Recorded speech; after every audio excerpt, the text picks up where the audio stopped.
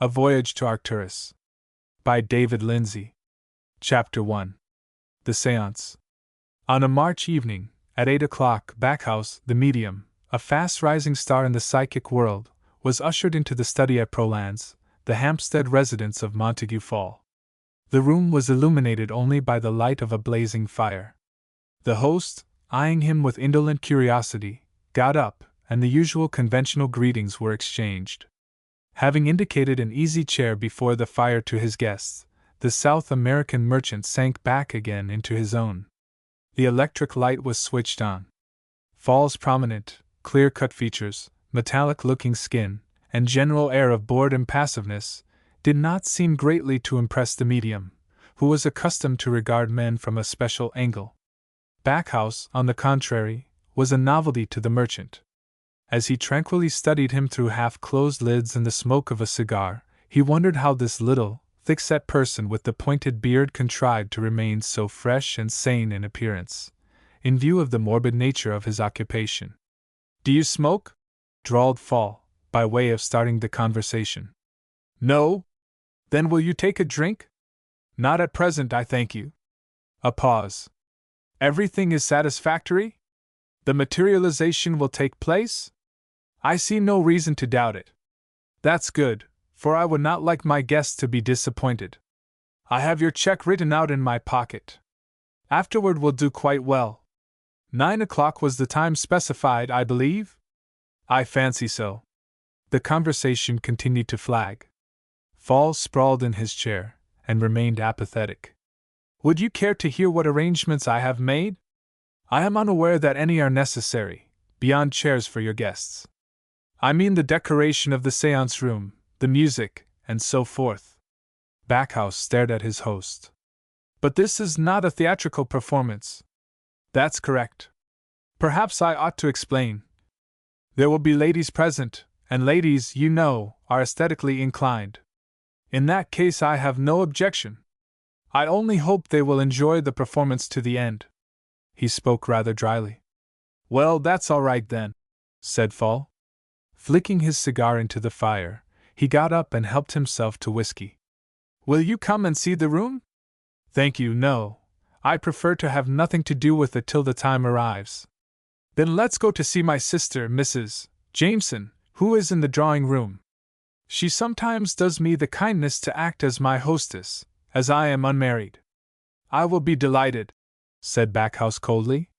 They found the lady alone, sitting by the open pianoforte in a pensive attitude. She had been playing Scriabin and was overcome.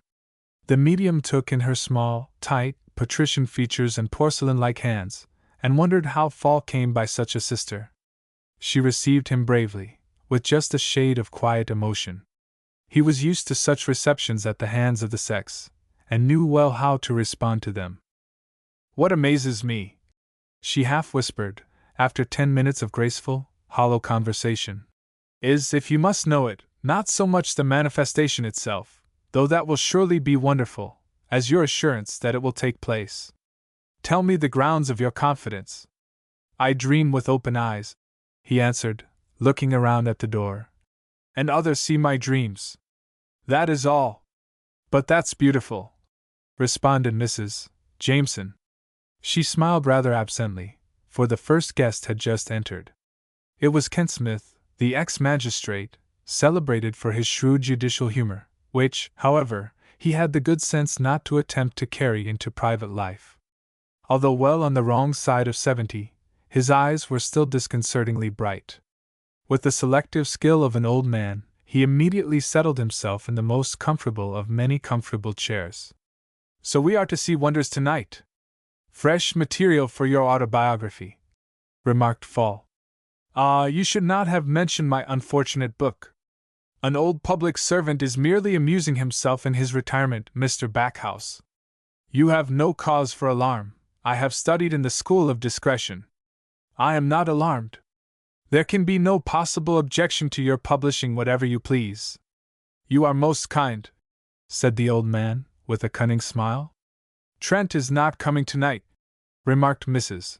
Jameson, throwing a curious little glance at her brother. "I never thought he would. It's not in his line." Mrs. Trent, you must understand," she went on, addressing the ex-magistrate, "has placed us all under a debt of gratitude. She has decorated the old lounge hall upstairs most beautifully, and has secured the services of the sweetest little orchestra. But this is Roman magnificence. Backhouse thinks the spirits should be treated with more deference," laughed Fall. "Surely, Mr. Backhouse, a poetic environment—" "Pardon me. I am a simple man, and always prefer to reduce things to elemental simplicity. I raise no opposition, but I express my opinion. Nature is one thing, and art is another. And I am not sure that I don't agree with you," said the ex-magistrate. "An occasion like this ought to be simple, to guard against the possibility of deception, if you will forgive my bluntness, Mr. Backhouse." "We shall sit in full light," replied Backhouse, "and every opportunity will be given to all to inspect the room. I shall also ask you to submit me to a personal examination." A rather embarrassed silence followed. It was broken by the arrival of two more guests, who entered together. These were Pryor, the prosperous city coffee importer, and Lang, the stock jobber, well known in his own circle as an amateur prestidigitator. Backhouse was slightly acquainted with the latter. Pryor, perfuming the room with the faint odor of wine and tobacco smoke, tried to introduce an atmosphere of joviality into the proceedings. Finding that no one seconded his efforts, however, he shortly subsided and fell to examining the watercolors on the walls. Lang, tall, thin, and growing bald, said little, but stared at Backhouse a good deal. Coffee, liqueurs, and cigarettes were now brought in. Everyone partook, except Lang and the medium. At the same moment, Professor Hallbart was announced. He was the eminent psychologist, the author and lecturer on crime, insanity, genius, and so forth, considered in their mental aspects. His presence at such a gathering somewhat mystified the other guests, but all felt as if the object of their meeting had immediately acquired additional solemnity. He was small, meager-looking, and mild in manner, but was probably the most stubborn-brained of all that mixed company. Completely ignoring the medium, he at once sat down beside Kent Smith, with whom he began to exchange remarks. At a few minutes past the appointed hour, Mrs. Trent entered unannounced. She was a woman of about 28. She had a white, demure, saint-like face, smooth black hair, and lips so crimson and full that they seemed to be bursting with blood. Her tall, graceful body was most expensively attired. Kisses were exchanged between her and Mrs. Jameson. She bowed to the rest of the assembly, and stole a half glance and a smile at Fall. The latter gave her a queer look, and Backhouse, who lost nothing, saw the concealed barbarian in the complacent gleam of his eye. She refused the refreshment that was offered her, and Fall proposed that, as everyone had now arrived, they should adjourn to the lounge hall. Mrs. Trent held up a slender palm. "Did you or did you not give me carte blanche, Montague?" "Of course I did," said Fall, laughing. "But what's the matter? Perhaps I have been rather presumptuous. I don't know. I have invited a couple of friends to join us. No one knows them. The two most extraordinary individuals you ever saw. And mediums, I am sure. It sounds very mysterious. Who are these conspirators?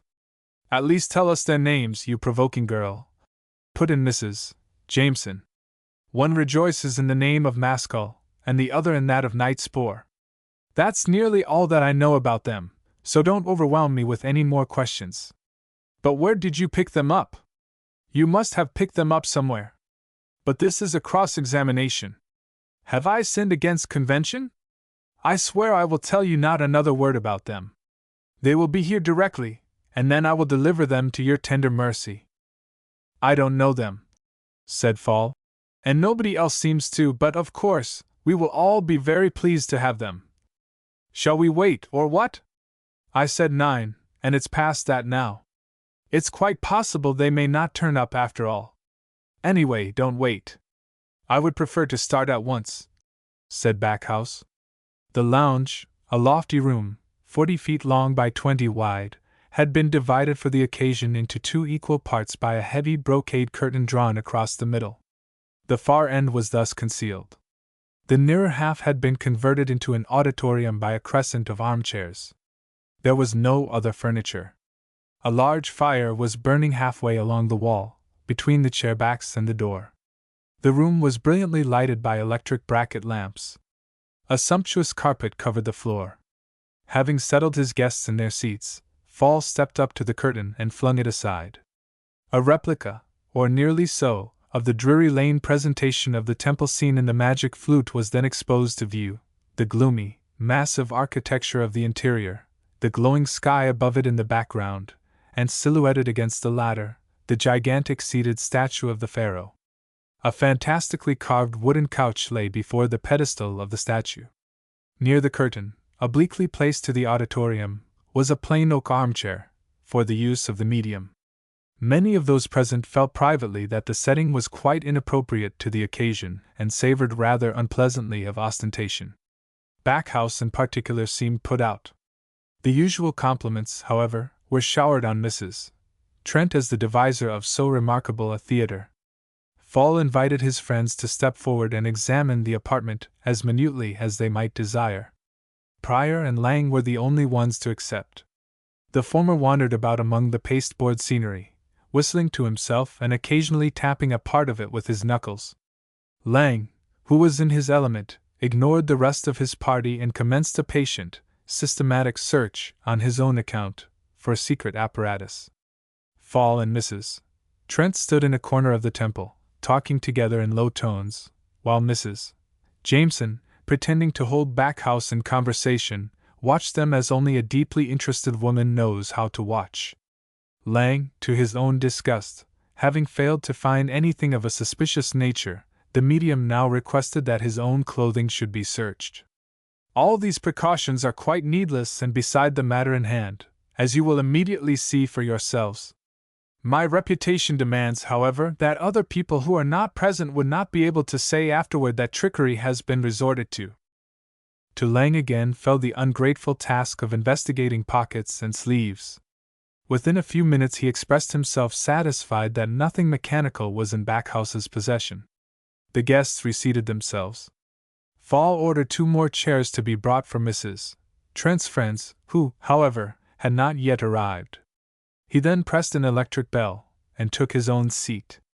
The signal was for the hidden orchestra to begin playing. A murmur of surprise passed through the audience as, without previous warning, the beautiful and solemn strains of Mozart's temple music pulsated through the air. The expectation of everyone was raised, while, beneath her pallor and composure, it could be seen that Mrs. Trent was deeply moved. It was evident that aesthetically she was by far the most important person present. Fall watched her, with his face sunk on his chest, sprawling as usual. Backhouse stood up, with one hand on the back of his chair, and began speaking. The music instantly sank to pianissimo, and remained so for as long as he was on his legs. Ladies and gentlemen, you are about to witness a materialization. That means you will see something appear in space that was not previously there. At first it will appear as a vaporous form, but finally it will be a solid body, which anyone present may feel and handle, and, for example, shake hands with. For this body will be in the human shape. It will be a real man or woman, which I can't say, but a man or woman without known antecedents. If, however, you demand from me an explanation of the origin of this materialized form, where it comes from, whence the atoms and molecules composing its tissues are derived, I am unable to satisfy you. I am about to produce the phenomenon. If anyone can explain it to me afterward, I shall be very grateful. That is all I have to say. He resumed his seat, half turning his back on the assembly, and paused for a moment before beginning his task. It was precisely at this minute that the manservant opened the door and announced in a subdued but distinct voice, "Mr. Maskell, Mr. Knightspore." Everyone turned round. Fall rose to welcome the late arrivals. Backhouse also stood up, and stared hard at them. The 2 strangers remained standing by the door, which was closed quietly behind them. They seemed to be waiting for the mild sensation caused by their appearance to subside before advancing into the room. Maskell was a kind of giant, but of broader and more robust physique than most giants. He wore a full beard. His features were thick and heavy, coarsely modeled, like those of a wooden carving, but his eyes, small and black, sparkled with the fires of intelligence and audacity. His hair was short, black, and bristling. Nightspore was of middle height, but so tough-looking that he appeared to be trained out of all human frailties and susceptibilities. His hairless face seemed consumed by an intense spiritual hunger, and his eyes were wild and distant. Both men were dressed in tweeds. Before any words were spoken, a loud and terrible crash of falling masonry caused the assembled party to start up from their chairs in consternation. It sounded as if the entire upper part of the building had collapsed. Fall sprang to the door, and called to the servant to say what was happening. The man had to be questioned twice before he gathered what was required of him. He said he had heard nothing. In obedience to his master's order, he went upstairs. Nothing, however, was amiss there, neither had the maids heard anything. In the meantime Backhouse, who almost alone of those assembled had preserved his sang-froid, went straight up to Nightspore, who stood gnawing his nails. "Perhaps you can explain it, sir? It was supernatural," said Nightspore, in a harsh, muffled voice, turning away from his questioner. "I guess so. It is a familiar phenomenon, but I have never heard it so loud." He then went among the guests, reassuring them. By degrees they settled down, but it was observable that their former easy and good-humored interest in the proceedings was now changed to strained watchfulness. Mascal and Nightspore took the places allotted to them. Mrs. Trent kept stealing uneasy glances at them. Throughout the entire incident, Mozart's hymn continued to be played. The orchestra also had heard nothing. Backhouse now entered on his task. It was one that began to be familiar to him, and he had no anxiety about the result. It was not possible to effect the materialization by mere concentration of will, or the exercise of any faculty, otherwise many people could have done what he had engaged himself to do. His nature was phenomenal. The dividing wall between himself and the spiritual world was broken in many places. Through the gaps in his mind the inhabitants of the invisible, when he summoned them, passed for a moment timidly and awfully into the solid, colored universe. He could not say how it was brought about. The experience was a rough one for the body, and many such struggles would lead to insanity and early death. That is why Backhouse was stern and abrupt in his manner. The coarse, clumsy suspicion of some of the witnesses, the frivolous aestheticism of others, were equally obnoxious to his grim, bursting heart. But he was obliged to live, and to pay his way, must put up with these impertinences. He sat down facing the wooden couch. His eyes remained open but seemed to look inward. His cheeks paled, and he became noticeably thinner. The spectators almost forgot to breathe. The more sensitive among them began to feel, or imagine, strange presences all around them. Mascal's eyes glittered with anticipation, and his brows went up and down, but Nightspore appeared bored. After a long 10 minutes the pedestal of the statue was seen to become slightly blurred, as though an intervening mist were rising from the ground.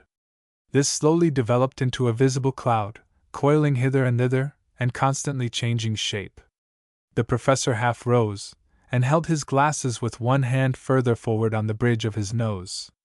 By slow stages the cloud acquired the dimensions and approximate outline of an adult human body, although all was still vague and blurred.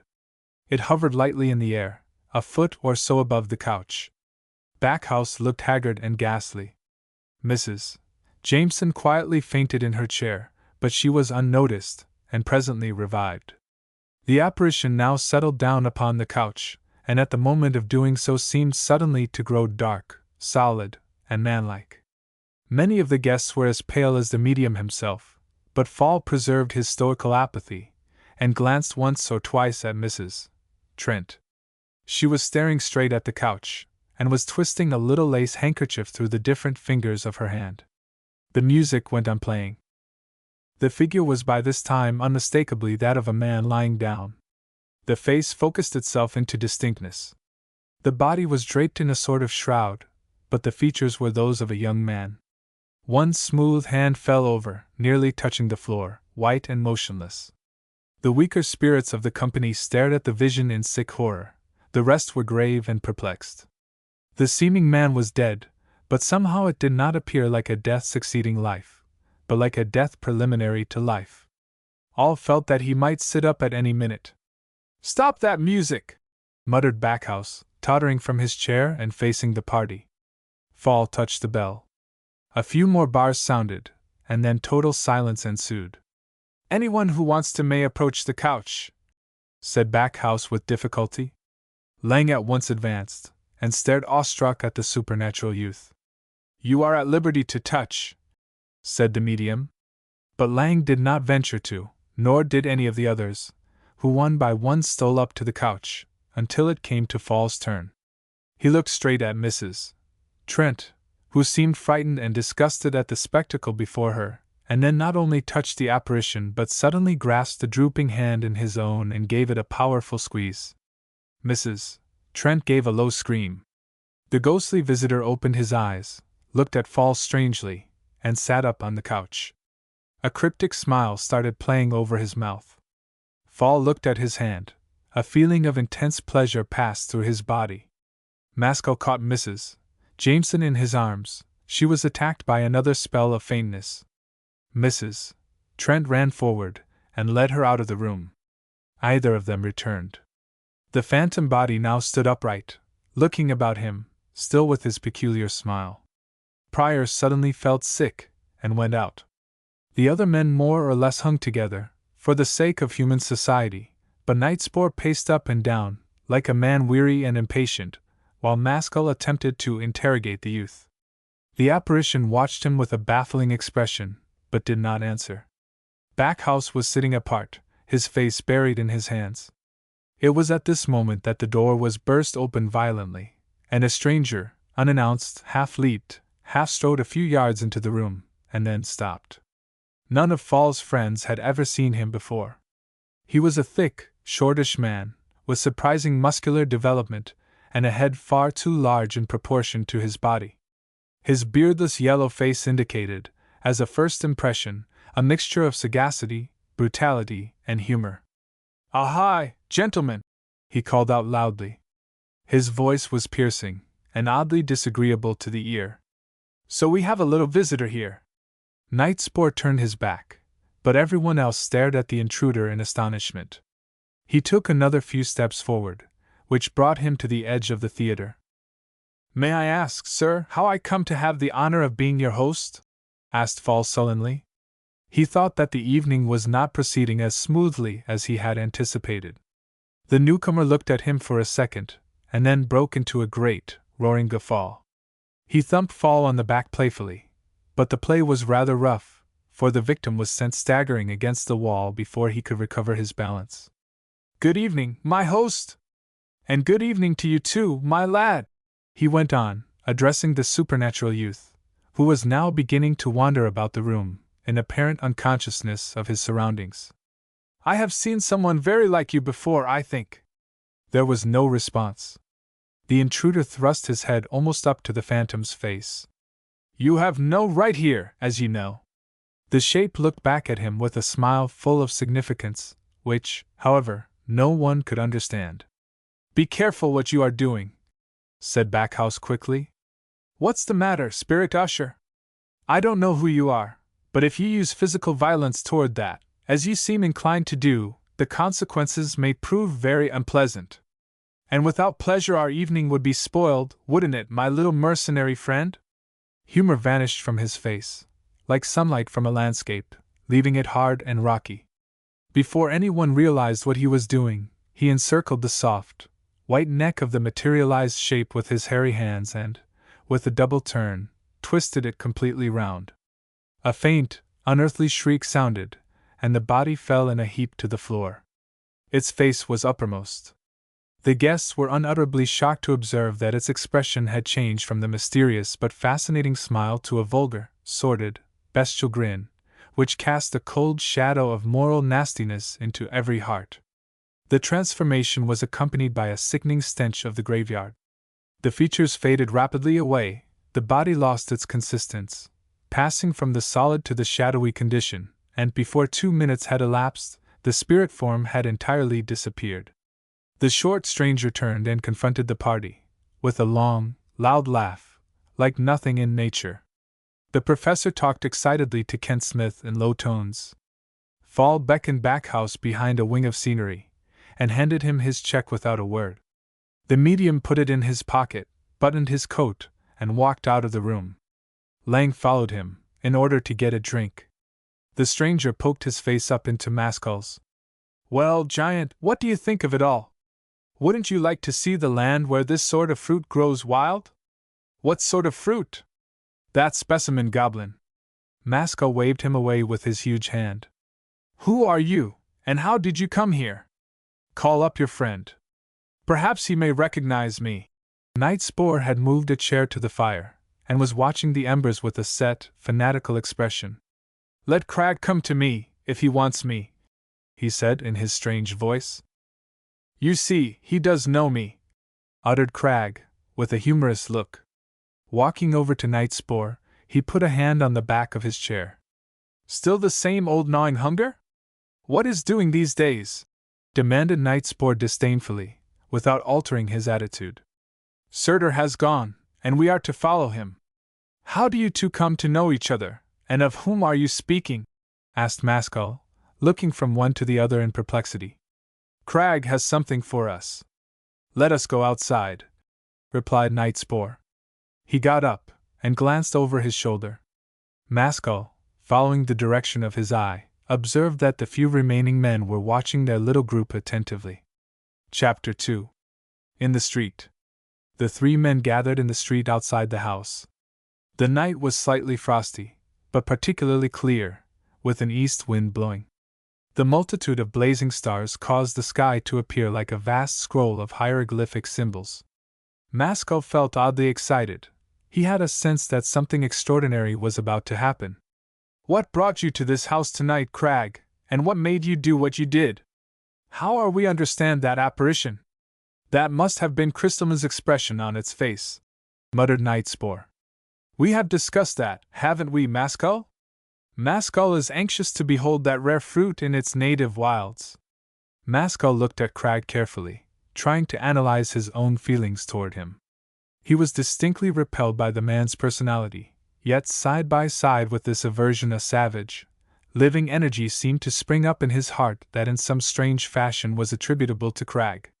"Why do you insist on this simile?" he asked. "Because it is apropos. Night Spore's quite right. That was Crystalman's face, and we are going to Crystalman's country."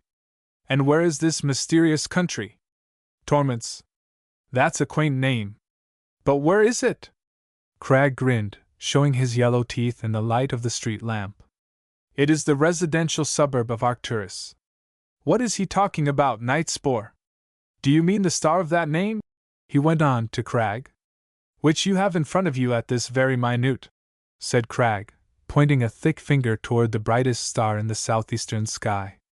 "There you see Arcturus, and Torments is its one inhabited planet." Mascall looked at the heavy, gleaming star, and again at Cragg. Then he pulled out a pipe, and began to fill it. "You must have cultivated a new form of humor, Cragg. I am glad if I can amuse you, Mascall, if only for a few days. I meant to ask you, how do you know my name? It would be odd if I didn't, seeing that I only came here on your account. As a matter of fact, Night Spore and I are old friends." Mascall paused with his suspended match. "You came here on my account?" "Surely. On your account and Night Spore's. We three are to be fellow travelers." Mascall now lit his pipe and puffed away coolly for a few moments. "I'm sorry, Cragg, but I must assume you are mad." Cragg threw his head back, and gave a scraping laugh. "Am I mad, Night Spore? Has Surtur gone to Torments?" ejaculated Night Spore in a strangled voice, fixing his eyes on Cragg's face. "Yes, and he requires that we follow him at once." Mascall's heart began to beat strangely. It all sounded to him like a dream conversation. "And since how long, Cragg, have I been required to do things by a total stranger? Besides, who is this individual?" "Cragg's chief," said Night Spore, turning his head away. "The riddle is too elaborate for me. I give up." "You are looking for mysteries," said Cragg. "So naturally you are finding them. Try and simplify your ideas, my friend. The affair is plain and serious. Maskell stared hard at him and smoked rapidly. Where have you come from now? Demanded Nightspore suddenly. From the old observatory at Starkness. Have you heard of the famous Starkness Observatory, Maskell? No, where is it? On the northeast coast of Scotland. Curious discoveries are made there from time to time. As, for example, how to make voyages to the stars. So this Surtur turns out to be an astronomer. And you too, presumably? Cragg grinned again. How long will it take you to wind up your affairs? When can you be ready to start? You are too considerate, said Maskell, laughing outright. I was beginning to fear that I would be hauled away at once. However, I have neither wife, land, nor profession, so there's nothing to wait for. What is the itinerary? You are a fortunate man. A bold, daring heart, and no encumbrances. Cragg's features became suddenly grave and rigid. Don't be a fool, and refuse the gift of luck. A gift declined is not offered a second time. Cragg, replied Maskell simply, returning his pipe to his pocket. I ask you to put yourself in my place. Even if I were a man sick for adventures, how could I listen seriously to such an insane proposition as this? What do I know about you, or your past record? You may be a practical joker, or you may have come out of a madhouse. I know nothing about it. If you claim to be an exceptional man, and want my cooperation, you must offer me exceptional proofs. And what proofs would you consider adequate, Maskell? As he spoke, he gripped Maskell's arm. A sharp, chilling pain immediately passed through the latter's body, and at the same moment his brain caught fire. A light burst in upon him like the rising of the sun. He asked himself for the first time if this fantastic conversation could by any chance refer to real things. Listen, Cragg, he said slowly, while peculiar images and conceptions started to travel in rich disorder through his mind. You talk about a certain journey. Well, if that journey were a possible one, and I were given the chance of making it, I would be willing never to come back. For 24 hours on that Arcturian planet, I would give my life. That is my attitude toward that journey. Now prove to me that you're not talking nonsense. Produce your credentials. Cragg stared at him all the time he was speaking, his face gradually resuming its jesting expression. Oh, you will get your 24 hours, and perhaps longer, but not much longer. You're an audacious fellow, Maskell, but this trip will prove a little strenuous, even for you. And so, like the unbelievers of old, you want a sign from heaven? Maskell frowned. But the whole thing is ridiculous. Our brains are overexcited by what took place in there. Let us go home, and sleep it off. Cragg detained him with one hand, while groping in his breast pocket with the other. He presently fished out what resembled a small folding lens. The diameter of the glass did not exceed 2 inches. First take a peep at Arcturus through this, Maskell. It may serve as a provisional sign. It's the best I can do, unfortunately. I am not a traveling magician. Be very careful not to drop it.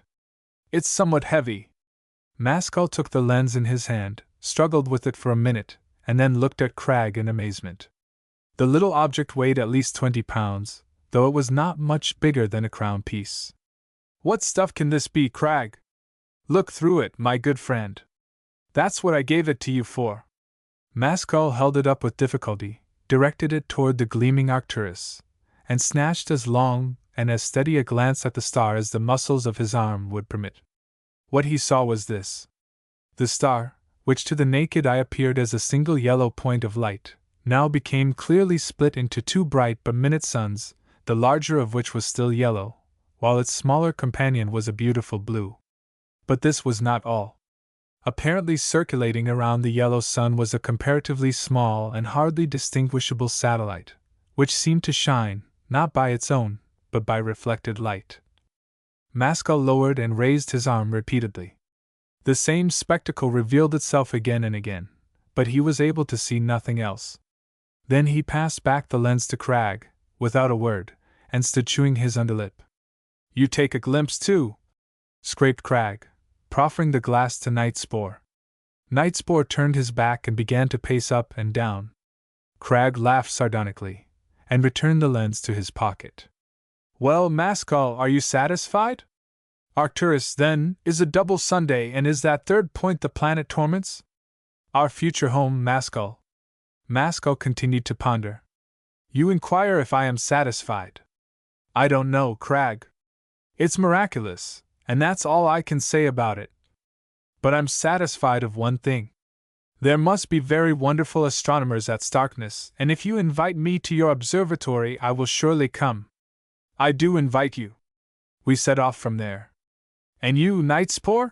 Demanded Mascal. The journey has to be made, answered his friend in indistinct tones, though I don't see what will come of it. Cragg shot a penetrating glance at him. More remarkable adventures than this would need to be arranged before we could excite Nightspore. Yet he is coming. But not con amore. He is coming merely to bear you company. Mascal again sought the heavy, somber star, gleaming in solitary might, in the southeastern heavens, and, as he gazed, his heart swelled with grand and painful longings, for which, however, he was unable to account to his own intellect. He felt that his destiny was in some way bound up with this gigantic, far-distant Sunday, but still he did not dare to admit to himself Cragg's seriousness. He heard his parting remarks in deep abstraction, and only after the lapse of several minutes, when, alone with Nightspore, did he realize that they referred to such mundane matters as traveling routes and times of trains. Does Cragg travel north with us, Nightspore? I didn't catch that. No, we go on first, and he joins us at Starkness on the evening of the day after tomorrow. Mascal remained thoughtful. What am I to think of that man? For your information, replied Nightspore wearily, I have never known him to lie. Chapter 3. Starkness.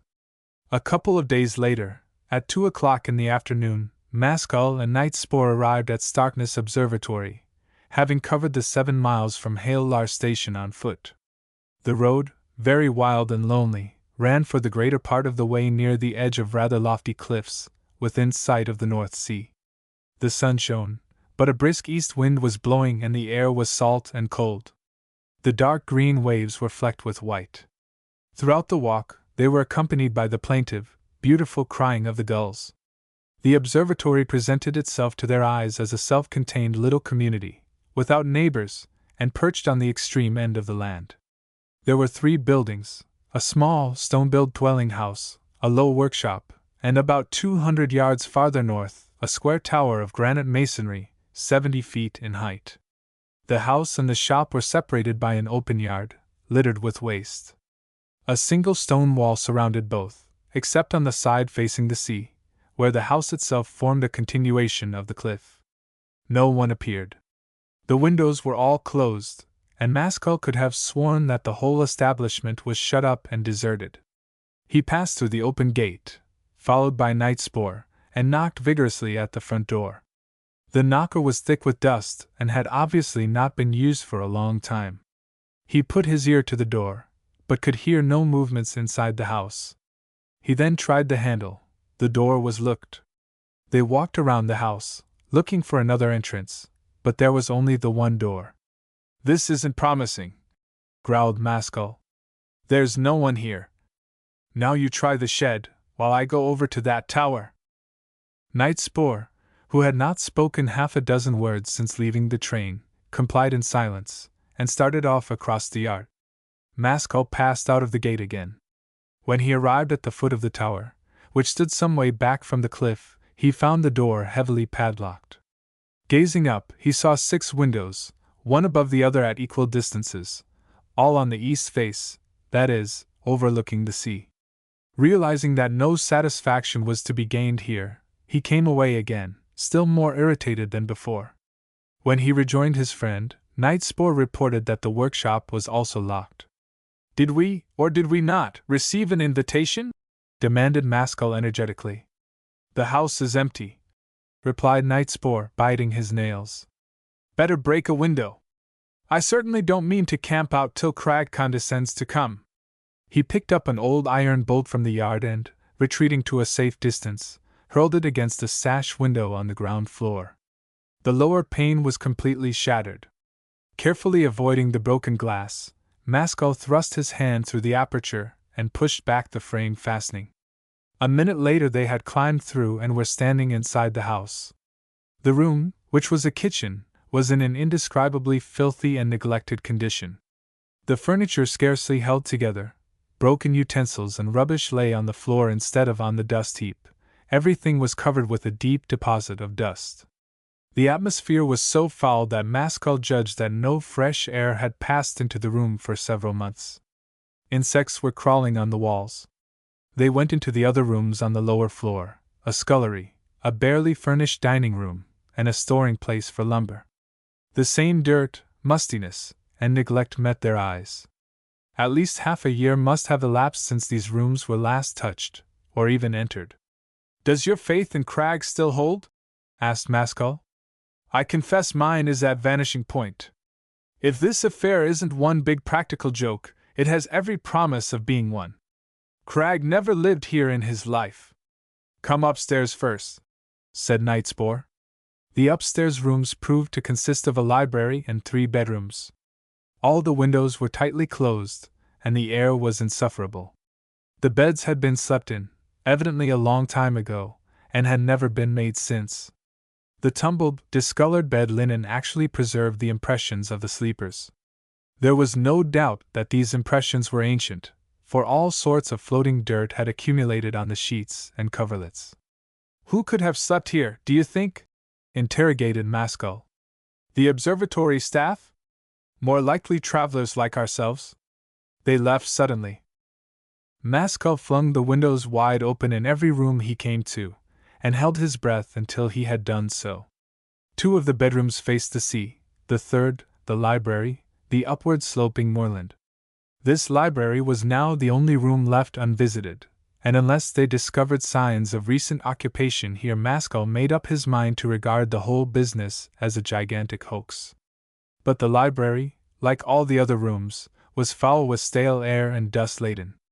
Maskell, having flung the window up and down, fell heavily into an armchair and looked disgustedly at his friend. "Now what is your opinion of Cragg?" Knightspore sat on the edge of the table which stood before the window. "He may still have left a message for us." "What message?" "Why? Do you mean in this room? I see no message." Knightspore's eyes wandered about the room, finally seeming to linger upon a glass-fronted wall cupboard, which contained a few old bottles on one of the shelves and nothing else. Maskell glanced at him, and at the cupboard. Then, without a word, he got up to examine the bottles. There were 4 altogether, one of which was larger than the rest. The smaller ones were about 8 inches long. All were torpedo-shaped, but had flattened bottoms, which enabled them to stand upright. 2 of the smaller ones were empty and unstoppered, the others contained a colorless liquid, and possessed queer-looking, nozzle-like stoppers that were connected by a thin metal rod with a catch halfway down the side of the bottle. They were labeled, but the labels were yellow with age and the writing was nearly undecipherable. Maskell carried the filled bottles with him to the table in front of the window, in order to get better light. Knightspore moved away to make room for him. He now made out on the larger bottle the words, "Solar back rays," and on the other one, after some doubt, he thought that he could distinguish something like Arcturian back rays. He looked up, to stare curiously at his friend. "Have you been here before, Knightspore? I guess Cragg would leave a message." "Well, I don't know, it may be a message, but it means nothing to us, or at all events to me." "What are back rays?" "Light that goes back to its source," muttered Knightspore. "And what kind of light would that be?" Knightspore seemed unwilling to answer, but, finding Maskell's eyes still fixed on him, he brought out, "Unless light pulled, as well as pushed, how would flowers contrive to twist their heads around after the sun?" "I don't know. But the point is, what are these bottles for?" While he was still talking, with his hand on the smaller bottle, the other, which was lying on its side, accidentally rolled over in such a manner that the metal caught against the table. He made a movement to stop it, his hand was actually descending, when the bottle suddenly disappeared before his eyes. It had not rolled off the table, but had really vanished. It was nowhere at all. Maskell stared at the table. After a minute he raised his brows, and turned to Knightspore with a smile. The message grows more intricate. Nightspore looked bored. The valve became unfastened. The contents have escaped through the open window toward the sun, carrying the bottle with them. But the bottle will be burned up by the Earth's atmosphere, and the contents will dissipate, and will not reach the sun. Maskell listened attentively, and his smile faded. Does anything prevent us from experimenting with this other bottle? Replace it in the cupboard, said Nightspore. Arcturus is still below the horizon, and you would succeed only in wrecking the house. Maskell remained standing before the window, pensively gazing out at the sunlit moors. Cragg treats me like a child, he remarked presently. And perhaps I really am a child. My cynicism must seem most amusing to Cragg. But why does he leave me to find out all this by myself, for I don't include you, Nightspore. But what time will Cragg be here? Not before dark, I expect, his friend replied. Chapter 4. The Voice. It was by this time past 3 o'clock. Feeling hungry, for they had eaten nothing since early morning, Maskell went downstairs to forage, but without much hope of finding anything in the shape of food. In a safe in the kitchen he discovered a bag of moldy oatmeal, which was untouchable, a quantity of quite good tea in an airtight caddy, and an unopened can of ox-tongue. Best of all, in the dining-room cupboard he came across an uncorked bottle of first-class Scotch whiskey. He at once made preparations for a scratch meal. A pump in the yard ran clear after a good deal of hard working at it, and he washed out and filled the antique kettle. For firewood, one of the kitchen chairs was broken up with a chopper. The light, dusty wood made a good blaze in the grate, the kettle was boiled, and cups were procured and washed. 10 minutes later the friends were dining in the library. Nightspore ate and drank little, but Maskell sat down with good appetite. There being no milk, whiskey took the place of it. The nearly black tea was mixed with an equal quantity of the spirit. Of this concoction Maskell drank cup after cup, and long after the tongue had disappeared he was still imbibing.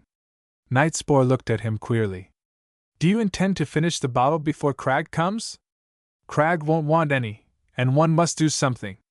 I feel restless. Let us take a look at the country. The cup, which was on its way to Maskell's lips, remained poised in the air. Have you anything in view, Nightspore? Let us walk out to the Gap of Sorgi. What's that? A show place, answered Nightspore, biting his lip. Maskell finished off the cup, and rose to his feet. Walking is better than soaking at any time, and especially on a day like this. How far is it? 3 or 4 miles each way.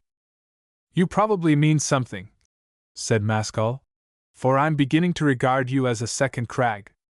But if so, so much the better. I am growing nervous, and need incidents. They left the house by the door, which they left ajar, and immediately found themselves again on the moorland road that had brought them from Hale Lar. This time they continued along it, past the tower. Maskell, as they went by, regarded the erection with puzzled interest. What is that tower, Nightspore? We sail from the platform on the top. Tonight? Throwing him a quick look. Yes. Maskell smiled, but his eyes were grave. Then we are looking at the gateway of Arcturus, and Cragg is now traveling north to unlock it. You no longer think it impossible, I fancy, mumbled Nightspore. After a mile or two, the road parted from the sea coast and swerved sharply inland, across the hills. With Nightspore as guide, they left it and took to the grass.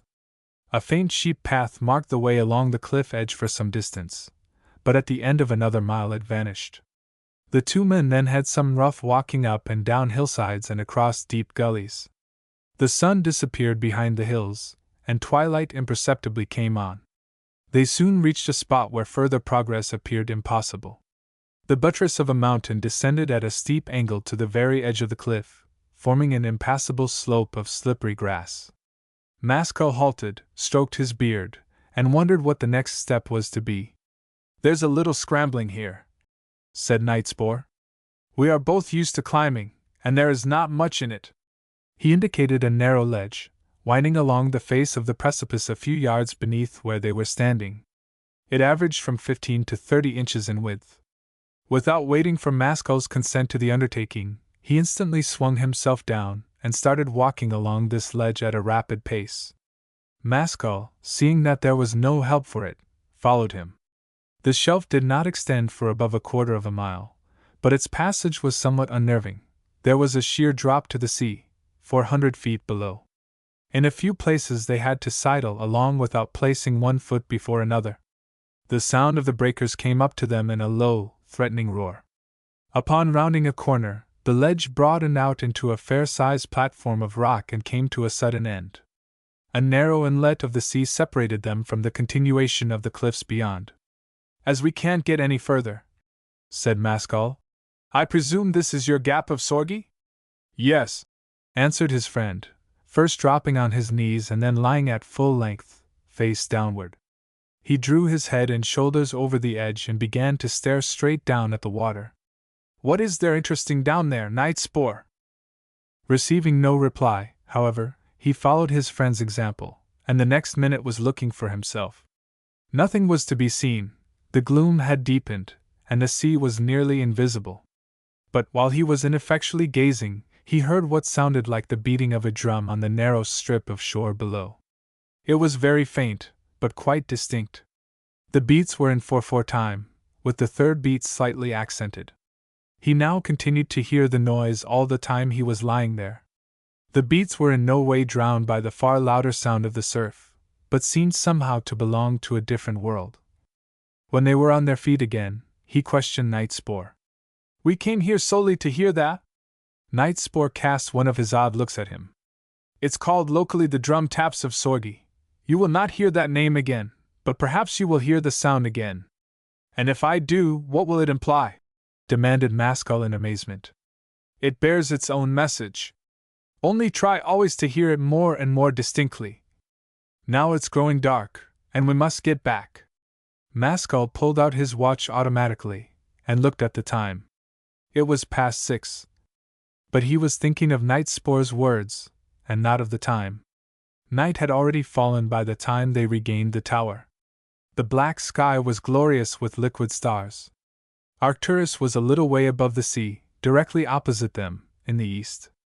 As they were passing the base of the tower, Maskell observed with a sudden shock that the gate was open. He caught hold of Night Spore's arm violently. "Look! Crag is back. Yes, we must make haste to the house. And why not the tower? He's probably in there, since the gate is open. I'm going up to look." Night Spore grunted, but made no opposition. All was pitch black inside the gate. Maskell struck a match, and the flickering light disclosed the lower end of a circular flight of stone steps. "Are you coming up?" he asked. "No, I'll wait here." Maskell immediately began the ascent. Hardly had he mounted half a dozen steps, however, before he was compelled to pause, to gain breath. He seemed to be carrying upstairs not one Maskell, but 3. As he proceeded, the sensation of crushing weight, so far from diminishing, grew worse and worse. It was nearly physically impossible to go on. His lungs could not take in enough oxygen, while his heart thumped like a ship's engine. Sweat coursed down his face. At the 20th step he completed the first revolution of the tower, and came face to face with the first window, which was set in a high embrasure. Realizing that he could go no higher, he struck another match, and climbed into the embrasure, in order that he might at all events see something from the tower. The flame died, and he stared through the window at the stars. Then, to his astonishment, he discovered that it was not a window at all but a lens. The sky was not a wide expanse of space containing a multitude of stars, but a blurred darkness, focused only in one part, where 2 very bright stars, like small moons in size, appeared in close conjunction, and near them a more minute planetary object, as brilliant as Venus and with an observable disk. One of the suns shone with a glaring white light, the other was a weird and awful blue. Their light, though almost solar in intensity, did not illuminate the interior of the tower. Maskell knew at once that the system of spheres at which he was gazing was what is known to astronomy as the star Arcturus. He had seen the sight before through Craig's glass, but then the scale had been smaller, the colors of the twin suns had not appeared in their naked reality. These colors seemed to him most marvelous, as if, in seeing them through earth eyes, he was not seeing them correctly. But it was at torments that he stared the longest and the most earnestly. On that mysterious and terrible earth, countless millions of miles distant, it had been promised him that he would set foot, even though he might leave his bones there. The strange creatures that he was to behold and touch were already living, at this very moment. A low, sighing whisper sounded in his ear, from not more than a yard away. "Don't you understand, Maskell, that you are only an instrument, to be used and then broken? Nightspore is asleep now, but when he wakes you must die. You will go, but he will return." Maskell hastily struck another match, with trembling fingers. No one was in sight, and all was quiet as the tomb. The voice did not sound again. After waiting a few minutes, he redescended to the foot of the tower. On gaining the open air, his sensation of weight was instantly removed, but he continued panting and palpitating, like a man who has lifted a far too heavy load. Nightspore's dark form came forward. Was Cragg there? If he was, I didn't see him. But I heard someone speak. Was it Cragg? It was not Cragg, but a voice warned me against you. Yes, you will hear these voices too, said Nightspore enigmatically. Chapter 5. The Night of Departure. When they returned to the house, the windows were all in darkness and the door was ajar, just as they had left it. Cragg presumably was not there. Maskell went all over the house, striking matches in every room. At the end of the examination he was ready to swear that the man they were expecting had not even stuck his nose inside the premises. Groping their way into the library, they sat down in the total darkness to wait, for nothing else remained to be done. Maskell lit his pipe, and began to drink the remainder of the whiskey. Through the open windows sounded in their ears the train-like grinding of the sea at the foot of the cliffs. "Cragg must be in the tower after all," remarked Maskell, breaking the silence. "Yes, he is getting ready. I hope he doesn't expect us to join him there. It was beyond my powers, but why, heaven knows. The stairs must have a magnetic pull of some sort. It is tormentic gravity," muttered Nightspore. "I understand you, or rather, I don't, but it doesn't matter." He went on smoking in silence, occasionally taking a mouthful of the neat liquor. "Who is Surtur?" he demanded abruptly. "We others are gropers and bunglers, but he is a master." Maskell digested this. "I fancy you are right, for though I know nothing about him, his mere name has an exciting effect on me. Are you personally acquainted with him?" "I must be, I forget," replied Nightspore in a choking voice. Maskell looked up, surprised, but could make nothing out in the blackness of the room. "Do you know so many extraordinary men that you can forget some of them? Perhaps you can tell me this: will we meet him, where we are going?" "You will meet death, Maskell. Ask me no more questions, I can't answer them." "Then let us go on waiting for Cragg," said Maskell coldly. 10 minutes later the front door slammed, and a light, quick footstep was heard running up the stairs. Maskell got up, with a beating heart. Cragg appeared on the threshold of the door, bearing in his hand a feebly glimmering lantern. A hat was on his head, and he looked stern and forbidding. After scrutinizing the two friends for a moment or so, he strode into the room and thrust the lantern on the table. Its light hardly served to illuminate the walls. "You have got here, then, Maskell?" "So it seems, but I shan't thank you for your hospitality, for it has been conspicuous by its absence." Cragg ignored the remark. "Are you ready to start?" "By all means, when you are. It is not so entertaining here." Cragg surveyed him critically. "I heard you stumbling about in the tower. You couldn't get up, it seems. It looks like an obstacle, for Nightspore informs me that the start takes place from the top. But your other doubts are all removed?" "So far, Cragg, that I now possess an open mind. I am quite willing to see what you can do. Nothing more is asked. But this tower business. You know that until you are able to climb to the top you are unfit to stand the gravitation of torments? Then I repeat, it's an awkward obstacle, for I certainly can't get up." Cragg hunted about in his pockets, and at length produced a clasp knife. "Remove your coat, and roll up your shirt sleeve," he directed. "Do you propose to make an incision with that?" Yes, and don't start difficulties, because the effect is certain, but you can't possibly understand it beforehand. Still, a cut with a pocket knife, began Maskell, laughing. It will answer, Maskell, interrupted Nightspore. Then bare your arm too, you aristocrat of the universe, said Crag. Let us see what your blood is made of. Nightspore obeyed. Crag pulled out the big blade of the knife, and made a careless and almost savage slash at Maskell's upper arm. The wound was deep, and blood flowed freely. Do I bind it up? Asked Maskell, scowling with pain. Crag spat on the wound. Pull your shirt down, it won't bleed any more. He then turned his attention to Nightspore, who endured his operation with grim indifference. Crag threw the knife on the floor.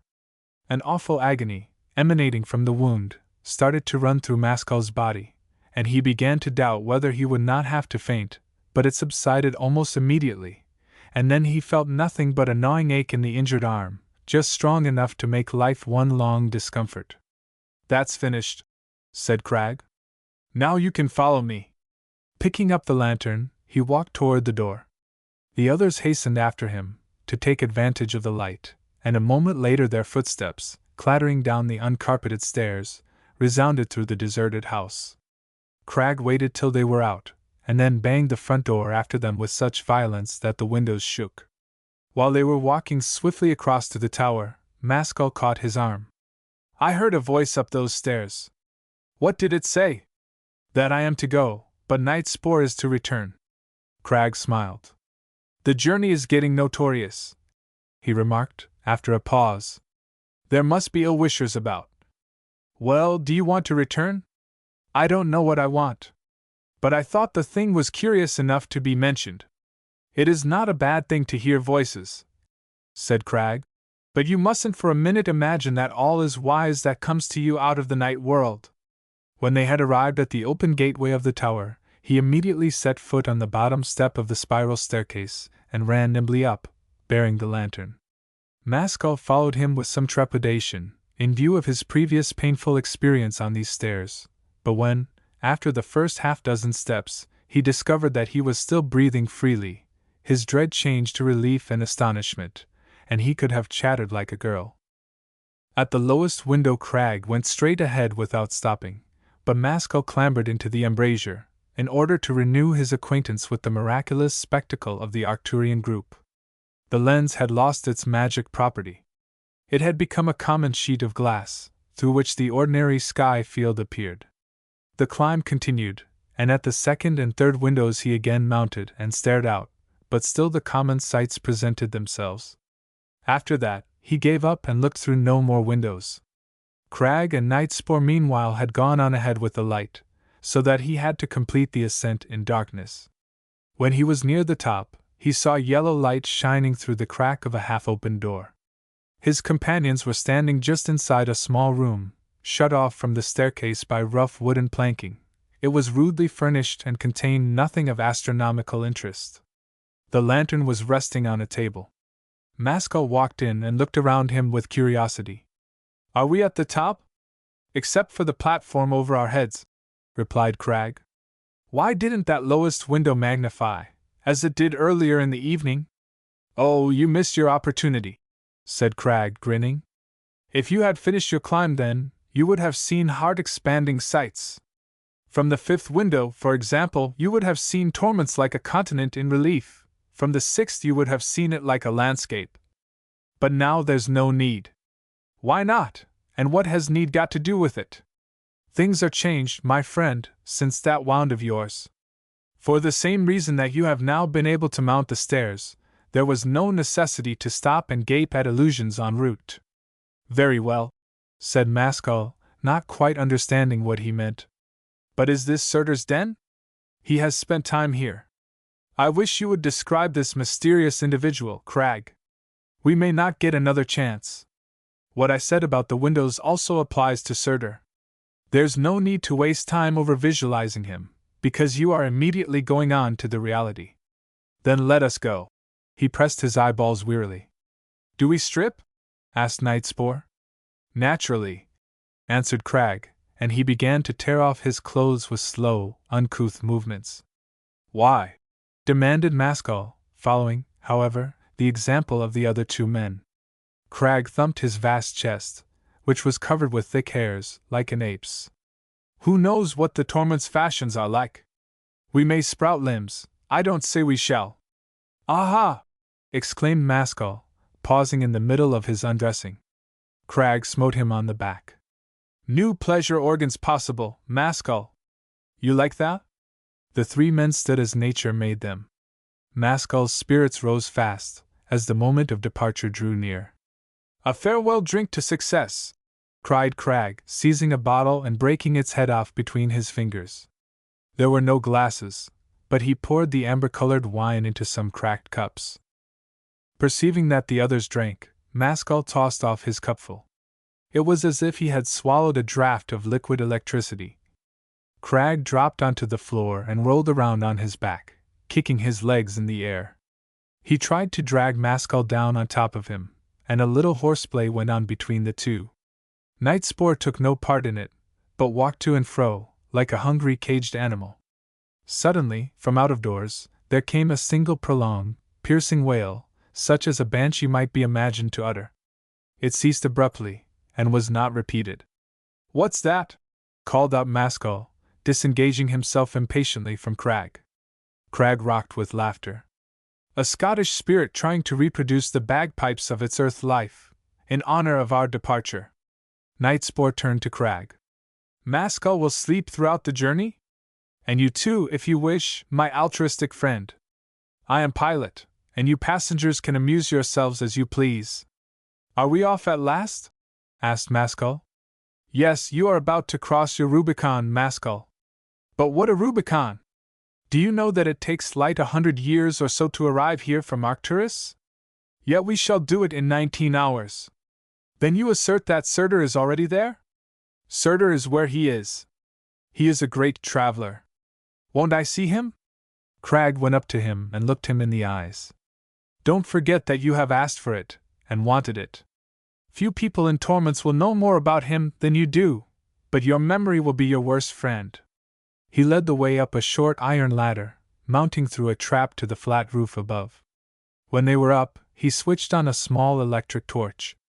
Maskell beheld with awe the torpedo of crystal that was to convey them through the whole breadth of visible space. It was 40 feet long, 8 wide, and 8 high. The tank containing the Arcturian back rays was in front, the car behind.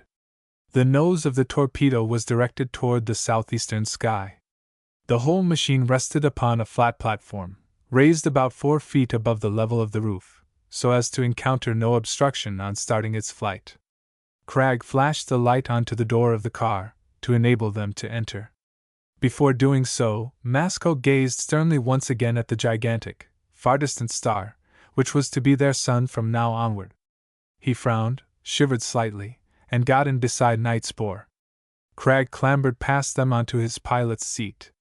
He threw the flashlight through the open door, which was then carefully closed, fastened, and screwed up. He pulled the starting lever. The torpedo glided gently from its platform, and passed rather slowly away from the tower, seaward. Its speed increased sensibly, though not excessively, until the approximate limits of the Earth's atmosphere were reached. Cragg then released the speed valve, and the car sped on its way with a velocity more nearly approaching that of thought than of light. Maskell had no opportunity of examining through the crystal walls the rapidly changing panorama of the heavens. An extreme drowsiness oppressed him.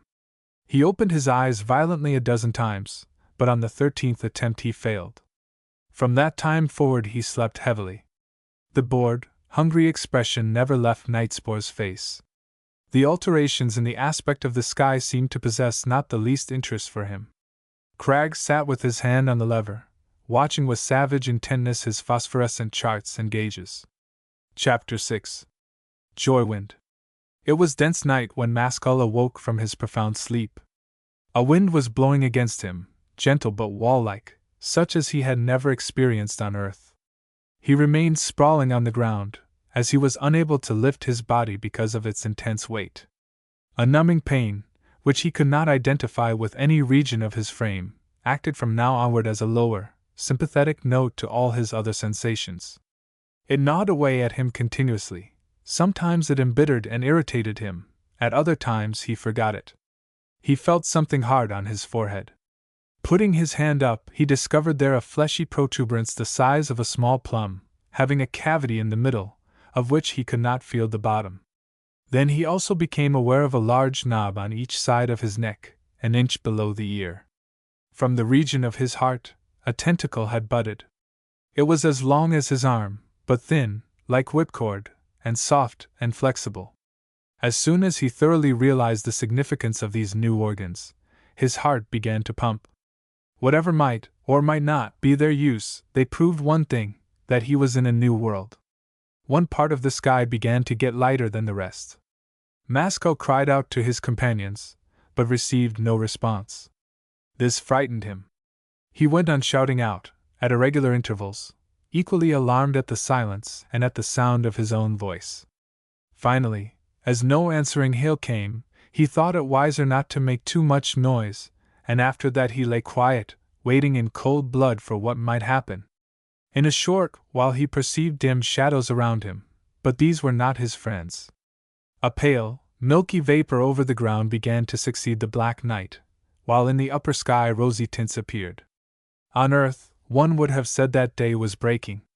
The brightness went on imperceptibly increasing for a very long time. Masco then discovered that he was lying on sand. The color of the sand was scarlet. The obscure shadows he had seen were bushes, with black stems and purple leaves. So far, nothing else was visible. The day surged up. It was too misty for direct sunshine, but before long the brilliance of the light was already greater than that of the midday sun on earth. The heat, too, was intense, but Masco welcomed it. It relieved his pain and diminished his sense of crushing weight. The wind had dropped with the rising of the sun. He now tried to get onto his feet, but succeeded only in kneeling. He was unable to see far. The mist had no more than partially dissolved, and all that he could distinguish was a narrow circle of red sand dotted with 10 or 20 bushes. He felt a soft, cool touch on the back of his neck.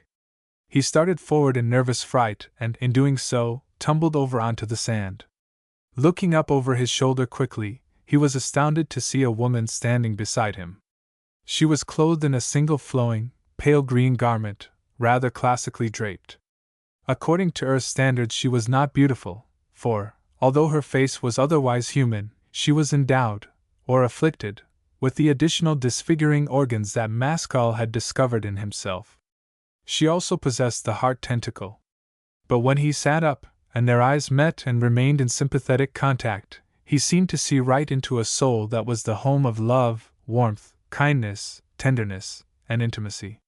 Such was the noble familiarity of that gaze, that he thought he knew her. After that, he recognized all the loveliness of her person. She was tall and slight. All her movements were as graceful as music. Her skin was not of a dead, opaque color, like that of an earth beauty, but was opalescent. Its hue was continually changing, with every thought and emotion, but none of these tints was vivid. All were delicate, half-toned, and poetic. She had very long, loosely plaited, flaxen hair. The new organs, as soon as Mascal had familiarized himself with them, imparted something to her face that was unique and striking. He could not quite define it to himself, but subtlety and inwardness seemed added. The organs did not contradict the love of her eyes or the angelic purity of her features, but nevertheless sounded a deeper note, a note that saved her from mere girlishness. Her gaze was so friendly and unembarrassed that Mascal felt scarcely any humiliation at sitting at her feet, naked and helpless. She realized his plight, and put into his hands a garment that she had been carrying over her arm. It was similar to the one she was wearing, but of a darker, more masculine color. "Do you think you can put it on by yourself?" He was distinctly conscious of these words, yet her voice had not sounded. He forced himself up to his feet, and she helped him to master the complications of the drapery. "Poor man, how you are suffering!" she said, in the same inaudible language. This time he discovered that the sense of what she said was received by his brain through the organ on his forehead. "Where am I? Is this torments?" he asked. As he spoke, he staggered. She caught him, and helped him to sit down, Yes. You are with friends. Then she regarded him with a smile, and began speaking aloud, in English. Her voice somehow reminded him of an April day, it was so fresh, nervous, and girlish. I can now understand your language. It was strange at first. In the future I'll speak to you with my mouth.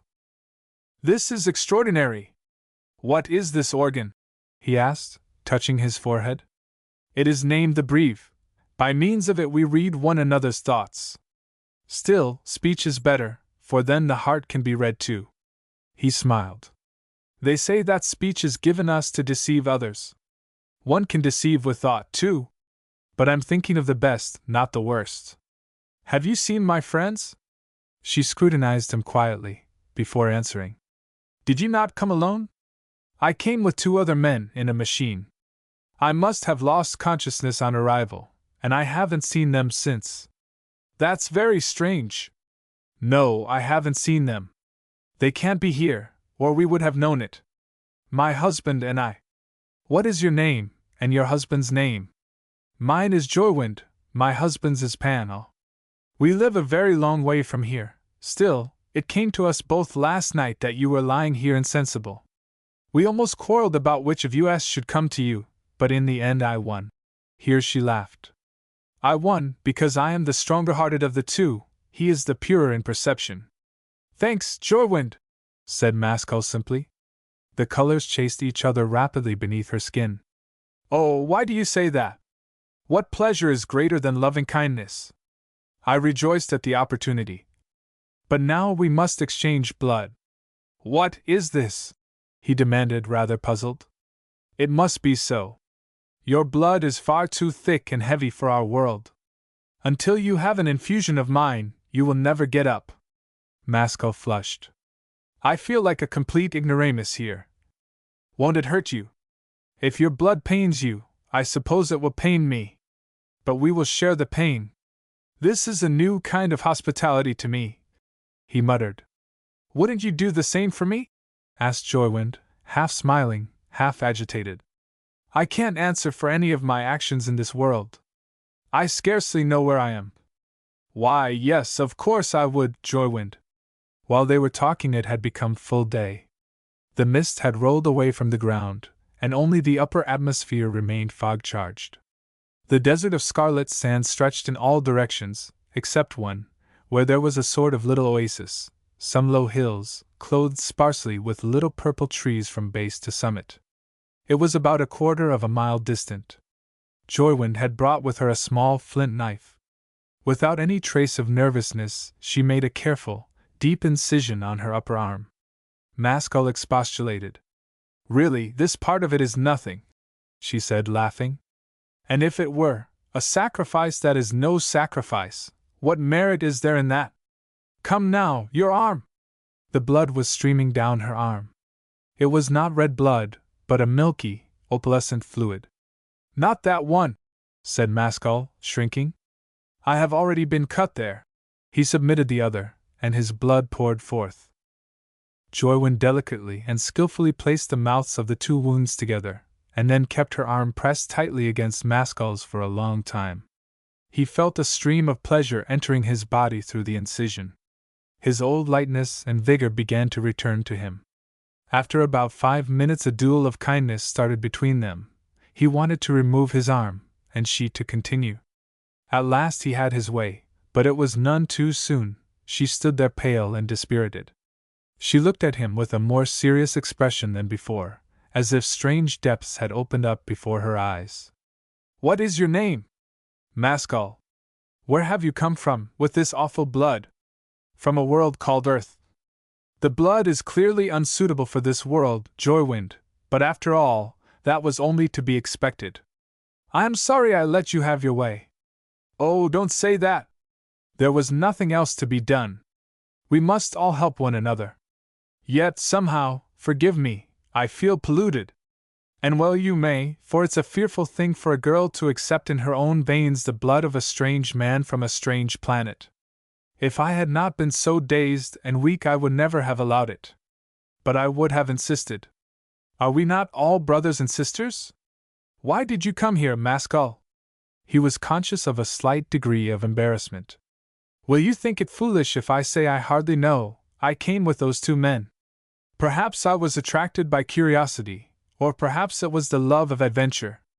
Perhaps, said Joywind. I wonder, these friends of yours must be terrible men. Why did they come? That I can tell you. They came to follow Surtur. Her face grew troubled. I don't understand it. One of them at least must be a bad man, and yet if he is following Surtur, or shaping, as he is called here, he can't be really bad. What do you know of Surtur? Asked Maskell in astonishment.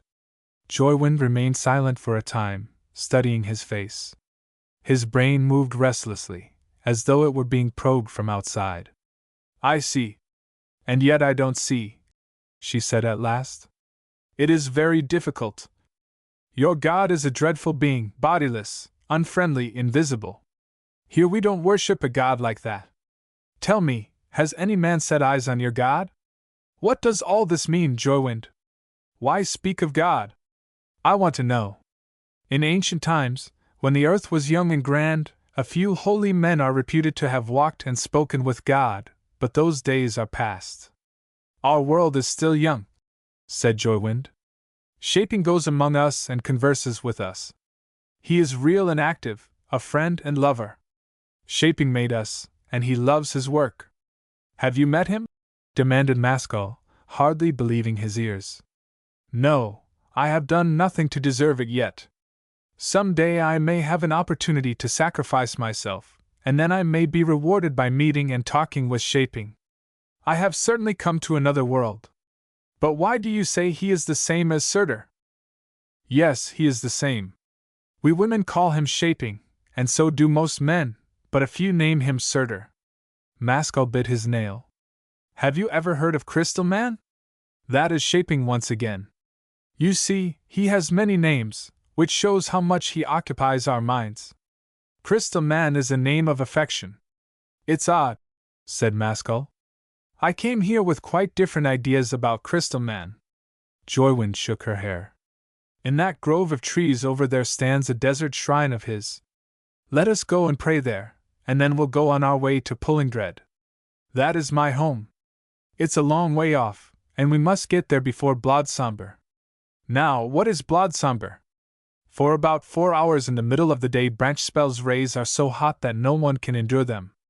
We call it Blodsomber. Is branch spell another name for Arcturus? Joywind threw off her seriousness and laughed.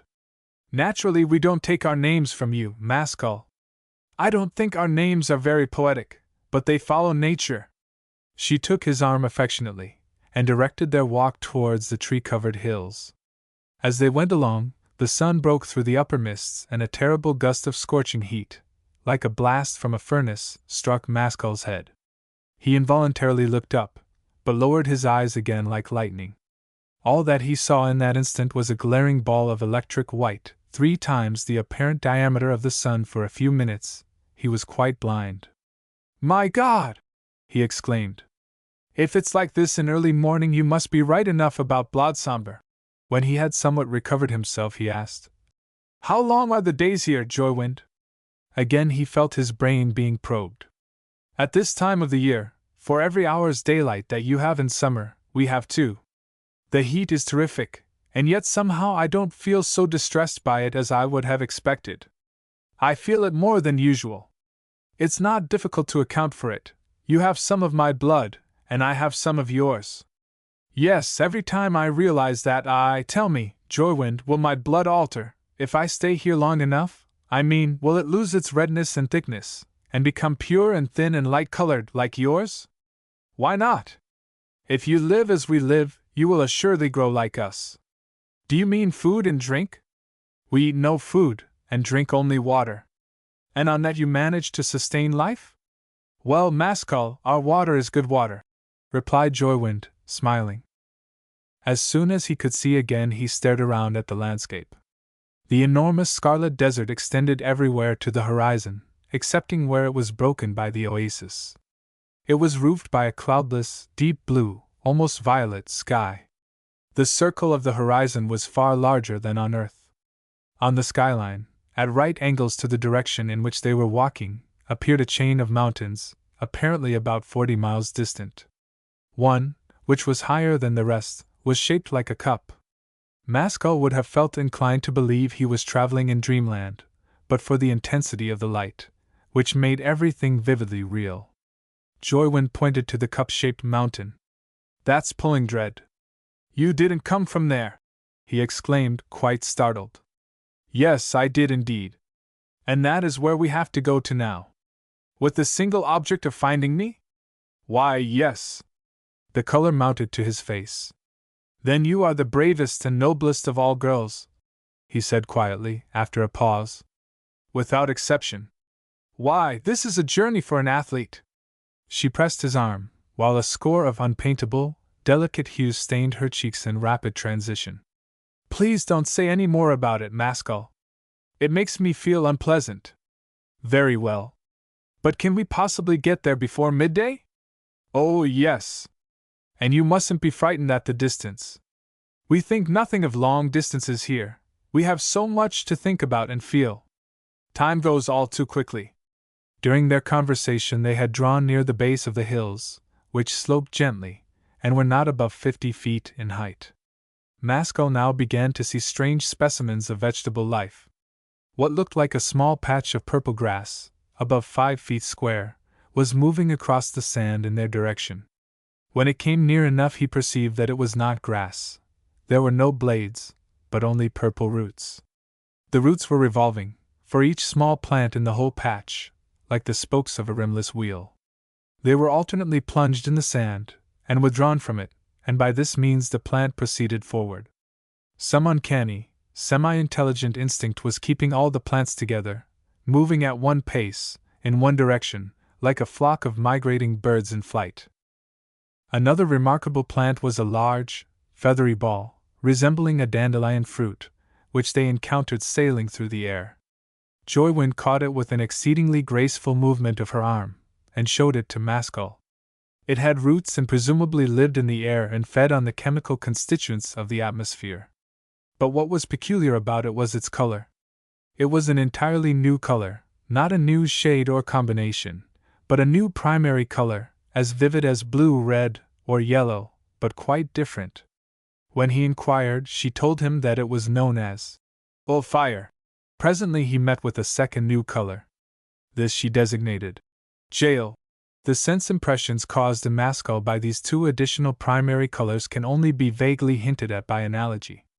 Just as blue is delicate and mysterious, yellow clear and unsubtle, and red sanguine and passionate, so he felt fire to be wild and painful, and jail dreamlike, feverish, and voluptuous.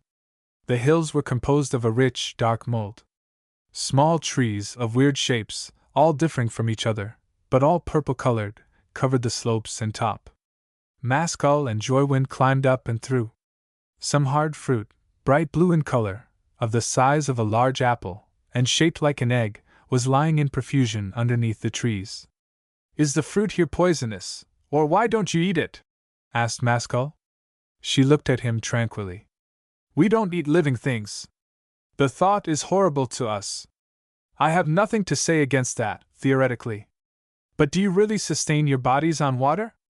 Supposing you could find nothing else to live on, Maskell, would you eat other men?" "I would not. Neither will we eat plants and animals, which are our fellow creatures. So nothing is left to us but water, and as one can really live on anything, water does very well." Maskell picked up one of the fruits and handled it curiously. As he did so, another of his newly acquired sense organs came into action. He found that the fleshy knobs beneath his ears were in some novel fashion acquainting him with the inward properties of the fruit. He could not only see, feel, and smell it, but could detect its intrinsic nature. This nature was hard, persistent, and melancholy. Joywind answered the questions he had not asked. "Those organs are called poins. Their use is to enable us to understand and sympathize with all living creatures." "What advantage do you derive from that, Joywind?"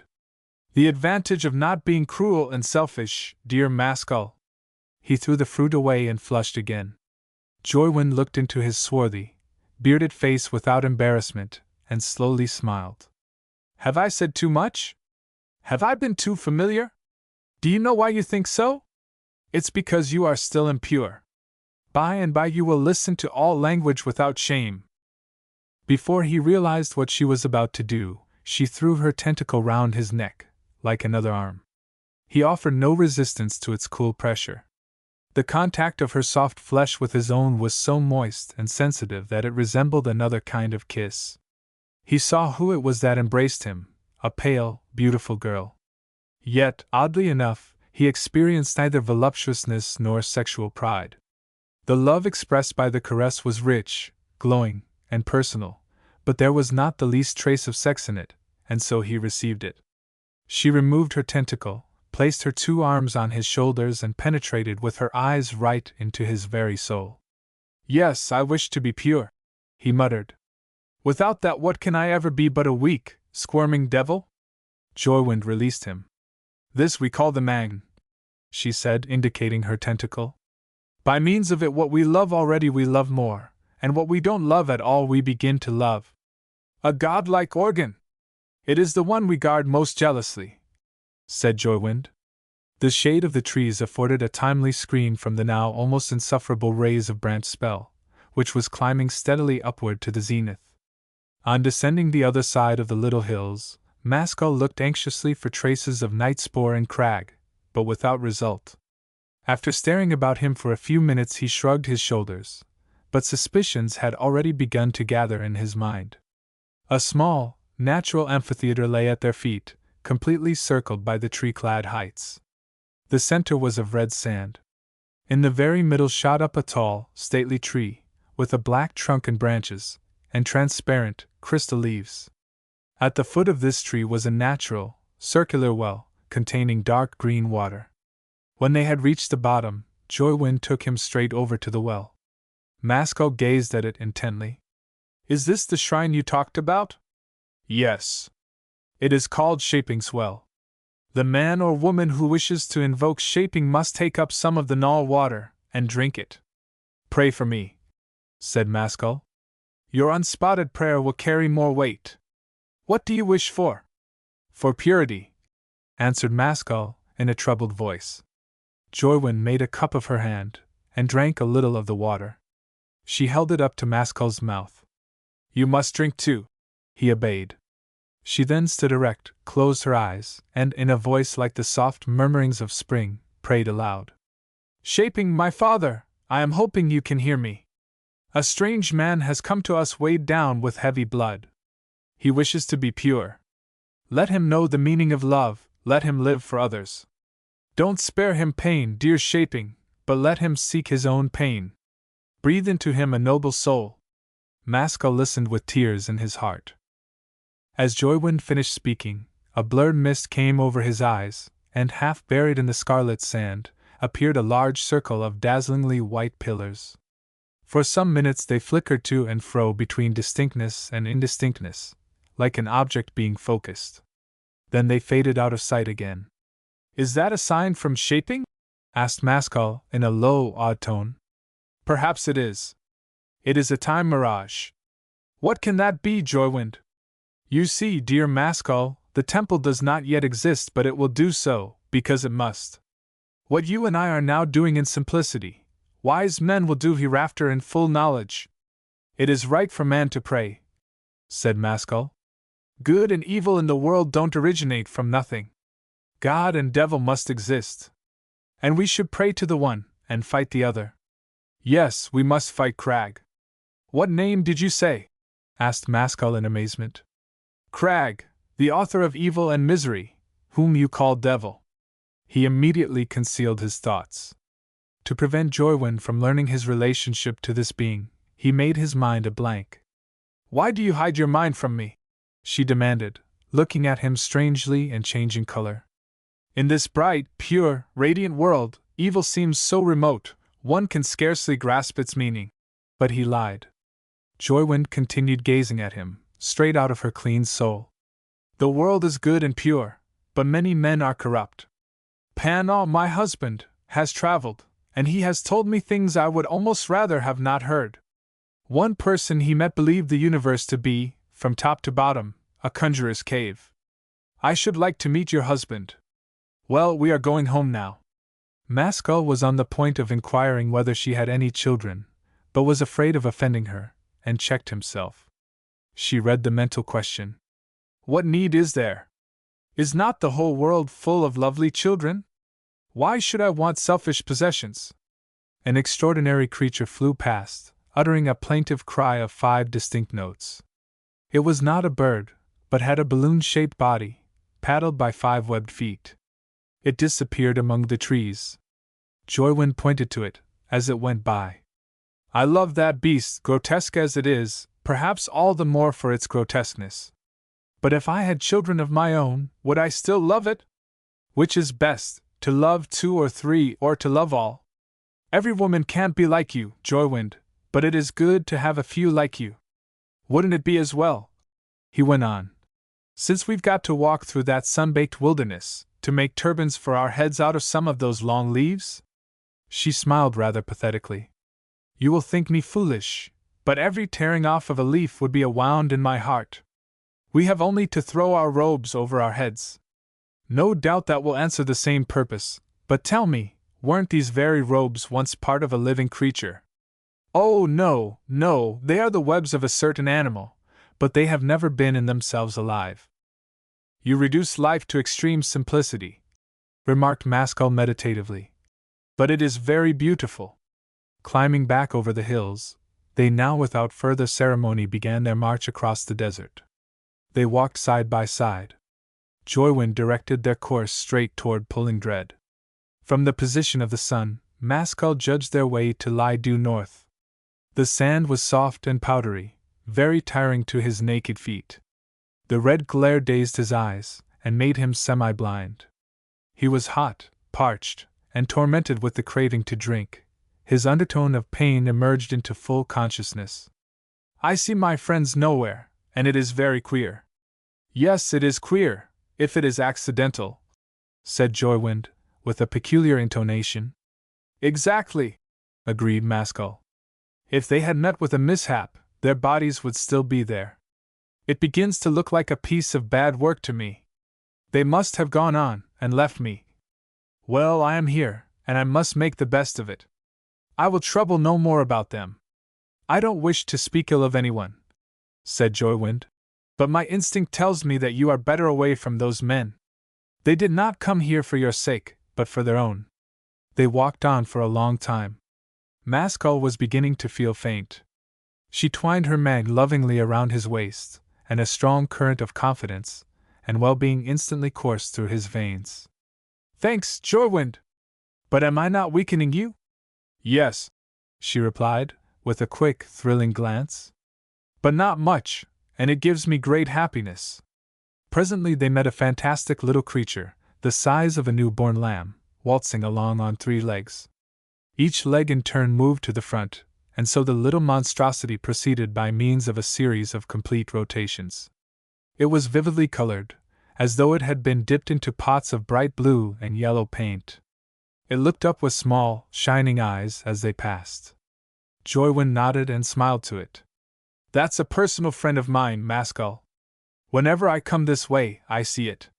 It's always waltzing, and always in a hurry, but it never seems to get anywhere.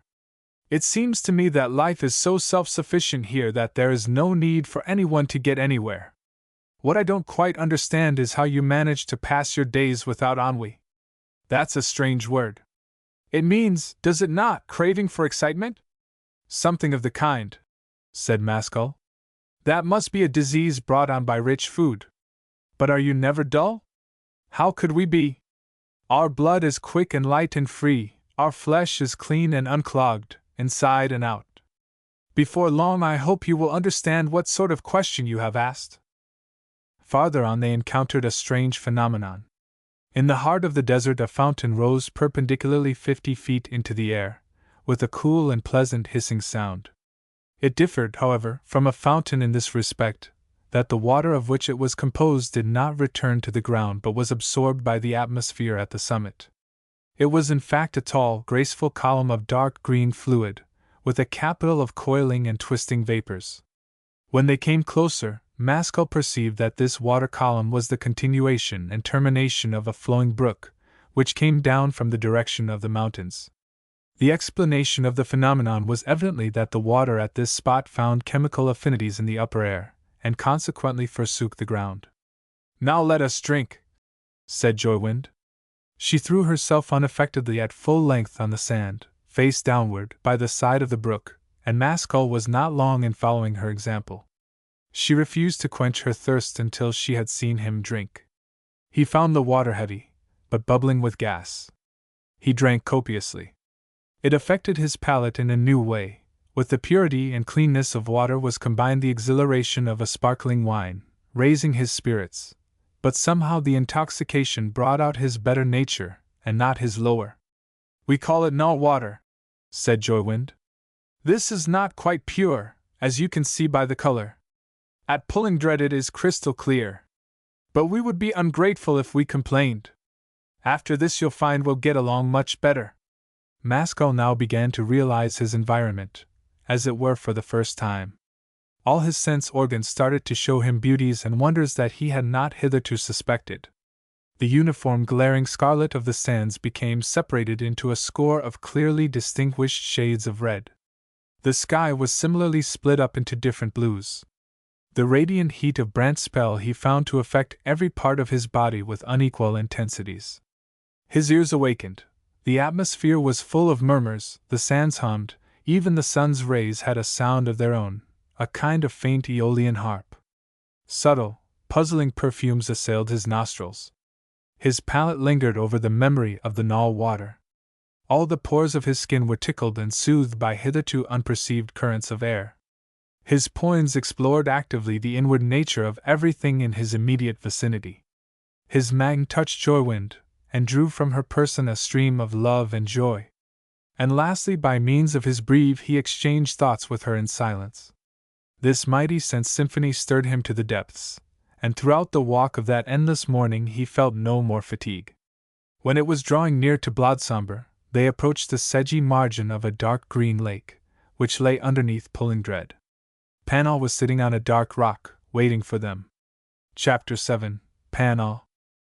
The husband got up to meet his wife and their guest. He was clothed in white. He had a beardless face, with breeve and poins. His skin, on face and body alike, was so white, fresh, and soft, that it scarcely looked skin at all. It rather resembled a new kind of pure, snowy flesh, extending right down to his bones. It had nothing in common with the artificially whitened skin of an over-civilized woman. Its whiteness and delicacy aroused no voluptuous thoughts. It was obviously the manifestation of a cold and almost cruel chastity of nature. His hair, which fell to the nape of his neck, also was white, but again, from vigor, not decay. His eyes were black, quiet and fathomless. He was still a young man, but so stern were his features that he had the appearance of a lawgiver, and this in spite of their great beauty and harmony. His Magn and Joywinds intertwined for a single moment, and Maskell saw his face soften with love, while she looked exultant. She put him in her husband's arms with gentle force, and stood back, gazing and smiling. Maskell felt rather embarrassed at being embraced by a man, but submitted to it. A sense of cool, pleasant languor passed through him in the act. "The stranger is red-blooded, then?" He was startled by Panoui's speaking in English, and the voice too was extraordinary. It was absolutely tranquil, but its tranquility seemed in a curious fashion to be an illusion, proceeding from a rapidity of thoughts and feelings so great that their motion could not be detected. How this could be, he did not know. "How do you come to speak in a tongue you have never heard before?" demanded Maskell. "Thought is a rich, complex thing. I can't say if I am really speaking your tongue by instinct, or if you yourself are translating my thoughts into your tongue as I utter them. Already you see that Panau is wiser than I am," said Joywind gaily. "What is your name?" asked the husband. "Maskell." "That name must have a meaning, but again, thought is a strange thing. I connect that name with something, but with what? Try to discover," said Joywind. "Has there been a man in your world who stole something from the maker of the universe, in order to ennoble his fellow creatures? There is such a myth. The hero's name was Prometheus. Well, you seem to be identified in my mind with that action, but what it all means I can't say, Maskell. Accept it as a good omen, for Panna never lies, and never speaks thoughtlessly. There must be some confusion. These are heights beyond me, said Maskell calmly, but looking rather contemplative. Where do you come from? From the planet of a distant sun called Earth. What for? I was tired of vulgarity, returned Maskell laconically. He intentionally avoided mentioning his fellow voyagers, in order that Cragg's name should not come to light. That's an honorable motive, said Panna. And what's more, it may be true, though you spoke it as a prevarication. As far as it goes, it's quite true, said Maskell, staring at him with annoyance and surprise. The swampy lake extended for about half a mile from where they were standing to the lower buttresses of the mountain. Feathery purple reeds showed themselves here and there through the shallows. The water was dark green. Maskell did not see how they were going to cross it. Joywind caught his arm. Perhaps you don't know that the lake will bear us? Panna walked onto the water. It was so heavy that it carried his weight. Joywind followed with Maskell. He instantly started to slip about, nevertheless the motion was amusing, and he learned so fast, by watching and imitating Panna, that he was soon able to balance himself without assistance. After that he found the sport excellent. For the same reason that women excel in dancing, Joywind's half-falls and recoveries were far more graceful and sure than those of either of the men. Her slight, draped form, dipping, bending, rising, swaying, twisting, upon the surface of the dark water, this was a picture Maskell could not keep his eyes away from. The lake grew deeper. The Nile water became green-black. The crags, gullies, and precipices of the shore could now be distinguished in detail. A waterfall was visible, descending several hundred feet. The surface of the lake grew disturbed, so much so that Maskell had difficulty in keeping his balance. He therefore threw himself down, and started swimming on the face of the water. Joywind turned her head, and laughed so joyously that all her teeth flashed in the sunlight. They landed in a few more minutes on a promontory of black rock. The water on Maskell's garment and body evaporated very quickly. He gazed upward at the towering mountain, but at that moment some strange movements on the part of Panna attracted his attention.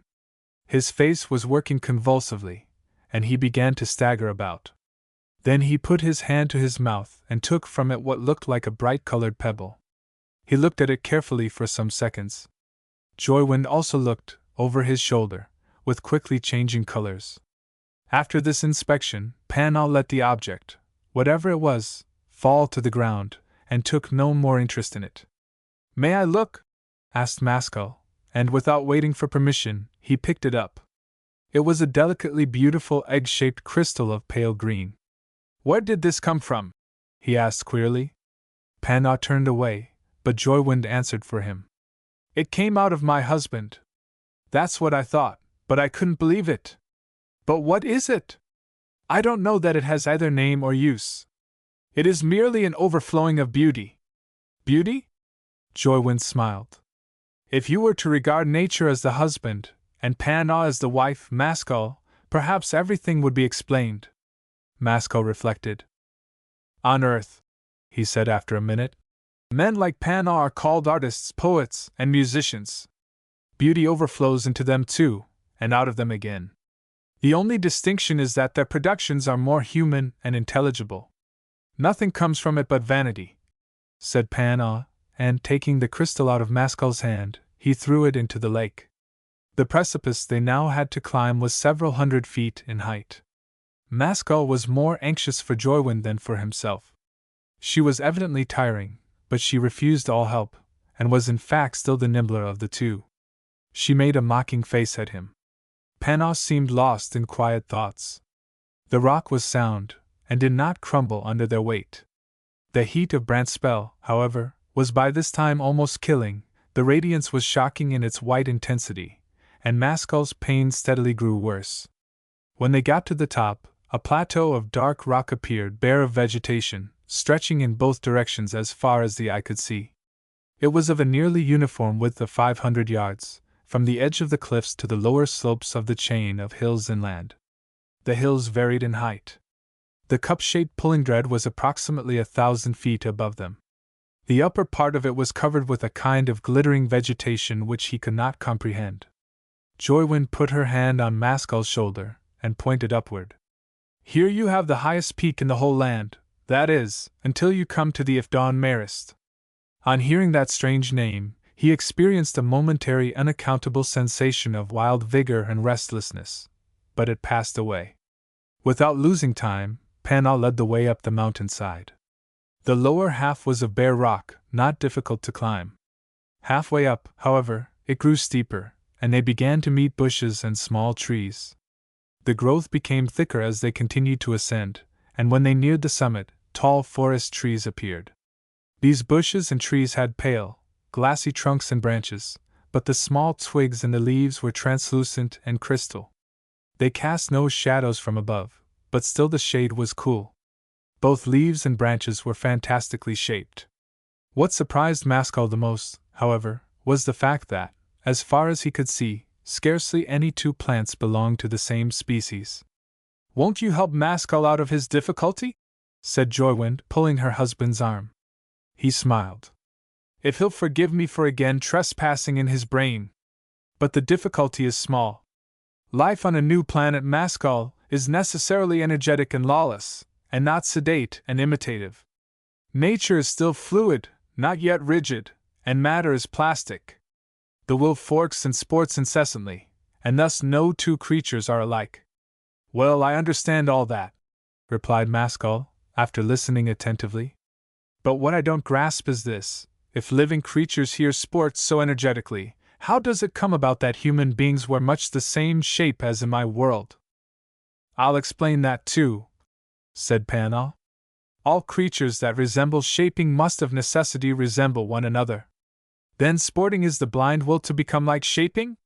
"Exactly. It is most wonderful," said Mascal. "Then the brotherhood of man is not a fable invented by idealists, but a solid fact." Joywind looked at him, and changed color. Pano relapsed into sternness. Mascal became interested in a new phenomenon. The jail-colored blossoms of a crystal bush were emitting mental waves, which with his breve he could clearly distinguish. They cried out silently, "To me! To me!" While he looked, a flying worm guided itself through the air to one of these blossoms and began to suck its nectar. The floral cry immediately ceased. They now gained the crest of the mountain, and looked down beyond. A lake occupied its crater-like cavity. A fringe of trees partly intercepted the view, but Mascal was able to perceive that this mountain lake was nearly circular and perhaps a quarter of a mile across. Its shore stood 100 feet below them. Observing that his hosts did not propose to descend, he begged them to wait for him, and scrambled down to the surface. When he got there, he found the water perfectly motionless and of a colorless transparency. He walked onto it, lay down at full length, and peered into the depths. It was weirdly clear. He could see down for an indefinite distance, without arriving at any bottom. Some dark, shadowy objects, almost out of reach of his eyes, were moving about. Then a sound, very faint and mysterious, seemed to come up through the null water from an immense depth. It was like the rhythm of a drum. There were 4 beats of equal length, but the accent was on the third. It went on for a considerable time, and then ceased. The sound appeared to him to belong to a different world from that in which he was traveling. The latter was mystical, dreamlike, and unbelievable. The drumming was like a very dim undertone of reality. It resembled the ticking of a clock in a room full of voices, only occasionally possible to be picked up by the ear. He rejoined Pana and Joywind, but said nothing to them about his experience. They all walked round the rim of the crater, and gazed down on the opposite side. Precipices similar to those that had overlooked the desert here formed the boundary of a vast moorland plain, whose dimensions could not be measured by the eye. It was solid land, yet he could not make out its prevailing color. It was as if made of transparent glass, but it did not glitter in the sunlight. No objects in it could be distinguished, except a rolling river in the far distance, and farther off still, on the horizon, a line of dark mountains of strange shapes.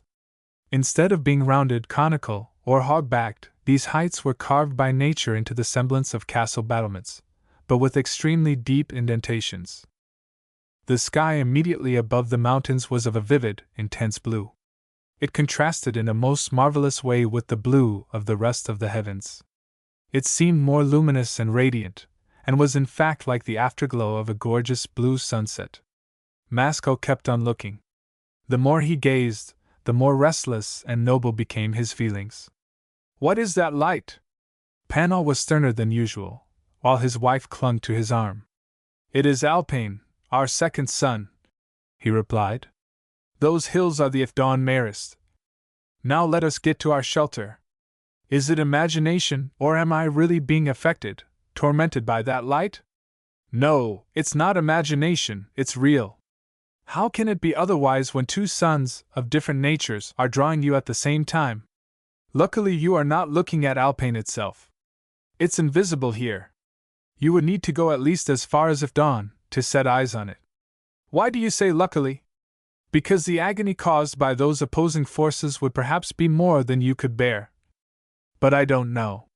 For the short distance that remained of their walk, Mascal was very thoughtful and uneasy. He understood nothing. Whatever object his eye chanced to rest on changed immediately into a puzzle. The silence and stillness of the mountain peak seemed brooding, mysterious, and waiting. Panal gave him a friendly, anxious look, and without further delay led the way down a little track, which traversed the side of the mountain and terminated in the mouth of a cave. This cave was the home of Panal and Joywind. It was dark inside. The host took a shell and, filling it with liquid from a well, carelessly sprinkled the sandy floor of the interior. A greenish, phosphorescent light gradually spread to the furthest limits of the cavern, and continued to illuminate it for the whole time they were there. There was no furniture. Some dried, fern-like leaves served for couches. The moment she got in, Joywind fell down in exhaustion. Her husband tended her with calm concern. He bathed her face, put drink to her lips, energized her with his mang, and finally laid her down to sleep. At the sight of the noble woman thus suffering on his account, Mascal was distressed. Panal, however, endeavored to reassure him. "It's quite true this has been a very long, hard double journey, but for the future it will lighten all her other journeys for her. Such is the nature of sacrifice. I can't conceive how I have walked so far in a morning," said Mascal, "and she has been twice the distance. Love flows in her veins, instead of blood, and that's why she is so strong. You know she gave me some of it? Otherwise you couldn't even have started. I shall never forget that." The languorous heat of the day outside, the bright mouth of the cavern, the cool seclusion of the interior, with its pale green glow, invited Mascal to sleep. But curiosity got the better of his lassitude. "Will it disturb her if we talk?" "No." "But how do you feel?" "I require little sleep. In any case, it's more important that you should hear something about your new life. It's not all as innocent and idyllic as this. If you intend to go through, you ought to be instructed about the dangers." "Oh, I guessed as much. But how shall we arrange? Shall I put questions, or will you tell me what you think is most essential?" Panal motioned to Mascal to sit down on a pile of ferns, and at the same time reclined himself, leaning on one arm, with outstretched legs. "I will tell some incidents of my life. You will begin to learn from them what sort of place you have come to." "I shall be grateful," said Mascal, preparing himself to listen. Panal paused for a moment or two, and then started his narrative in tranquil, measured, yet sympathetic tones. Panawi's story. "My earliest recollection is of being taken, when 3 years old, that's equivalent to 15 of your years, but we develop more slowly here, by my father and mother, to see Brudvial, the wisest man in torments. He dwelt in the great Wombflash forest. We walked through trees for 3 days, sleeping at night. The trees grew taller as we went along, until the tops were out of sight. The trunks were of a dark red color, and the leaves were of pale fire. My father kept stopping to think. If left uninterrupted, he would remain for half a day in deep abstraction. My mother came out of Pullingdread, and was of a different stamp. She was beautiful, generous, and charming, but also active. she kept urging him on. This led to many disputes between them, which made me miserable. On the fourth day we passed through a part of the forest which bordered on the sinking sea. This sea is full of pouches of water that will not bear a man's weight, and as these light parts don't differ in appearance from the rest, it is dangerous to cross. My father pointed out a dim outline on the horizon, and told me it was Swallone's Island. Men sometimes go there, but none ever return. In the evening of the same day we found Brudvial standing in a deep, miry pit in the forest, surrounded on all sides by trees 300 feet high. He was a big, gnarled, rugged, wrinkled, sturdy old man. His age at that time was 120 of our years, or nearly 600 of yours. His body was trilateral. He had 3 legs, 3 arms, and 6 eyes, placed at equal distances all around his head. This gave him an aspect of great watchfulness and sagacity. He was standing in a sort of trance. I afterward heard this saying of his: to lie is to sleep, to sit is to dream, to stand is to think. My father caught the infection, and fell into meditation, but my mother roused them both thoroughly. Brudvial scowled at her savagely, and demanded what she required. Then I too learned for the first time the object of our journey. I was a prodigy, that is to say, I was without sex. My parents were troubled over this, and wished to consult the wisest of men. Old Brudvial smoothed his face, and said, "This perhaps will not be so difficult. I will explain the marvel. Every man and woman among us is a walking murderer. If a male, he has struggled with and killed the female who was born in the same body with him. If a female, she has killed the male. But in this child the struggle is still continuing." "How shall we end it?" asked my mother. "Let the child direct its will to the scene of the combat, and it will be of whichever sex it pleases." "You want, of course, to be a man, don't you?" said my mother to me earnestly. "Then I shall be slaying your daughter, and that would be a crime." Something in my tone attracted Brudvial's notice. That was spoken, not selfishly, but magnanimously. Therefore the male must have spoken it, and you need not trouble further. Before you arrive home, the child will be a boy. My father walked away out of sight. My mother bent very low before Brudvial for about 10 minutes, and he remained all that time looking kindly at her. I heard that shortly afterward Alpine came into that land for a few hours daily. Brudvial grew melancholy, and died. His prophecy came true. Before we reached home, I knew the meaning of shame. But I have often pondered over his words since, in later years, when trying to understand my own nature, and I have come to the conclusion that, wisest of men as he was, he still did not see quite straight on this occasion. Between me and my twin sister, enclosed in one body, there never was any struggle, but instinctive reverence for life withheld both of us from fighting for existence. Hers was the stronger temperament, and she sacrificed herself, though not consciously, for me.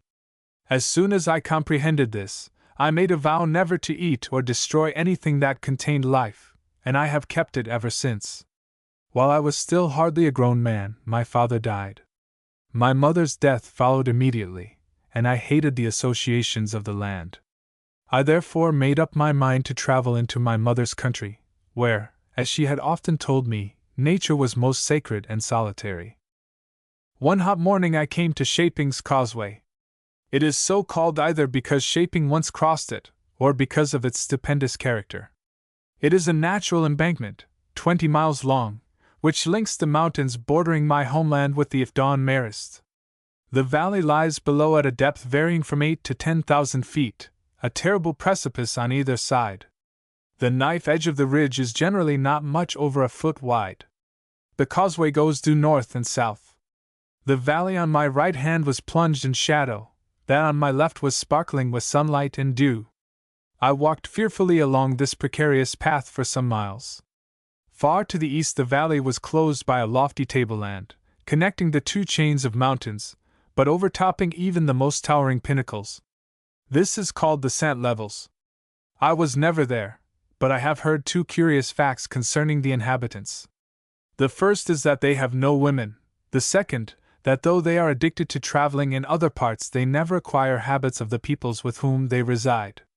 Presently I turned giddy, and lay at full length for a great while, clutching the 2 edges of the path with both hands, and staring at the ground I was lying on with wide open eyes.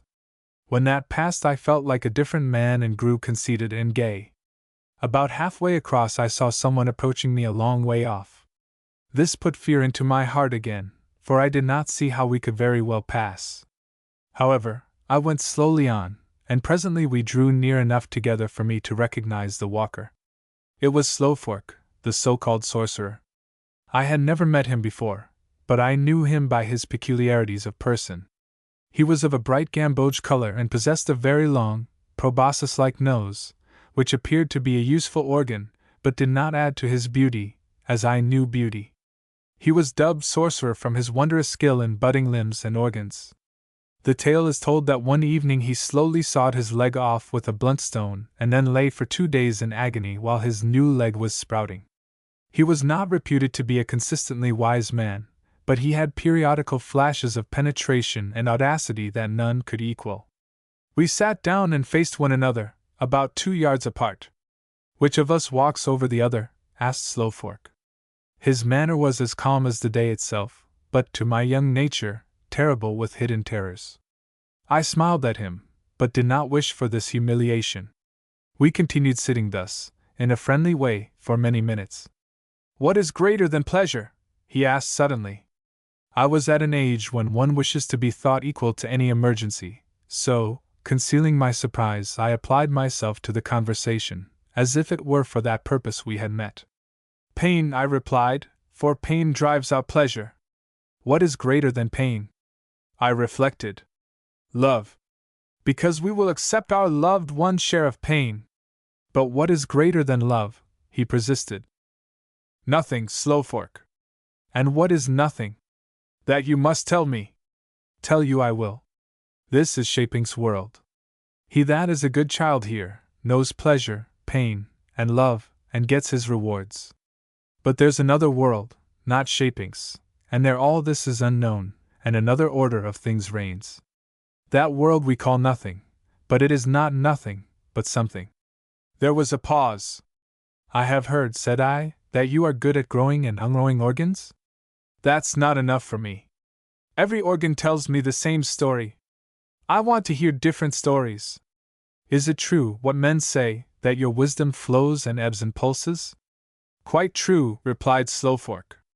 "But those you had it from did not add that they have always mistaken the flow for the ebb." "My experience is," said I sententiously, "that wisdom is misery."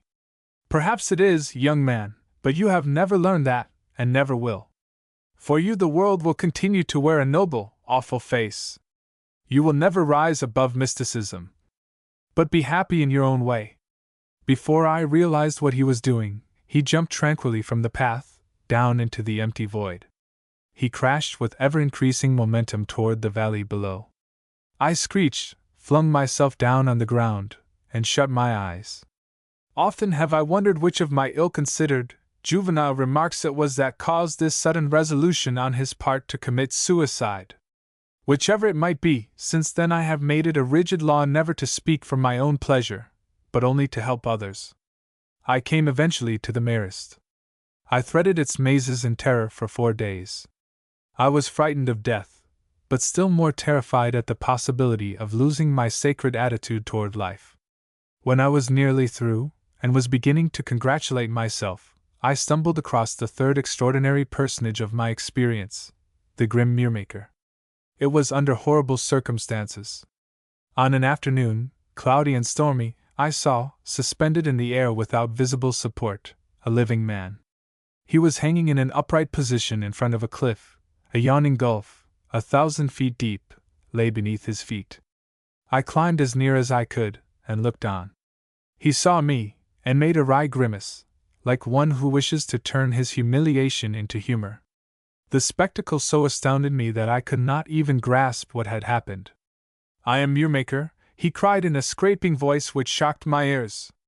"All my life I have sorbed others, now I am sorbed. Nooklamp and I fell out over a woman. Now Nooklamp holds me up like this. While the strength of his will lasts I shall remain suspended, but when he gets tired, and it can't be long now, I drop into those depths."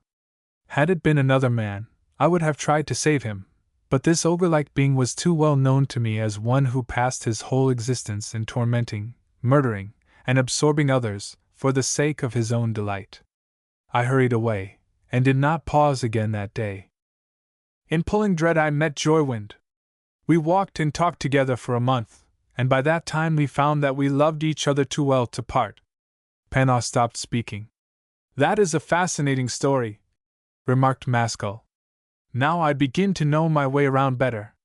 But one thing puzzles me. What's that? How it happens that men here are ignorant of tools and arts, and have no civilization, and yet contrive to be social in their habits and wise in their thoughts. Do you imagine, then, that love and wisdom spring from tools? But I see how it arises. In your world you have fewer sense organs, and to make up for the deficiency you have been obliged to call in the assistance of stones and metals. That's by no means a sign of superiority. No, I suppose not, said Maskell. But I see I have a great deal to unlearn. They talked together a little longer, and then gradually fell asleep. Joywind opened her eyes, smiled, and slumbered again. Chapter 8. The Lycian Plain. Maskell awoke before the others. He got up, stretched himself, and walked out into the sunlight. Brant's spell was already declining. He climbed to the top of the crater edge and looked away toward it dawn. The afterglow of Alpine had by now completely disappeared. The mountains stood up wild and grand. They impressed him like a simple musical theme, the notes of which are widely separated in the scale. A spirit of rashness, daring, and adventure seemed to call to him from them. It was at that moment that the determination flashed into his heart to walk to the Marist and explore its dangers. He returned to the cavern to say good-bye to his hosts. Joywind looked at him with her brave and honest eyes. Is this selfishness, Maskell? She asked. Or are you drawn by something stronger than yourself? We must be reasonable, he answered, smiling. I can't settle down in Pullingdread before I have found out something about this surprising new planet of yours. Remember what a long way I have come. But very likely I shall come back here. Will you make me a promise? Maskell hesitated. Ask nothing difficult, for I hardly know my powers yet. It is not hard, and I wish it. Promise this, never to raise your hand against a living creature, either to strike, pluck, or eat, without first recollecting its mother, who suffered for it. Perhaps I won't promise that, said Maskell slowly, but I'll undertake something more tangible. I will never lift my hand against a living creature without first recollecting you, Joywind. She turned a little pale. Now if Panaw knew that Panaw existed, he might be jealous. Panaw put his hand on her gently. You would not talk like that in Shaping's presence, he said. No, forgive me. I'm not quite myself. Perhaps it is Maskell's blood in my veins. Now let us bid him adieu. Let us pray that he will do only honorable deeds, wherever he may be. I'll set Maskell on his way, said Panaw. There's no need, replied Maskell. The way is plain. But talking shortens the road. Maskell turned to go. Joywind pulled him around toward her softly. You won't think badly of other women on my account? You are a blessed spirit, answered he. She trod quietly to the inner extremity of the cave and stood there thinking. Panaw and Maskell emerged into the open air. Halfway down the cliff face a little spring was encountered. Its water was colorless, transparent but gaseous. As soon as Maskell had satisfied his thirst he felt himself different. His surroundings were so real to him in their vividness and color, so unreal in their phantom-like mystery, that he scrambled downhill like one in a winter's dream. When they reached the plain he saw in front of them an interminable forest of tall trees, the shapes of which were extraordinarily foreign-looking. The leaves were crystalline and, looking upward, it was as if he were gazing through a roof of glass. The moment they got underneath the trees the light rays of the sun continued to come through, white, savage, and blazing, but they were gilded of heat. Then it was not hard to imagine that they were wandering through cool, bright elfin glades. Through the forest, beginning at their very feet an avenue, perfectly straight and not very wide, went forward as far as the eye could see. Maskell wanted to talk to his traveling companion, but was somehow unable to find words. Pano glanced at him with an inscrutable smile, stern, yet enchanting and half feminine. He then broke the silence, but strangely enough, Maskell could not make out whether he was singing or speaking. From his lips issued a slow musical recitative, exactly like a bewitching adagio from a low-toned stringed instrument, but there was a difference. Instead of the repetition and variation of one or two short themes, as in music, Pano's theme was prolonged. It never came to an end, but rather resembled a conversation in rhythm and melody. And at the same time, it was no recitative, for it was not declamatory. It was a long, quiet stream of lovely emotion. Maskell listened entranced yet agitated. The song, if it might be termed song, seemed to be always just on the point of becoming clear and intelligible, not with the intelligibility of words, but in the way one sympathizes with another's moods and feelings, and Maskell felt that something important was about to be uttered, which would explain all that had gone before. But it was invariably postponed. He never understood, and yet somehow he did understand. Late in the afternoon they came to a clearing, and there Pano ceased his recitative. He slowed his pace and stopped, in the fashion of a man who wishes to convey that he intends to go no farther. "What is the name of this country?" asked Maskell. "It is the Lusian Plain. Was that music in the nature of a temptation? Do you wish me not to go on? Your work lies before you, and not behind you. What was it then? What work do you allude to? It must have seemed like something to you, Maskell." "It seemed like shaping music to me." The instant he had absently uttered these words, Maskell wondered why he had done so, as they now appeared meaningless to him. Pano, however, showed no surprise. "Shaping you will find everywhere. Am I dreaming or awake?" "You are awake." Maskell fell into deep thought. "So be it," he said, rousing himself. "Now I will go on. But where must I sleep tonight?" "You will reach a broad river. On that you can travel to the foot of the Mares tomorrow, but tonight you had better sleep where the forest and river meet." "Adieu then, Pano.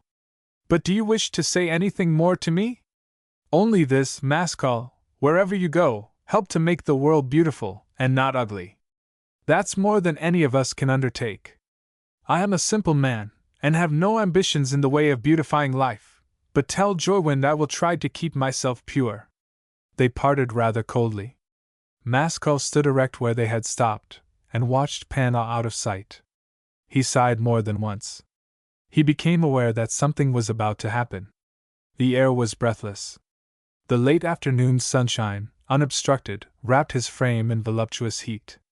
A solitary cloud, immensely high, raced through the sky overhead. A single trumpet note sounded in the far distance from somewhere behind him. It gave him an impression of being several miles away at first, but then it slowly swelled, and came nearer and nearer at the same time that it increased in volume. Still the same note sounded, but now it was as if blown by a giant trumpeter immediately over his head. Then it gradually diminished in force, and traveled away in front of him. It ended very faintly and distantly. He felt himself alone with nature. A sacred stillness came over his heart. Past and future were forgotten. The forest, the sun, the day did not exist for him. He was unconscious of himself. He had no thoughts and no feelings. Yet never had life had such an altitude for him. A man stood, with crossed arms, right in his path. He was so clothed that his limbs were exposed, while his body was covered. He was young rather than old. Maskell observed that his countenance possessed none of the special organs of torments, to which he had not even yet become reconciled. He was smooth-faced. His whole person seemed to radiate an excess of life, like the trembling of air on a hot day. His eyes had such force that Maskell could not meet them. He addressed Maskell by name, in an extraordinary voice. It had a double tone. The primary one sounded far away, the second was an undertone, like a sympathetic tanging string.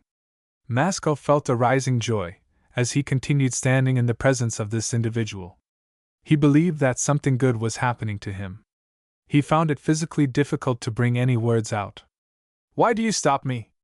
Maskell, look well at me. Who am I? I think you are shaping. I am Surtur. Maskell again attempted to meet his eyes, but felt as if he were being stabbed. You know that this is my world. Why do you think I have brought you here? I wish you to serve me. Maskell could no longer speak. Those who joke at my world, continued the vision, those who make a mock of its stern, eternal rhythm, its beauty and sublimity, which are not skin deep, but proceed from fathomless roots, they shall not escape. I do not mock it. Ask me your questions, and I will answer them. I have nothing. It is necessary for you to serve me, Maskell. Do you not understand? You are my servant and helper. I shall not fail. This is for my sake, and not for yours. These last words had no sooner left Surtur's mouth than Maskell saw him spring suddenly upward and outward. Looking up at the vault of the sky, he saw the whole expanse of vision filled by Surtur's form, not as a concrete man, but as a vast, concave cloud image, looking down and frowning at him. Then the spectacle vanished, as a light goes out. Maskell stood inactive, with a thumping heart. Now he again heard the solitary trumpet note. The sound began this time faintly in the far distance in front of him, traveled slowly toward him with regularly increasing intensity, passed overhead at its loudest, and then grew more and more quiet, wonderful, and solemn, as it fell away in the rear, until the note was merged in the deathlike silence of the forest. It appeared to Maskell like the closing of a marvelous and important chapter. Simultaneously with the fading away of the sound, the heavens seemed to open up with the rapidity of lightning into a blue vault of immeasurable height. He breathed a great breath, stretched all his limbs, and looked around him with a slow smile. After a while he resumed his journey. His brain was all dark and confused, but one idea was already beginning to stand out from the rest, huge, shapeless, and grand, like the growing image in the soul of a creative artist, the staggering thought that he was a man of destiny. The more he reflected upon all that had occurred since his arrival in this new world, and even before leaving Earth, the clearer and more indisputable it became, that he could not be here for his own purposes, but must be here for an end. But what that end was, he could not imagine. Through the forest he saw a branch spell at last sinking in the west. It looked a stupendous ball of red fire. Now he could realize at his ease what a sun it was. The avenue took an abrupt turn to the left, and began to descend steeply. A wide, rolling river of clear and dark water was visible in front of him, no great way off. It flowed from north to south. The forest path led him straight to its banks. Maskell stood there, and regarded the lapping, gurgling waters pensively. On the opposite bank, the forest continued.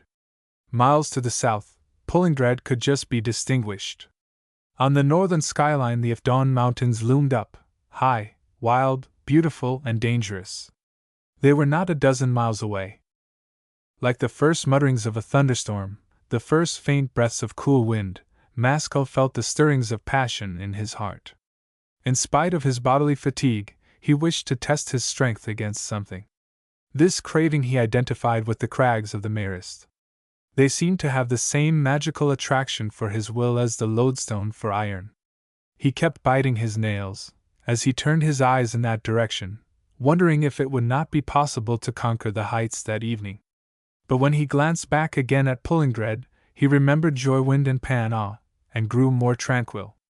He decided to make his bed at this spot, and to set off as soon after daybreak as he should awake. He drank at the river, washed himself, and lay down on the bank to sleep. By this time, so far had his idea progressed, that he cared nothing for the possible dangers of the night. He confided in his star. Branch spell set, the day faded, night with its terrible weight came on, and through it all Maskell slept. Long before midnight, however, he was awakened by a crimson glow in the sky. He opened his eyes, and wondered where he was. He felt heaviness and pain. The red glow was a terrestrial phenomenon. It came from among the trees. He got up and went toward the source of the light. Away from the river, not 100 feet off, he nearly stumbled across the form of a sleeping woman. The object which emitted the crimson rays was lying on the ground, several yards away from her. It was like a small jewel, throwing off sparks of red light. He barely threw a glance at that, however. The woman was clothed in the large skin of an animal. She had big, smooth, shapely limbs, rather muscular than fat. Her mane was not a thin tentacle, but a third arm, terminating in a hand. Her face, which was upturned, was wild, powerful, and exceedingly handsome. But he saw with surprise that in place of a breve on her forehead, she possessed another eye. All three were closed. The color of her skin and the crimson glow he could not distinguish.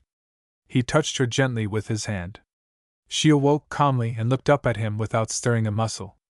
All three eyes stared at him, but the two lower ones were dull and vacant, mere carriers of vision. The middle, upper one alone expressed her inner nature. Its haughty, unflinching glare had yet something seductive and alluring in it. Maskell felt a challenge in that look of lordly, feminine will, and his manner instinctively stiffened. She sat up. "Can you speak my language?" he asked. "I wouldn't put such a question, but others have been able to. Why should you imagine that I can't read your mind? Is it so extremely complex?" She spoke in a rich, lingering, musical voice, which delighted him to listen to. "No, but you have no breve." "Well, but haven't I a sword, which is better?" And she pointed to the eye on her brow. "What is your name?" "Oshax." "And where do you come from?" "If Dawn." These contemptuous replies began to irritate him, and yet the mere sound of her voice was fascinating. "I am going there tomorrow," he remarked. She laughed, as if against her will, but made no comment. "My name is Maskell," he went on. "I am a stranger, from another world. So I should judge, from your absurd appearance." "Perhaps it would be as well to say at once," said Maskell bluntly. "Are we, or are we not, to be friends?" She yawned and stretched her arms, without rising. "Why should we be friends? If I thought you were a man, I might accept you as a lover. You must look elsewhere for that." "So be it, Maskell. Now go away, and leave me in peace."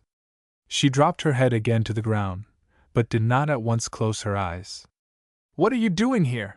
he interrogated. "Oh, we of dawn folk occasionally come here to sleep, for there often enough it is a night for us which has no next morning. Being such a terrible place, and seeing that I am a total stranger, it would be merely courteous if you were to warn me what I have to expect in the way of dangers." "I am perfectly and utterly indifferent to what becomes of you," retorted Oshax. "Are you returning in the morning?" persisted Maskell. "If I wish. Then we will go together." She got up again on her elbow. "Instead of making plans for other people, I would do a very necessary thing." "Pray tell me." "Well, there's no reason why I should, but I will. I would try to convert my women's organs into men's organs. It is a man's country." "Speak more plainly." "Oh, it's plain enough. If you attempt to pass through If Dawn without a sword, you are simply committing suicide. And that too is worse than useless. You probably know what you are talking about, Oshax. But what do you advise me to do?" She negligently pointed to the light-emitting stone lying on the ground. "There is the solution. If you hold that druid to your organs for a good while, perhaps it will start the change, and perhaps nature will do the rest during the night. I promise nothing." Oshax now really turned her back on Maskell. He considered for a few minutes, and then walked over to where the stone was lying, and took it in his hand. It was a pebble the size of a hen's egg, radiant with crimson light, as though red-hot, and throwing out a continuous shower of small, blood-red sparks. Finally deciding that Oshax's advice was good, he applied the druid first to his mane, and then to his breve. He experienced a cauterizing sensation, a feeling of healing pain. Chapter 9. Oshax. Maskell's second day on torments dawned. Brant's spell was already above the horizon when he awoke. He was instantly aware that his organs had changed during the night. His fleshy breve was altered into an eye-like sorb. His mane had swelled and developed into a third arm, springing from the breast. The arm gave him at once a sense of greater physical security, but with the sorb he was obliged to experiment, before he could grasp its function. As he lay there in the white sunlight, opening and shutting each of his three eyes in turn, he found that the two lower ones served his understanding, the upper one his will. That is to say, With the lower eyes he saw things in clear detail, but without personal interest. With the sorb he saw nothing as self-existent. Everything appeared as an object of importance, or non-importance to his own needs. Rather puzzled as to how this would turn out, he got up and looked about him. He had slept out of sight of Oshax. He was anxious to learn if she were still on the spot, but before going to ascertain he made up his mind to bathe in the river. It was a glorious morning. The hot white sun already began to glare, but its heat was tempered by a strong wind, which whistled through the trees. A host of fantastic clouds filled the sky. They looked like animals, and were always changing shape. The ground, as well as the leaves and branches of the forest trees, still held traces of heavy dew or rain during the night. A poignantly sweet smell of nature entered his nostrils. His pain was quiescent, and his spirits were high. Before he bathed, he viewed the mountains of the Ifdawn Marist. In the morning sunlight they stood out pictorially. He guessed that they were from 5,000 to 6,000 feet high. The lofty, irregular, castellated lines seemed like the walls of a magic city. The cliffs fronting him were composed of gaudy rocks, vermilion, emerald, yellow, old fire, and black. As he gazed at them, his heart began to beat like a slow, heavy drum, and he thrilled all over. Indescribable hopes, aspirations, and emotions came over him. It was more than the conquest of a new world which he felt, it was something different. He bathed and drank, and as he was reclothing himself, Oshax strolled indolently up. He could now perceive the color of her skin. It was a vivid, yet delicate mixture of carmine, white, and jail. The effect was startlingly unearthly. With these new colors she looked like a genuine representative of a strange planet. Her frame also had something curious about it. The curves were womanly, the bones were characteristically female, yet all seemed somehow to express a daring, masculine underlying will.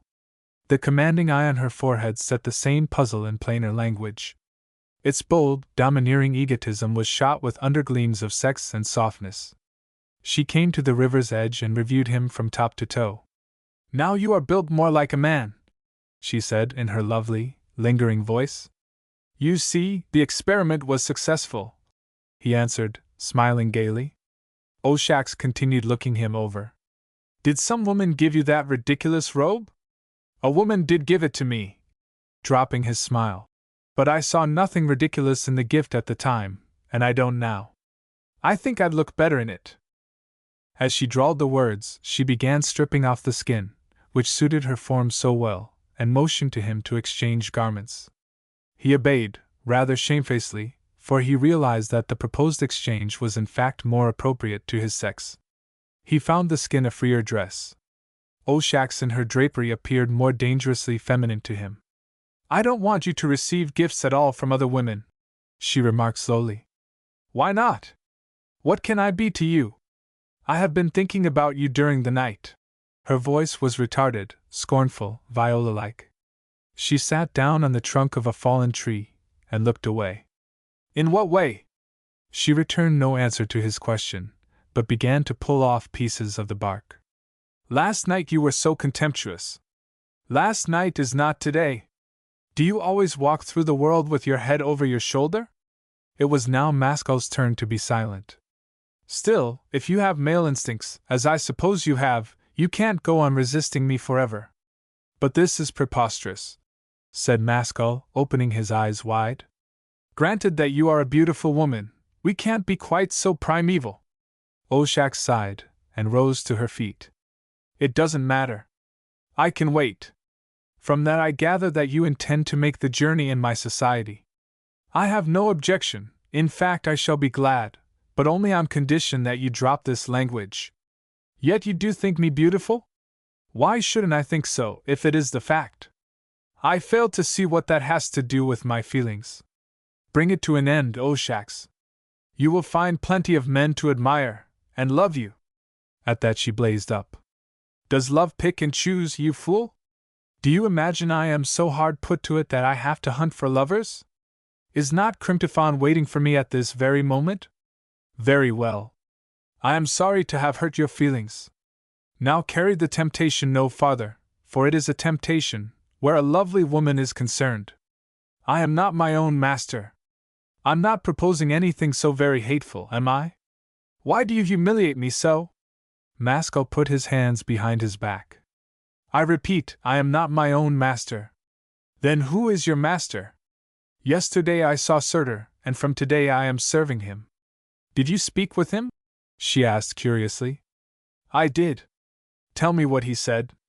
No, I can't, I won't. But whatever he said, his beauty was more tormenting than yours, O Shax, and that's why I can look at you in cold blood. Did Surtur forbid you to be a man? Maskell frowned. Is love such a manly sport, then? I should have thought it effeminate. It doesn't matter. You won't always be so boyish. But don't try my patience too far. Let us talk about something else, and above all, let us get on our road.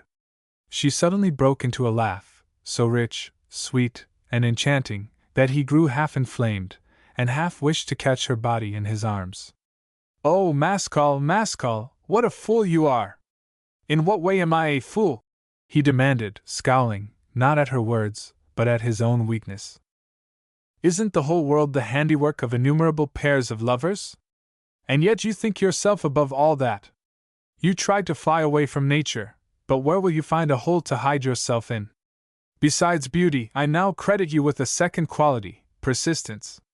Read me well, and then it is natural law that you'll think twice and 3 times before throwing me away. And now, before we go, we had better eat. Eat? Said Maskell thoughtfully. Don't you eat? Is food in the same category as love? What food is it? Fish from the river. Maskell recollected his promise to Joywind. At the same time, he felt hungry. Is there nothing milder? She pulled her mouth scornfully. You came through Pull-and-Dread, didn't you? All the people there are the same. They think life is to be looked at, and not lived. Now that you are visiting Ifdawn, you will have to change your notions. Go catch your fish, he returned, pulling down his brows. The broad, clear waters flowed past them with swelling undulations, from the direction of the mountains. Shax knelt down on the bank, and peered into the depths. Presently her look became tense and concentrated. She dipped her hand in and pulled out some sort of little monster. It was more like a reptile than a fish, with its scaly plates and teeth. She threw it on the ground, and it started crawling about. Suddenly she darted all her will into her sorb. The creature leaped into the air, and fell down dead. She picked up a sharp-edged slate, and with it removed the scales and entrails. During this operation, her hands and garment became stained with the light scarlet blood. Find the Druid, Maskell, she said, with a lazy smile. You had it last night. He searched for it. It was hard to locate, for its rays had grown dull and feeble in the sunlight, but at last he found it. Shax placed it in the interior of the monster, and left the body lying on the ground. While it's cooking, I'll wash some of this blood away, which frightens you so much. Have you never seen blood before? Maskell gazed at her in perplexity. The old paradox came back, the contrasting sexual characteristics in her person. Her bold, masterful, masculine egotism of manner seemed quite incongruous with the fascinating and disturbing femininity of her voice.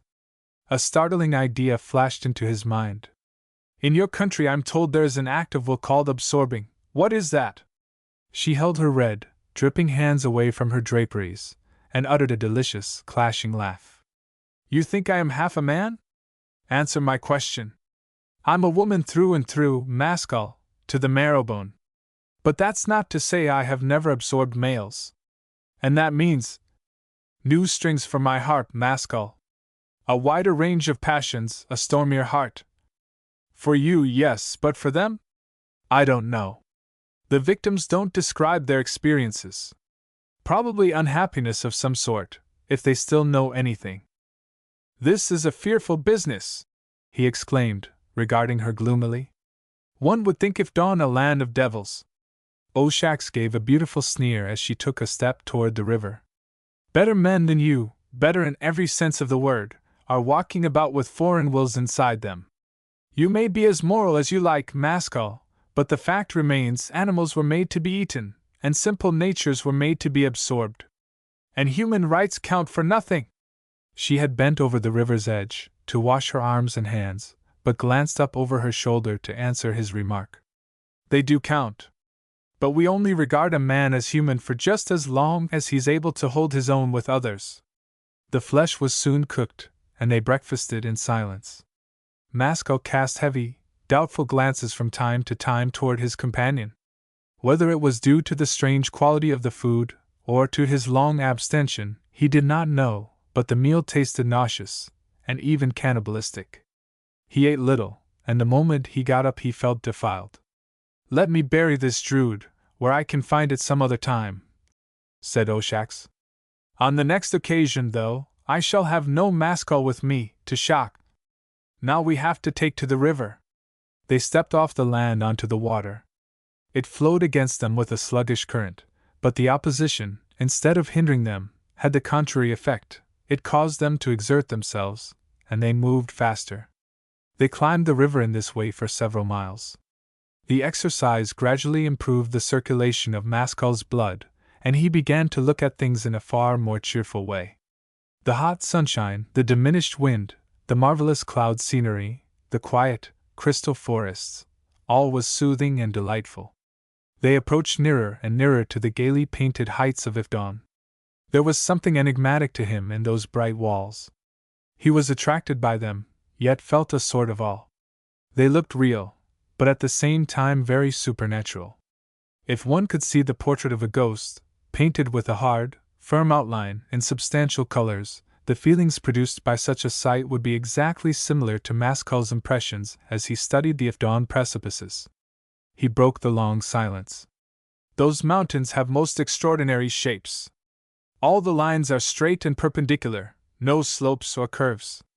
She walked backward on the water, in order to face him. "That's typical of Ifdawn. Nature is all hammer blows with us. Nothing soft and gradual. I hear you, but I don't understand you. All over the Maris you'll find patches of ground plunging down or rushing up. Trees grow fast. Women and men don't think twice before acting. One may call Ifdawn a place of quick decisions." Mascal was impressed. "A fresh, wild, primitive land. How is it where you come from?" asked Oshax. "Oh, mine is a decrepit world, where nature takes 100 years to move a foot of solid land. Men and animals go about in flocks. Originality is a lost habit." "Are there women there?" "As with you, and not very differently formed." "Do they love?" He laughed. "So much so that it has changed the dress, speech, and thoughts of the whole sex. Probably they are more beautiful than I." "No, I think not," said Mascal. There was another rather long silence, as they traveled unsteadily onward. "What is your business in Ifdawn?" demanded Oshax suddenly. He hesitated over his answer.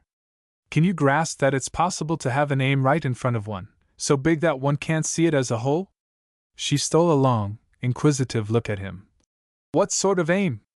"A moral aim. Are you proposing to set the world right?"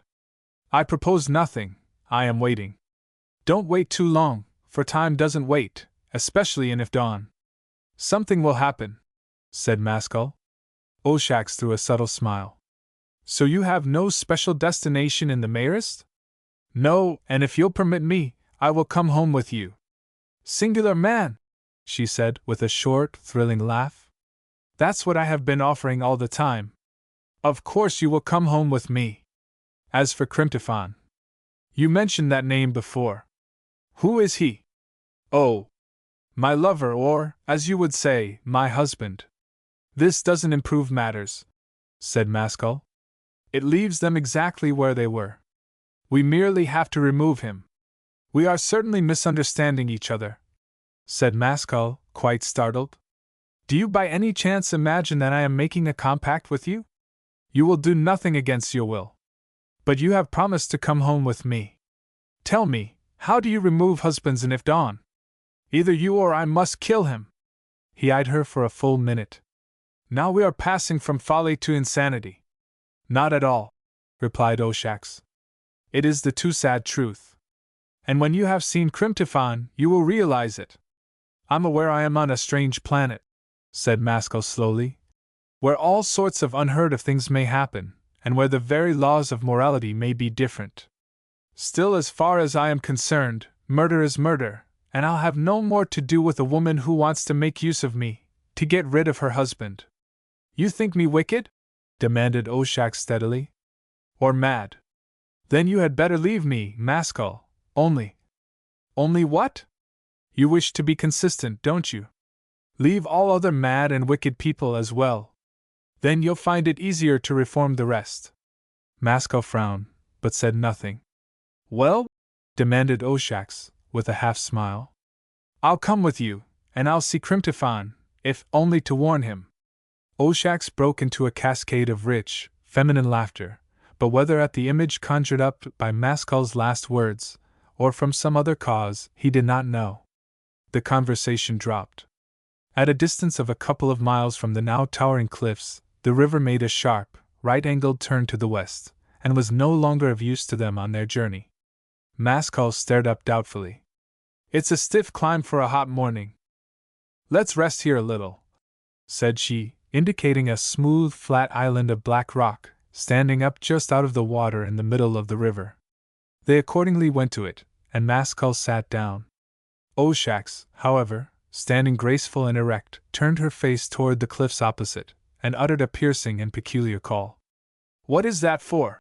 She did not answer. After waiting a minute, she repeated the call. Maskell now saw a large bird detach itself from the top of one of the precipices, and sail slowly down toward them. It was followed by two others. The flight of these birds was exceedingly slow and clumsy. What are they? He asked. She still returned no answer, but smiled rather peculiarly, and sat down beside him.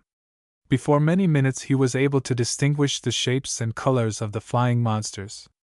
They were not birds, but creatures with long, snake-like bodies, and 10 reptilian legs apiece, terminating in fins which acted as wings. The bodies were of bright blue, the legs and fins were yellow. They were flying, without haste, but in a somewhat ominous fashion, straight toward them. He could make out a long, thin spike projecting from each of the heads. They are shrokes, explained Oshax at last. If you want to know their intention, I'll tell you. To make a meal of us. First of all, their spikes will pierce us, and then their mouths, which are really suckers, will drain us dry of blood, pretty thoroughly too. There are no half measures with shrokes. They are toothless beasts, so don't eat flesh. As you show such admirable sang-froid, said Maskell dryly, I take it there's no particular danger. Nevertheless, he instinctively tried to get on to his feet and failed. A new form of paralysis was chaining him to the ground. Are you trying to get up? Asked Oshax smoothly. Well, yes, but those cursed reptiles seem to be nailing me down to the rock with their wills. May I ask if you had any special object in view in waking them up? I assure you the danger is quite real, Maskell. Instead of talking and asking questions, you had much better see what you can do with your will. I seem to have no will, unfortunately. Oshax was seized with a paroxysm of laughter, but it was still rich and beautiful. It's obvious you aren't a very heroic protector, Maskell. It seems I must play the man, and you the woman. I expected better things of your big body. Why, my husband would send those creatures dancing all around the sky, by way of a joke, before disposing of them. Now watch me. 2 of the 3 I'll kill, the 3rd we will ride home on. Which one shall we keep? The shrokes continued their slow, wobbling flight toward them. Their bodies were of huge size. They produced in Maskell the same sensation of loathing as insects did. He instinctively understood that as they hunted with their wills, there was no necessity for them to possess a swift motion. Choose which you please, he said shortly. They are equally objectionable to me. Then I'll choose the leader, as it is presumably the most energetic animal. Watch now. She stood upright, and her sword suddenly blazed with fire. Maskell felt something snap inside his brain. His limbs were free once more. The 2 monsters in the rear staggered and darted head foremost toward the earth, one after the other. He watched them crash on the ground, and then lie motionless. The leader still came toward them, but he fancied that its flight was altered in character. It was no longer menacing, but tame and unwilling. Oshax guided it with her will to the mainland shore opposite their island rock. Its vast bulk lay there extended, awaiting her pleasure. They immediately crossed the water. Maskell viewed the Shroak at close quarters. It was about 30 feet long. Its bright-colored skin was shining, slippery, and leathery. A mane of black hair covered its long neck. Its face was awesome and unnatural, with its carnivorous eyes, frightful stiletto, and blood-sucking cavity. There were true fins on its back and tail. "Have you a good seat?" asked Oshax, patting the creature's flank. "As I have to steer, let me jump on first." She pulled up her gown, then climbed up and sat astride the animal's back, just behind the mane, which she clutched. Between her and the fin there was just room for Maskell. He grasped the two flanks with his outer hands. His third, new arm pressed against Oshax's back, and for additional security he was compelled to encircle her waist with it. Directly he did so, he realized that he had been tricked, and that this ride had been planned for one purpose only: to inflame his desires. The third arm possessed a function of its own, of which hitherto he had been ignorant. It was a developed magn. But the stream of love which was communicated to it was no longer pure and noble. It was boiling, passionate, and torturing. He gritted his teeth, and kept quiet, but Oshax had not plotted the adventure to remain unconscious of his feelings. She looked around, with a golden, triumphant smile. "The ride will last some time, so hold on well." Her voice was soft like a flute, but rather malicious. Maskell grinned, and said nothing. He dared not remove his arm. The Shroak straddled on to its legs. It jerked itself forward, and rose slowly and uncouthly in the air. They began to paddle upward toward the painted cliffs. The motion was swaying, rocking, and sickening. The contact of the brute's slimy skin was disgusting. All this, however, was merely background to Maskell, as he sat there with closed eyes, holding on to Oshax. In the front and center of his consciousness was the knowledge that he was gripping a fair woman, and that her flesh was responding to his touch like a lovely harp. They climbed up and up. He opened his eyes, and ventured to look around him. By this time they were already level with the top of the outer rampart of precipices. There now came in sight a wild archipelago of islands, with jagged outlines, emerging from a sea of air. The islands were mountain summits. Or, more accurately speaking, the country was a high tableland, fissured everywhere by narrow and apparently bottomless cracks. These cracks were in some cases like canals, in others like lakes, in others merely holes in the ground, closed in all round. The perpendicular sides of the islands, that is, the upper, visible parts of the innumerable cliff faces, were of bare rock, gaudily colored, but the level surfaces were a tangle of wild plant life. The taller trees alone were distinguishable from the Shroak's back. They were of different shapes, and did not look ancient. They were slender and swaying but did not appear very graceful. They looked tough, wiry, and savage. As Maskell continued to explore the landscape, he forgot Oshax and his passion. Other strange feelings came to the front. The morning was gay and bright. The sun scorched down, quickly changing clouds sailed across the sky. The earth was vivid, wild, and lonely. Yet he experienced no aesthetic sensations. He felt nothing but an intense longing for action and possession. When he looked at anything, he immediately wanted to deal with it. The atmosphere of the land seemed not free, but sticky. Attraction and repulsion were its constituents. Apart from this wish to play a personal part in what was going on around and beneath him, the scenery had no significance for him. So preoccupied was he, that his arm partly released its clasp. Oshax turned around to gaze at him. Whether or not she was satisfied with what she saw, she uttered a low laugh, like a peculiar chord. "Cold again so quickly, Maskell? What do you want?" he asked absently, still looking over the side. "It's extraordinary how drawn I feel to all this. You wish to take a hand? I wish to get down. Oh, we have a good way to go yet. So you really feel different? Different from what? What are you talking about?" said Maskell, still lost in abstraction. Oshax laughed again. "It would be strange if we couldn't make a man of you, for the material is excellent." After that, she turned her back once more. The air islands differed from water islands in another way. They were not on a plain surface, but sloped upward, like a succession of broken terraces, as the journey progressed. The Shroak had hitherto been flying well above the ground, but now, when a new line of towering cliffs confronted them, Oshax did not urge the beast upward, but caused it to enter a narrow canyon, which intersected the mountains like a channel. They were instantly plunged into deep shade. The canal was not above 30 feet wide. The walls stretched upward on both sides for many hundred feet. It was as cool as an ice chamber. When Maskell attempted to plumb the chasm with his eyes, he saw nothing but black obscurity. "What is at the bottom?" he asked. "Death for you, if you go to look for it. We know that. I mean, is there any kind of life down there?" "Not that I have ever heard of," said Oshax. "But of course all things are possible." "I think very likely there is life," he returned thoughtfully. Her ironical laugh sounded out of the gloom. "Shall we go down and see? You find that amusing?" "No, not that.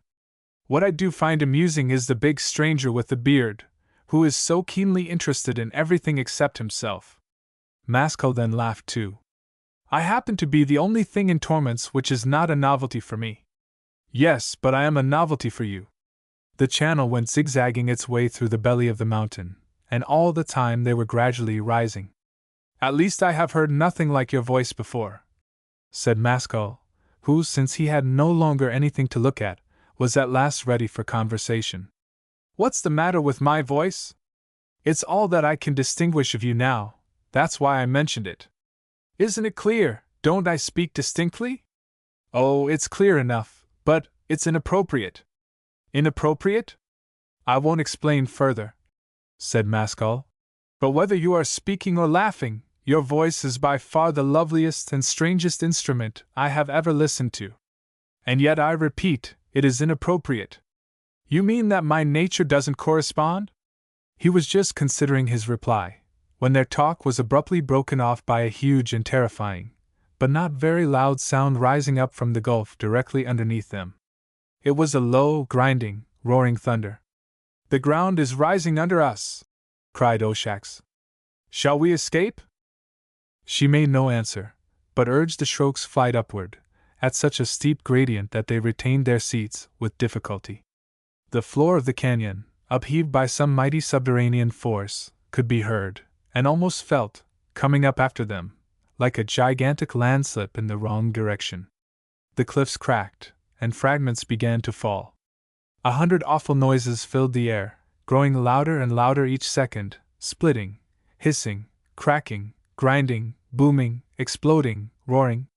When they had still 50 feet or so to go, to reach the top, a sort of dark, indefinite sea of broken rocks and soil appeared under their feet, ascending rapidly, with irresistible might, accompanied by the most horrible noises. The canal was filled up for 200 yards, before and behind them. Millions of tons of solid matter seemed to be raised. The Shroak in its ascent was caught by the uplifted debris. Beasts and riders experienced in that moment all the horrors of an earthquake. They were rolled violently over, and thrown among the rocks and dirt. All was thunder, instability, motion, confusion.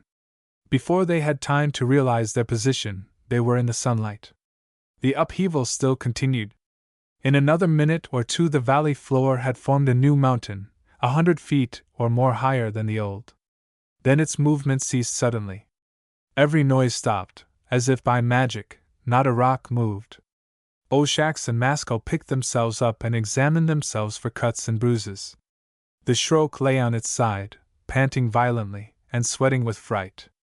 "That was a nasty affair," said Maskell, flicking the dirt off his person. Oshax staunched a cut on her chin with the corner of her robe. "It might have been far worse. I mean, it's bad enough to come up, but it's death to go down, and that happens just as often. Whatever induces you to live in such a country?" "I don't know, Maskell. Habit, I suppose. I have often thought of moving out of it. A good deal must be forgiven you for having to spend your life in a place like this, where one is obviously never safe from one minute to another." "You will learn by degrees," she answered, smiling. She looked hard at the monster, and it got heavily to its feet. Get on again, Mascal! She directed, climbing back to her perch. We haven't too much time to waste. He obeyed. They resumed their interrupted flight, this time over the mountains, and in full sunlight. Mascal settled down again to his thoughts. The peculiar atmosphere of the country continued to soak into his brain. His will became so restless and uneasy that merely to sit there in inactivity was a torture. He could scarcely endure not to be doing something. How secretive you are, Mascal! Said Oshax quietly, without turning her head. What secrets? What do you mean? Oh, I know perfectly well what's passing inside you. Now I think it wouldn't be amiss to ask you, is friendship still enough? Oh, don't ask me anything, growled Mascal. I've far too many problems in my head already. I only wish I could answer some of them. He stared stonily at the landscape. The beast was winging its way toward a distant mountain, of singular shape. It was an enormous natural quadrilateral pyramid, rising in great terraces and terminating in a broad, flat top, on which what looked like green snow still lingered. What mountain is that? He asked. Discorn. The highest point in Ifdawn. Are we going there? Why should we go there? But if you were going on farther, it might be worth your while to pay a visit to the top. It commands the whole land as far as the sinking sea and Swallone's Island, and beyond. You can also see Alpine from it. That's a sight I mean to see before I have finished. Do you, Mascal? She turned around and put her hand on his wrist. Stay with me, and one day we'll go to Discorn together. He grunted unintelligibly. There were no signs of human existence in the country under their feet. While Mascal was still grimly regarding it, a large tract of forest not far ahead, bearing many trees and rocks, suddenly subsided with an awful roar and crashed down into an invisible gulf. What was solid land 1 minute became a clean-cut chasm the next. He jumped violently up with the shock. This is frightful. Oshax remained unmoved. Why, life here must be absolutely impossible, he went on, when he had somewhat recovered himself. A man would need nerves of steel. Is there no means at all of foreseeing a catastrophe like this? Oh, I suppose we wouldn't be alive if there weren't, replied Oshax, with composure. We are more or less clever at it, but that doesn't prevent our often getting caught. You had better teach me the signs. We'll have many things to go over together. And among them, I expect, will be whether we are to stay in the land at all. But first let us get home. How far is it now? It is right in front of you, said Oshax, pointing with her forefinger. You can see it. He followed the direction of the finger and, after a few questions, made out the spot she was indicating. It was a broad peninsula, about 2 miles distant. 3 of its sides rose sheer out of a lake of air, the bottom of which was invisible. Its fourth was a bottleneck, joining it to the mainland. It was overgrown with bright vegetation, distinct in the brilliant atmosphere. A single tall tree, shooting up in the middle of the peninsula, dwarfed everything else. It was wide and shady with sea-green leaves. I wonder if Cryptophon is there, remarked Oshax. Can I see 2 figures, or am I mistaken? I also see something, said Mascal. In 20 minutes they were directly above the peninsula, at a height of about 50 feet.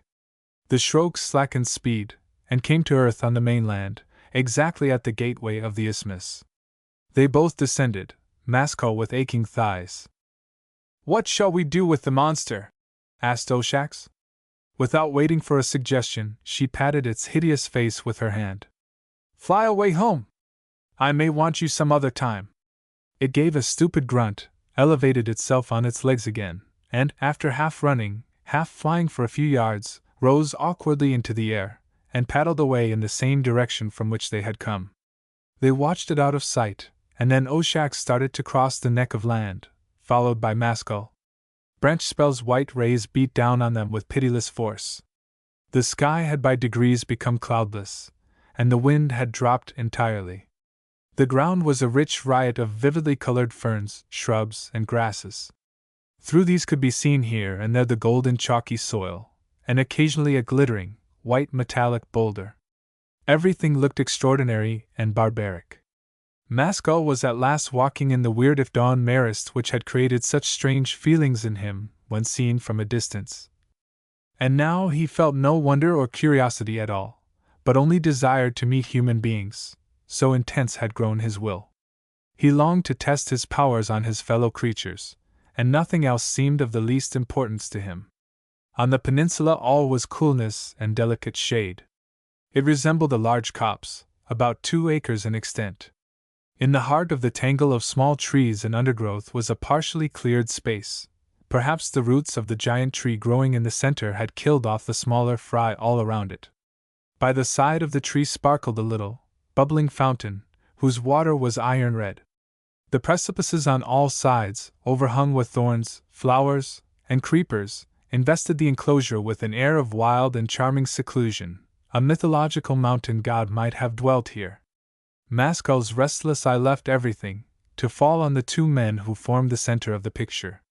One was reclining, in the ancient Grecian fashion of banqueters, on a tall couch of mosses, sprinkled with flowers. He rested on one arm, and was eating a kind of plum, with calm enjoyment. A pile of these plums lay on the couch beside him. The overspreading branches of the tree completely sheltered him from the sun. His small, boyish form was clad in a rough skin, leaving his limbs naked. Maskell could not tell from his face whether he were a young boy or a grown man.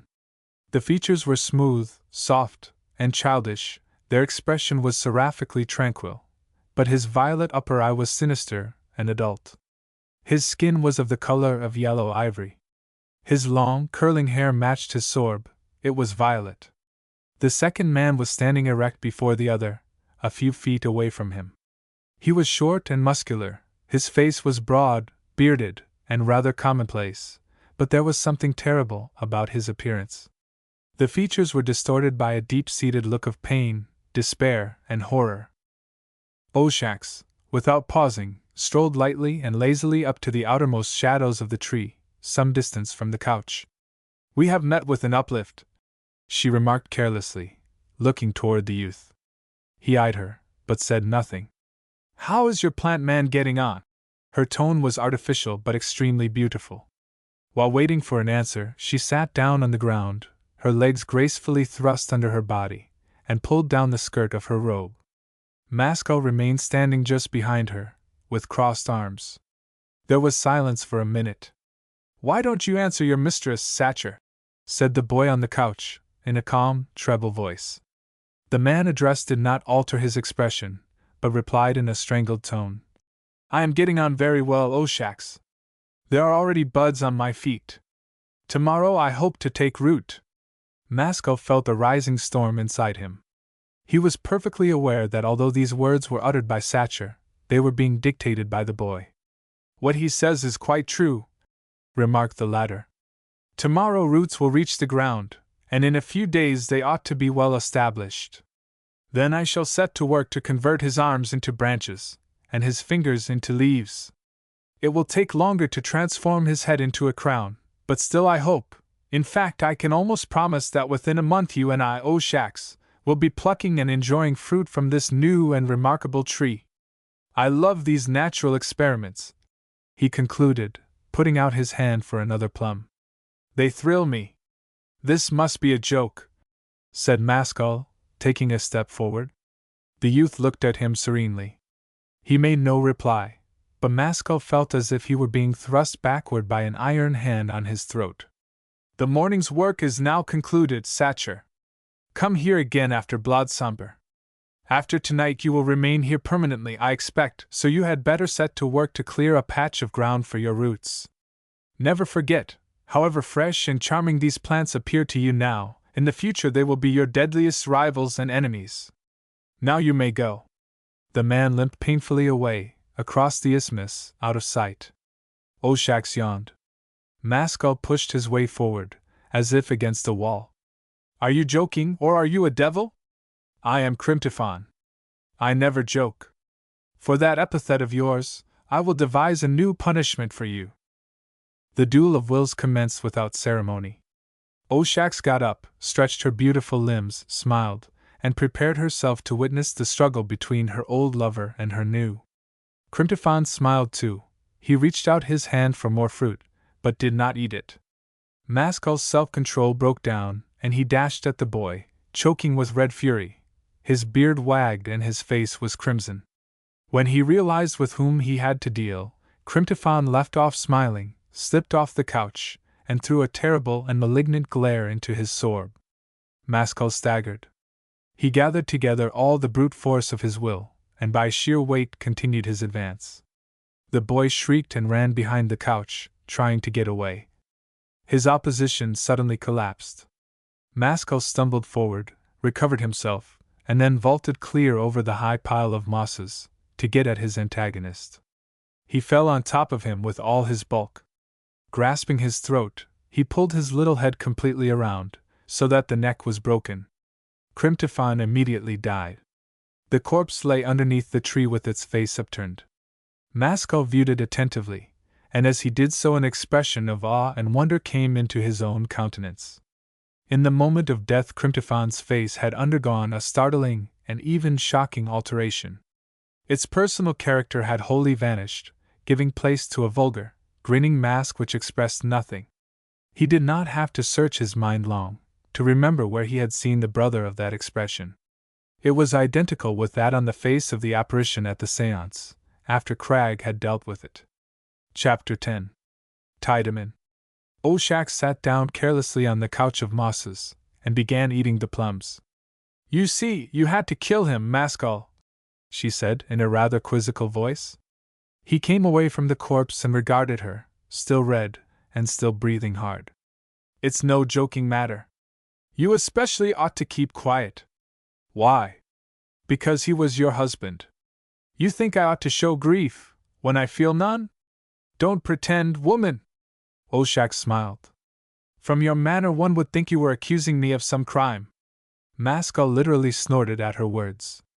"What, you live with filth, you live in the arms of a morbid monstrosity, and then—" "Oh, now I grasp it," she said in a tone of perfect detachment. "I'm glad. Well, Mascal," she proceeded, after a pause, "and who gave you the right to rule my conduct? Am I not mistress of my own person?" He looked at her with disgust, but said nothing. There was another long interval of silence. "I never loved him," said Oshak at last, looking at the ground. "That makes it all the worse. What does all this mean? What do you want?" "Nothing from you, absolutely nothing, thank heaven!" She gave a hard laugh.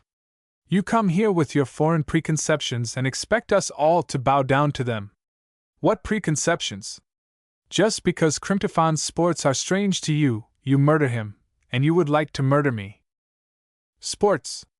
That diabolical cruelty! Oh, you're sentimental," said Oshak contemptuously. "Why do you need to make such a fuss over that man? Life is life, all the world over, and one form is as good as another. He was only to be made a tree, like a million other trees. If they can endure the life, why can't he? And this is if dawn morality." Oshak began to grow angry. "It's you who have peculiar ideas. You rave about the beauty of flowers and trees, you think them divine. But when it's a question of taking on this divine, fresh, pure, enchanting loveliness yourself, in your own person, it immediately becomes a cruel and wicked degradation. Here we have a strange riddle, in my opinion. Oshak, you're a beautiful, heartless wild beast, nothing more. If you weren't a woman—" "Well," curling her lip, "let us hear what would happen if I weren't a woman." Mascal bit his nails. "It doesn't matter. I can't touch you, though there's certainly not the difference of a hair between you and your boy husband. For this you may thank my foreign preconceptions. Farewell!" He turned to go. Oshak's eyes slanted at him through their long lashes. "Where are you off to, Mascal?" "That's a matter of no importance, for wherever I go it must be a change for the better. You walking whirlpools of crime! Wait a minute. I only want to say this. Blodsomber is just starting, and you had better stay here till the afternoon. We can quickly put that body out of sight, and, as you seem to detest me so much, the place is big enough, we needn't talk, or even see each other. I don't wish to breathe the same air. Singular man!" She was sitting erect and motionless, like a beautiful statue. "And what of your wonderful interview with Surtur, and all the undone things which you set out to do. You aren't the one I shall speak to about that. But, he eyed her meditatively. While I'm still here, you can tell me this. What's the meaning of the expression on that corpse's face? Is that another crime, Maskell? All dead people look like that. Ought they not to? I once heard it called Crystalman's face. Why not? We are all daughters and sons of Crystalman. It is doubtless the family resemblance. It has also been told me that Surtur and Crystalman are one and the same. You have wise and truthful acquaintances. Then how could it have been Surtur whom I saw? Said Maskell, more to himself than to her. That apparition was something quite different. She dropped her mocking manner, and sliding imperceptibly toward him, gently pulled his arm. You see, we have to talk. Sit down beside me, and ask me your questions. I'm not excessively smart, but I'll try to be of assistance. Maskell permitted himself to be dragged down with soft violence. She bent toward him, as if confidentially, and contrived that her sweet, cool, feminine breath should fan his cheek. Aren't you here to alter the evil to the good, Maskell? Then what does it matter who sent you? What can you possibly know of good and evil? Are you only instructing the initiated? Who am I to instruct anybody?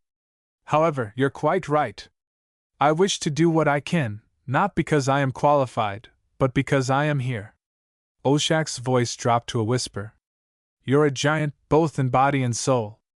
What you want to do, you can do. Is that your honest opinion, or are you flattering me for your own ends? She sighed. Don't you see how difficult you are making the conversation? Let's talk about your work, not about ourselves. Maskell suddenly noticed a strange blue light glowing in the northern sky. It was from Alpine, but Alpine itself was behind the hills. While he was observing it, a peculiar wave of self-denial, of a disquieting nature, passed through him. He looked at Oshak's, and it struck him for the first time that he was being unnecessarily brutal to her. He had forgotten that she was a woman, and defenseless. Won't you stay? She asked all of a sudden, quite openly and frankly. Yes, I think I'll stay, he replied slowly. And another thing, Oshak's, if I've misjudged your character, pray forgive me. I'm a hasty, passionate man. There are enough easygoing men. Hard knocks are a good medicine for vicious hearts. And you didn't misjudge my character, as far as you went, only, every woman has more than one character. Don't you know that? During the pause that followed, a snapping of twigs was heard, and both looked around, startled. They saw a woman stepping slowly across the neck that separated them from the mainland. Tiedemann, muttered Oshak's, in a vexed, frightened voice.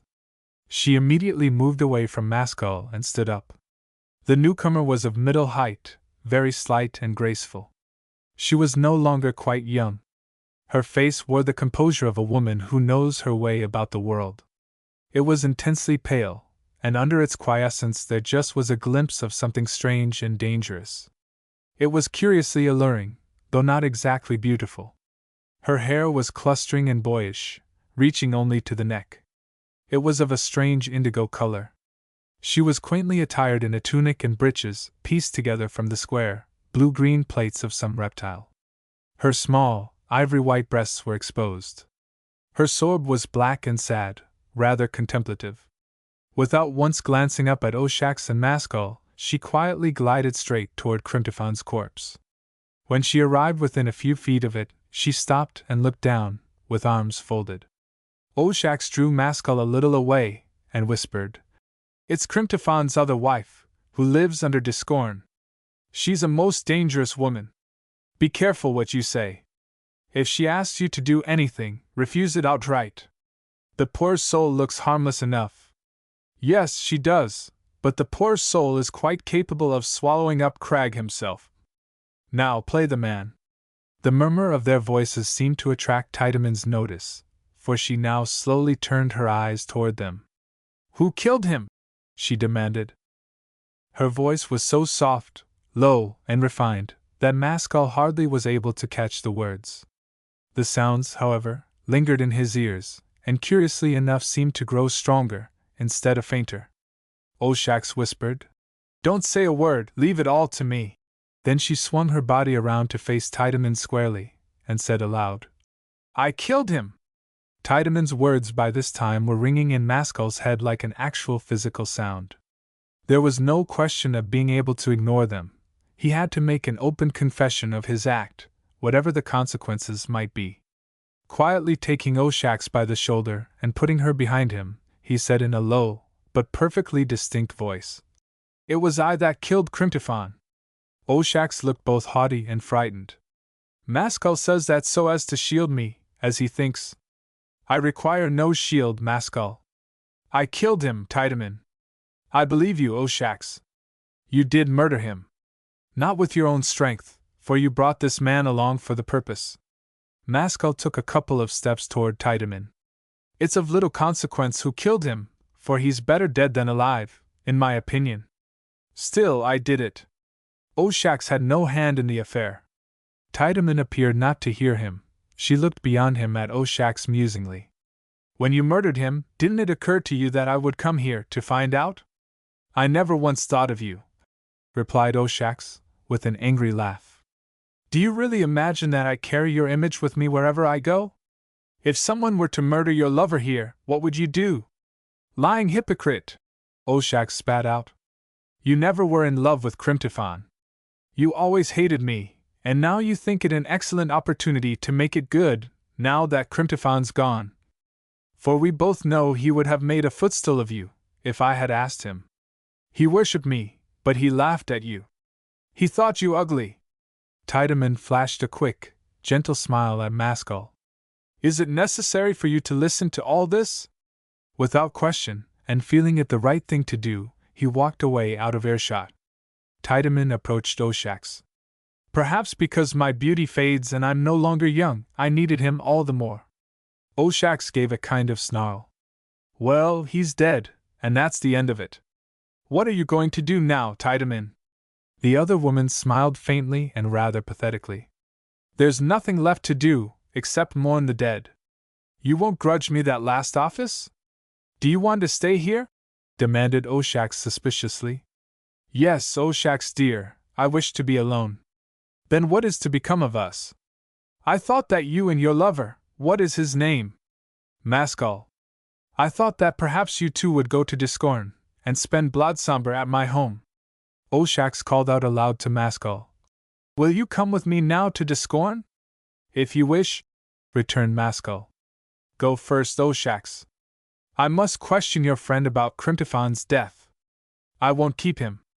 "Why don't you question me, rather?" demanded Oshax, looking up sharply. Tiedemann gave the shadow of a smile. "We know each other too well." "Play no tricks," said Oshax, and she turned to go. "Surely you must be dreaming," said Tiedemann. "That's the way, unless you want to walk over the cliffside."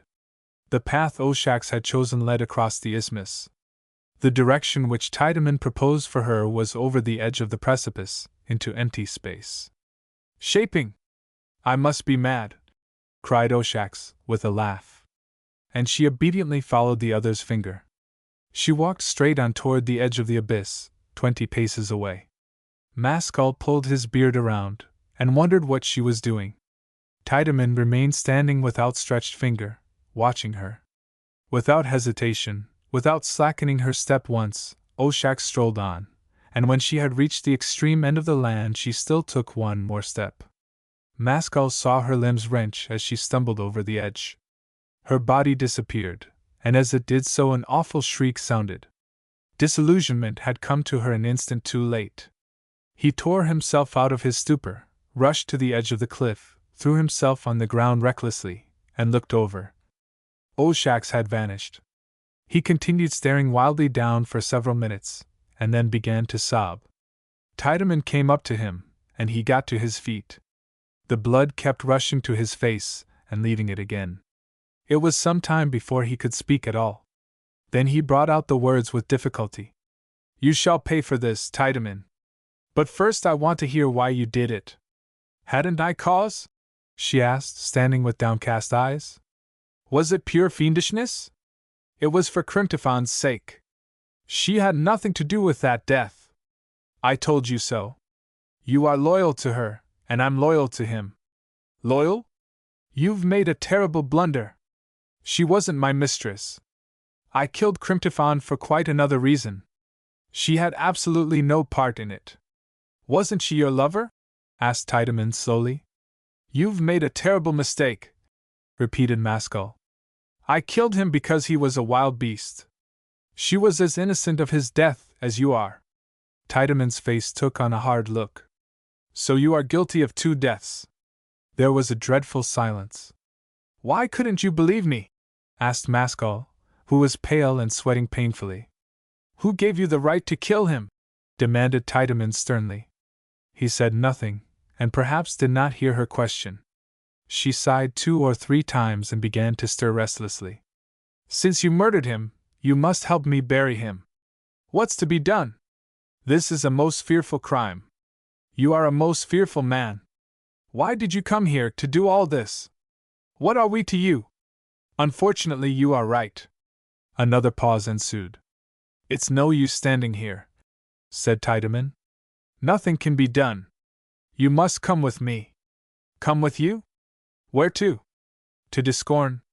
There's a burning lake on the far side of it. He always wished to be cast there after death. We can do that after Bloodsamber. In the meantime, we must take him home. You're a callous, heartless woman. Why should he be buried when that poor girl must remain unburied? You know that's out of the question, replied Tiedemann quietly. Maskell's eyes roamed about agitatedly, apparently seeing nothing. We must do something, she continued. I shall go. You can't wish to stay here alone? No, I couldn't stay here, and why should I want to? You want me to carry the corpse?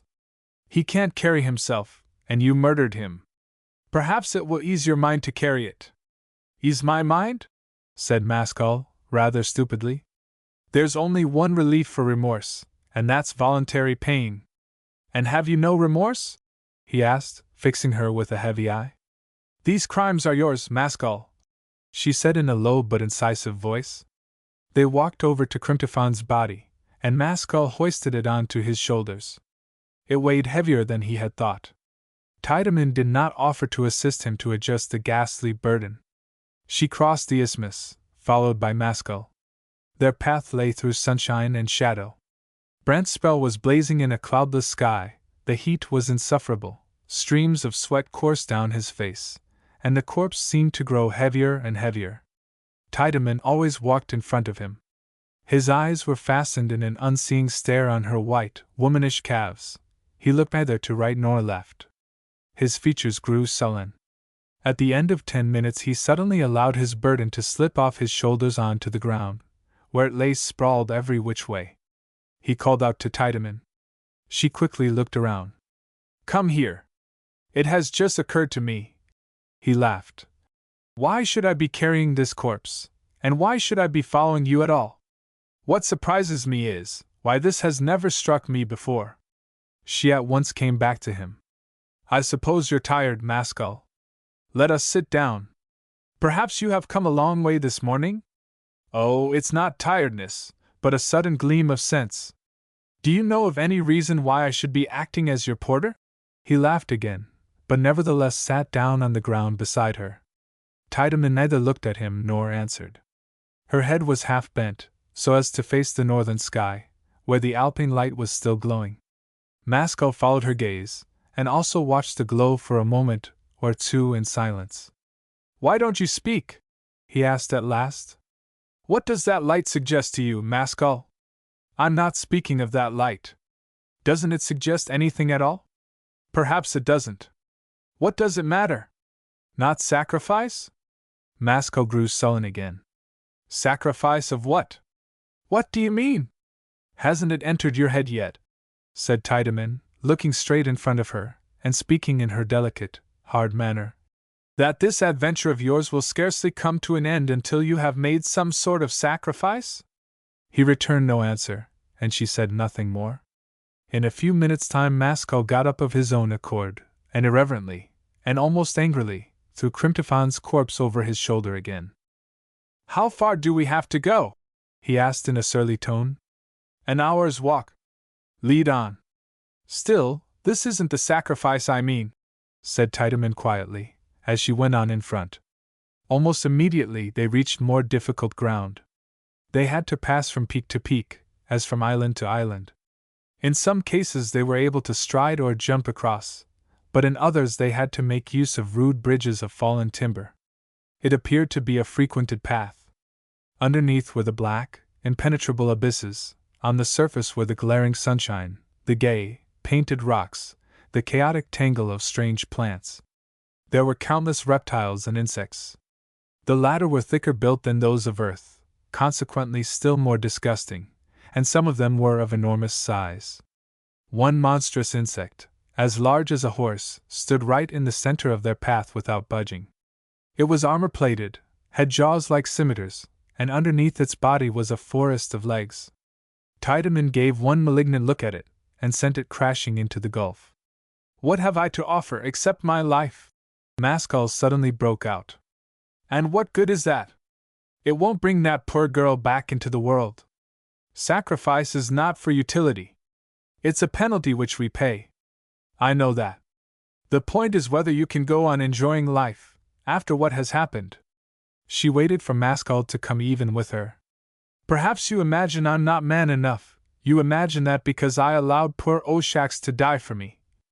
"She did die for you," said Tiedemann, in a quiet, emphatic voice. "That would be a second blunder of yours," returned Maskell, just as firmly. "I was not in love with Oshax, and I'm not in love with life. Your life is not required. Then I don't understand what you want, or what you are speaking about. It's not for me to ask a sacrifice from you, Maskell. That would be compliance on your part, but not sacrifice. You must wait until you feel there's nothing else for you to do. It's all very mysterious." The conversation was abruptly cut short by a prolonged and frightful crashing, roaring sound, coming from a short distance ahead. It was accompanied by a violent oscillation of the ground on which they stood. They looked up, startled, just in time to witness the final disappearance of a huge mass of forest land, not 200 yards in front of them. Several acres of trees, plants, rocks, and soil, with all its teeming animal life, vanished before their eyes, like a magic story. The new chasm was cut, as if by a knife. Beyond its farther edge the alpine globe burned blue just over the horizon. "Now we shall have to make a detour," said Tiedemann, halting. Maskell caught hold of her with his third hand. "Listen to me, while I try to describe what I'm feeling. When I saw that landslip, everything I have heard about the last destruction of the world came into my mind. It seemed to me as if I were actually witnessing it, and that the world were really falling to pieces. Then, where the land was, we now have this empty, awful gulf, that's to say, nothing, and it seems to me as if our life will come to the same condition. Where there was something there will be nothing. But that terrible blue glare on the opposite side is exactly like the eye of fate. It accuses us, and demands what we have made of our life, which is no more. At the same time, it is grand and joyful. The joy consists in this, that it is in our power to give freely what will later on be taken from us by force." Tiedemann watched him attentively. "Then your feeling is that your life is worthless, and you make a present of it to the first one who asks?" "No, it goes beyond that. I feel that the only thing worth living for is to be so magnanimous that fate itself will be astonished at us. Understand me. It isn't cynicism, or bitterness, or despair, but heroism. It's hard to explain. Now you shall hear what sacrifice I offer you, Maskell. It's a heavy one, but that's what you seem to wish. That is so. In my present mood it can't be too heavy. Then, if you are in earnest, resign your body to me. Now that Crimtophan's dead, I'm tired of being a woman. I fail to comprehend. Listen, then. I wish to start a new existence in your body. I wish to be a male. I see it isn't worth while being a woman. I mean to dedicate my own body to Crimtophan. I shall tie his body and mine together, and give them a common funeral in the burning lake. That's the sacrifice I offer you. As I said, it's a hard one. So you do ask me to die. Though how you can make use of my body is difficult to understand. No, I don't ask you to die. You will go on living. How is it possible without a body? Tiedemann gazed at him earnestly. There are many such beings, even in your world. There you call them spirits, apparitions, phantoms. They are in reality living wills, deprived of material bodies, always longing to act and enjoy, but quite unable to do so. Are you noble-minded enough to accept such a state, do you think? If it's possible, I accept it, replied Maskell quietly. Not in spite of its heaviness, but because of it. But how is it possible? Undoubtedly there are very many things possible in our world of which you have no conception. Now let us wait till we get home. I don't hold you to your word, for unless it's a free sacrifice I will have nothing to do with it. I am not a man who speaks lightly. If you can perform this miracle, you have my consent, once for all. Then we'll leave it like that for the present, said Tiedemann sadly. They proceeded on their way. Owing to the subsidence, Tiedemann seemed rather doubtful at first as to the right road, but by making a long divergence they eventually got around to the other side of the newly formed chasm. A little later on, in a narrow copse crowning a miniature, insulated peak, they fell in with a man. He was resting himself against a tree, and looked tired, overheated, and despondent. He was young. His beardless expression bore an expression of unusual sincerity, and in other respects he seemed a hardy, hard-working youth, of an intellectual type. His hair was thick, short, and flaxen. He possessed neither a sword nor a third arm, so presumably he was not a native of Ifdawn. His forehead, however, was disfigured by what looked like a haphazard assortment of eyes, 8 in number, of different sizes and shapes. They went in pairs, and whenever 2 were in use, it was indicated by a peculiar shining, the rest remained dull, until their turn came. In addition to the upper eyes he had the 2 lower ones, but they were vacant and lifeless. This extraordinary battery of eyes, alternatively alive and dead, gave the young man an appearance of almost alarming mental activity. He was wearing nothing but a sort of skin kilt. Maskell seemed somehow to recognize the face, though he had certainly never set eyes on it before. Tiedemann suggested to him to set down the corpse, and both sat down to rest in the shade. Question him, Maskell, she said, rather carelessly, jerking her head toward the stranger. Maskell sighed and asked aloud, from his seat on the ground, What's your name, and where do you come from?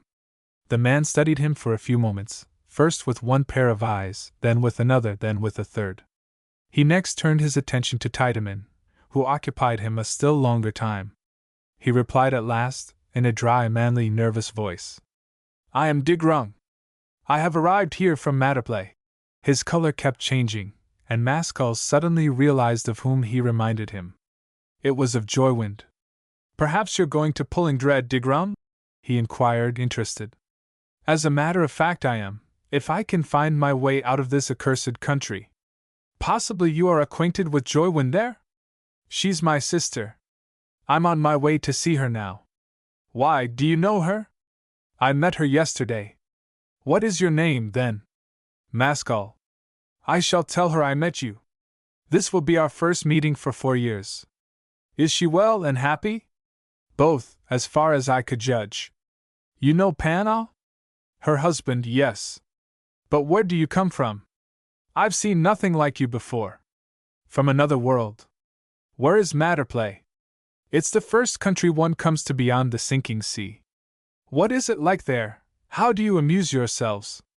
The same old murders and sudden deaths? Are you ill? Asked Digrung.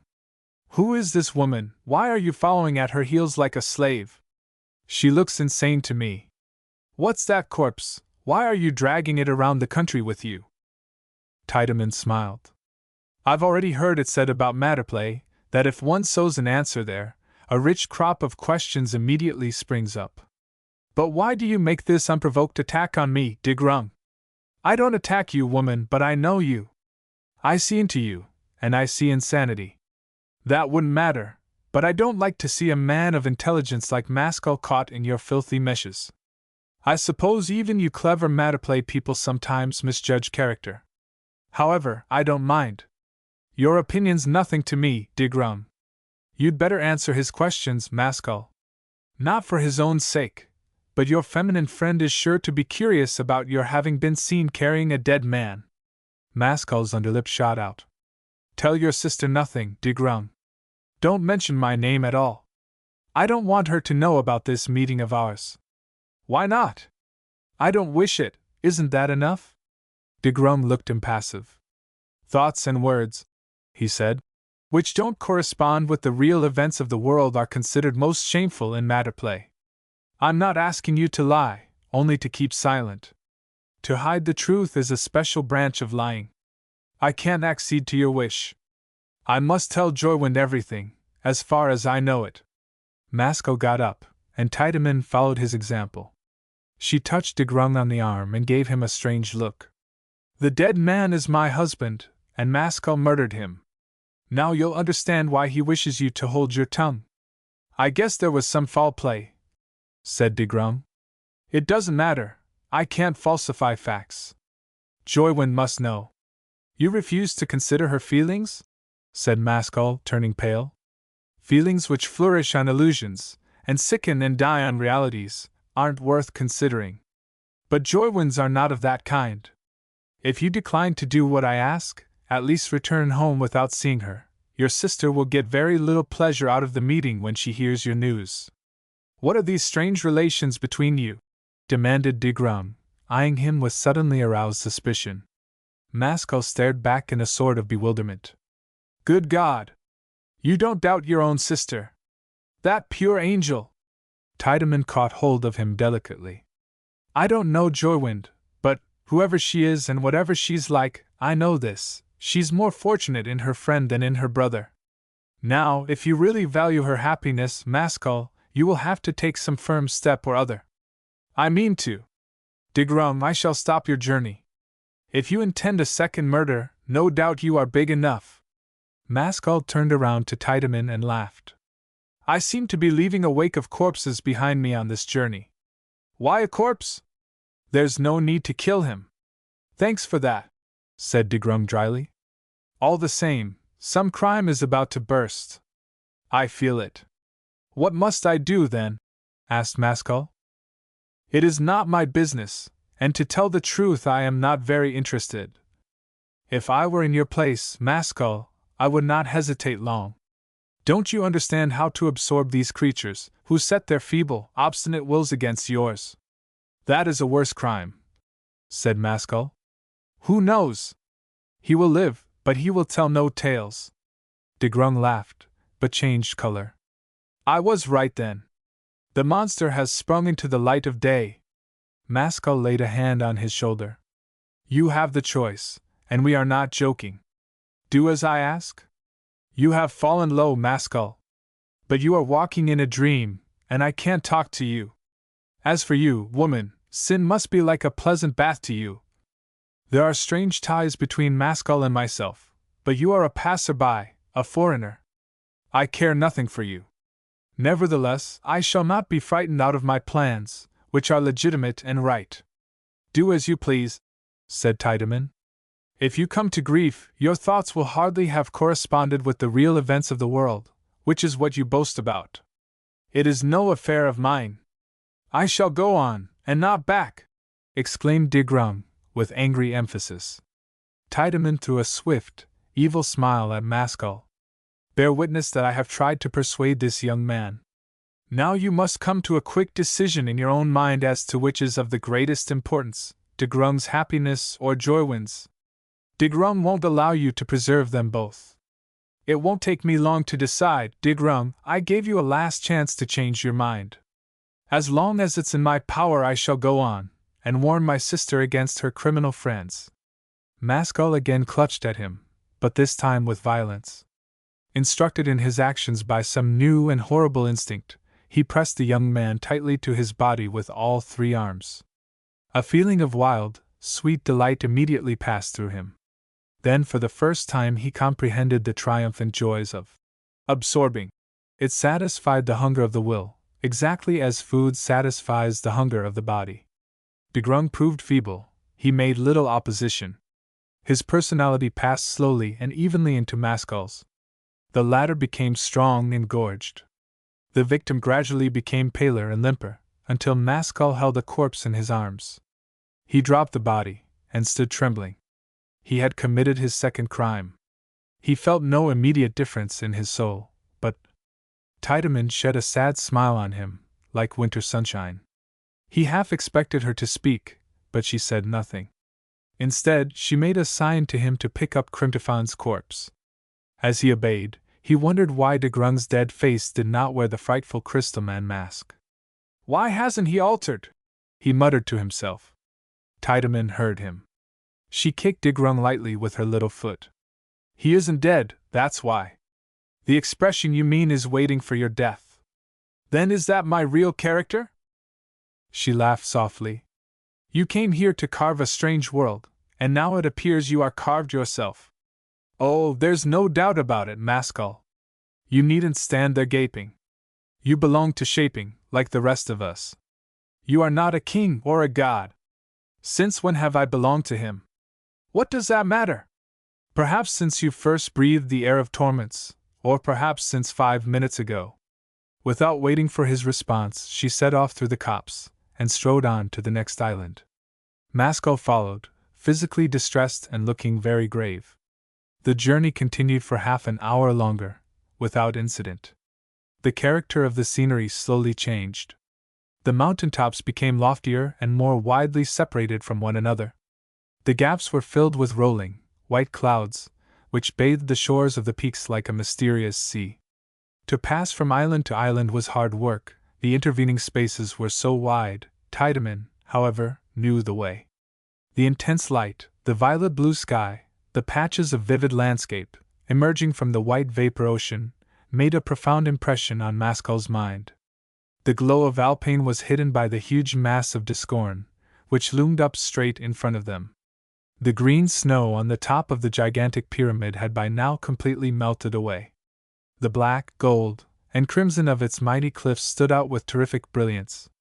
They were directly beneath the bulk of the mountain, which was not a mile away. It did not appear dangerous to climb, but he was unaware on which side of it their destination lay. It was split from top to bottom by numerous straight fissures. A few pale green waterfalls descended here and there, like narrow, motionless threads. The face of the mountain was rugged and bare. It was strewn with detached boulders, and great, jagged rocks projected everywhere like iron teeth. Tiedemann pointed to a small black hole near the base, which might be a cave. "That is where I live." "You live here alone?" "Yes." "It's an odd choice for a woman, and you are not unbeautiful either." "A woman's life is over at 25, she replied, sighing. "And I am far older than that. 10 years ago it would have been I who lived yonder, and not Shax. Then all this wouldn't have happened." A quarter of an hour later they stood within the mouth of the cave. It was 10 feet high, and its interior was impenetrably black. "Put down the body in the entrance, out of the sun," directed Tiedemann. He did so. She cast a keenly scrutinizing glance at him. "Does your resolution still hold, Maskell?" "Why shouldn't it hold? My brains are not feathers." "Follow me, then." They both stepped into the cave. At that very moment a sickening crash, like heavy thunder just over their heads, set Maskell's weakened heart thumping violently. An avalanche of boulders, stones, and dust swept past the cave entrance from above. If their going in had been delayed by a single minute, they would have been killed. Tiedemann did not even look up. She took his hand in hers, and started walking with him into the darkness. The temperature became as cold as ice. At the first bend the light from the outer world disappeared, leaving them in absolute blackness. Maskell kept stumbling over the uneven ground, but she kept tight hold of him, and hurried him along. The tunnel seemed of interminable length. Presently, however, the atmosphere changed, or such was his impression. He was somehow led to imagine that they had come to a larger chamber. Here Tiedemann stopped, and then forced him down with quiet pressure. His groping hand encountered stone, and by feeling it all over, he discovered that it was a sort of stone slab, or couch, raised a foot or 18 inches from the ground. She told him to lie down. "Has the time come?" asked Maskell. "Yes." He lay there waiting in the darkness, ignorant of what was going to happen. He felt her hand clasping his. Without perceiving any gradation, he lost all consciousness of his body. He was no longer able to feel his limbs or internal organs. His mind remained active and alert. Nothing particular appeared to be taking place. Then the chamber began to grow light, like very early morning. He could see nothing, but the retina of his eyes was affected. He fancied that he heard music, but while he was listening for it, it stopped. The light grew stronger, the air grew warmer. He heard the confused sound of distant voices. Suddenly Tiedemann gave his hand a powerful squeeze. He heard someone scream faintly, and then the light leaped up, and he saw everything clearly. He was lying on a wooden couch, in a strangely decorated room, lighted by electricity. His hand was being squeezed, not by Tiedemann, but by a man dressed in the garments of civilization, with whose face he was certainly familiar, but under what circumstances he could not recall. Other people stood in the background. They too were vaguely known to him. He sat up and began to smile, without any especial reason, and then stood upright. Everybody seemed to be watching him with anxiety and emotion. He wondered why. Yet he felt that they were all acquaintances. Two in particular he knew, the man at the farther end of the room, who paced restlessly backward and forward, his face transfigured by stern, holy grandeur, and that other big, bearded man, who was himself.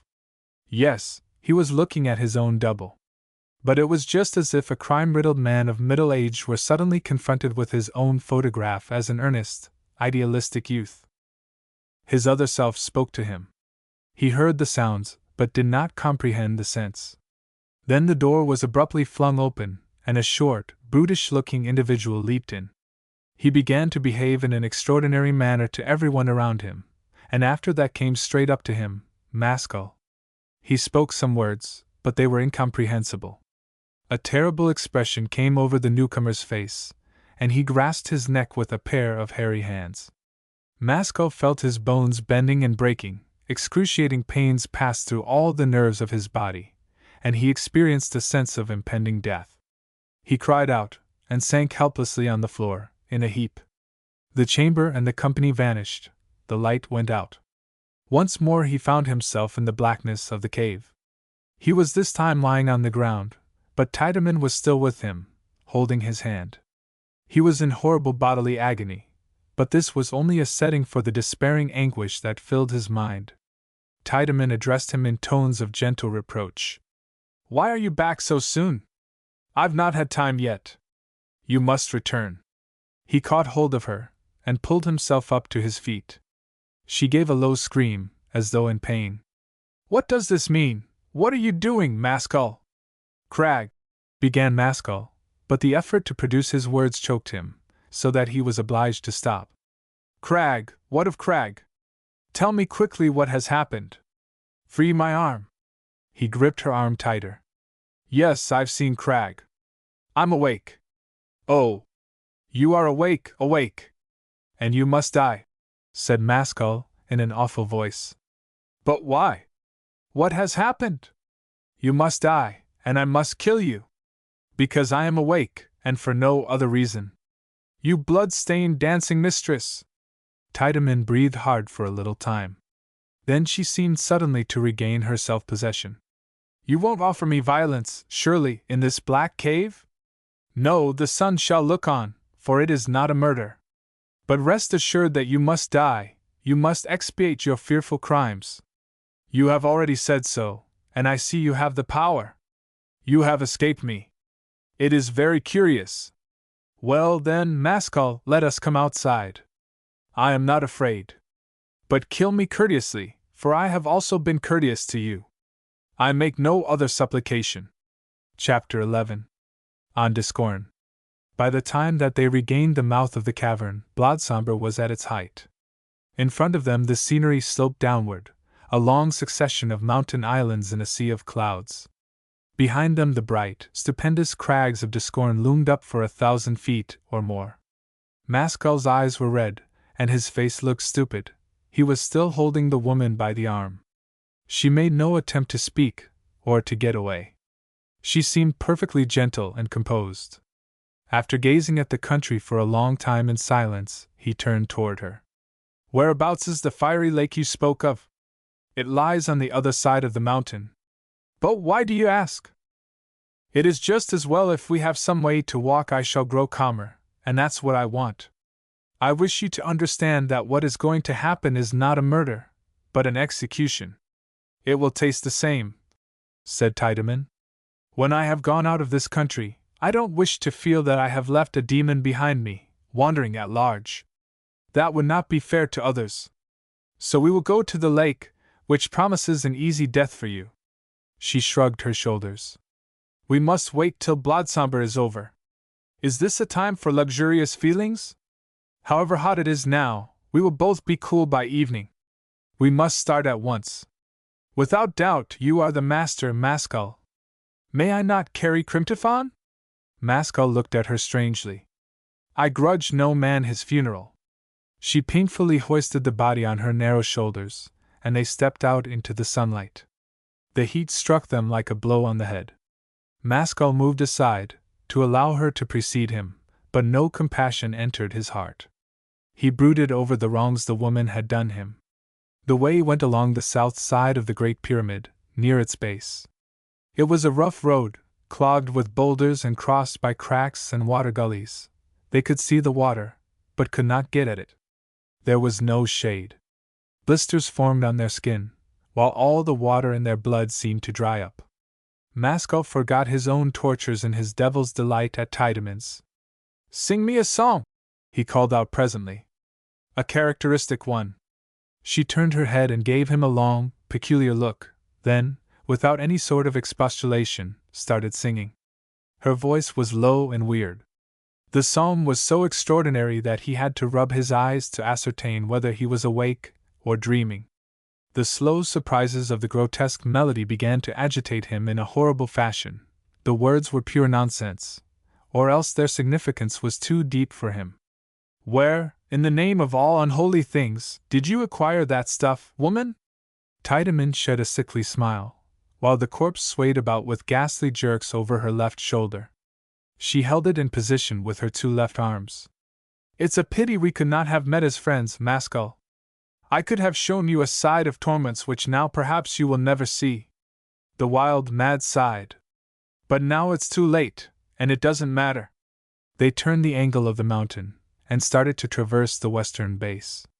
Which is the quickest way out of this miserable land? Asked Maskell. It is easiest to go to Sant. Will we see it from anywhere? Yes, though it is a long way off. Have you been there? I am a woman, and interdicted. True. I have heard something of the sort. But don't ask me any more questions, said Tiedemann, who was becoming faint. Maskell stopped at a little spring. He himself drank, and then made a cup of his hand for the woman, so that she might not have to lay down her burden. The Nile water acted like magic. It seemed to replenish all the cells of his body as though they had been thirsty sponge pores, sucking up liquid. Tiedemann recovered her self-possession. About 3/4 of an hour later they worked around the second corner, and entered into full view of the north aspect of Discorn. 100 yards lower down the slope on which they were walking, the mountain ended abruptly in a chasm. The air above it was filled with a sort of green haze, which trembled violently like the atmosphere immediately over a furnace. The lake is underneath, said Tiedemann. Maskell looked curiously about him. Beyond the crater the country sloped away in a continuous descent to the skyline. Behind them, a narrow path channeled its way up through the rocks toward the towering summit of the pyramid. Miles away, in the northeast quarter, a long, flat-topped plateau raised its head far above all the surrounding country. It was Sant, and then he made up his mind that that should be his destination that day. Tiedemann meanwhile had walked straight to the gulf, and set down Cryptophon's body on the edge. In a minute or two, Maskell joined her. Arrived at the brink, he immediately flung himself at full length on his chest, to see what could be seen of the lake of fire. A gust of hot, asphyxiating air smote his face and set him coughing, but he did not get up until he had stared his fill at the huge sea of green, molten lava, tossing and swirling at no great distance below, like a living will. A faint sound of drumming came up. He listened intently, and as he did so his heart quickened and the black cares rolled away from his soul. All the world and its accidents seemed at that moment false, and without meaning. He climbed abstractedly to his feet. Tiedemann was talking to her dead husband. She was peering into the hideous face of ivory, and fondling his violet hair. When she perceived Maskell, she hastily kissed the withered lips, and got up from her knees. Lifting the corpse with all three arms, she staggered with it to the extreme edge of the gulf, and, after an instant's hesitation, allowed it to drop into the lava. It disappeared immediately without sound. A metallic splash came up. That was Crimtophon's funeral. Now I am ready, Maskell.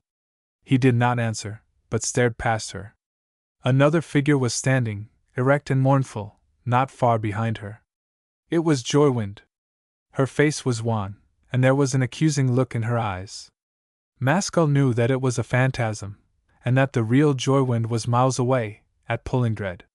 Turn around, Tiedemann, he said oddly, and tell me what you see behind you. I don't see anything, she answered, looking around. But I see Joywind. Just as he was speaking, the apparition vanished. Now I present you with your life, Tiedemann. She wishes it. The woman fingered her chin thoughtfully. I little expected I should ever be beholden for my life to one of my own sex, but so be it. What really happened to you in my cavern? I really saw Crag. Yes, some miracle must have taken place. She suddenly shivered. Come, let us leave this horrible spot. I shall never come here again. Yes, said Maskell. It stinks of death and dying. But where are we to go? What are we to do? Take me to Sant. I must get away from this hellish land. Tiedemann remained standing, dull and hollow-eyed. Then she gave an abrupt, bitter little laugh. We make our journey together in singular stages. Rather than be alone, I'll come with you, but you know that if I set foot in Sant they will kill me. At least set me on the way. I wish to get there before night. Is it possible? If you are willing to take risks with nature. And why should you not take risks today? Your luck holds. But someday or other it won't hold, your luck. Let us start, said Maskell. The luck I've had so far is nothing to brag about. Blodsumber was over when they set off. It was early afternoon, but the heat seemed more stifling than ever. They made no more pretense at conversation. Both were buried in their own painful thoughts. The land fell away from Discorn in all other directions, but towards Sant there was a gentle, persistent rise. Its dark, distant plateau continued to dominate the landscape, and after walking for an hour they seemed none the nearer to it. The air was stale and stagnant. By and by, an upright object, apparently the work of man, attracted Maskell's notice. It was a slender tree stem, with the bark still on, embedded in the stony ground. From the upper end 3 branches sprang out, pointing aloft at a sharp angle. They were stripped to twigs and leaves, and getting closer, he saw that they had been artificially fastened on, at equal distances from each other. As he stared at the object, a strange, sudden flush of confident vanity and self-sufficiency seemed to pass through him, but it was so momentary that he could be sure of nothing. What may that be, Tiedemann? It is Hayter's Trifork. And what is its purpose? It's a guide to Sant. But who or what is Hayter? Hayter was the founder of Sant, many thousands of years ago. He laid down the principles they all live by, and that Trifork is his symbol. When I was a little child my father told me the legends, but I've forgotten most of them. Maskell regarded it attentively. Does it affect you in any way? And why should it do that? She said, dropping her lips scornfully.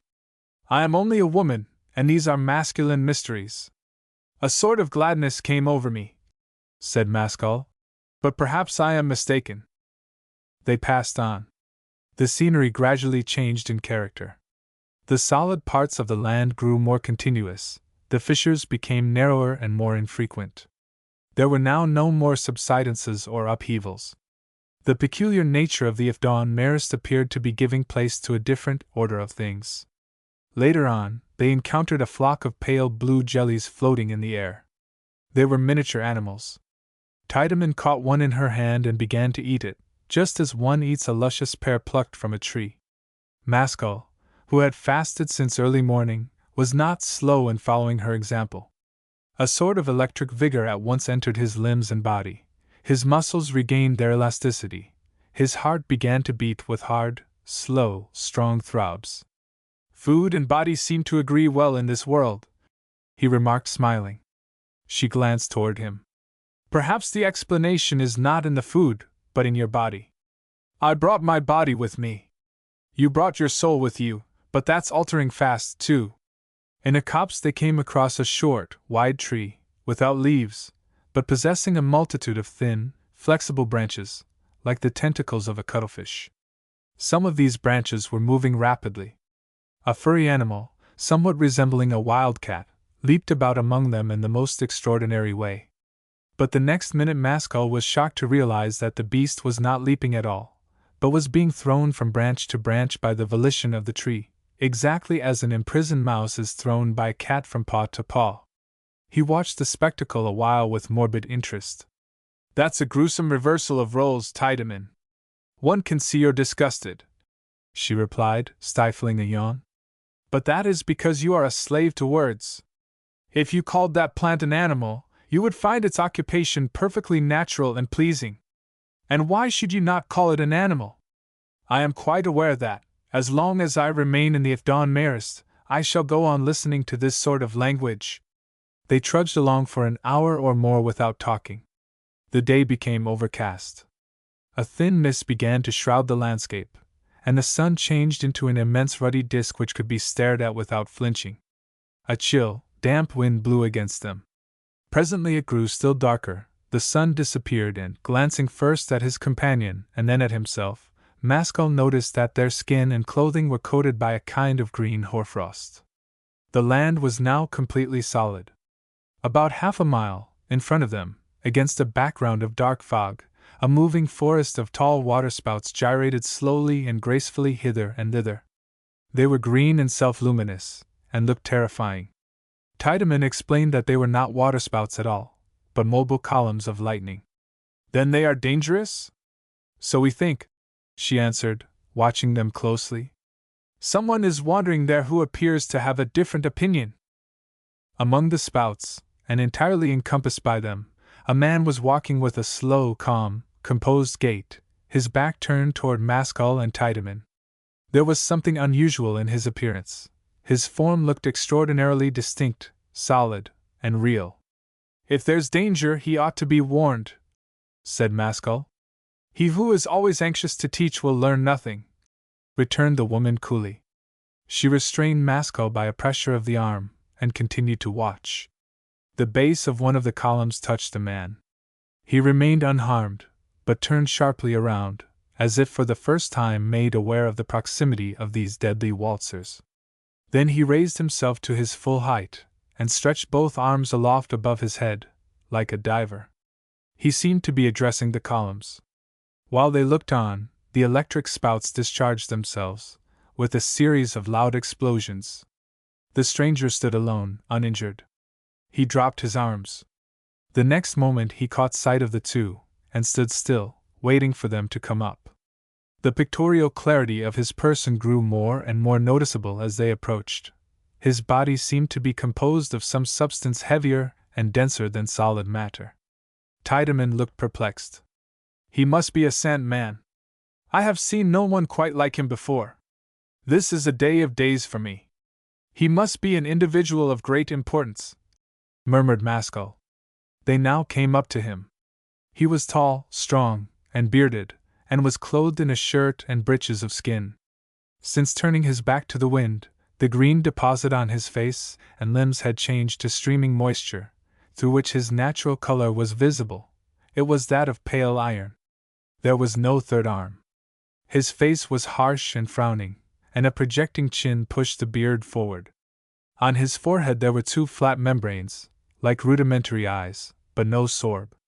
These membranes were expressionless, but in some strange way seemed to add vigor to the stern eyes underneath. When his glance rested on Maskell, the latter felt as though his brain were being thoroughly traveled through. The man was middle-aged. His physical distinctness transcended nature. By contrast with him, every object in the neighborhood looked vague and blurred. Tiedemann's person suddenly appeared faint, sketch-like, without significance, and Maskell realized that it was no better with himself. A queer, quickening fire began running through his veins. He turned to the woman. "If this man is going to Sant, I shall bear him company. We can now part. No doubt you will think it high time. Let Tiedemann come too." The words were delivered in a rough, foreign tongue, but were as intelligible to Maskell as if spoken in English. "You who know my name also know my sex," said Tiedemann quietly. "It is death for me to enter Sant. That is the old law. I am the bearer of the new law. Is it so, and will it be accepted? The old skin is cracking, the new skin has been silently forming underneath, the moment of sloughing has arrived." The storm gathered. The green snow drove against them, as they stood talking, and it grew intensely cold. None noticed it. "What is your name?" asked Maskell, with a beating heart. "My name, Maskell, is Spa Devil. You, a voyager across the dark ocean of space, shall be my first witness and follower.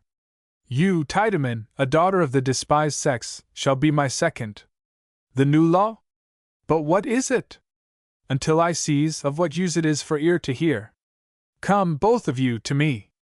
Tiedemann went to him unhesitatingly. Spa Devil pressed his hand on her sorb and kept it there for a few minutes, while he closed his own eyes. When he removed it, Maskell observed that the sorb was transformed into twin membranes like Spa Devil's own. Tiedemann looked dazed. She glanced quietly about for a little while, apparently testing her new faculty. Then the tears started to her eyes, and snatching up Spa Devil's hand, she bent over and kissed it hurriedly many times. "My past has been bad," she said. "Numbers have received harm from me, and none good. I have killed, and worse. But now I can throw all that away and laugh. Nothing can now injure me. Oh, Maskell, you and I have been fools together. Don't you repent your crimes?" asked Maskell. "Leave the past alone," said Spa Devil. "It cannot be reshaped. The future alone is ours. It starts fresh and clean from this very minute. Why do you hesitate, Maskell? Are you afraid? What is the name of those organs, and what is their function? They are probes, and they are the gates opening into a new world." Maskell lingered no longer, but permitted Spa Devil to cover his sorb. While the iron hand was still pressing his forehead, the new law quietly flowed into his consciousness, like a smooth-running stream of clean water which had hitherto been dammed by his obstructive will. The law was duty. Chapter 12. Spa Devil. Maskell found that his new organs had no independent function of their own, but only intensified and altered his other senses. When he used his eyes, ears, or nostrils, the same objects presented themselves to him, but his judgment concerning them was different. Previously all external things had existed for him, now he existed for them. According to whether they served his purpose or were in harmony with his nature, or otherwise, they had been pleasant or painful. Now these words, pleasure and pain, simply had no meaning. The other two watched him, while he was making himself acquainted with his new mental outlook. He smiled at them. "You were quite right, Tiedemann," he said in a bold, cheerful voice. "We have been fools. So near the light all the time, and we never guessed it.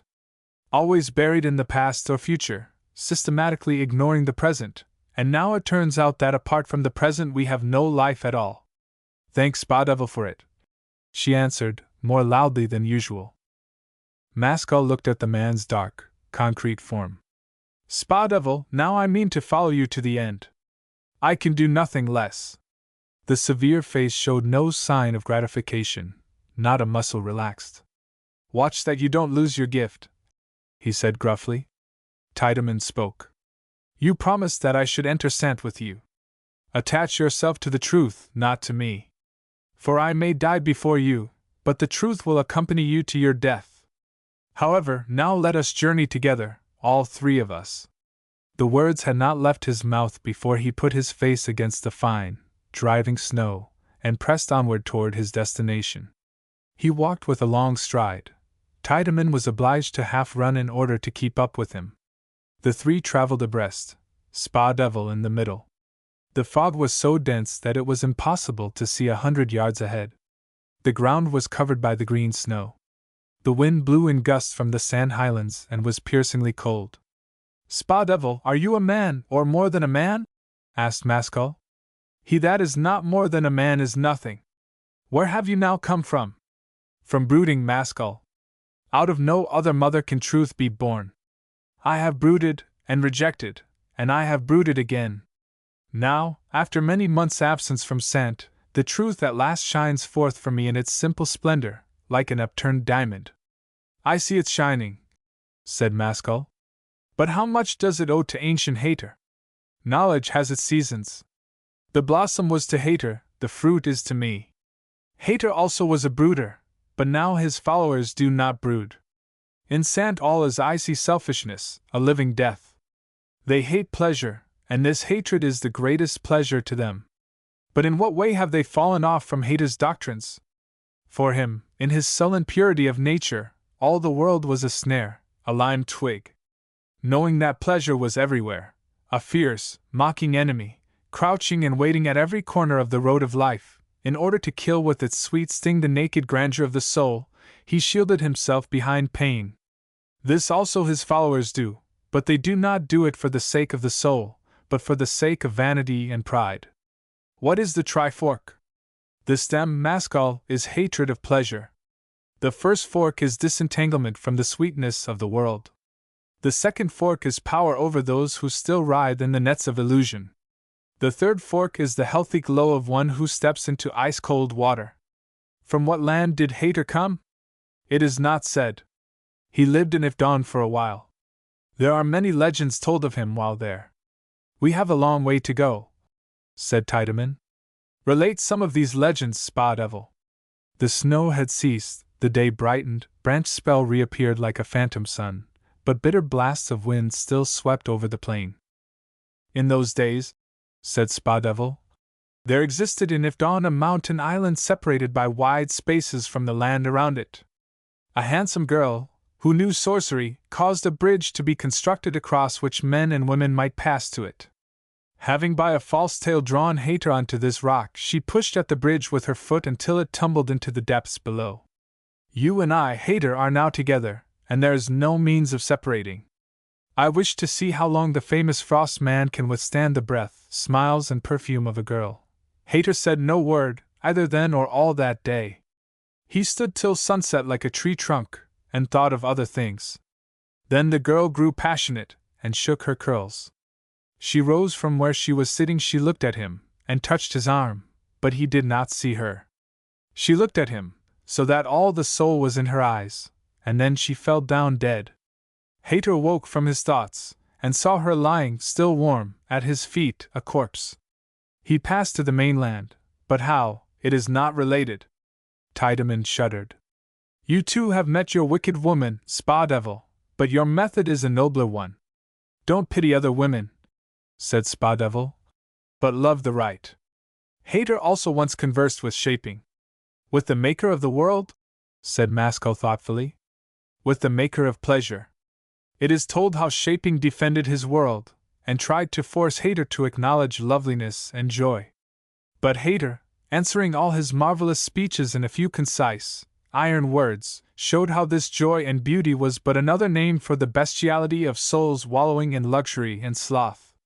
Shaping smiled, and said, How comes it that your wisdom is greater than that of the Master of Wisdom? Hater said, My wisdom does not come from you, nor from your world, but from that other world, which you, Shaping, have vainly tried to imitate. Shaping replied, What, then, do you do in my world? Hater said, I am here falsely, and therefore I am subject to your false pleasures.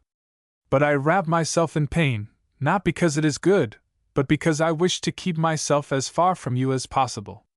For pain is not yours, neither does it belong to the other world, but it is the shadow cast by your false pleasures. Shaping then said, What is this faraway other world of which you say?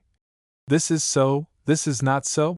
How happens it that you alone of all my creatures have knowledge of it? But Hater spat at his feet, and said, You lie, Shaping.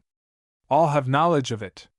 You, with your pretty toys, alone obscure it from our view. Shaping asked, What, then, am I? Hater answered, You are the dreamer of impossible dreams, and then the story goes that Shaping departed, ill-pleased with what had been said. What other world did Hayter refer to? Asked Maskell. One where grandeur reigns, Maskell, just as pleasure reigns here. Whether grandeur or pleasure, it makes no difference, said Maskell. The individual spirit that lives and wishes to live is mean and corrupt-natured. Guard you your pride, returned Spa-Devil. Do not make law for the universe and for all time, but for yourself and for this small, false life of yours. In what shape did death come to that hard, unconquerable man? Asked Tiedemann. He lived to be old, but went upright and free-limbed to his last hour. When he saw that death could not be staved off longer, he determined to destroy himself. He gathered his friends around him, not from vanity, but that they might see to what lengths the human soul can go in its perpetual warfare with the voluptuous body. Standing erect, without support, he died by withholding his breath. A silence followed, which lasted for perhaps an hour. Their minds refused to acknowledge the icy winds, but the current of their thoughts became frozen.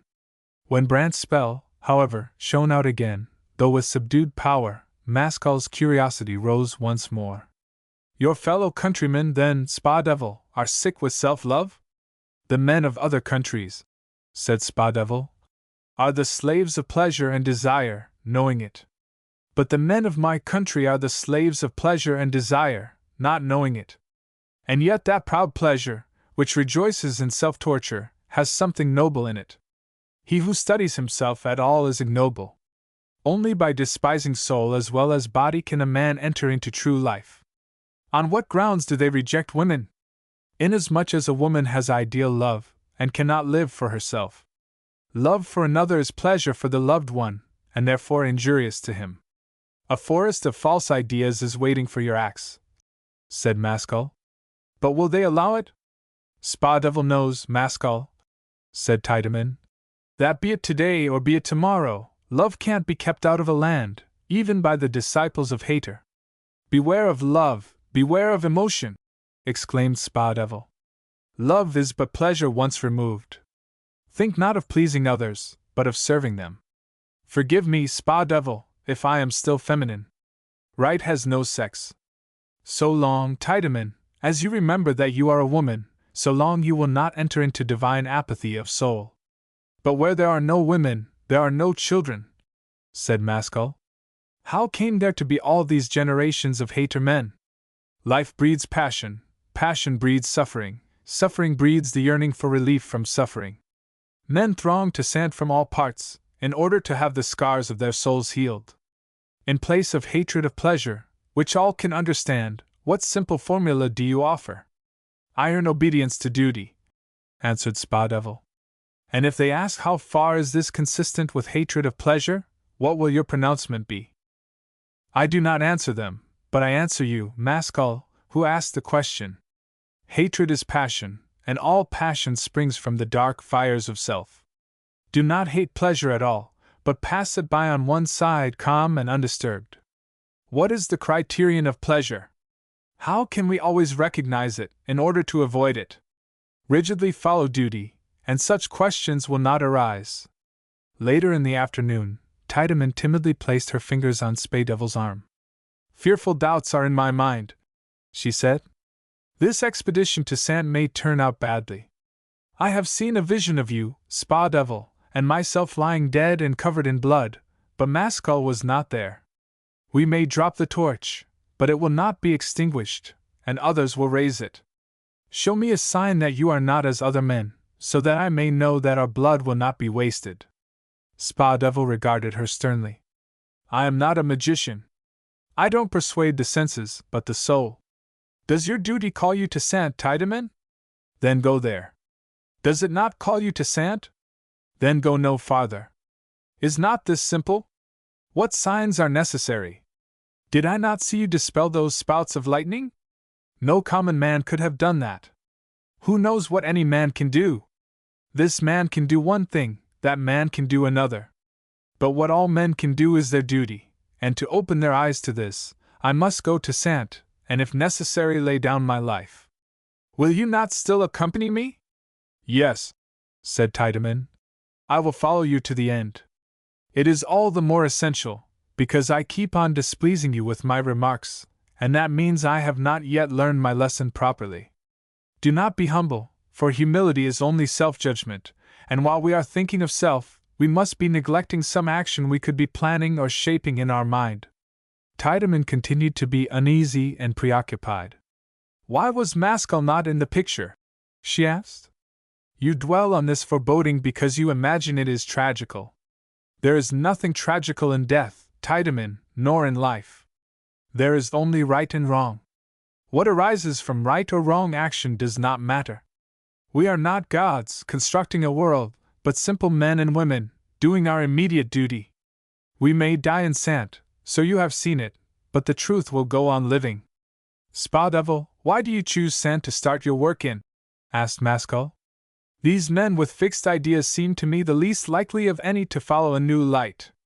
Where a bad tree thrives, a good tree will flourish. But where no tree at all can be found, nothing will grow. I understand you, said Maskell. Here perhaps we are going to martyrdom, but elsewhere we should resemble men preaching to cattle. Shortly before sunset they arrived at the extremity of the upland plain, above which towered the black cliffs of the sand levels. A dizzy, artificially constructed staircase, of more than 1,000 steps of varying depth, twisting and forking in order to conform to the angles of the precipices, led to the world overhead. In the place where they stood they were sheltered from the cutting winds. Brant's spell, radiantly shining at last, but on the point of sinking, filled the cloudy sky with violent, lurid colors, some of the combinations of which were new to Maskell. The circle of the horizon was so gigantic that had he been suddenly carried back to earth, he would by comparison have fancied himself to be moving beneath the dome of some little, closed-in cathedral. He realized that he was on a foreign planet. But he was not stirred or uplifted by the knowledge. He was conscious only of moral ideas. Looking backward, he saw the plain, which for several miles past had been without vegetation, stretching back away to Discorn. So regular had been the ascent, and so great was the distance, that the huge pyramid looked nothing more than a slight swelling on the face of the earth. Spa Devil stopped, and gazed over the landscape in silence.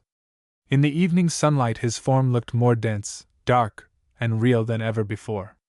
His features were set hard in grimness. He turned around to his companions. What is the greatest wonder in all this wonderful scene? He demanded. Acquaint us, said Maskell. All that you see is born from pleasure, and moves on, from pleasure to pleasure. Nowhere is right to be found. It is Shaping's world. There is another wonder, said Tiedemann, and she pointed her finger toward the sky overhead. A small cloud, so low down that it was perhaps not more than 500 feet above them, was sailing along in front of the dark wall of cliff. It was in the exact shape of an open human hand, with downward pointing fingers. It was stained crimson by the sun, and one or two tiny cloudlets beneath the fingers looked like falling drops of blood. Who can doubt now that our death is close at hand? Said Tiedemann. I have been close to death twice today. The first time I was ready, but now I am more ready, for I shall die side by side with the man who has given me my first happiness. Do not think of death, but of right persistence, replied Spa Devil. I am not here to tremble before Shaping's portents, but to snatch men from him. He at once proceeded to lead the way up the staircase. Tiedemann gazed upward after him for a moment, with an odd, worshipping light in her eyes. Then she followed him, the second of the party. Maskell climbed last. He was travel-stained, unkempt, and very tired, but his soul was at peace. As they steadily ascended the almost perpendicular stairs, the sun got higher in the sky. Its light dyed their bodies a ruddy gold. They gained the top. There they found rolling in front of them, as far as the eye could see, a barren desert of white sand, broken here and there by large, jagged masses of black rock. Tracks of the sand were reddened by the sinking sun. The vast expanse of sky was filled by evil-shaped clouds and wild colors. The freezing wind, flurrying across the desert, drove the fine particles of sand painfully against their faces. Where now do you take us? Asked Maskell. He who guards the old wisdom of sand must give up that wisdom to me, that I may change it. What he says, others will say. I go to find Mulger. And where will you seek him, in this bare country? Spa Devil struck off toward the north unhesitatingly. It is not so far, he said. It is his custom to be in that part where sand overhangs the Wombflash forest. Perhaps he will be there, but I cannot say. Masco glanced toward Tiedemann. Her sunken cheeks, and the dark circles beneath her eyes told of her extreme weariness. The woman is tired, Spa Devil, he said. She smiled. It's but another step into the land of death. I can manage it. Give me your arm, Mascal. He put his arm around her waist, and supported her along that way. The sun is now sinking, said Mascal. Will we get there before dark? Fear nothing, Mascal and Tiedemann. This pain is eating up the evil in your nature. The road you are walking cannot remain unwalked. We shall arrive before dark. The sun then disappeared behind the far distant ridges that formed the western boundary of the Ifdawn Marist. The sky blazed up into more vivid colors. The wind grew colder. They passed some pools of colorless Nile water, round the banks of which were planted fruit trees. Mascal ate some of the fruit. It was hard, bitter, and astringent. He could not get rid of the taste, but he felt braced and invigorated by the downward flowing juices. No other trees or shrubs were to be seen anywhere. No animals appeared, no birds or insects. It was a desolate land. A mile or two passed, when they again approached the edge of the plateau.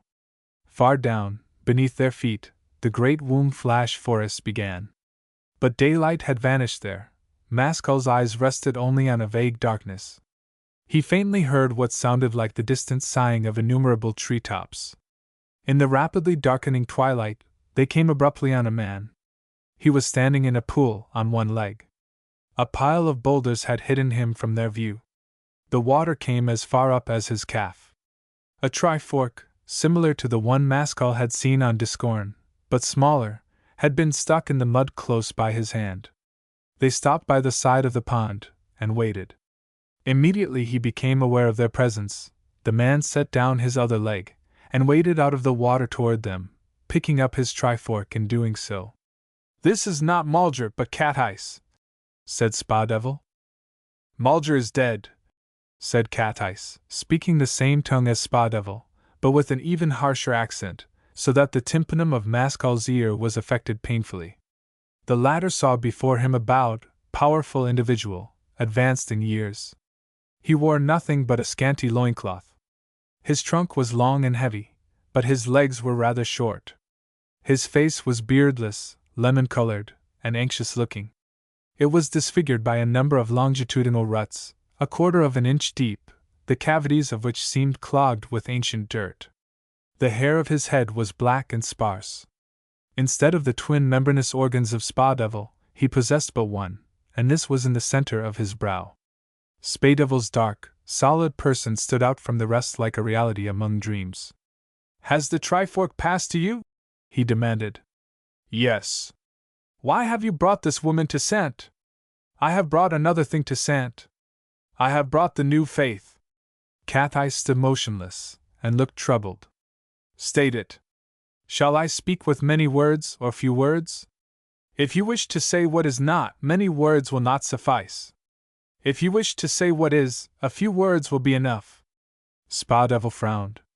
To hate pleasure brings pride with it. Pride is a pleasure. To kill pleasure, we must attach ourselves to duty. While the mind is planning right action, it has no time to think of pleasure. Is that the whole? Asked Cat Ice. The truth is simple, even for the simplest man. Do you destroy Hater, and all his generations, with a single word? I destroy nature and set up law. A long silence followed. My probe is double, said Spa Devil. Suffer me to double yours, and you will see as I see. Come you here, you big man, said Cat Ice to Mascal. Mascal advanced a step closer. Do you follow Spa Devil in his new faith? As far as death, exclaimed Mascal. Cat Ice picked up a flint. With this stone I strike out one of your two probes. When you have but one, you will see with me, and you will recollect with Spa Devil. Choose you then the superior faith, and I shall obey your choice. Endure this little pain, Maskell, for the sake of future men, said Spa Devil. The pain is nothing, replied Maskell, but I fear the result. Permit me, although I am only a woman, to take his place, Cat Ice, said Tiedemann, stretching out her hand. He struck at it violently with the flint, and gashed it from wrist to thumb. The pale carmine blood spouted up. What brings this kiss-lover to Sant?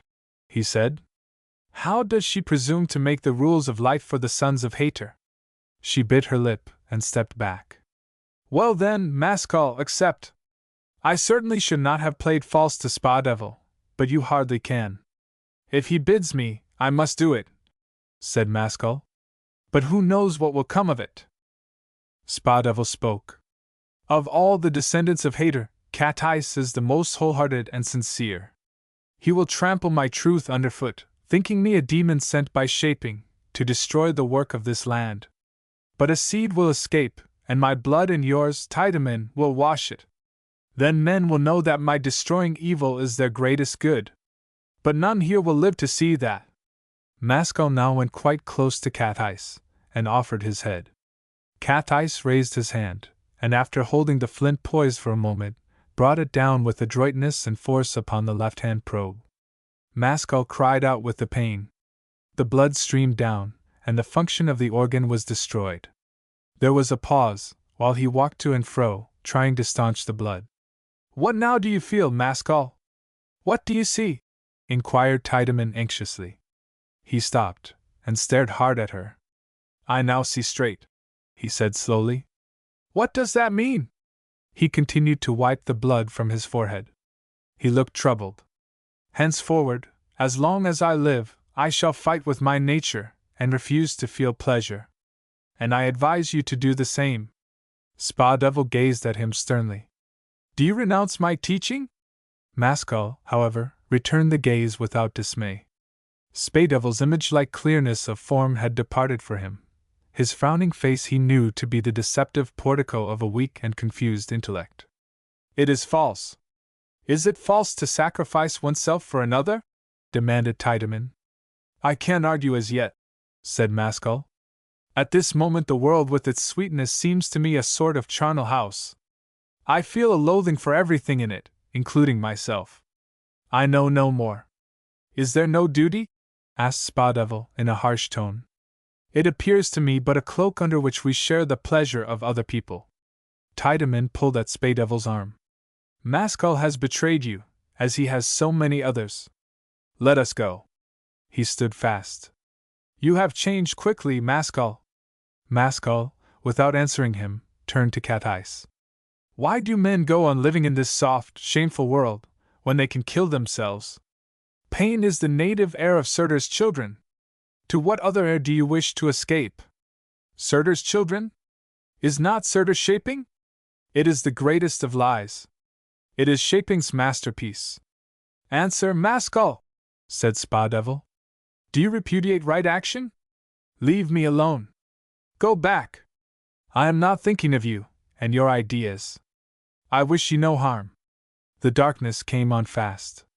There was another prolonged silence. Cat Ice threw away the flint, and picked up his staff. The woman must return home, he said. She was persuaded here, and did not come freely. You, Spa Devil, must die, backslider as you are, Tiedemann said quietly. He has no power to enforce this. Are you going to allow the truth to fall to the ground, Spa Devil? It will not perish by my death, but by my efforts to escape from death. Cat Ice, I accept your judgment. Tiedemann smiled. For my part, I am too tired to walk farther today, so I shall die with him. Cat Ice said to Maskell, prove your sincerity. Kill this man and his mistress, according to the laws of Hater. I can't do that. I have traveled in friendship with them. You denied duty, and now you must do your duty, said Spa Devil, calmly stroking his beard. Whatever law you accept, you must obey, without turning to right or left. Your law commands that we must be stoned, and it will soon be dark. Have you not even this amount of manhood? Exclaimed Tiedemann. Maskell moved heavily. Be my witness, Cat Ice, that the thing was forced on me. Haters looking on, and approving, replied Cat Eyes. Maskell then went apart to the pile of boulders scattered by the side of the pool. He glanced about him, and selected 2 large fragments of rock, the heaviest that he thought he could carry. With these in his arms, he staggered back. He dropped them on the ground, and stood, recovering his breath. When he could speak again, he said, I have a bad heart for the business. Is there no alternative? Sleep here tonight, Spa Devil, and in the morning go back to where you have come from. No one shall harm you. Spa Devil's ironic smile was lost in the gloom. Shall I brood again, Maskell, for still another year, and after that come back to Sant with other truths? Come, waste no time, but choose the heavier stone for me, for I am stronger than Tiedemann. Maskell lifted one of the rocks, and stepped out 4 full paces. Spa Devil confronted him, erect, and waited tranquilly. The huge stone hurtled through the air. Its flight looked like a dark shadow. It struck Spa Devil full in the face, crushing his features, and breaking his neck. He died instantaneously. Tiedemann looked away from the fallen man. Be very quick, Maskell, and don't let me keep him waiting. He panted, and raised the second stone. She placed herself in front of Spa Devil's body, and stood there, unsmiling and cold. The blow caught her between breast and chin, and she fell. Maskell went to her, and, kneeling on the ground, half raised her in his arms. There she breathed out her last sighs. After that, he laid her down again, and rested heavily on his hands, while he peered into the dead face. The transition from its heroic, spiritual expression to the vulgar and grinning mask of Crystal Man came like a flash, but he saw it. He stood up in the darkness, and pulled Cat Eyes toward him. Is that the true likeness of shaping? It is shaping stripped of illusion. How comes this horrible world to exist? Cat Eyes did not answer. Who is Surtur? You will get nearer to him tomorrow, but not here. I am wading through too much blood, said Maskell. Nothing good can come of it. Do not fear change and destruction, but laughter and joy. Maskell meditated. Tell me, Cat Eyes, if I had elected to follow Spa Devil, would you really have accepted his faith? He was a great-souled man, replied Cat Eyes. I see that the pride of our men is only another sprouting out of pleasure. Tomorrow I too shall leave Sant, to reflect on all this. Maskell shuddered. Then these 2 deaths were not a necessity, but a crime. His part was played, and henceforward the woman would have dragged down his ideas, with her soft love and loyalty. Regret nothing, stranger, but go away at once out of the land. Tonight? Where shall I go? To Wombflash, where you will meet the deepest minds. I will put you on the way. He linked his arm in Maskell's, and they walked away into the night. For a mile or more they skirted the edge of the precipice. The wind was searching, and drove grit into their faces. Through the rifts of the clouds, stars, faint and brilliant, appeared. Maskell saw no familiar constellations. He wondered if the sun of Earth was visible, and if so, which one it was. They came to the head of a rough staircase, leading down the cliffside. It resembled the one by which he had come up, but this descended to the Wombflash forest. That is your path, said Cat Eyes, and I shall not come any farther. Maskell detained him. Say just this, before we part company, why does pleasure appear so shameful to us? Because in feeling pleasure, we forget our home. And that is Muspel, answered Cat Eyes. Having made this reply, he disengaged himself, and turning his back, disappeared into the darkness. Maskell stumbled down the staircase as best he could. He was tired, but contemptuous of his pains. His uninjured probe began to discharge matter. He lowered himself from step to step during what seemed an interminable time. The rustling and sighing of the trees grew louder as he approached the bottom. The air became still and warm. Inky blackness was all around him. He at last reached level ground. Still attempting to proceed, he began to trip over roots, and to collide with tree trunks. After this had happened a few times, he determined to go no farther that night. He heaped together some dry leaves for a pillow, and immediately flung himself down to sleep. Deep and heavy unconsciousness seized him almost instantly. Chapter 13. the Womb-Flash Forest. He awoke to his third day on torments. His limbs ached. He lay on his side, looking stupidly at his surroundings. The forest was like night, but that period of the night when the gray dawn is about to break and objects begin to be guessed at, rather than seen. 2 or 3 amazing shadowy shapes, as broad as houses, loomed up out of the twilight. He did not realize that they were trees, until he turned over on his back and followed their course upward. Far overhead, so high up that he dared not calculate the height, he saw their tops glittering in the sunlight, against a tiny patch of blue sky. Clouds of mist, rolling over the floor of the forest, kept interrupting his view. In their silent passage they were like phantoms flitting among the trees. The leaves underneath him were sodden, and heavy drops of moisture splashed onto his head from time to time. He continued lying there, trying to reconstruct the events of the preceding day. His brain was lethargic and confused. Something terrible had happened, but what it was he could not for a long time recollect. Then suddenly there came before his eyes that ghastly closing scene at dusk on the sand plateau, Spadevil's crushed and bloody features and Tiedeman's dying sighs. He shuddered convulsively, and felt sick. The peculiar moral outlook that had dictated these brutal murders had departed from him during the night, and now he recognized what he had done. During the whole of the previous day he seemed to have been laboring under a series of heavy enchantments. First Oshax had enslaved him, then Tiedemann, then Spadevil, and lastly Cat Ice. They had forced him to murder and violate. He had guessed nothing, but had imagined that he was traveling as a free and enlightened stranger.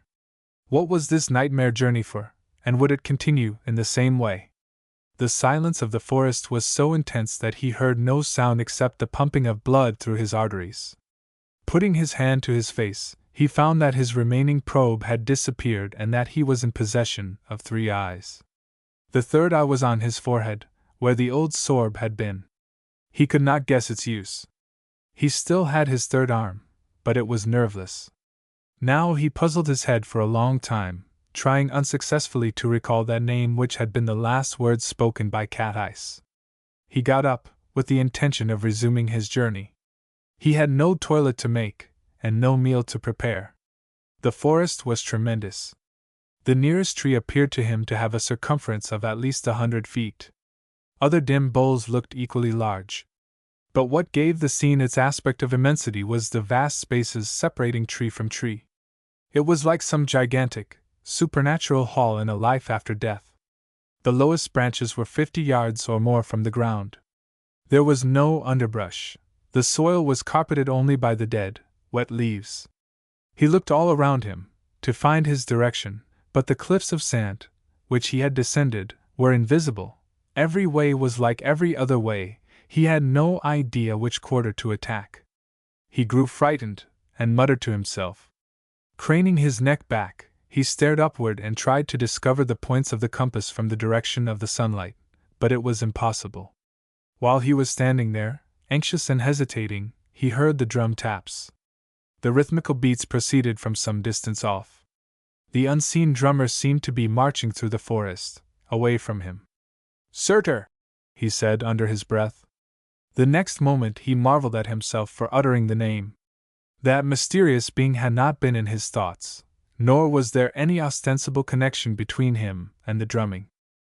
He began to reflect, but in the meantime the sounds were traveling away. Automatically he started walking in the same direction. The drum beats had this peculiarity: though odd and mystical, there was nothing awe-inspiring in them, but on the contrary they reminded him of some place and some life with which he was perfectly familiar. Once again they caused all his other sense impressions to appear false. The sounds were intermittent. They would go on for a minute, or for 5 minutes, and then cease for perhaps a quarter of an hour. Maskell followed them as well as he could. He walked hard among the huge, indistinct trees, in the attempt to come up with the origin of the noise, but the same distance always seemed to separate them. The forest from now onward descended. The gradient was mostly gentle, about 1 foot and 10, but in some places it was much steeper, and in other parts again it was practically level ground for quite long stretches. There were great swampy marshes, through which Maskell was obliged to splash. It was a matter of indifference to him how wet he became, if only he could catch sight of that individual with the drum. Mile after mile was covered, and still he was no nearer to doing so. The gloom of the forest settled down upon his spirits. He felt despondent, tired, and savage. He had not heard the drum beats for some while, and was half inclined to discontinue the pursuit. Passing around a great, columnar tree trunk, he almost stumbled against a man who was standing on the farther side. He was leaning against the trunk with one hand, in an attitude of repose. His other hand was resting on a staff. Maskell stopped short and stared at him. He was nearly naked, and of gigantic build. He overtopped Maskell by a head. His face and body were faintly phosphorescent. His eyes, 3 in number, were pale green and luminous, shining like lamps. His skin was hairless, but the hair of his head was piled up in thick, black coils, and fastened like a woman's. His features were absolutely tranquil, but a terrible, quiet energy seemed to lie just underneath the surface. Maskell addressed him. "Did the drumming come from you?" The man shook his head. "What is your name?" he replied in a strange, strained, twisted voice. Maskell gathered that the name he gave was Dreamsinter. "What is that drumming?" "Surtur," said Dreamsinter. "Is it advisable for me to follow it?" "Why?" "Perhaps he intends me to. He brought me here from Earth." Dreamsinter caught hold of him, bent down, and peered into his face. "Not you, but Nightspore." This was the first time that Maskell had heard Nightspore's name since his arrival on the planet. He was so astonished that he could frame no more questions. "Eat this," said Dreamsinter. "Then we will chase the sound together." He picked something up from the ground and handed it to Maskell. He could not see distinctly, but it felt like a hard, round nut, of the size of a fist. "I can't crack it." Dreamsinter took it between his hands and broke it into pieces. Maskell then ate some of the pulpy interior, which was intensely disagreeable. "What am I doing in torments then?" he asked. "You came to steal Muspelfire, to give a deeper life to men, never doubting if your soul could endure that burning." Maskell could hardly decipher the strangled words. "Muspel. That's the name I've been trying to remember ever since I awoke." Dreamsinter suddenly turned his head sideways, and appeared to listen for something. He motioned with his hand to Maskell to keep quiet. "Is it the drumming?" "Hush! They come." He was looking toward the upper forest. The now familiar drum rhythm was heard, this time accompanied by the tramp of marching feet. Maskell saw, marching through the trees and heading toward them, 3 men in single file separated from one another by only a yard or so. They were traveling downhill at a swift pace, and looked neither to left nor right. They were naked. Their figures were shining against the black background of the forest with a pale, supernatural light, green and ghostly. When they were abreast of him, about 20 feet off, he perceived who they were. The first man was himself, Maskell. The second was Cragg. The third man was Nightspore. Their faces were grim and set. The source of the drumming was out of sight. The sound appeared to come from some point in front of them. Maskell and Dreamsinter put themselves in motion, to keep up with the swiftly moving marchers. At the same time a low, faint music began. Its rhythm stepped with the drum beats, but unlike the latter, it did not seem to proceed from any particular quarter of the forest. It resembled the subjective music heard in dreams, which accompanies the dreamer everywhere, as a sort of natural atmosphere, rendering all his experiences emotional. It seemed to issue from an unearthly orchestra, and was strongly troubled, pathetic and tragic. Maskell marched, and listened, and as he listened, it grew louder and stormier. But the pulse of the drum interpenetrated all the other sounds, like the quiet beating of reality. His emotion deepened. He could not have said if minutes or hours were passing. The spectral procession marched on, a little way ahead, on a path parallel with his own and Dreamsinter's. The music pulsated violently. Cragg lifted his arm, and displayed a long, murderous-looking knife. He sprang forward and, raising it over the phantom Maskell's back, stabbed him twice, leaving the knife in the wound the second time. Maskell threw up his arms, and fell down dead. Crag leaped into the forest and vanished from sight. Nightspore marched on alone, stern and unmoved. The music rose to crescendo. The whole dim, gigantic forest was roaring with sound. The tones came from all sides, from above, from the ground under their feet. It was so grandly passionate that Maskell felt his soul loosening from its bodily envelope. He continued to follow Nightspore. A strange brightness began to glow in front of them. It was not daylight, but a radiance such as he had never seen before, and such as he could not have imagined to be possible. Nightspore moved straight toward it. Maskell felt his chest bursting. The light flashed higher.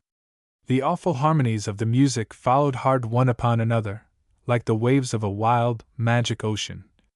His body was incapable of enduring such shocks, and all of a sudden he tumbled over in a faint that resembled death. Chapter 14. Pole Crab. The morning slowly passed. Maskell made some convulsive movements, and opened his eyes. He sat up, blinking. All was night-like and silent in the forest. The strange light had gone, the music had ceased, dreams and terror had vanished. He fingered his beard, clotted with Tideman's blood, and fell into a deep muse. According to Panau and Cathice, this forest contains wise men. Perhaps Dreams in Tur was one. Perhaps that vision I have just seen was a specimen of his wisdom. It looked almost like an answer to my question. I ought not to have asked about myself, but about Surtur. Then I would have got a different answer. I might have learned something, I might have seen him. He remained quiet and apathetic for a bit. But I couldn't face that awful glare, he proceeded. It was bursting my body. He warned me, too. And so Surtur does really exist, and my journey stands for something. But why am I here, and what can I do? Who is Surtur? Where is he to be found? Something wild came into his eyes. What did Dreams in Tur mean by his not you, but Nightspore? Am I a secondary character? Is he regarded as important, and I as unimportant? Where is Nightspore, and what is he doing? Am I to wait for his time and pleasure? Can I originate nothing?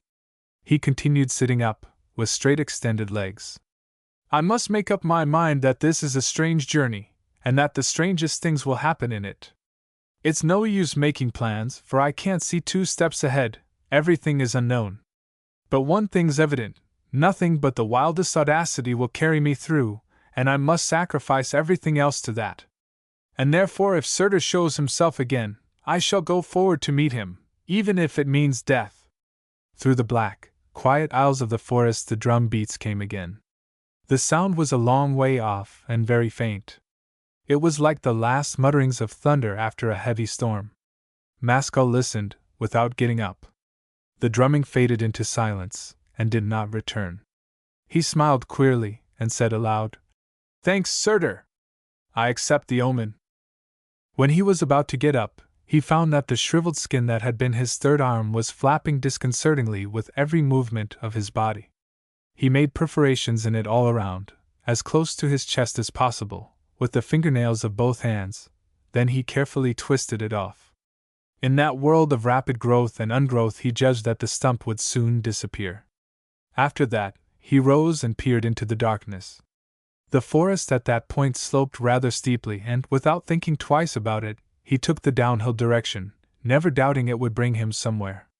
As soon as he started walking, his temper became gloomy and morose. He was shaken, tired, dirty, and languid with hunger. Moreover, he realized that the walk was not going to be a short one. Be that as it may, he determined to sit down no more until the whole dismal forest was at his back. One after another the shadowy, house-like trees were observed, avoided, and passed. Far overhead the little patch of glowing sky was still always visible, otherwise he had no clue to the time of day. He continued tramping sullenly down the slope for many damp, slippery miles, in some places through bogs. When, presently, the twilight seemed to thin, he guessed that the open world was not far away. The forest grew more palpable and gray, and now he saw its majesty better. The tree trunks were like round towers, and so wide were the intervals that they resembled natural amphitheaters. He could not make out the color of the bark. Everything he saw amazed him, but his admiration was of the growling, grudging kind. The difference in light between the forest behind him and the forest ahead became so marked that he could no longer doubt that he was on the point of coming out. Real light was in front of him. Looking back, he found he had a shadow. The trunks acquired a reddish tint. He quickened his pace. As the minutes went by, the bright patch ahead grew luminous and vivid. It had a tinge of blue. He also imagined that he heard the sound of surf. All that part of the forest toward which he was moving became rich with color. The boles of the trees were of a deep, dark red. Their leaves, high above his head, were all fire-hued. The dead leaves on the ground were of a color he could not name. At the same time he discovered the use of his third eye. By adding a third angle to his sight, every object he looked at stood out in greater relief. The world looked less flat, more realistic and significant. He had a stronger attraction toward his surroundings. He seemed somehow to lose his egotism, and to become free and thoughtful. Now through the last trees he saw full daylight. Less than half a mile separated him from the border of the forest, and eager to discover what lay beyond, he broke into a run. He heard the surf louder. It was a peculiar hissing sound that could proceed only from water, yet was unlike the sea. Almost immediately he came within sight of an enormous horizon of dancing waves, which he knew must be the sinking sea. He fell back into a quick walk, continuing to stare hard. The wind that met him was hot, fresh, and sweet. When he arrived at the final fringe of forest, which joined the wide sands of the shore without any change of level, he leaned with his back to a great tree and gazed his fill, motionless, at what lay in front of him. The sands continued east and west in a straight line, broken only here and there by a few creeks. They were of a brilliant orange color, but there were patches of violet. The forest appeared to stand sentinel over the shore for its entire length. Everything else was sea and sky. He had never seen so much water. The semicircle of the skyline was so vast that he might have imagined himself on a flat world, with a range of vision determined only by the power of his eye. The sea was unlike any sea on earth. It resembled an immense liquid opal. On a body color of rich, magnificent emerald green, flashes of red, yellow, and blue were everywhere shooting up and vanishing. The wave motion was extraordinary. Pinnacles of water were slowly formed until they attained a height of perhaps 10 or 20 feet, when they would suddenly sink downward and outward, creating in their descent a series of concentric rings for long distances around them. Quickly moving currents, like rivers in the sea, could be seen, racing away from land. They were of a darker green and bore no pinnacles. Where the sea met the shore, the waves rushed over the sands far in, with almost sinister rapidity, accompanied by a weird, hissing, spitting sound, which was what Mascal had heard. The green tongues rolled in without foam.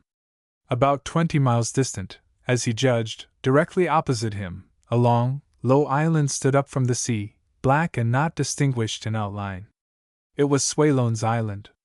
Mascal was less interested in that than in the blue sunset that glowed behind its back. Alpine had set, but the whole northern sky was plunged into the minor key by its afterlight.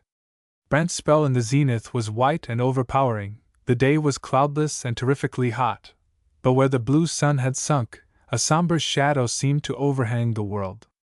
Mascal had a feeling of disintegration, just as if two chemically distinct forces were simultaneously acting upon the cells of his body. Since the afterglow of Alpine affected him like this, he thought it more than likely that he would never be able to face that sun itself, and go on living. Still, some modification might happen to him that would make it possible. The sea tempted him. He made up his mind to bathe, and at once walked toward the shore. The instant he stepped outside the shadow line of the forest trees, the blinding rays of the sun beat down on him so savagely that for a few minutes he felt sick and his head swam. He trod quickly across the sands. The orange-colored parts were nearly hot enough to roast food, he judged, but the violet parts were like fire itself. He stepped on a patch in ignorance, and immediately jumped high into the air with a startled yell. The sea was voluptuously warm. It would not bear his weight, so he determined to try swimming. First of all he stripped off his skin garment, washed it thoroughly with sand and water, and laid it in the sun to dry. Then he scrubbed himself as well as he could and washed out his beard and hair. After that, he waded in a long way, until the water reached his breast, and took to swimming, avoiding the spouts as far as possible. He found it no pastime. The water was everywhere of unequal density. In some places he could swim, in others he could barely save himself from drowning, in others again he could not force himself beneath the surface at all. There were no outward signs to show what the water ahead held in store for him. The whole business was most dangerous. He came out, feeling clean and invigorated. For a time he walked up and down the sands, drying himself in the hot sunshine and looking around him. He was a naked stranger in a huge, foreign, mystical world, and whichever way he turned, unknown and threatening forces were glaring at him. The gigantic, white, withering branch spell, the awful, body-changing alpine, the beautiful, deadly, treacherous sea, the dark and eerie Swallones Island, the spirit-crushing forest out of which he had just escaped. To all these mighty powers, surrounding him on every side, what resources had he, a feeble, ignorant traveler from a tiny planet on the other side of space, to oppose, to avoid being utterly destroyed? Then he smiled to himself. I've already been here 2 days, and still I survive. I have luck, and with that one can balance the universe. But what is luck, a verbal expression or a thing? As he was putting on his skin, which was now dry, the answer came to him, and this time he was grave. Surtur brought me here, and Surtur is watching over me. That is my luck, but what is Surtur in this world? How is he able to protect me against the blind and ungovernable forces of nature? Is he stronger than nature? Hungry as he was for food, he was hungrier still for human society, for he wished to inquire about all these things. He asked himself which way he should turn his steps. There were only 2 ways, along the shore, either east or west. The nearest creek lay to the east, cutting the sands about a mile away. He walked toward it. The forest face was forbidding and enormously high. It was so squarely turned to the sea that it looked as though it had been planed by tools. Maskell strode along in the shade of the trees, but kept his head constantly turned away from them, toward the sea. There it was more cheerful. The creek, when he reached it, proved to be broad and flat-banked. It was not a river, but an arm of the sea. Its still, dark green water curved around a bend out of sight, into the forest. The trees on both banks overhung the water, so that it was completely in shadow. He went as far as the bend, beyond which another short reach appeared. A man was sitting on a narrow shelf of bank, with his feet in the water. He was clothed in a coarse, rough hide, which left his limbs bare. He was short, thick, and sturdy, with short legs and long, powerful arms, terminating in hands of an extraordinary size. He was oldish. His face was plain, slab-like, and expressionless. It was full of wrinkles, and walnut-colored. Both face and head were bald, and his skin was tough and leathery. He seemed to be some sort of peasant, or fisherman. There was no trace in his face of thought for others, or delicacy of feeling. He possessed 3 eyes, of different colors, jade green, blue, and fire. In front of him, riding on the water, moored to the bank, was an elementary raft, consisting of the branches of trees, clumsily corded together. Maskell addressed him. Are you another of the wise men of the Wombflash forest? The man answered him in a gruff, husky voice, looking up as he did so. I'm a fisherman. I know nothing about wisdom. What name do you go by? Polcrab. What's yours?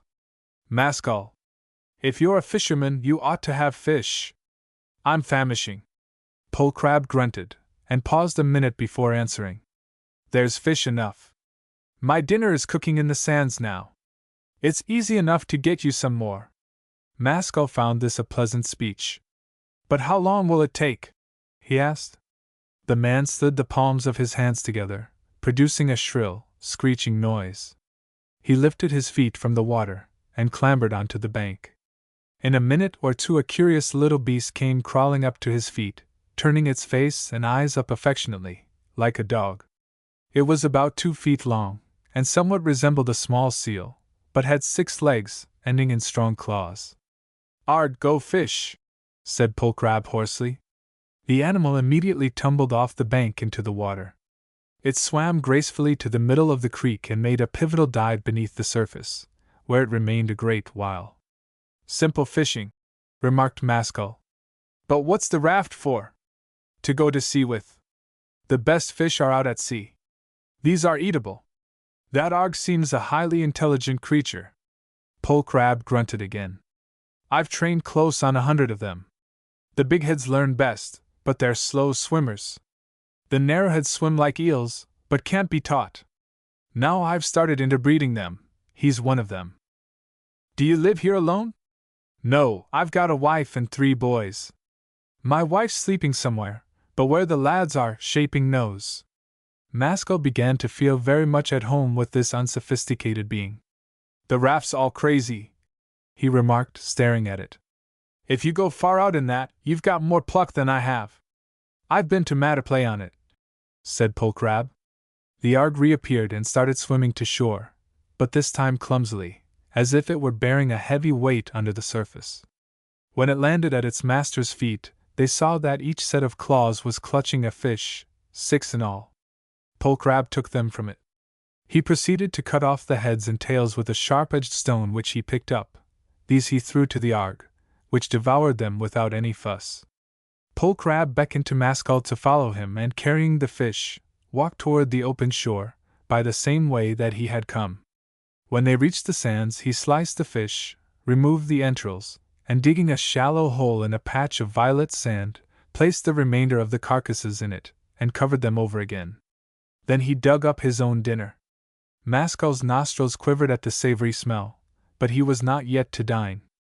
Pole Crab, turning to go with the cooked fish in his hands, said, "These are mine, not yours. When yours are done, you can come back and join me, supposing you want company." "How soon will that be?"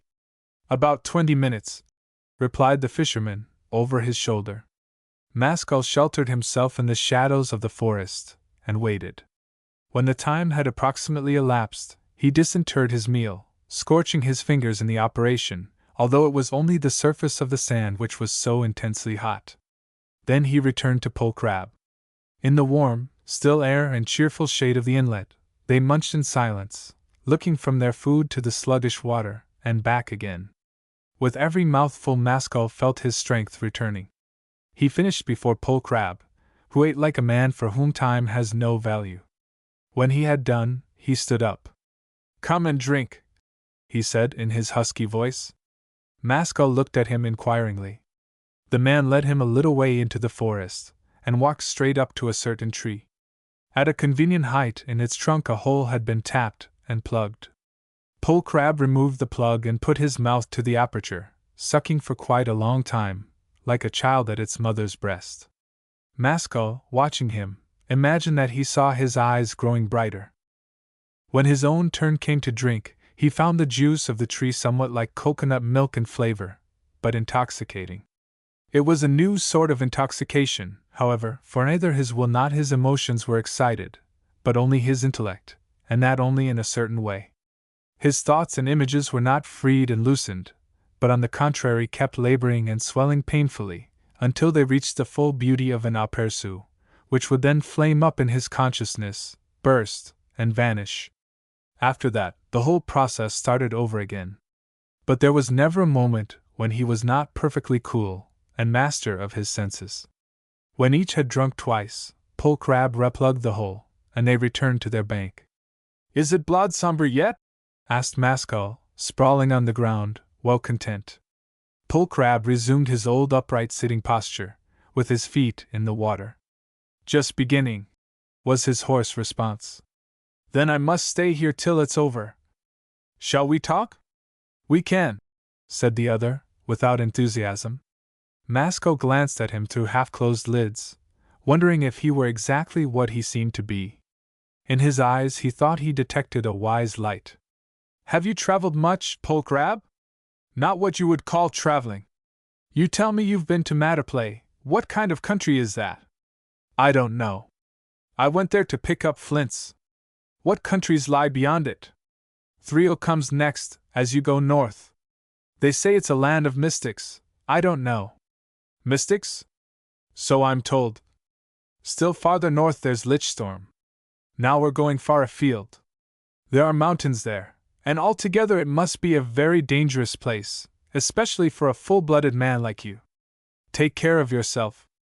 This is rather premature, Pole Crab. How do you know I'm going there? As you've come from the south, I suppose you'll go north. Well, that's right enough, said Mascal, staring hard at him. But how do you know I've come from the south? Well, then, perhaps you haven't, but there's a look of dawn about you. What kind of look? A tragical look, said Pole Crab. He never even glanced at Mascal, but was gazing at a fixed spot on the water with unblinking eyes. What lies beyond Lichtstorm? Asked Mascal, after a minute or two. Barry, where you have 2 suns instead of 1, but beyond that fact I know nothing about it. Then comes the ocean. And what's on the other side of the ocean? That you must find out for yourself, for I doubt if anybody has ever crossed it and come back. Mascal was silent for a little while. How is it that your people are so unadventurous? I seem to be the only one traveling from curiosity. What do you mean by your people? True, you don't know that I don't belong to your planet at all. I've come from another world, Pole Crab. What to find? I came here with Crag and Night Spore, to follow Surtur. I must have fainted the moment I arrived. When I sat up, it was night and the others had vanished. Since then I've been traveling at random. Pole Crab scratched his nose. You haven't found Surtur yet? I've heard his drum taps frequently. In the forest this morning I came quite close to him. Then 2 days ago, in the Lusian plain, I saw a vision, a being in man's shape, who called himself Surtur. Well, maybe it was Surtur. No, that's impossible, replied Mascal reflectively. It was Crystal Man. And it isn't a question of my suspecting it, I know it. How? Because this is Crystalman's world, and Surtur's world is something quite different. That's queer, then, said Pole Crab. Since I've come out of that forest, proceeded Mascal, talking half to himself, a change has come over me, and I see things differently. Everything here looks much more solid and real in my eyes than in other places, so much so that I can't entertain the least doubt of its existence. It not only looks real, it is real, and on that I would stake my life. But at the same time that it's real, it is false. Like a dream? No, not at all like a dream, and that's just what I want to explain. This world of yours, and perhaps of mine too, for that matter, doesn't give me the slightest impression of a dream, or an illusion, or anything of that sort. I know it's really here at this moment, and it's exactly as we're seeing it, you and I, yet it's false. It's false in this sense, Pole Crab. Side by side with it another world exists, and that other world is the true one, and this one is all false and deceitful, to the very core. And so it occurs to me that reality and falseness are 2 words for the same thing. Perhaps there is such another world, said Pole Crab huskily. But did that vision also seem real and false to you? Very real, but not false then, for then I didn't understand all this. But just because it was real, it couldn't have been Surtur, who has no connection with reality. Didn't those drum taps sound real to you? I had to hear them with my ears, and so they sounded real to me. Still, they were somehow different, and they certainly came from Surtur. If I didn't hear them correctly, that was my fault and not his. Pole Crab growled a little. If Surtur chooses to speak to you in that fashion, it appears he's trying to say something. What else can I think? But Pole Crab, what's your opinion? Is he calling me to the life after death? The old man stirred uneasily. I'm a fisherman, he said, after a minute or two.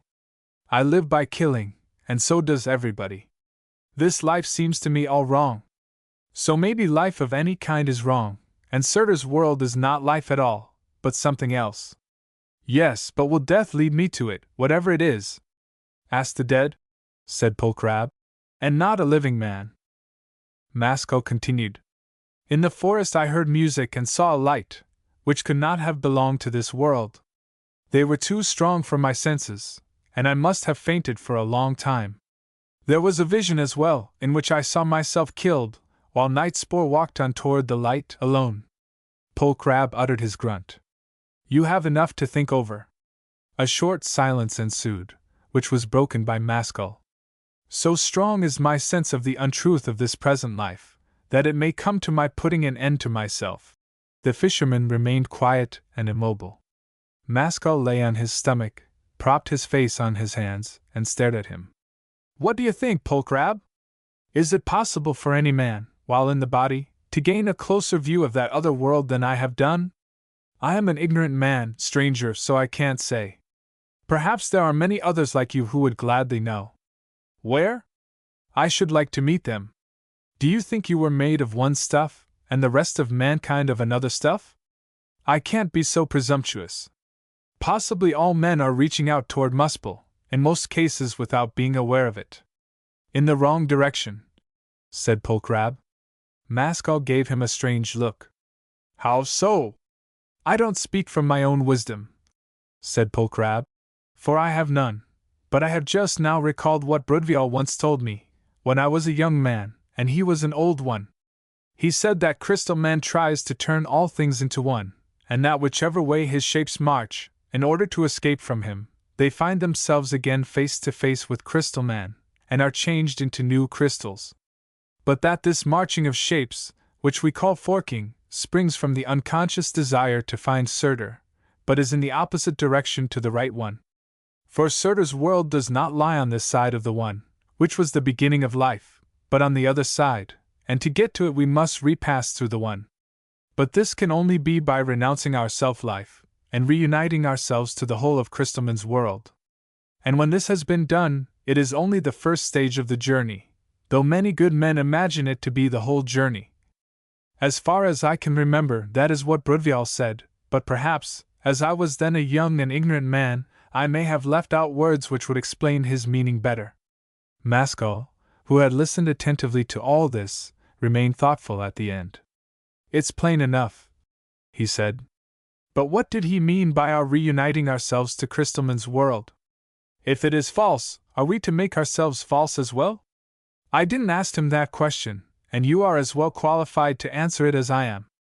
He must have meant that, as it is, we are each of us living in a false, private world of our own, a world of dreams and appetites and distorted perceptions. By embracing the great world we certainly lose nothing in truth and reality. Polcrab withdrew his feet from the water, stood up, yawned, and stretched his limbs. I have told you all I know, he said in a surly voice. Now let me go to sleep. Maskell kept his eyes fixed on him, but made no reply. The old man let himself down stiffly onto the ground, and prepared to rest. While he was still arranging his position to his liking, a footfall sounded behind the two men, coming from the direction of the forest. Maskell twisted his neck, and saw a woman approaching them. He at once guessed that it was Polcrab's wife. He sat up, but the fisherman did not stir. The woman came and stood in front of them, looking down from what appeared a great height. Her dress was similar to her husband's, but covered her limbs more. She was young, tall, slender, and strikingly erect. Her skin was lightly tanned, and she looked strong, but not at all peasant-like. Refinement was stamped all over her. Her face had too much energy of expression for a woman, and she was not beautiful. Her 3 great eyes kept flashing and glowing. She had great masses of fine, yellow hair, coiled up and fastened, but so carelessly that some of the strands were flowing down her back. When she spoke, it was in a rather weak voice, but full of lights and shades, and somehow intense passionateness never seemed to be far away from it. Forgiveness is asked for listening to your conversation, she said, addressing Maskell. I was resting behind the tree, and heard it all. He got up slowly. Are you Polcrab's wife? She is my wife, said Polcrab, and her name is Gleamile. Sit down again, stranger, and you too, wife, since you are here. They both obeyed. I heard everything, repeated Gleamile. But what I did not hear was where you are going to, Maskell, after you have left us. I know no more than you do.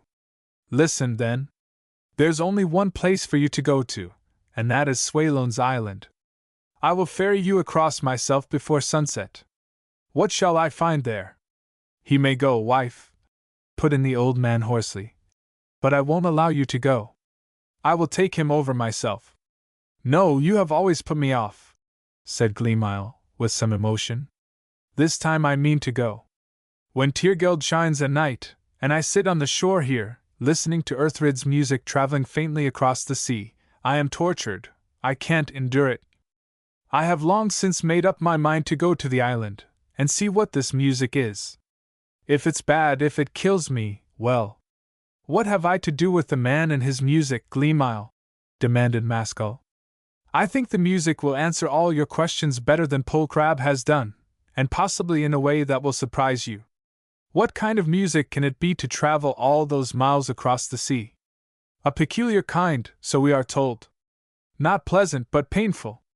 And the man that can play the instrument of Earthrid would be able to conjure up the most astonishing forms, which are not phantasms, but realities. That may be so, growled Polcrab. But I have been to the island by daylight, and what did I find there? Human bones, new and ancient. Those are Earthrid's victims. And you, wife, shall not go. But will that music play tonight? Asked Mascal. Yes, replied Gleamile, gazing at him intently. When Tyrgeld rises, which is our moon. If Earthrid plays men to death, it appears to me that his own death is due. In any case, I should like to hear those sounds for myself. But as for taking you with me, Gleamile, women die too easily in torments. I have only just now washed myself clean of the death blood of another woman. Gleamile laughed, but said nothing. Now go to sleep, said Polcrab. When the time comes, I will take you across myself. He lay down again, and closed his eyes. Mascal followed his example, but Gleamile remained sitting erect, with her legs under her. Who was that other woman, Mascal? She asked presently. He did not answer, but pretended to sleep. Chapter 15. Swallown's Island. When he awoke, the day was not so bright, and he guessed it was late afternoon. Polcrab and his wife were both on their feet, and another meal of fish had been cooked and was waiting for him. Is it decided who is to go with me? He asked before sitting down. I go, said Gleamile. Do you agree, Polcrab? The fisherman growled a little in his throat and motioned to the others to take their seats. He took a mouthful before answering. Something strong is attracting her, and I can't hold her back. I don't think I shall see you again, wife, but the lads are now nearly old enough to fend for themselves. Don't take dejected views, replied Gleamile sternly. She was not eating. I shall come back, and make amends to you. It's only for a night. Mascal gazed from one to the other in perplexity. Let me go alone. I would be sorry if anything happened. Gleamile shook her head. Don't regard this as a woman's caprice, she said. Even if you hadn't passed this way, I would have heard that music soon. I have a hunger for it. Haven't you any such feeling, Polcrab? No, a woman is a noble and sensitive creature, and there are attractions in nature too subtle for males. Take her with you, since she is set on it. Maybe she's right. Perhaps Earthrid's music will answer your questions and hers too. What are your questions, Gleamile? The woman shed a strange smile. You may be sure that a question which requires music for an answer can't be put into words. If you are not back by the morning, remarked her husband, I will know you are dead. The meal was finished in a constrained silence. Polcrab wiped his mouth, and produced a seashell from a kind of pocket. Will you say goodbye to the boys? Shall I call them? She considered a moment. Yes, I must see them. He put the shell to his mouth, and blew. A loud, mournful noise passed through the air. A few minutes later there was a sound of scurrying footsteps, and the boys were seen emerging from the forest. Mascal looked with curiosity at the first children he had seen on Torments. The oldest boy was carrying the youngest on his back, while the third trotted some distance behind.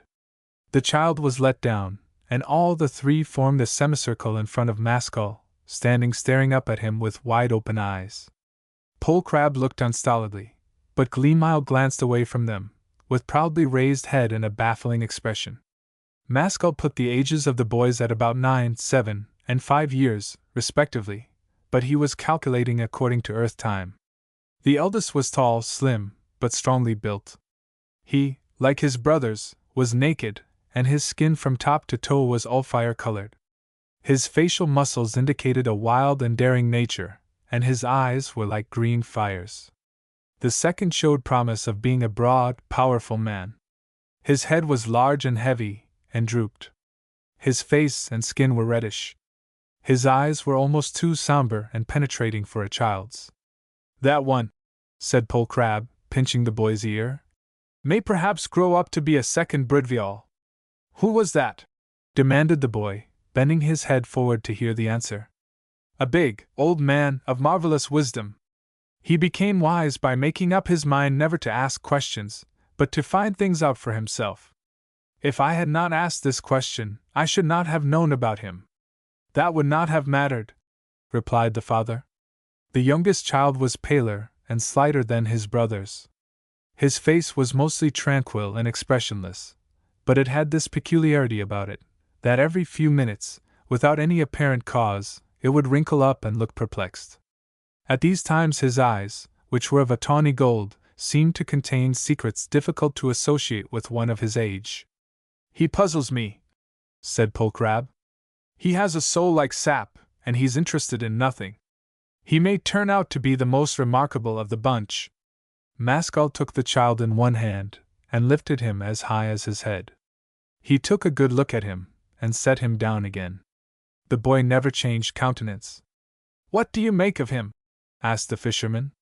"It's on the tip of my tongue to say, but it just escapes me. Let me drink again, and then I shall have it." "Go and drink then." Mascal strode over to the tree, drank, and returned. "In ages to come," he said, speaking deliberately, "he will be a grand and awful tradition. A seer possibly, or even a divinity. Watch over him well." The eldest boy looked scornful. "I want to be none of those things. I would like to be like that big fellow," and he pointed his finger at Mascal. He laughed, and showed his white teeth through his beard. "Thanks for the compliments, old warrior," he said. "He's great and brawny," continued the boy, "and can hold his own with other men. Can you hold me up with one arm, as you did that child?" Mascal complied. "That is being a man!" exclaimed the boy. "Enough!" said Pole Crab impatiently. "I called you lads here to say goodbye to your mother. She is going away with this man. I think she may not return, but we don't know." The second boy's face became suddenly inflamed. "Is she going of her own choice?" he inquired. "Yes," replied the father. "Then she is bad."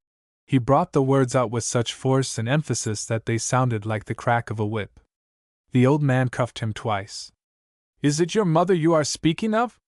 The boy stood his ground, without change of expression, but said nothing. The youngest child spoke, for the first time. "My mother will not come back, but she will die dancing." Pole Crab and his wife looked at one another. "Where are you going to, mother?" asked the eldest lad. Gleamile bent down, and kissed him. "To the island?" "Well then, if you don't come back by tomorrow morning, I will go and look for you." Mascal grew more and more uneasy in his mind. "This seems to me to be a man's journey," he said. "I think it would be better for you not to come, Gleamile." "I am not to be dissuaded," she replied. He stroked his beard in perplexity. "Is it time to start?" "It wants 4 hours to sunset, and we shall need all that." Mascal sighed. "I'll go to the mouth of the creek, and wait there for you and the raft. You will wish to make your farewells, Gleamile." He then clasped Pole Crab by the hand. "Adieu, fisherman! You have repaid me well for my answers," said the old man gruffly. "But it's not your fault, and in Shaping's world the worst things happen." The eldest boy came close to Mascal, and frowned at him. "Farewell, big man," he said.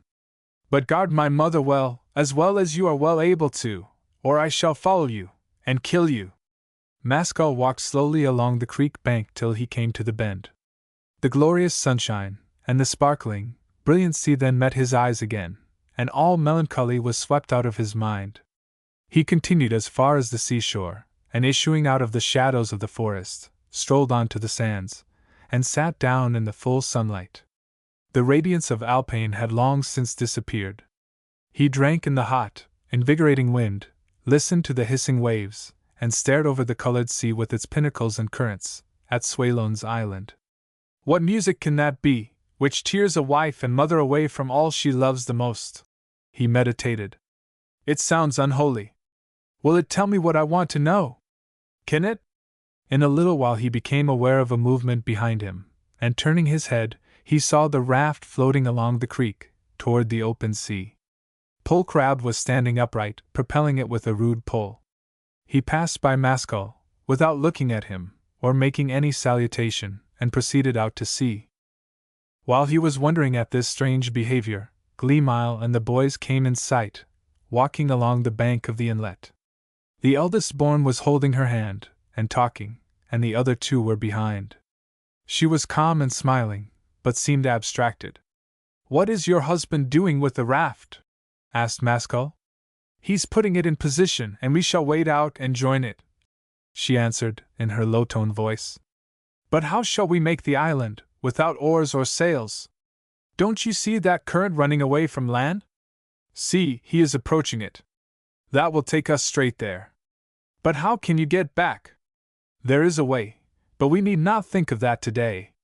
"Why shouldn't I come too?" demanded the eldest boy. "Because the raft won't carry 3. Mascal is a heavy man." "It doesn't matter," said the boy. "I know where there is wood for another raft. As soon as you have gone, I shall set to work." Pole Crab had by this time maneuvered his flimsy craft to the position he desired, within a few yards of the current, which at that point made a sharp bend from the east. He shouted out some words to his wife and Mascal. Gleamile kissed her children convulsively, and broke down a little. The eldest boy bit his lip till it bled, and tears glistened in his eyes, but the younger children stared wide-eyed, and displayed no emotion. Gleamile now walked into the sea, followed by Mascal.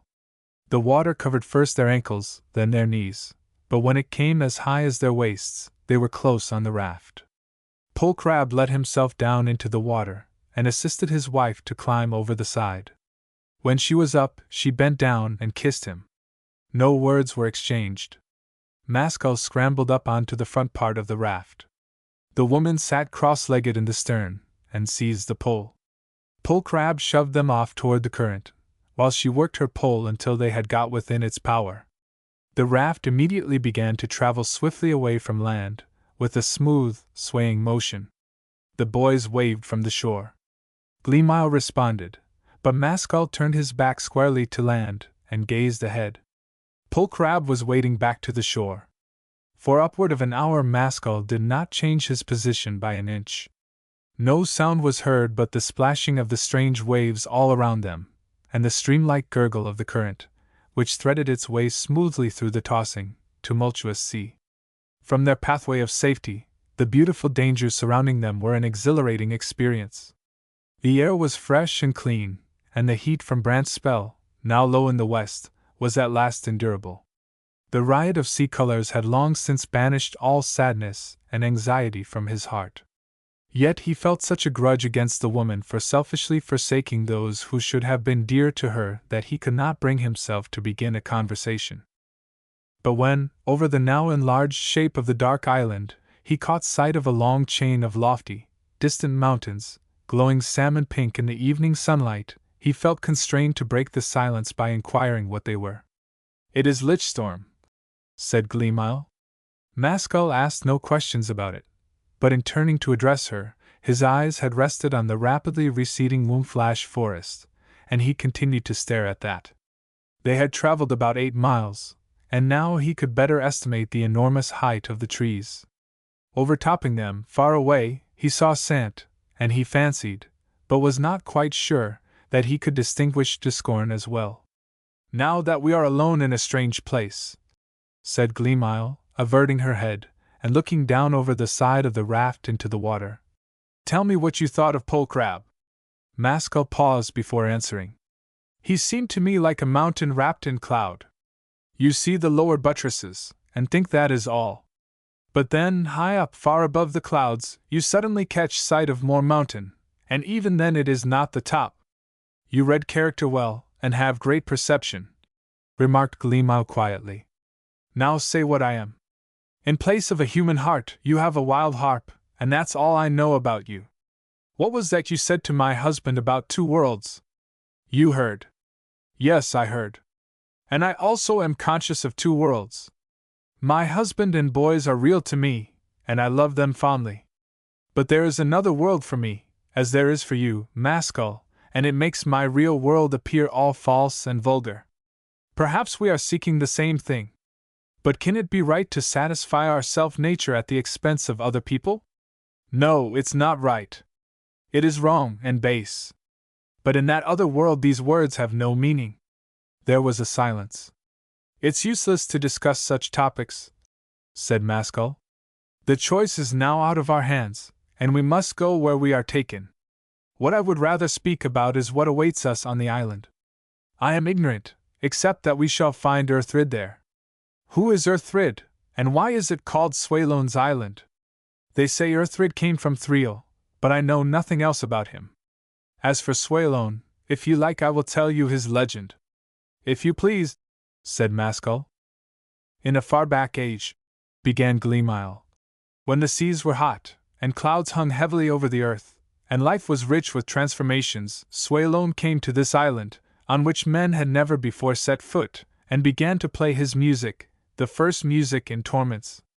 Nightly, when the moon shone, people used to gather on this shore behind us, and listen to the faint, sweet strains floating from over the sea. One night, Shaping, whom you call Crystal Man, was passing this way in company with Crag. They listened a while to the music, and Shaping said, 'Have you heard more beautiful sounds? This is my world and my music.' Crag stamped with his foot and laughed. 'You must do better than that, if I am to admire it. Let us pass over, and see this bungler at work.' Shaping consented, and they passed over to the island. Swaylone was not able to see their presence. Shaping stood behind him, and breathed thoughts into his soul, so that his music became 10 times lovelier, and people listening on that shore went mad with sick delight. 'Can any strains be nobler?' demanded Shaping. Crag grinned and said, 'You are naturally effeminate. Now let me try.' Then he stood behind Swaylone, and shot ugly discords fast into his head. His instrument was so cracked, that never since has it played right. From that time forth Swaylone could utter only distorted music, yet it called to folk more than the other sort. Many men crossed over to the island during his lifetime, to listen to the amazing tones, but none could endure them, all died. After Swaylone's death, another musician took up the tale, and so the light has passed down from torch to torch, till now Earthrid bears it." "An interesting legend," commented Mascal. "But who is Crag?" "They say that when the world was born, Crag was born with it, a spirit compounded of those vestiges of Muspel which Shaping did not know how to transform. Thereafter nothing has gone right with the world, for he dogs Shaping's footsteps everywhere, and whatever the latter does, he undoes. To love he joins death, to sex shame, to intellect madness, to virtue cruelty, and to fair exteriors bloody entrails. These are Crag's actions, so the lovers of the world call him devil. They don't understand, Mascal, that without him the world would lose its beauty." "Crag and beauty!" exclaimed he, with a cynical smile. "Even so. That same beauty which you and I are now voyaging to discover.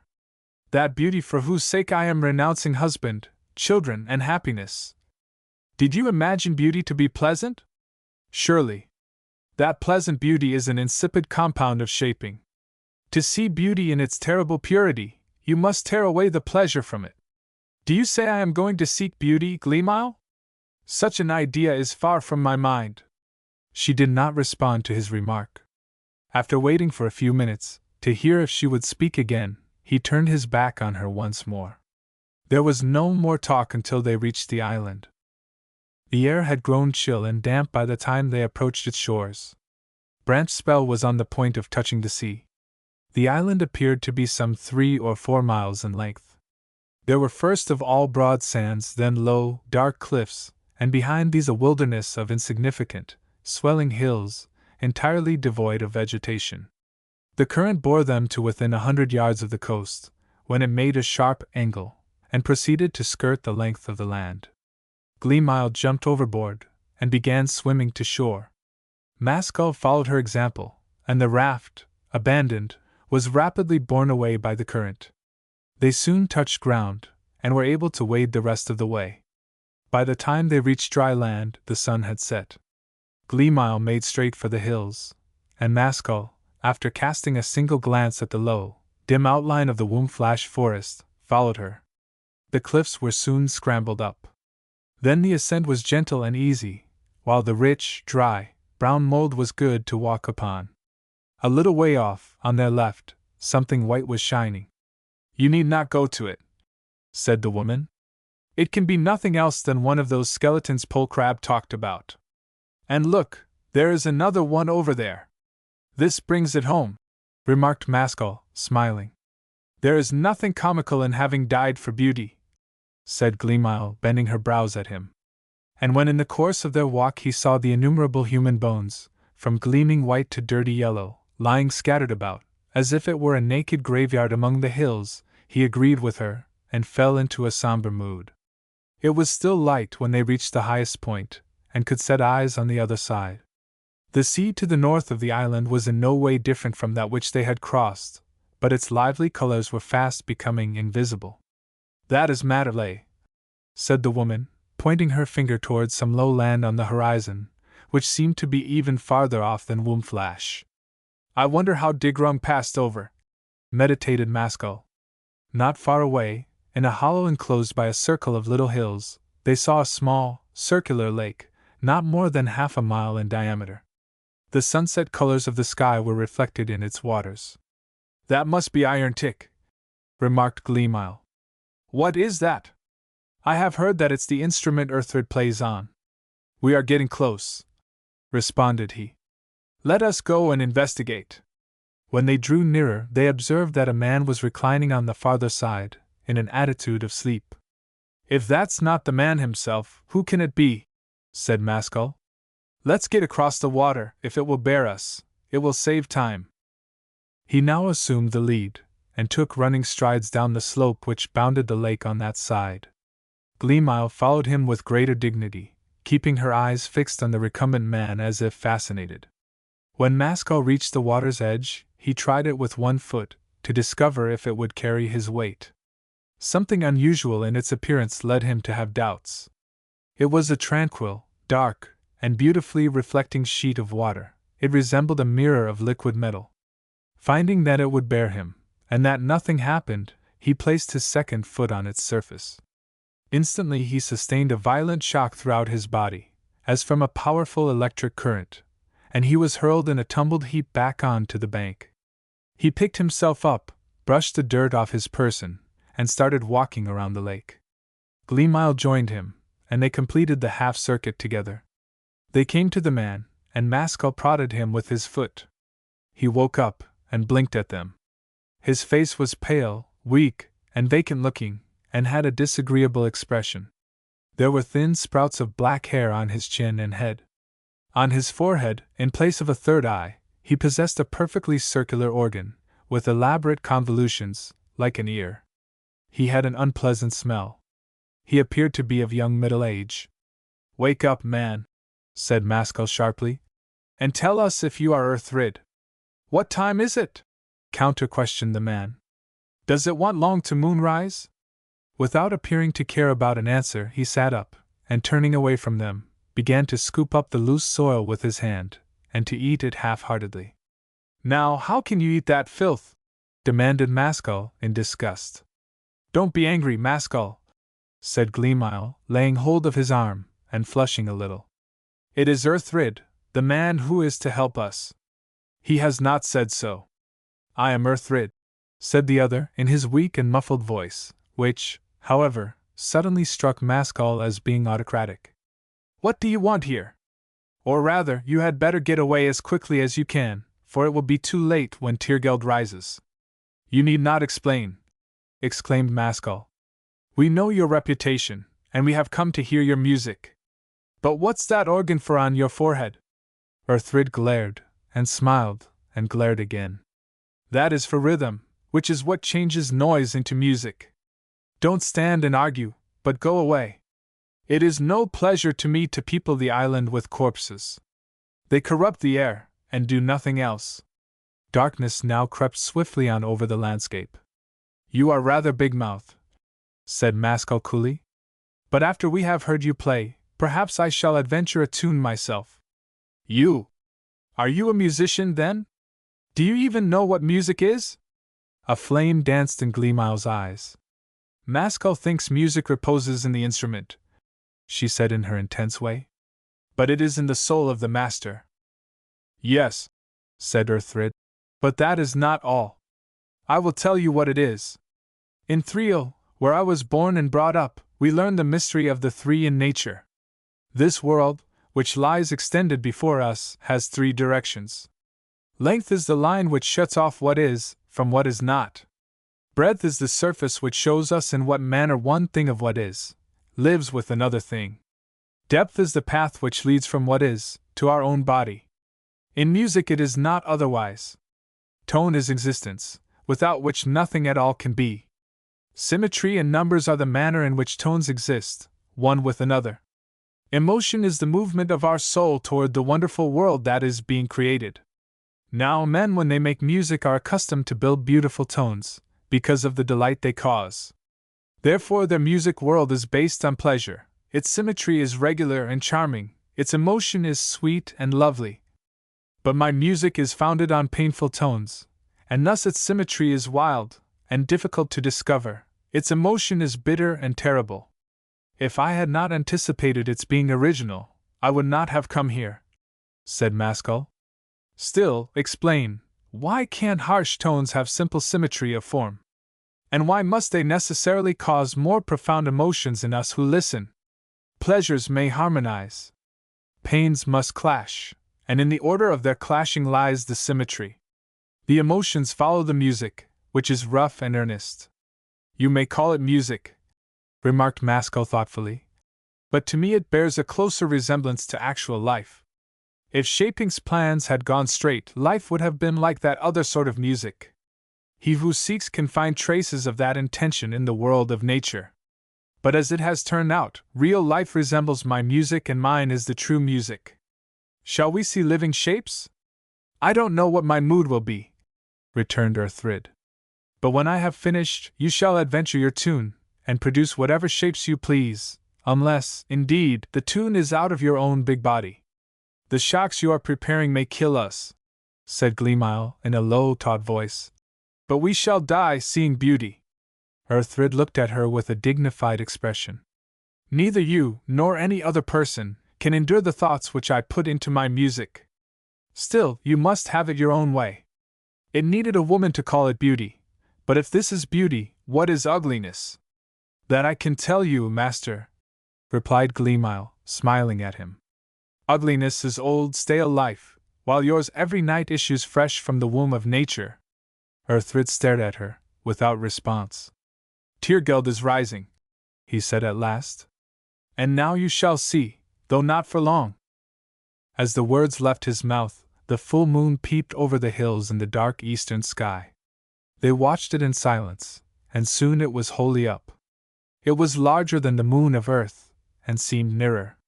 Its shadowy parts stood out in just as strong relief, but somehow it did not give Maskell the impression of being a dead world. Branch spells shone on the whole of it, but Alpine only on a part. The broad crescent that reflected Branch spell's rays alone was white and brilliant, but the part that was illuminated by both suns shone with a greenish radiance that had almost solar power, and yet was cold and cheerless. On gazing at that combined light, he felt the same sense of disintegration that the afterglow of Alpine had always caused in him, but now the feeling was not physical, but merely aesthetic. The moon did not appear romantic to him, but disturbing and mystical. Earthrid rose, and stood quietly for a minute. In the bright moonlight, his face seemed to have undergone a change. It lost its loose, weak, disagreeable look, and acquired a sort of crafty grandeur. He clapped his hands together meditatively 2 or 3 times, and walked up and down. The others stood together, watching him. Then he sat down by the side of the lake, and leaning on his side, placed his right hand, open palm downward, on the ground, at the same time stretching out his right leg, so that the foot was in contact with the water. While Maskell was in the act of staring at him and at the lake, he felt a stabbing sensation right through his heart, as though he had been pierced by a rapier. He barely recovered himself from falling, and as he did so he saw that a spout had formed on the water, and was now subsiding again. The next moment he was knocked down by a violent blow in the mouth, delivered by an invisible hand. He picked himself up, and observed that a second spout had formed. No sooner was he on his legs, than a hideous pain hammered away inside his brain, as if caused by a malignant tumor. In his agony, he stumbled and fell again, this time on the arm Cragg had wounded. All his other mishaps were forgotten in this one, which half stunned him. It lasted only a moment, and then sudden relief came, and he found that Earthrid's rough music had lost its power over him. He saw him still stretched in the same position. Spouts were coming thick and fast on the lake, which was full of lively motion. But Gleamile was not on her legs. She was lying on the ground, in a heap, without moving. Her attitude was ugly, and he guessed she was dead. When he reached her, he discovered that she was dead. In what state of mind she had died, he did not know, for her face wore the vulgar crystal man grin. The whole tragedy had not lasted 5 minutes. He went over to Earthrid and dragged him forcibly away from his playing. "You have been as good as your word, musician," he said. "Gleamile is dead." Earthrid tried to collect his scattered senses. "I warned her," he replied, sitting up. "Did I not beg her to go away? But she died very easily. She did not wait for the beauty she spoke about. She heard nothing of the passion, nor even of the rhythm. Neither have you." Maskell looked down at him in indignation, but said nothing. "You should not have interrupted me," went on Earthrid. "When I am playing, nothing else is of importance. I might have lost the thread of my ideas. Fortunately, I never forget. I shall start over again. If music is to continue in the presence of the dead, I play next." The man glanced up quickly. "That can't be." "It must be," said Maskell decisively. "I prefer playing to listening. Another reason is that you will have every night, but I have only tonight." Earthrid clenched and unclenched his fist, and began to turn pale. "With your recklessness, you are likely to kill us both. Irondick belongs to me, and until you have learned how to play, you would only break the instrument." "Well, then, I will break it, but I am going to try." The musician jumped to his feet and confronted him. "Do you intend to take it from me by violence? Keep calm. You will have the same choice that you offered us. I shall give you time to go away somewhere. How will that serve me, if you spoil my lake? You don't understand what you are doing. Go or stay," responded Maskell. "I give you till the water gets smooth again. After that, I begin playing." Earthrid kept swallowing. He glanced at the lake and back to Maskell. "Do you swear it? How long that will take, you know better than I, but till then you are safe." Earthrid cast him a look of malice, hesitated for an instant, and then moved away, and started to climb the nearest hill. Halfway up he glanced over his shoulder apprehensively, as if to see what was happening. In another minute or so, he had disappeared over the crest, traveling in the direction of the shore that faced Matterplay. Later, when the water was once more tranquil, Maskell sat down by its edge, in imitation of Earthrid's attitude. He knew neither how to set about producing his music, nor what would come of it. But audacious projects entered his brain, and he willed to create physical shapes, and above all, one shape, that of Surtur. Before putting his foot to the water, he turned things over a little in his mind. He said, "What themes are in common music, shapes are in this music. The composer does not find his theme by picking out single notes, but the whole theme flashes into his mind by inspiration. So it must be with shapes. When I start playing, if I am worth anything, the undivided ideas will pass from my unconscious mind to this lake, and then, reflected back in the dimensions of reality, I shall be for the first time made acquainted with them. So it must be." The instant his foot touched the water, he felt his thoughts flowing from him. He did not know what they were, but the mere act of flowing created a sensation of joyful mastery. With this was curiosity to learn what they would prove to be. Spouts formed on the lake in increasing numbers, but he experienced no pain. His thoughts, which he knew to be music, did not issue from him in a steady, unbroken stream, but in great, rough gushes, succeeding intervals of quiescence. When these gushes came, the whole lake broke out in an eruption of spouts. He realized that the ideas passing from him did not arise in his intellect, but had their source in the fathomless depths of his will. He could not decide what character they should have, but he was able to force them out, or retard them, by the exercise of his volition. At first nothing changed around him. Then the moon grew dimmer, and a strange, new radiance began to illuminate the landscape. It increased so imperceptibly that it was some time before he recognized it as the muspelite which he had seen in the Wombflash forest. He could not give it a color, or a name, but it filled him with a sort of stern and sacred awe. He called up the resources of his powerful will. The spouts thickened like a forest, and many of them were 20 feet high. Tiergeld looked faint and pale. The radiance became intense, but it cast no shadows. The wind got up, but where Maskell was sitting, it was calm. Shortly afterward it began to shriek and whistle, like a full gale. He saw no shapes, and redoubled his efforts. His ideas were now rushing out onto the lake so furiously that his whole soul was possessed by exhilaration and defiance. But still he did not know their nature. A huge spout shot up, and at the same moment the hills began to crack and break. Great masses of loose soil were erupted from their bowels, and in the next period of quietness, he saw that the landscape had altered. Still the mysterious light intensified. The moon disappeared entirely. The noise of the unseen tempest was terrifying, but Maskell played heroically on, trying to urge out ideas which would take shape. The hillsides were cleft with chasms. The water escaping from the tops of the spouts swamped the land, but where he was, it was dry. The radiance grew terrible. It was everywhere, but Maskell fancied that it was far brighter in one particular quarter. He thought that it was becoming localized, preparatory to contracting into a solid form. He strained and strained. Immediately afterward the bottom of the lake subsided. Its waters fell through, and his instrument was broken. The muspelite vanished. The moon shone out again, but Maskell could not see it.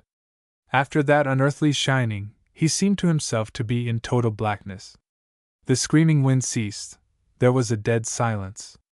His thoughts finished flowing toward the lake, and his foot no longer touched water, but hung in space. He was too stunned by the suddenness of the change to either think or feel. While he was still lying dazed, a vast explosion occurred in the newly opened depths beneath the lakebed. The water in its descent had met fire. Maskell was lifted bodily in the air, many yards high, and came down heavily. He lost consciousness. When he came to his senses again, he saw everything. Tiergeld was gleaming brilliantly. He was lying by the side of the old lake, but it was now a crater, to the bottom of which his eyes could not penetrate. The hills encircling it were torn, as if by heavy gunfire. A few thunderclouds were floating in the air at no great height, from which branch lightning descended to the earth incessantly, accompanied by alarming and singular crashes. He got on his legs, and tested his actions. Finding that he was uninjured, he first of all viewed the crater at closer quarters, and then started to walk painfully toward the northern shore. When he had attained the crest above the lake, the landscape sloped gently down for 2 miles to the sea. Everywhere he passed through traces of his rough work. The country was carved into scarps, grooves, channels, and craters. He arrived at the line of low cliffs overlooking the beach, and found that these also were partly broken down by landslips. He got down onto the sand and stood looking over the moonlit, agitated sea, wondering how he could contrive to escape from this island of failure. Then he saw Erthrid's body, lying quite close to him. It was on its back. Both legs had been violently torn off, and he could not see them anywhere. Erthrid's teeth were buried in the flesh of his right forearm, indicating that the man had died in unreasoning physical agony. The skin gleamed green in the moonlight, but it was stained by darker discolorations, which were wounds. The sand about him was dyed by the pool of blood which had long since filtered through. Maskell left the corpse in dismay, and walked a long way along the sweet-smelling shore. Sitting down on a rock, he waited for daybreak. Chapter 16. Lee Helfie. At midnight, when Tiergeld was in the south, throwing his shadow straight toward the sea and making everything nearly as bright as day, he saw a great tree floating in the water, not far out. It was 30 feet out of the water, upright and alive, and its roots must have been enormously deep and wide. It was drifting along the coast, through the heavy seas. Maskell eyed it incuriously for a few minutes. Then it dawned on him that it might be a good thing to investigate its nature. Without stopping to weigh the danger, he immediately swam out, caught hold of the lowest branch, and swung himself up. He looked aloft, and saw that the main stem was thick to the very top, terminating in a knob that somewhat resembled a human head. He made his way toward this knob through the multitude of boughs, which were covered with tough, slippery, marine leaves like seaweed. Arriving at the crown, he found that it actually was a sort of head, for there were membranes like rudimentary eyes all the way around it, denoting some form of low intelligence.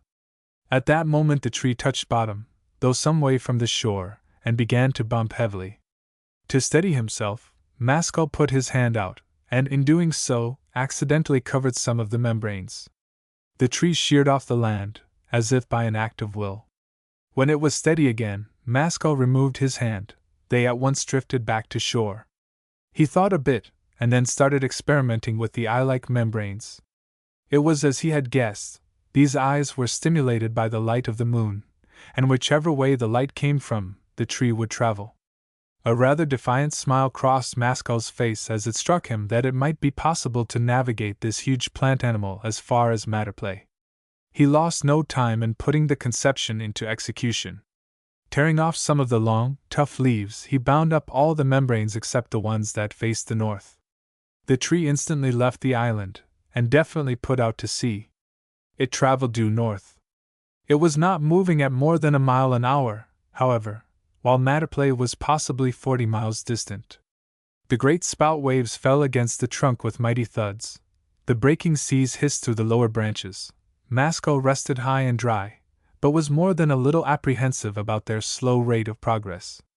Presently he sighted a current racing along toward the northwest, and that put another idea into his head. He began to juggle with the membranes again, and before long had succeeded in piloting his tree into the fast-running stream. As soon as they were fairly in its rapids, he blinded the crown entirely, and thenceforward the current acted in the double capacity of road and steed.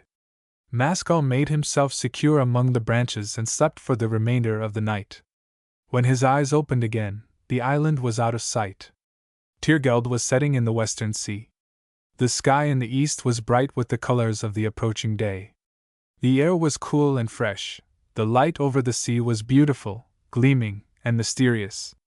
Land, probably Matterplay, lay ahead, a long, dark line of low cliffs, perhaps a mile away. The current no longer ran toward the shore, but began to skirt the coast without drawing any closer to it. As soon as Maskell realized the fact, he maneuvered the tree out of its channel and started drifting it inshore. The eastern sky blazed up suddenly with violent dyes, and the outer rim of branch spell lifted itself above the sea. The moon had already sunk. The shore loomed nearer and nearer. In physical character it was like Swallown's Island, the same wide sands, small cliffs, and rounded, insignificant hills inland, without vegetation. In the early morning sunlight, however, it looked romantic. Maskell, hollow-eyed and morose, cared nothing for all that, but the moment the tree grounded, clambered swiftly down through the branches and dropped into the sea. By the time he had swam ashore, the white, stupendous sun was high above the horizon. He walked along the sands toward the east for a considerable distance, without having any special intention in his mind. He thought he would go on until he came to some creek or valley, and then turn up it. The sun's rays were cheering, and began to relieve him of his oppressive night weight. After strolling along the beach for about a mile, he was stopped by a broad stream that flowed into the sea out of a kind of natural gateway in the line of cliffs. Its water was of a beautiful, limpid green, all filled with bubbles.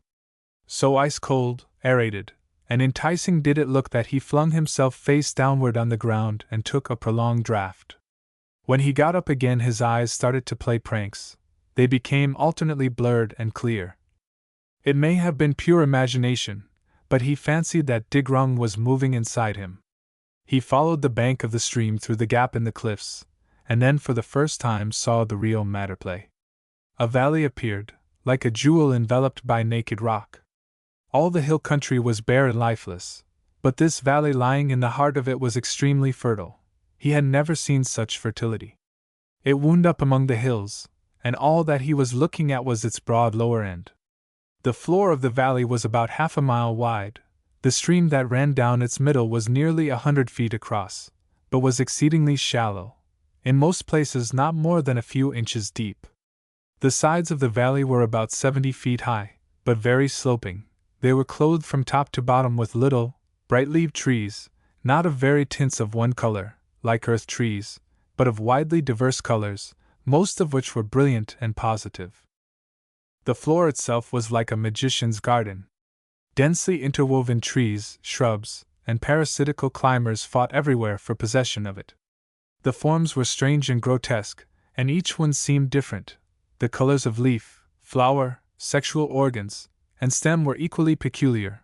All the different combinations of the 5 primary colors of torments seemed to be represented, and the result, for Maskell, was a sort of chaos. So rank was the vegetation that he could not fight his way through it. He was obliged to take to the riverbed.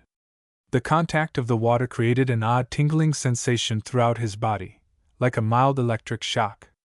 There were no birds, but a few extraordinary-looking winged reptiles of small size kept crossing the valley from hill to hill. Swarms of flying insects clustered around him, threatening mischief, but in the end it turned out that his blood was disagreeable to them, for he was not bitten once. Repulsive crawling creatures resembling centipedes, scorpions, snakes, and so forth were in myriads on the banks of the stream, but they also made no attempt to use their weapons on his bare legs and feet, as he passed through them into the water. Presently, however, he was confronted in midstream by a hideous monster, of the size of a pony, but resembling in shape, if it resembled anything, a sea crustacean, and then he came to a halt. They stared at one another, the beast with wicked eyes, Maskell with cool and wary ones. While he was staring, a singular thing happened to him. His eyes blurred again. But when in a minute or two this blurring passed away and he saw clearly once more, his vision had changed in character. He was looking right through the animal's body and could distinguish all its interior parts. The outer crust, however, and all the hard tissues were misty and semi-transparent. Through them a luminous network of blood-red veins and arteries stood out in startling distinctness. The hard parts faded away to nothingness, and the blood system alone was left.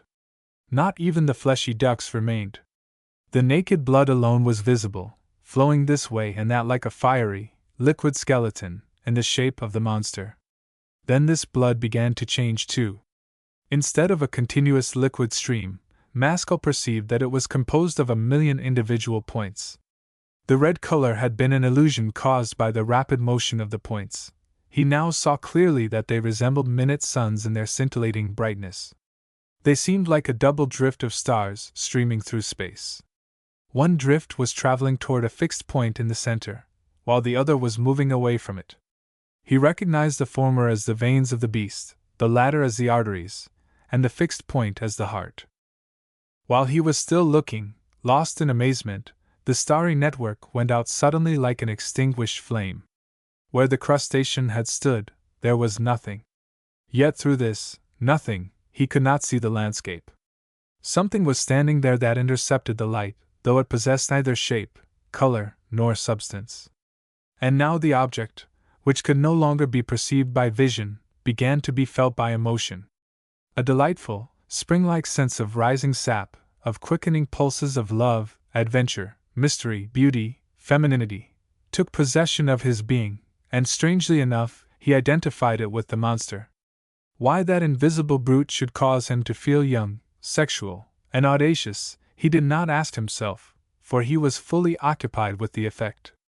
But it was as if flesh, bones, and blood had been discarded, and he were face to face with naked life itself, which slowly passed into his own body.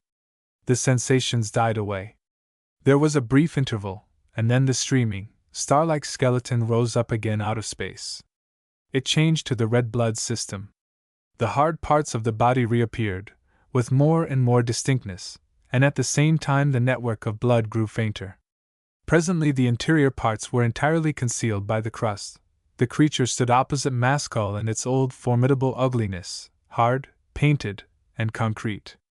Disliking something about him, the crustacean turned aside and stumbled awkwardly away on its 6 legs, with laborious and repulsive movements, toward the other bank of the stream.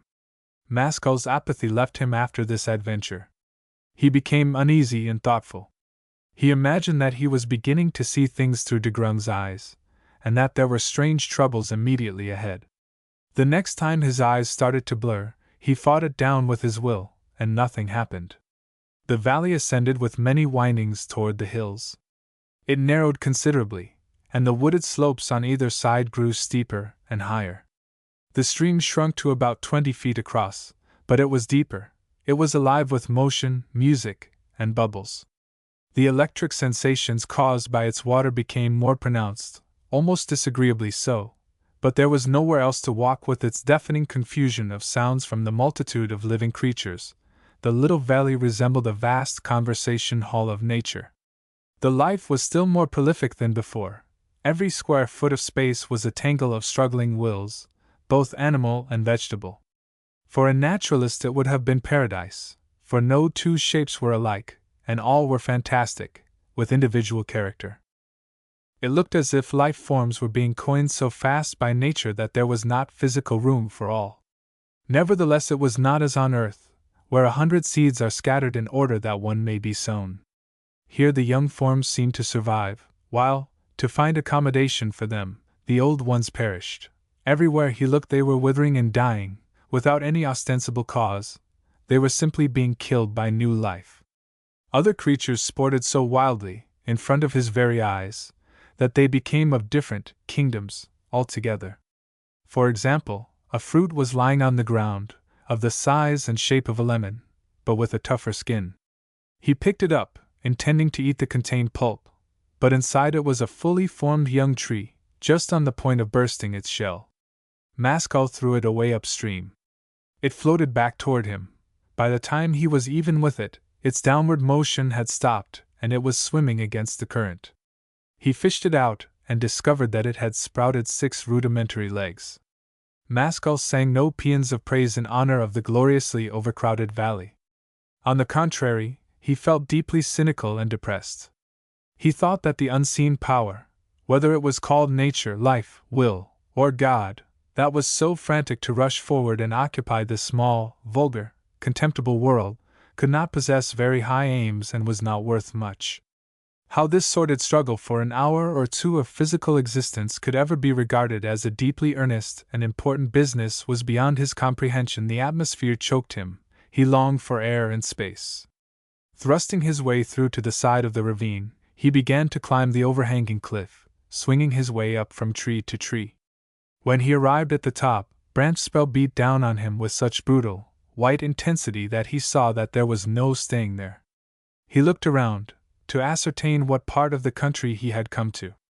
He had traveled about 10 miles from the sea, as the crow flies. The bare, undulating wolds sloped straight down toward it, the water glittered in the distance, and on the horizon he was just able to make out Swalon's Island. Looking north, the land continued sloping upward as far as he could see. Over the crest, that is to say, some miles away, a line of black, fantastic-shaped rocks of quite another character showed themselves. This was probably Thriel. Behind these again, against the sky, perhaps 50 or even 100 miles off, were the peaks of Lichstorm, most of them covered with greenish snow that glittered in the sunlight. They were stupendously high and of weird contours. Most of them were conical to the top, but from the top, great masses of mountain balanced themselves at what looked like impossible angles, overhanging without apparent support. A land like that promised something new, he thought, extraordinary inhabitants. The idea took shape in his mind to go there, and to travel as swiftly as possible. It might even be feasible to get there before sunset. It was less the mountains themselves that attracted him than the country which lay beyond, the prospect of setting eyes on the blue sun, which he judged to be the wonder of wonders and torments. The direct route was over the hills, but that was out of the question, because of the killing heat and the absence of shade. He guessed, however, that the valley would not take him far out of his way, and decided to keep to that for the time being, much as he hated and feared it. Into the hotbed of life, therefore, he once more swung himself. Once down, he continued to follow the windings of the valley for several miles through sunlight and shadow. The path became increasingly difficult. The cliffs closed in on either side until they were less than 100 yards apart, while the bed of the ravine was blocked by boulders, great and small, so that the little stream, which was now diminished to the proportions of a brook, had to come down where and how it could. The forms of life grew stranger. Pure plants and pure animals disappeared by degrees, and their place was filled by singular creatures that seemed to partake of both characters.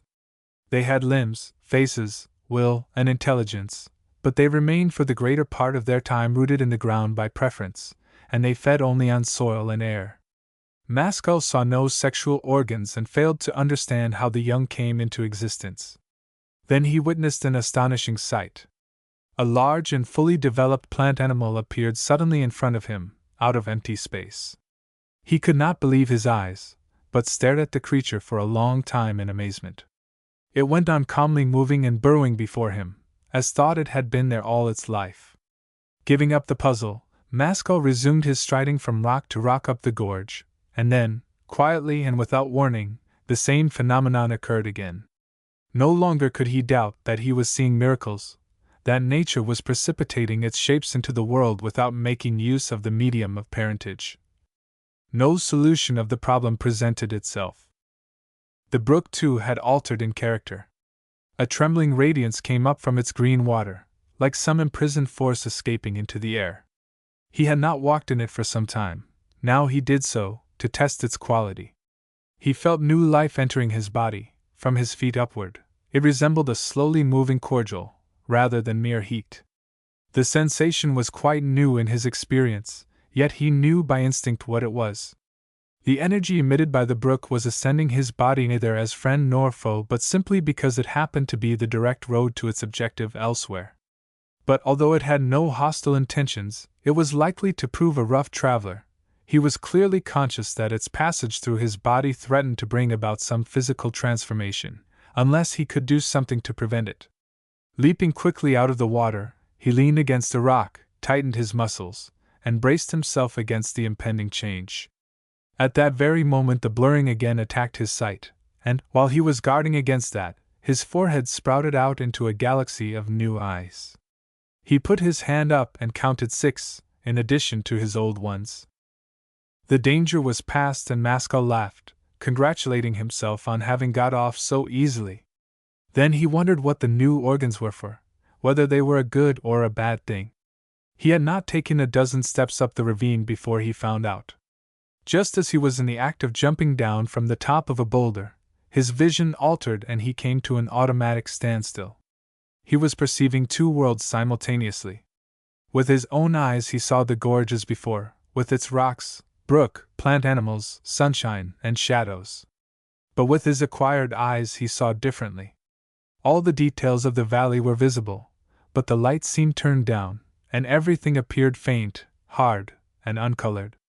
The sun was obscured by masses of cloud which filled the whole sky.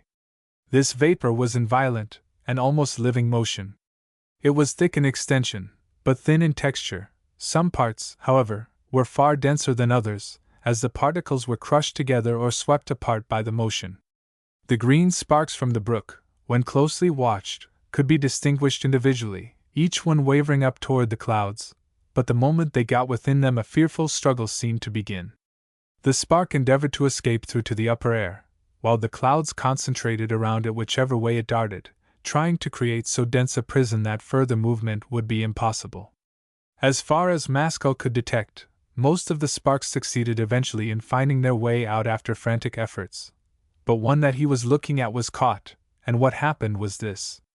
A complete ring of cloud surrounded it, and in spite of its furious leaps and flashes in all directions, as if it were a live, savage creature caught in a net. Nowhere could it find an opening, but it dragged the enveloping cloud stuff with it, wherever it went. The vapors continued to thicken around it, until they resembled the black, heavy, compressed sky masses seen before a bad thunderstorm. Then the green spark, which was still visible in the interior, ceased its efforts, and remained for a time quite quiescent. The cloud shape went on consolidating itself, and became nearly spherical. As it grew heavier and stiller, it started slowly to descend toward the valley floor. When it was directly opposite Maskell, with its lower end only a few feet off the ground, its motion stopped altogether, and there was a complete pause for at least 2 minutes. Suddenly, like a stab of forked lightning, the great cloud shot together, became small, indented, and colored, and as a plant animal started walking around on legs and rooting up the ground in search of food. The concluding stage of the phenomenon he witnessed with his normal eyesight. It showed him the creatures appearing miraculously out of nowhere. Maskell was shaken. His cynicism dropped from him and gave place to curiosity and awe. That was exactly like the birth of a thought, he said to himself. But who was the thinker? Some great living mind is at work in this spot. He has intelligence, for all his shapes are different, and he has character, for all belong to the same general type. If I'm not wrong, and if it's the force called shaping or crystal man, I've seen enough to make me want to find out something more about him. It would be ridiculous to go on to other riddles before I have solved these. A voice called out to him from behind, and turning around, he saw a human figure hastening toward him from some distance down the ravine. It looked more like a man than a woman. He was rather tall, but nimble, and was clothed in a dark, frock-like garment that reached from the neck to below the knees. Around his head was rolled a turban.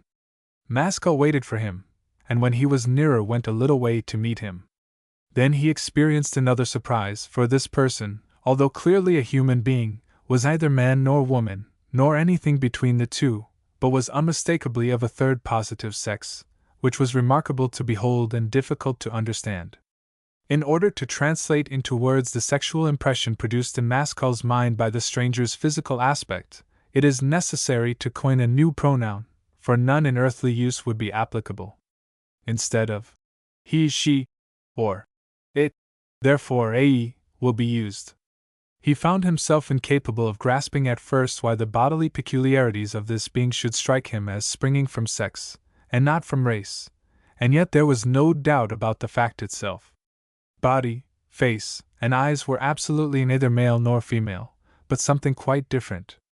Just as one can distinguish a man from a woman at the first glance by some indefinable difference of expression and atmospheres altogether apart from the contour of the figure, so the stranger was separated in appearance from both. As with men and women, the whole person expressed a latent sensuality, which gave body and face alike their peculiar character.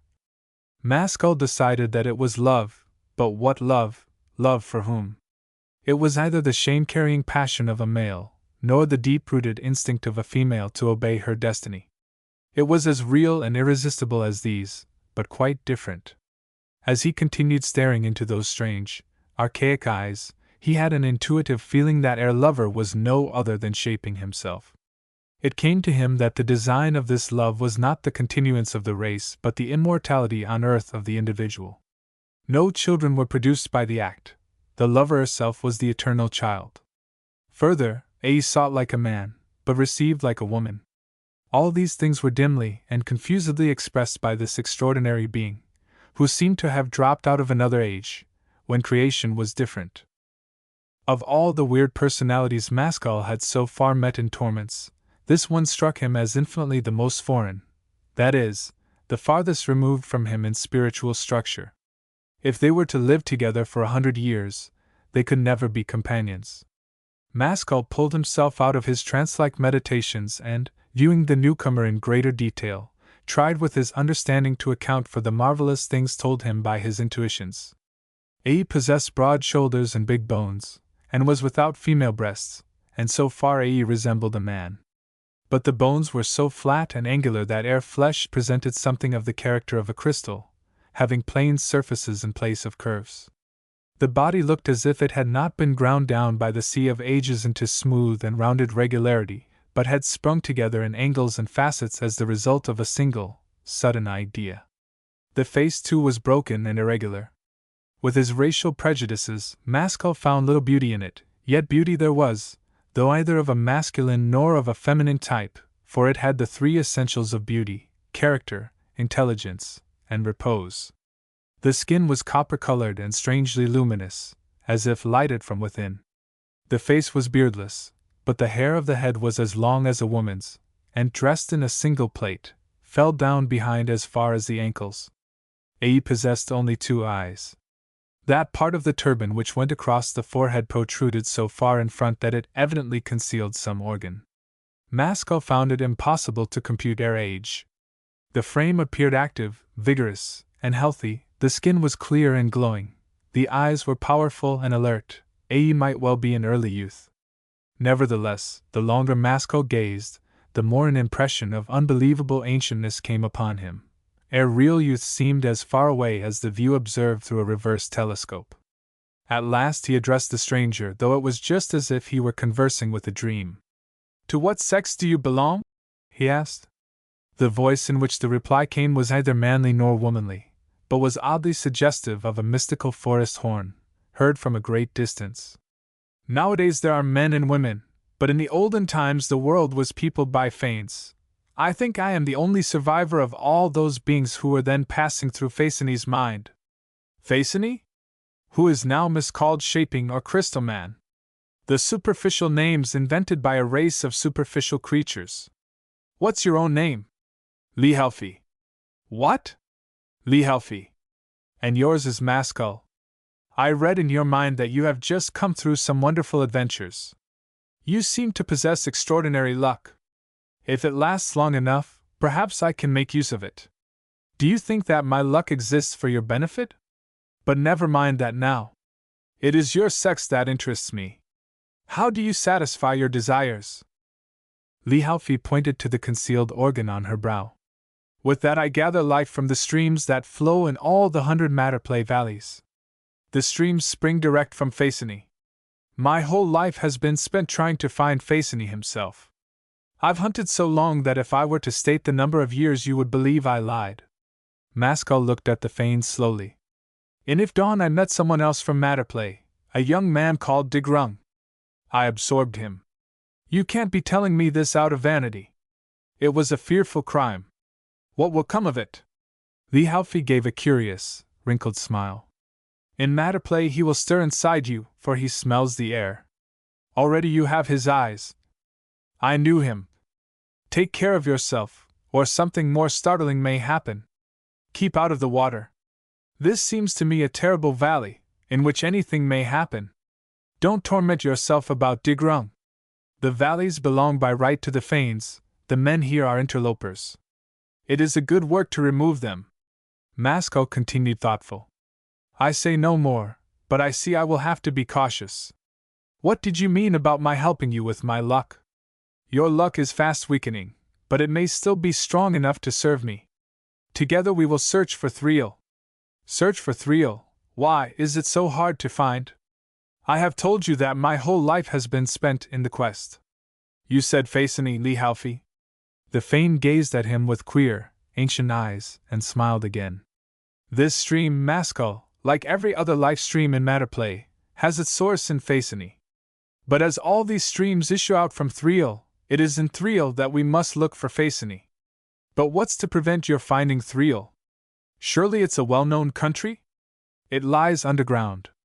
Its communications with the upper world are few, and where they are, no one that I have ever spoken to knows. I have scoured the valleys and the hills. I have been to the very gates of Lichstorm. I am old, so that your aged men would appear newborn infants beside me, but I am as far from Thriel as when I was a green youth, dwelling among a throng of fellow Fanes. Then, if my luck is good, yours is very bad. But when you have found Phaeton, what do you gain?" Lehalfie looked at him in silence. The smile faded from her face, and its place was taken by such a look of unearthly pain and sorrow that Maskell had no need to press his question. He was consumed by the grief and yearning of a lover eternally separated from the loved one, the sense and traces of whose person were always present. This passion stamped their features at that moment with a wild, stern, spiritual beauty, far transcending any beauty of woman or man. But the expression vanished suddenly, and then the abrupt contrast showed Maskell the real Lee Halfie. Ere sensuality was solitary, but vulgar, it was like the heroism of a lonely nature, pursuing animal aims with untiring persistence. He looked at the Fane askance, and drummed his fingers against his thigh. Well, we will go together. We may find something, and in any case I shan't be sorry to converse with such a singular individual as yourself. But I should warn you, Maskell. You and I are of different creations. A Fane's body contains the whole of life, a man's body contains only the half of life, the other half is in woman. Phasini may be too strong a draught for your body to endure. Do you not feel this? I am dull with my different feelings. I must take what precautions I can, and chance the rest. He bent down, and taking hold of the Fane's thin and ragged robe, tore off a broad strip, which he proceeded to swathe in folds around his forehead. I'm not forgetting your advice, Lee Halfie. I would not like to start the walk as Maskell and finish it as Dig Rung. The Fane gave a twisted grin, and they began to move upstream. The road was difficult. They had to stride from boulder to boulder, and found it warm work. Occasionally a worse obstacle presented itself, which they could surmount only by climbing. There was no more conversation for a long time. Maskell, as far as possible, adopted his companion's counsel to avoid the water, but here and there he was forced to set foot in it. The second or third time he did so, he felt a sudden agony in his arm, where it had been wounded by Crag. His eyes grew joyful, his fears vanished, and he began deliberately to tread the stream. Lee Halfie stroked Air Chin and watched him with screwed-up eyes, trying to comprehend what had happened. Is your luck speaking to you, Maskell, or what is the matter? Listen. You are a being of antique experience, and ought to know, if anyone does. What is Muspel? The Fane's face was blank. I don't know the name. It is another world of some sort. That cannot be. There is only this one world, Phasinis. Maskell came up to Air, linked arms, and began to talk. I'm glad I fell in with you, Lee Halfie, for this valley and everything connected with it need a lot of explaining. For example, in this spot there are hardly any organic forms left. Why have they all disappeared? You call this brook a life stream, yet the nearer its source we get, the less life it produces. A mile or two lower down we had those spontaneous plant animals appearing out of nowhere, while right down by the sea, plants and animals were tumbling over one another. Now, if all this is connected in some mysterious way or other with your Phasini, it seems to me he must have a most paradoxical nature. His essence doesn't start creating shapes until it has become thoroughly weakened and watered. But perhaps both of us are talking nonsense. Lee Halfie shook Air head. Everything hangs together. The stream is life, and it is throwing off sparks of life all the time. When these sparks are caught and imprisoned by matter, they become living shapes. The nearer the stream is to its source, the more terrible and vigorous is its life. You'll see for yourself when we reach the head of the valley that there are no living shapes there at all. That means that there is no kind of matter tough enough to capture and hold the terrible sparks that are to be found there. Lower down the stream, most of the sparks are vigorous enough to escape to the upper air, but some are held when they are a little way up, and these burst suddenly into shapes. I myself am of this nature. Lower down still, toward the sea, the stream has lost a great part of its vital power, and the sparks are lazy and sluggish. They spread out, rather than rise into the air. There is hardly any kind of matter, however delicate, that is incapable of capturing these feeble sparks, and they are captured in multitudes. That accounts for the innumerable living shapes you see there. But not only that, the sparks are passed from one body to another by way of generation, and can never hope to cease being so until they are worn out by decay.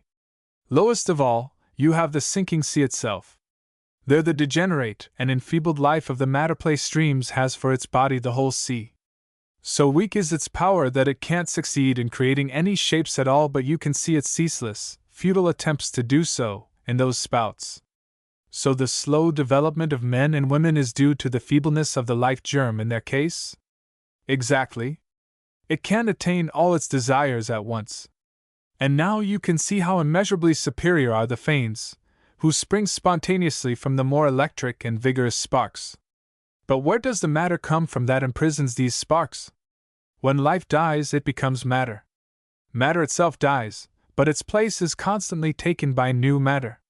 But if life comes from Phasini, how can it die at all? Life is the thoughts of Phasini, and once these thoughts have left his brain, they are nothing, mere dying embers. This is a cheerless philosophy, said Maskell. But who is Phasini himself, then, and why does he think at all? Li Haofi gave another wrinkled smile. That I'll explain too. Phasini is of this nature. He faces nothingness in all directions. He has no back and no sides, but is all face, and this face is his shape. It must necessarily be so, for nothing else can exist between him and nothingness.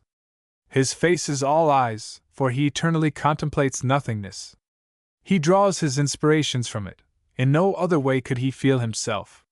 For the same reason, fanes and even men love to be in empty places and vast solitudes, for each one is a little Phasini.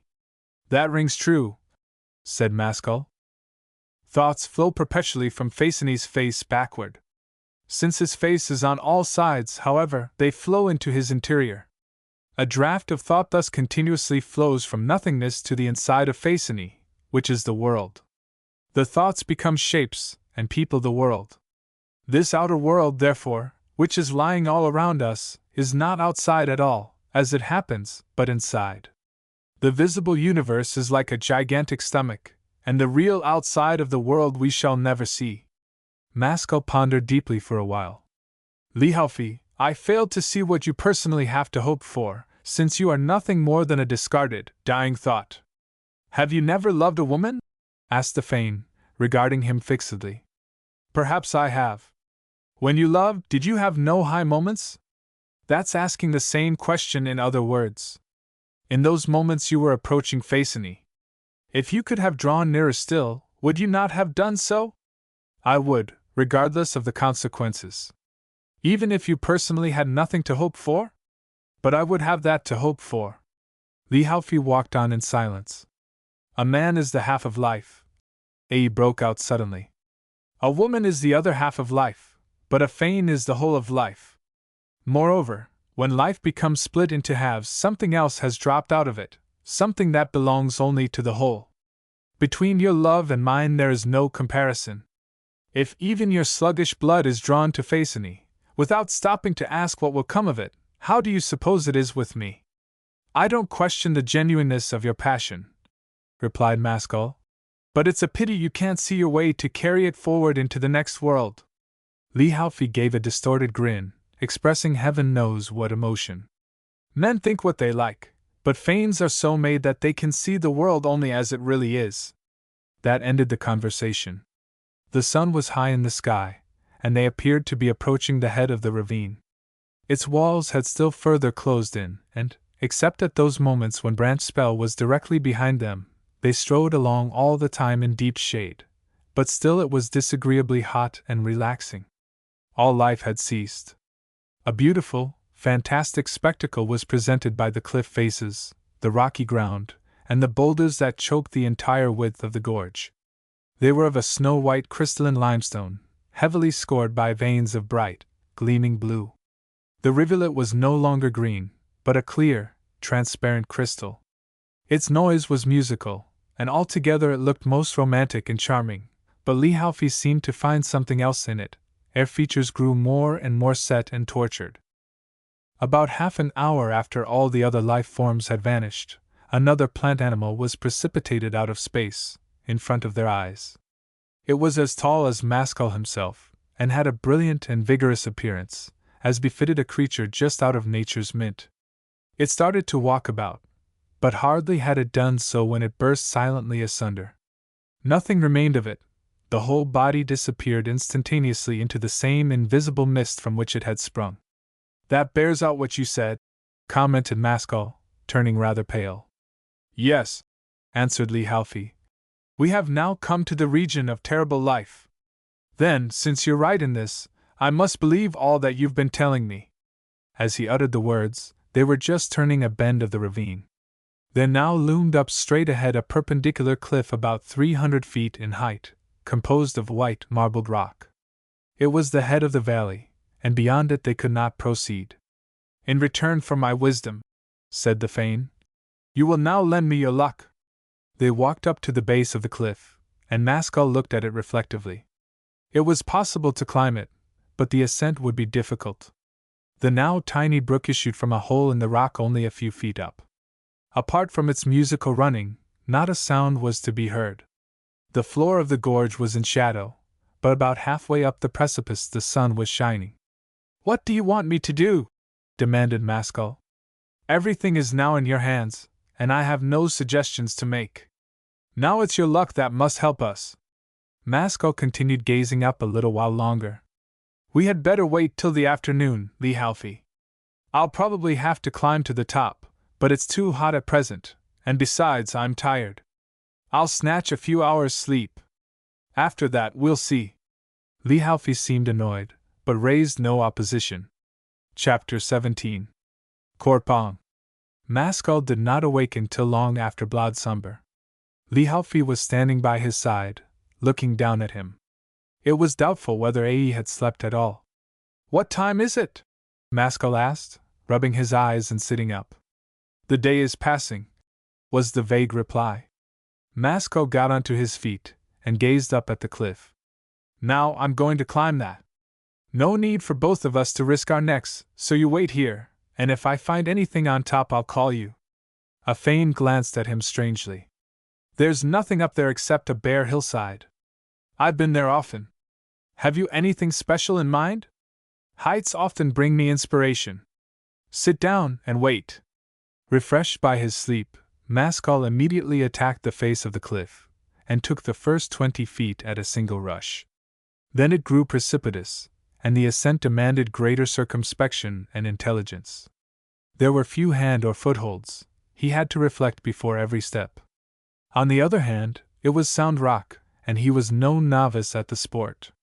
Branch spell glared full on the wall, so that it half blinded him with its glittering whiteness. After many doubts and pauses he drew near the top. He was hot, sweating copiously, and rather dizzy. To reach a ledge he caught hold of 2 projecting rocks, one with each hand, at the same time scrambling upward, his legs between the rocks. The left-hand rock, which was the larger of the 2, became dislodged by his weight, and flying like a huge, dark shadow past his head, crashed down with a terrifying sound to the foot of the precipice, followed by an avalanche of smaller stones. Maskell steadied himself as well as he could, but it was some moments before he dared to look down behind him. At first he could not distinguish Lee Halfie. Then he caught sight of legs and hindquarters a few feet up the cliff from the bottom. He perceived that the Fane had air head in a cavity and was scrutinizing something, and waited for air to reappear. Ae emerged, looked up to Maskell, and called out in air horn-like voice, "The entrance is here!" "I'm coming down!" roared Maskell. "Wait for me!" He descended swiftly, without taking too much care, for he thought he recognized his luck in this discovery, and within 20 minutes was standing beside the Fane. "What happened?" "The rock you dislodged struck this other rock just above the spring. It tore it out of its bed. See, now there's room for us to get in." "Don't get excited," said Maskell. "It's a remarkable accident, but we have plenty of time. Let me look." He peered into the hole, which was large enough to admit a big man without stooping. Contrasted with the daylight outside it was dark, yet a peculiar glow pervaded the place, and he could see well enough. A rock tunnel went straight forward into the bowels of the hill, out of sight. The valley brook did not flow along the floor of this tunnel, as he had expected, but came up as a spring just inside the entrance. "Well, Lee Halfie, not much need to deliberate, eh? Still, observe that your stream parts company with us here." As he turned around for an answer he noticed that his companion was trembling from head to foot. "Why, what's the matter?" Lee Halfie pressed a hand to Earhart. "The stream leaves us, but what makes the stream what it is continues with us. Faisany is there. But surely you don't expect to see him in person? Why are you shaking?" Perhaps it will be too much for me after all. Why? How is it affecting you? The Fane took him by the shoulder and held him at arm's length, endeavoring to study him with unsteady eyes. Phaeton's thoughts are obscure. I am his lover, you are a lover of women, yet he grants to you what he denies to me. What does he grant to me? To see him, and go on living. I shall die. But it's immaterial. Tomorrow both of us will be dead. Maskell impatiently shook himself free. Your sensations may be reliable in your own case, but how do you know I shall die? Life is flaming up inside you, replied Lee Halfie, shaking her head. But after it has reached its climax, perhaps tonight, it will sink rapidly and you'll die tomorrow. As for me, if I enter Thriel I shan't come out again. A smell of death is being wafted to me out of this hole. You talk like a frightened man. I smell nothing. I am not frightened, said Lee Halfie quietly. He had been gradually recovering air tranquility. But when one has lived as long as I have, it is a serious matter to die. Every year one puts out new roots. Decide what you're going to do, said Maskell with a touch of contempt. For I'm going in at once. The Fane gave an odd, meditative stare down the ravine, and after that walked into the cavern without another word. Maskell, scratching his head, followed close at their heels. The moment they stepped across the bubbling spring, the atmosphere altered. Without becoming stale or unpleasant, it grew cold, clear and refined, and somehow suggested austere and tomb-like thoughts. The daylight disappeared at the first bend in the tunnel. After that, Maskell could not say where the light came from. The air itself must have been luminous, for though it was as light as full moon on earth, neither he nor Lee Halfie cast a shadow. Another peculiarity of the light was that both the walls of the tunnel and their own bodies appeared colorless. Everything was black and white, like a lunar landscape.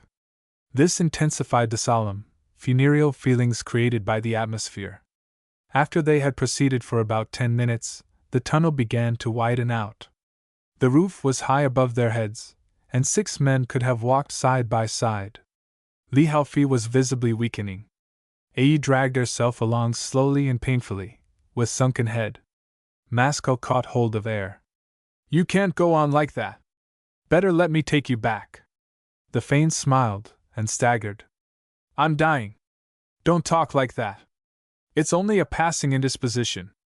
Let me take you back to the daylight. No, help me forward. I wish to see Phaeton. The sick must have their way, said Maskell. Lifting her bodily in his arms, he walked quickly along for another 100 yards or so. They then emerged from the tunnel and faced a world the parallel of which he had never set eyes upon before. Set me down, directed Lee Halfie feebly. Here I'll die. Maskell obeyed, and laid air down at full length on the rocky ground. The Fane raised herself with difficulty on one arm, and stared with fast glazing eyes at the mystic landscape. Maskell looked too, and what he saw was a vast, undulating plain, lighted as if by the moon, but there was of course no moon, and there were no shadows. He made out running streams in the distance. Beside them were trees of a peculiar kind. They were rooted in the ground, but the branches also were aerial roots, and there were no leaves. No other plants could be seen. The soil was soft, porous rock, resembling pumice. Beyond a mile or two in any direction the light merged into obscurity. At their back a great rocky wall extended on either hand, but it was not square like a wall, but full of bays and promontories like an indented line of sea cliffs. The roof of this huge underworld was out of sight. Here and there a mighty shaft of naked rock, fantastically weathered, towered aloft into the gloom, doubtless serving to support the roof. There were no colors. Every detail of the landscape was black, white, or gray. The scene appeared so still, so solemn and religious, that all his feelings quieted down to absolute tranquility. Lee Halfie fell back suddenly. Maskell dropped on his knees, and helplessly watched the last flickerings of air spirit, going out like a candle in foul air. Death came. He closed the eyes. The awful grin of Crystal Man immediately fastened upon the Fane's dead features. While Maskell was still kneeling, he became conscious of someone standing beside him. He looked up quickly and saw a man, but did not at once rise. "Another Fane dead," said the newcomer in a grave, toneless, and intellectual voice. Masco got up. The man was short and thick-set but emaciated. His forehead was not disfigured by any organs. He was middle-aged. The features were energetic and rather coarse, yet it seemed to Masco as though a pure, hard life had done something toward refining them. His sanguine eyes carried a twisted, puzzled look. Some unanswerable problem was apparently in the forefront of his brain. His face was hairless. The hair of his head was short and manly. His brow was wide. He was clothed in a black, sleeveless robe, and bore a long staff in his hand. There was an air of cleanness and austerity about the whole man that was attractive. He went on speaking dispassionately to Masco, and while doing so, kept passing his hand reflectively over his cheeks and chin. "They all find their way here to die. They come from Matterplay. There they live to an incredible age. Partly on that account, and partly because of their spontaneous origin, they regard themselves as the favored children of Faceny. But when they come here to find him, they die at once. I think this one is the last of the race. But whom do I speak to? I am Corpon. Who are you, where do you come from, and what are you doing here? My name is Mascal. My home is on the other side of the universe. As for what I am doing here, I accompanied Lee Halfie, that Fane, from Matterplay. But a man doesn't accompany a Fane out of friendship. What do you want in Thriel? Then this is Thriel? Yes. Masco remained silent. Corpine studied his face with rough, curious eyes. Are you ignorant, or merely reticent, Masco? I came here to ask questions, and not to answer them. The stillness of the place was almost oppressive. Not a breeze stirred, and not a sound came through the air. Their voices had been lowered, as though they were in a cathedral. Then do you want my society, or not? Asked Corpon. Yes, if you can fit in with my mood, which is not to talk about myself. But you must at least tell me where you want to go to. I want to see what is to be seen here, and then go on to Lichstorm. I can guide you through, if that's all you want. Come, let us start. First let's do our duty and bury the dead, if possible. Turn around, directed Corpon. Mascal looked around quickly. Lee Halfie's body had disappeared. What does this mean? What has happened? The body has returned to whence it came. There was nowhere here for it to be, so it has vanished. No burial will be required. Was the Fane an illusion, then? In no sense. Well, explain quickly, then, what has taken place. I seem to be going mad. There's nothing unintelligible in it, if you'll only listen calmly. The Fane belong, body and soul, to the outside, visible world, to Faceny. This underworld is not Faceny's world, but Thyre's, and Faceny's creatures cannot breathe its atmosphere. As this applies not only to whole bodies, but even to the last particles of bodies, the Fane has dissolved into nothingness. But don't you and I belong to the outside world too? We belong to all three worlds. What three worlds? What do you mean? There are three worlds, said Corpon composedly. The first is Faceny's, the second is Amphiu's, the third is Thyre's. From him Thriel gets its name. But this is mere nomenclature. In what sense are there three worlds? Corpon passed his hand over his forehead. All this we can discuss as we go along. It's a torment to me to be standing still. Mascal stared again at the spot where Lee Halfie's body had lain, quite bewildered at the extraordinary disappearance. He could scarcely tear himself away from the place, so mysterious was it. Not until Corpon called to him a second time did he make up his mind to follow him. They set off from the rock wall straight across the airlit plain, directing their course toward the nearest trees. The subdued light, the absence of shadows, the massive shafts, springing gray-white out of the jet-like ground, the fantastic trees, the absence of a sky, the deathly silence, the knowledge that he was underground, the combination of all these things predisposed Mascal's mind to mysticism, and he prepared himself with some anxiety to hear Corpang's explanation of the land and its wonders. He already began to grasp that the reality of the outside world and the reality of this world were two quite different things. In what sense are there three worlds? He demanded, repeating his former question. Korpong smote the end of his staff on the ground. First of all, Maskell, what is your motive for asking? If it's mere intellectual curiosity, tell me, for we mustn't play with awful matters. No, it isn't that, said Maskell slowly. I'm not a student. My journey is no holiday tour. Isn't there blood on your soul? Asked Korpong, eyeing him intently. The blood rose steadily to Maskell's face, but in that light it caused it to appear black. Unfortunately there is, and not a little. The other's face was all wrinkles, but he made no comment. And so you see, went on Maskell, with a short laugh, I'm in the very best condition for receiving your instruction. Korpong still paused. Underneath your crimes I see a man, he said, after a few minutes. On that account, and because we are commanded to help one another, I won't leave you at present, though I little thought to be walking with a murderer. Now to your question. Whatever a man sees with his eyes, Maskell, he sees in three ways: length, breadth, depth. Length is existence, breadth is relation, depth is feeling. Something of the sort was told me by Earthrid, the musician, who came from Thriel. I don't know him. What else did he tell you? He went on to apply it to music. Continue, and pardon the interruption. These three states of perception are the three worlds. Existence is Phaeton's world, relation is Amphiu's world, feeling is Thyre's world. Can't we come down to hard facts? Said Maskell, frowning. I understand no more than I did before what you mean by three worlds. There are no harder facts than the ones I am giving you. The first world is visible, tangible nature. It was created by Phaeton out of nothingness, and therefore we call it existence. That I understand. The second world is love, by which I don't mean lust. Without love, every individual would be entirely self-centered and unable deliberately to act on others.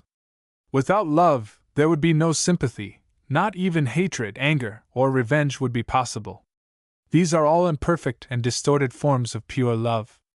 Interpenetrating Phaeton's world of nature, therefore, we have Amphiu's world of love, or relation. What grounds have you for assuming that this so-called second world is not contained in the first? They are contradictory. A natural man lives for himself, a lover lives for others. It may be so. It's rather mystical. But go on, who is Thyre? Length and breadth together without depth give flatness. Life and love without feeling produce shallow, superficial natures. Feeling is the need of men to stretch out toward their Creator. You mean prayer and worship? I mean intimacy with Thyre. This feeling is not to be found in either the first or second world, therefore it is a third world. Just as depth is the line between object and subject, feeling is the line between Thyre and man. But what is Thyre himself? Thyre is the afterworld. I still don't understand, said Maskell. Do you believe in three separate gods, or are these merely three ways of regarding one god? There are three gods, for they are mutually antagonistic.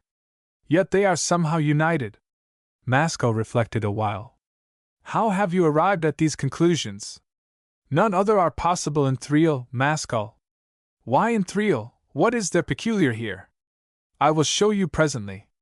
They walked on for above a mile in silence, while Maskell digested what had been said. When they came to the first trees, which grew along the banks of a small stream of transparent water, Korpong halted. That bandage around your forehead has long been unnecessary, he remarked. Maskell removed it. He found that the line of his brow was smooth and uninterrupted, as it had never yet been since his arrival in Torments. How has this come about, and how did you know it? They were Phaeton's organs. They have vanished, just as the Phane's body vanished. Maskell kept rubbing his forehead. I feel more human without them. But why isn't the rest of my body affected? Because its living will contains the element of Thyre. Why are we stopping here? Korpong broke off the tip of one of the aerial roots of a tree, and proffered it to him. Eat this, Maskell. For food, or something else? Food for body and soul. Maskell bit into the root. It was white and hard. Its white sap was bleeding. It had no taste, but after eating it, he experienced a change of perception. The landscape, without alteration of light or outline, became several degrees more stern and sacred. When he looked at Korpong, he was impressed by his aspect of Gothic awfulness, but the perplexed expression was still in his eyes. "Do you spend all your time here, Korpong?" "Occasionally I go above, but not often." "What fastens you to this gloomy world?" "The search for Thyre." "Then it's still a search?" "Let us walk on." As they resumed their journey across the dim, gradually rising plain, the conversation became even more earnest in character than before. "Although I was not born here," proceeded Korpong, "I've lived here for 25 years, and during all that time I have been drawing nearer to Thyre, as I hope. But there is this peculiarity about it: the first stages are richer in fruit and more promising than the later ones. The longer a man seeks Thyre, the more he seems to absent himself. In the beginning he is felt and known, sometimes as a shape, sometimes as a voice, sometimes an overpowering emotion. Later on all is dry, dark, and harsh in the soul. Then you would think that Thyre was a million miles off. How do you explain that? When everything is darkest, he may be nearest, Maskell. But this is troubling you? My days are spent in torture. You still persist, though? This state darkness can't be the ultimate state. My questions will be answered." A silence ensued. "What do you propose to show me?" asked Maskell. "The land is about to grow wilder. I am taking you to the 3 figures, which were carved and erected by an earlier race of men. There we will pray." "And what then?" "If you are true heart, you will see things you will not easily forget." They had been walking slightly uphill in a sort of trough between 2 parallel, gently sloping downs. The trough now deepened, while the hills on either side grew steeper. They were in an ascending valley, and, as it curved this way and that, the landscape was shut off from view. They came to a little spring, bubbling up from the ground. It formed a trickling brook, which was unlike all other brooks in that it was flowing up the valley instead of down. Before long it was joined by other miniature rivulets, so that in the end it became a fair-sized stream. Maskell kept looking at it, and puckering his forehead. "Nature has other laws here, it seems? Nothing can exist here that is not a compound of the 3 worlds. Yet the water is flowing somewhere. I can't explain it, but there are 3 wills in it. Is there no such thing as pure Thyre matter? Thyre cannot exist without Amphuse, and Amphuse cannot exist without Phacony." Maskell thought this over for some minutes. "That must be so," he said at last. "Without life there can be no love, and without love there can be no religious feeling." In the half-light of the land, the tops of the hills containing the valley presently attained such a height that they could not be seen. The sides were steep and craggy, while the bed of the valley grew narrower at every step. Not a living organism was visible. All was unnatural and sepulchral. Maskell said, "I feel as if I were dead, and walking in another world." "I still do not know what you are doing here," answered Korpong. "Why should I go on making a mystery of it? I came to find Surtur. That name I've heard, but under what circumstances? You forget?" Korpong walked along, his eyes fixed on the ground, obviously troubled. "Who is Surtur?" Maskell shook his head, and said nothing. The valley shortly afterward narrowed, so that the 2 men, touching fingertips in the middle, could have placed their free hands on the rock walls on either side. It threatened to terminate in a cul-de-sac, but just when the road seemed least promising, and they were shut in by cliffs on all sides, a hitherto unperceived bend brought them suddenly into the open. They emerged through a mere crack in the line of precipices. A sort of huge natural corridor was running along at right angles to the way they had come. Both ends faded into obscurity after a few hundred yards. Right down the center of this corridor ran a chasm with perpendicular sides. Its width varied from 30 to 100 feet, but its bottom could not be seen. On both sides of the chasm, facing one another, were platforms of rock, 20 feet or so in width. They too proceeded in both directions out of sight. Maskell and Korpong emerged onto one of these platforms. The shelf opposite was a few feet higher than that on which they stood. The platforms were backed by a double line of lofty and unclimbable cliffs, whose tops were invisible.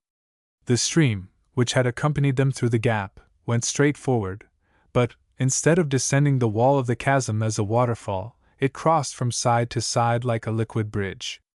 It then disappeared through a cleft in the cliffs on the opposite side.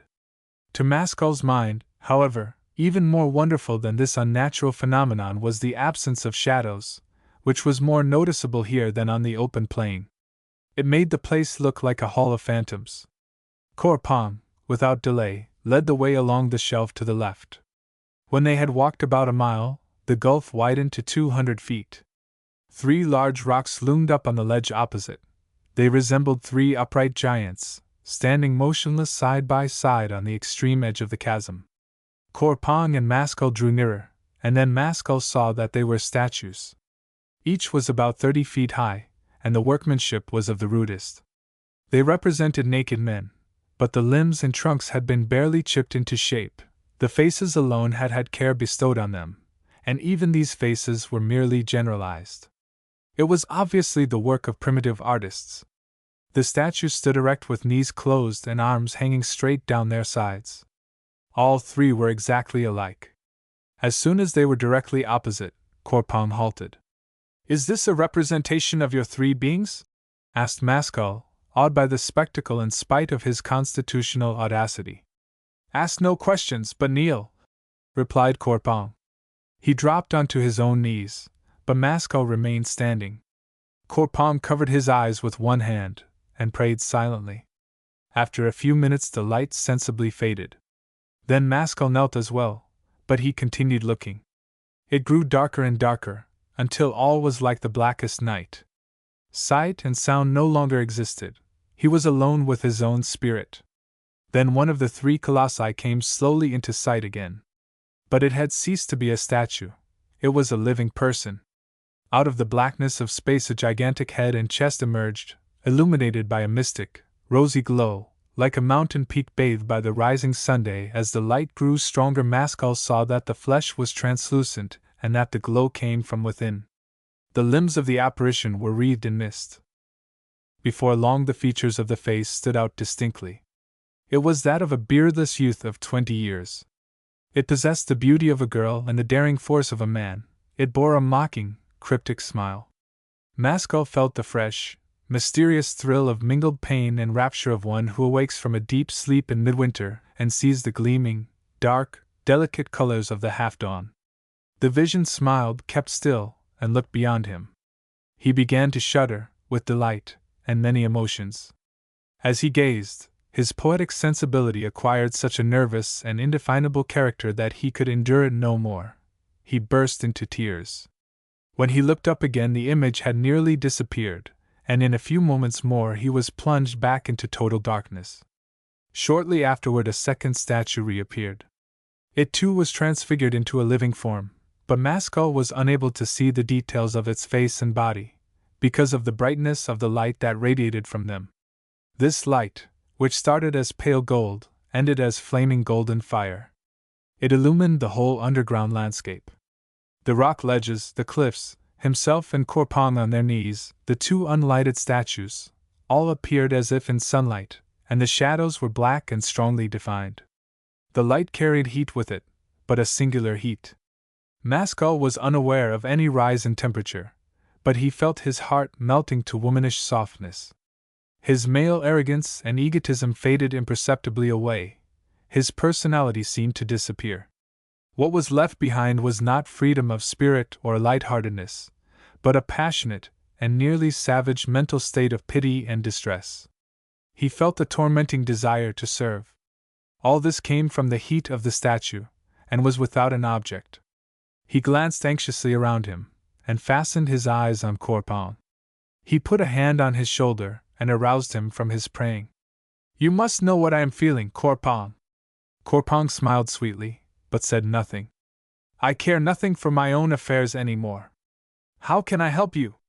"So much the better for you, Mascall, if you respond so quickly to the invisible worlds." As soon as he had spoken, the figure began to vanish, and the light to die away from the landscape. Mascall's emotions slowly subsided, but it was not until he was once more in complete darkness that he became master of himself again. Then he felt ashamed of his boyish exhibition of enthusiasm, and thought ruefully that there must be something wanting in his character. He got up onto his feet.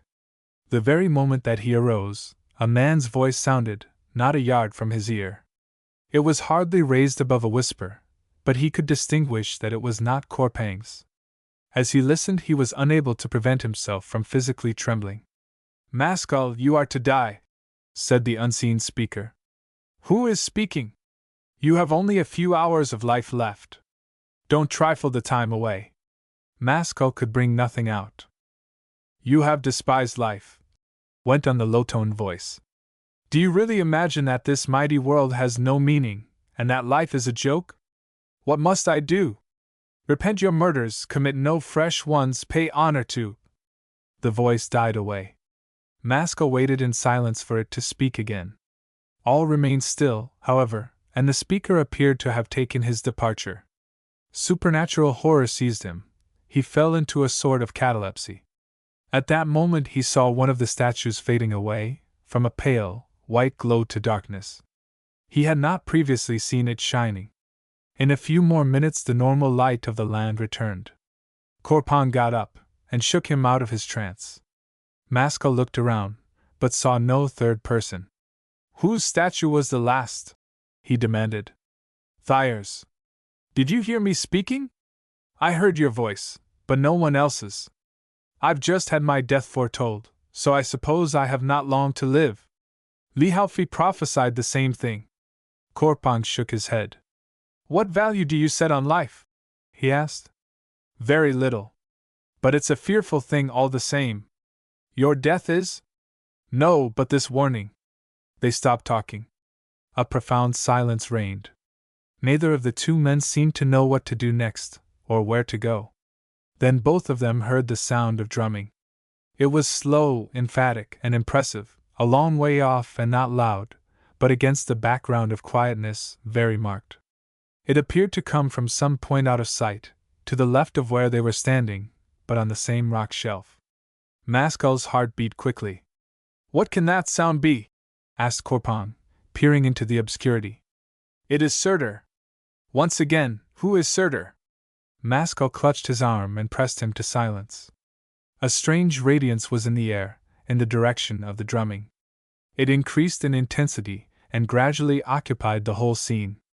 Things were no longer seen by their light, but by this new light. It cast no shadows. Corpang's nostrils swelled, and he held himself more proudly. "What fire is that?" "It is muspelite." They both glanced instinctively at the three statues. In the strange glow they had undergone a change. The face of each figure was clothed in the sordid and horrible crystal man mask. Corpang cried out and put his hand over his eyes. "What can this mean?" he asked a minute later. "It must mean that life is wrong, and the creator of life too, whether he is one person or three."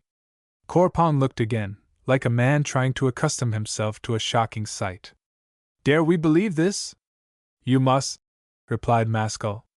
"You have always served the highest, and you must continue to do so. It has simply turned out that Thyre is not the highest." Corpang's face became swollen with a kind of coarse anger. "Life is clearly false. I have been seeking Thyre for a lifetime, and now I find this. You have nothing to reproach yourself with. Crystal Man has had eternity to practice his cunning in, so it's no wonder if a man can't see straight, even with the best intentions. What have you decided to do? The drumming seems to be moving away. Will you follow it, Maskell?" "Yes." "But where will it take us?" "Perhaps out of Thriel altogether." "It sounds to me more real than reality," said Corpang. "Tell me, who is Surtur?" "Surtur's world, or Muspel, we are told, is the original of which this world is a distorted copy. Crystal Man is life, but Surtur is other than life." "How do you know this?" "It has sprung together somehow, from inspiration, from experience, from conversation with the wise men of your planet. Every hour it grows truer for me and takes a more definite shape." Corpang stood up squarely, facing the three figures with a harsh, energetic countenance, stamped all over with resolution. "I believe you, Maskell. No better proof is required than that. Thyre is not the highest. He is even in a certain sense the lowest, Nothing but the thoroughly false and base could stoop to such deceits. I am coming with you, but don't play the traitor. These signs may be for you, and not for me at all, and if you leave me, I make no promises. I don't ask you to come with me. If you prefer to stay in your little world, or if you have any doubts about it, you had better not come. Don't talk like that. I shall never forget your service to me. Let us make haste, or we shall lose the sound. Korpong started off more eagerly than Maskell. They walked fast in the direction of the drumming. For upward of 2 miles the path went along the ledge without any change of level. The mysterious radiance gradually departed, and was replaced by the normal light of Thriel. The rhythmical beats continued, but a very long way ahead, either was able to diminish the distance. What kind of man are you? Korpong suddenly broke out. In what respect? How do you come to be on such terms with the invisible? How is it that I've never had this experience before I met you, in spite of my never-ending prayers and mortifications? In what way are you superior to me? To hear voices perhaps can't be made a profession, replied Maskell. I have a simple and unoccupied mind. That may be why I sometimes hear things that up to the present you have not been able to. Korpong darkened, and kept silent, and then Maskell saw through to his pride. The ledge presently began to rise. They were high above the platform on the opposite side of the gulf. The road then curved sharply to the right, and they passed over the abyss and the other ledge as by a bridge, coming out upon the top of the opposite cliffs. A new line of precipices immediately confronted them. They followed the drumming along the base of these heights, but as they were passing the mouth of a large cave the sound came from its recesses, and they turned their steps inward. This leads to the outer world, remarked Korpong. I've occasionally been there by this passage. Then that's where it is taking us, no doubt. I confess I shan't be sorry to see sunlight once more. Can you find time to think of sunlight? Asked Korpong with a rough smile. I love the sun, and perhaps I'm rather lacking in the spirit of a zealot. Yet, for all that, you may get there before me. Don't be bitter, said Maskell. I'll tell you another thing. Muspel can't be willed, for the simple reason that Muspel does not concern the will. To will is a property of this world. Then what is your journey for? It's one thing to walk to a destination, and to linger over the walk, and quite another to run there at top speed. Perhaps I'm not so easily deceived as you think, said Korpong with another smile. The light persisted in the cave. The path narrowed and became a steep ascent. Then the angle became one of 45 degrees, and they had to climb. The tunnel grew so confined that Maskell was reminded of the confined dreams of his childhood. Not long afterward, daylight appeared. They hastened to complete the last stage. Maskell rushed out first into the world of colors and, all dirty and bleeding from numerous scratches, stood blinking on a hillside, bathed in the brilliant late afternoon sunshine. Korpong followed closely at his heels. He was obliged to shield his eyes with his hands for a few minutes, so unaccustomed was he to branch spells' blinding rays. The drum beats have stopped, he exclaimed suddenly. You can't expect music all the time, answered Maskell dryly. We mustn't be luxurious. But now we have no guide. We're no better off than before. Well, Torments is a big place. But I have an infallible rule, Korpong. As I come from the south, I always go due north. That will take us to Lichstorm. Maskell gazed at the fantastically piled rocks all around them. I saw these rocks from Matterplay. The mountains look as far off now as they did then, and there's not much of the day left. How far is Lichstorm from here? Korpong looked away to the distant range. I don't know, but unless a miracle happens we shan't get there tonight. I have a feeling, said Maskell, that we shall not only get there tonight, but that tonight will be the most important in my life. And he sat down passively to rest. Chapter 18. Haunt. While Maskell sat, Korpong walked restlessly to and fro, swinging his arms. He had lost his staff.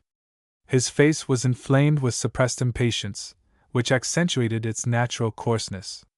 At last he stopped short in front of Maskell and looked down at him. What do you intend to do? Maskell glanced up and idly waved his hand toward the distant mountains. Since we can't walk, we must wait. For what? I don't know. How's this, though? Those peaks have changed color, from red to green. Yes, the Lich wind is traveling this way. The Lich wind? It's the atmosphere of Lich storm. It always clings to the mountains, but when the wind blows from the north it comes as far as Thriel. It's a sort of fog, then? A peculiar sort, for they say it excites the sexual passions. So we are to have lovemaking, said Maskell, laughing. Perhaps you won't find it so joyous, replied Corpon a little grimly. But tell me, these peaks, how do they preserve their balance? Corpon gazed at the distant, overhanging summits, which were fast fading into obscurity. Passion keeps them from falling. Maskell laughed again. He was feeling a strange disturbance of spirit. What, the love of rock for rock? It is comical, but true. We'll take a closer peep at them presently. Beyond the mountains is Barry, is it not? Yes. And then the ocean. But what is the name of that ocean? That is told only to those who die beside it. Is the secret so precious, Corpon? Brent's spell was nearing the horizon in the west. There were more than 2 hours of daylight remaining. The air all around them became murky. It was a thin mist, neither damp nor cold. The Lich storm range now appeared only as a blur on the sky. The air was electric and tingling, and was exciting in its effect. Maskell felt a sort of emotional inflammation, as though a very slight external cause would serve to overturn his self-control. Corpon stood silent with a mouth like iron. Maskell kept looking toward a high pile of rocks in the vicinity. That seems to me a good watchtower. Perhaps we shall see something from the top. Without waiting for his companion's opinion, he began to scramble up the tor, and in a few minutes was standing on the summit. Corpon joined him.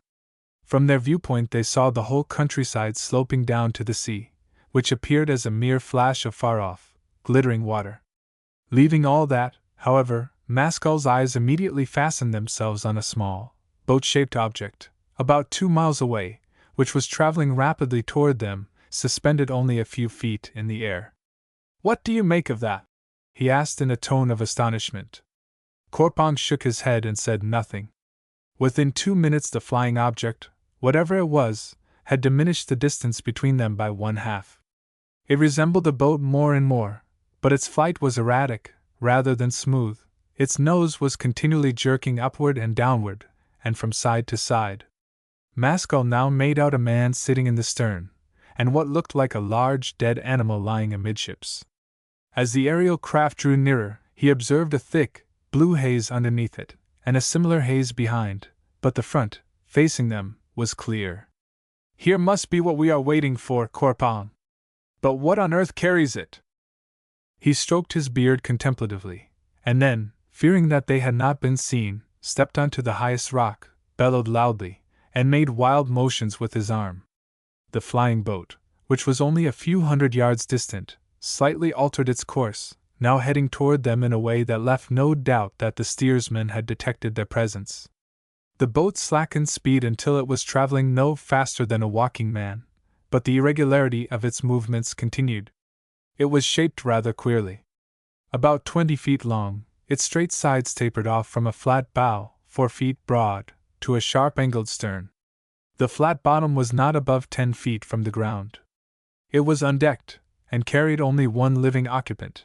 The other object they had distinguished was really the carcass of an animal, of about the size of a large sheep. The blue haze trailing behind the boat appeared to emanate from the glittering point of a short upright pole fastened in the stern. When the craft was within a few feet of them, and they were looking down at it in wonder from above, the man removed this pole and covered the brightly shining tip with a cap. The forward motion then ceased altogether, and the boat began to drift hither and thither, but still it remained suspended in the air, while the haze underneath persisted. Finally the broad side came gently up against the pile of rocks on which they were standing. The steersman jumped ashore and immediately clambered up to meet them.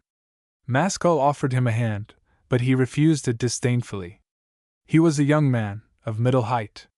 He wore a close-fitting fur garment. His limbs were quite ordinary, but his trunk was disproportionately long, and he had the biggest and deepest chest that Maskell had ever seen in a man. His hairless face was sharp, pointed, and ugly, with protruding teeth and a spiteful, grinning expression. His eyes and brows sloped upward. On his forehead was an organ which looked as though it had been mutilated. It was a mere disagreeable stump of flesh.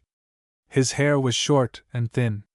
Maskell could not name the color of his skin, but it seemed to stand in the same relation to jail as green to red.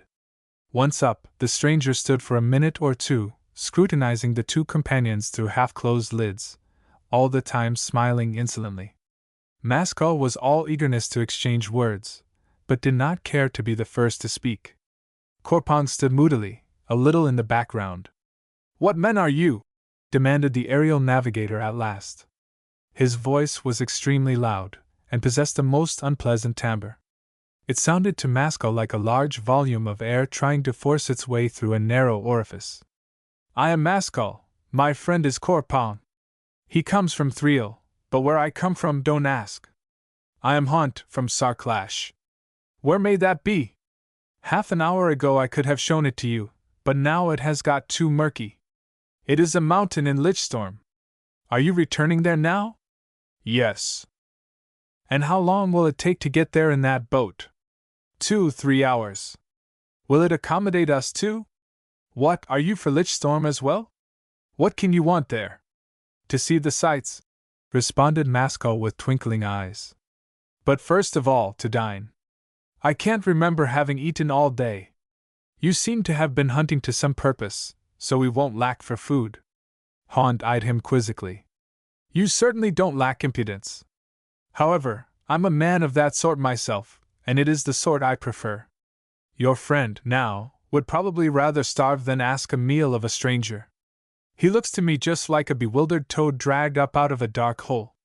Maskell took Corpang's arm, and constrained him to silence. "Where have you been hunting, Haunt?" "Matter play. I had the worst luck. I speared one wold horse, and there it lies." "What is Lichstorm like?"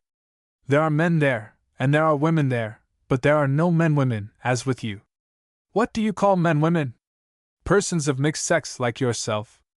In Lichstorm the sexes are pure." "I have always regarded myself as a man." "Very likely you have, but the test is, do you hate and fear women?" "Why do you?" Haunt grinned and showed his teeth. "Things are different in Lichstorm." "So you want to see the sights?" "I confess I am curious to see your women, for example, after what you say. Then I'll introduce you to Sullenbode." He paused a moment after making this remark, and then suddenly uttered a great bass laugh, so that his chest shook. "Let us share the joke," said Maskell. "Oh, you'll understand it later. If you play pranks with me, I won't stand on ceremony with you." Haunt laughed again. "I won't be the one to play pranks. Sullenbode will be deeply obliged to me. If I don't visit her myself as often as she would like, I'm always glad to serve her in other ways." "Well, you shall have your boat ride." Maskell rubbed his nose doubtfully. "If the sexes hate one another in your land, is it because passion is weaker or stronger? In other parts of the world there is soft passion, but in Lichstorm there is hard passion." "But what do you call hard passion?" "Where men are called to women by pain, and not pleasure." "I intend to understand before I've finished." "Yes," answered Haunt, with a taunting look. "It would be a pity to let the chance slip, since you're going to Lichstorm." It was now Corpang's turn to take Maskell by the arm. "This journey will end badly." "Why so?" "Your goal was Muspel a short while ago, now it is women." "Let me alone," said Maskell. "Give luck a slack rein. What brought this boat here?" "What is this talk about Muspel?" demanded Haunt. Corpang caught his shoulder roughly, and stared straight into his eyes. "What do you know?" "Not much, but something, perhaps. Asked me at supper. Now it is high time to start. Navigating the mountains by night isn't child's play, let me tell you." "I shall not forget," said Corpang. Maskell gazed down at the boat. "Are we to get in?" "Gently, my friend. It's only cane work and skin. First of all, you might enlighten me as to how you have contrived to dispense with the laws of gravitation." Haunt smiled sarcastically. "A secret in your ear, Maskell. All laws are female. A true male is an outlaw, outside the law. I don't understand. The great body of the earth is continually giving out female particles, and the male parts of rocks and living bodies are equally continually trying to reach them. That's gravitation. Then how do you manage with your boat? My 2 male stones do the work. The one underneath the boat prevents it from falling to the ground, the one in the stern shuts it off from solid objects in the rear. The only part of the boat attracted by any part of the earth is the bow, for that's the only part the light of the male stones does not fall on. So in that direction the boat travels. And what are these wondrous male stones? They really are male stones. There is nothing female in them. They are showering out male sparks all the time. These sparks devour all the female particles rising from the earth. No female particles are left over to attract the male parts of the boat, and so they are not in the least attracted in that direction. Maskell ruminated for a minute. With your hunting, and boat building, and science, you seem a very handy, skillful fellow, Haunt. But the sun's sinking, and we'd better start. Get down first, then, and shift that carcass farther forward. Then you and your gloomy friend can sit amidships. Maskell immediately climbed down, and dropped himself into the boat, but then he received a surprise. The moment he stood on the frail bottom, still clinging to the rock, not only did his weight entirely disappear, as though he were floating in some heavy medium, like salt water, but the rock he held onto drew him, as by a mild current of electricity, and he was able to withdraw his hands only with difficulty. After the first moment's shock, he quietly accepted the new order of things, and set about shifting the carcass. Since there was no weight in the boat, this was effected without any great labor. Korpong then descended. The astonishing physical change had no power to disturb his settled composure, which was founded on moral ideas. Haunt came last. Grasping the staff which held the upper male stone, he proceeded to erect it, after removing the cap.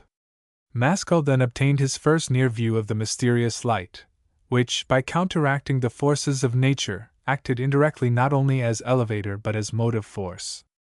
In the last ruddy gleams of the great sun, its rays were obscured, and it looked little more impressive than an extremely brilliant, scintillating blue-white jewel, but its power could be gauged by the visible, colored mist that it threw out for many yards around.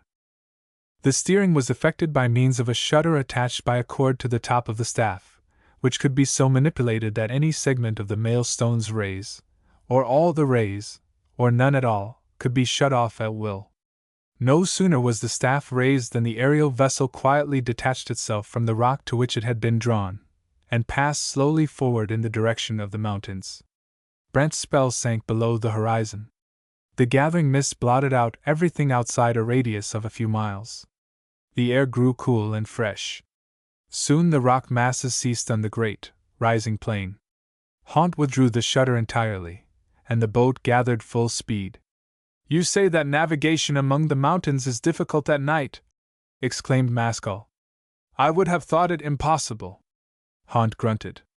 "You will have to take risks, and think yourself fortunate if you come off with nothing worse than a cracked skull. But one thing I can tell you, if you go on disturbing me with your chit-chat we shan't get as far as the mountains." Thereafter Maskell was silent. The twilight deepened, the murk grew denser. There was little to look at, but much to feel. The motion of the boat, which was due to the never-ending struggle between the male stones and the force of gravitation, resembled in an exaggerated fashion the violent tossing of a small craft on a choppy sea. The 2 passengers became unhappy. Haunt, from his seat in the stern, gazed at them sardonically with one eye. The darkness now came on rapidly. About 90 minutes after the commencement of the voyage they arrived at the foothills of Lichstorm. They began to mount. There was no daylight left to see by.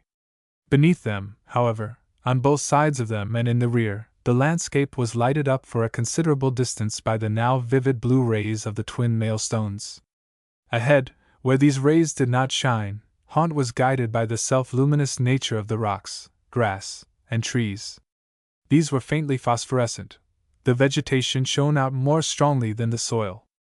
The moon was not shining and there were no stars. Maskell therefore inferred that the upper atmosphere was dense with mist.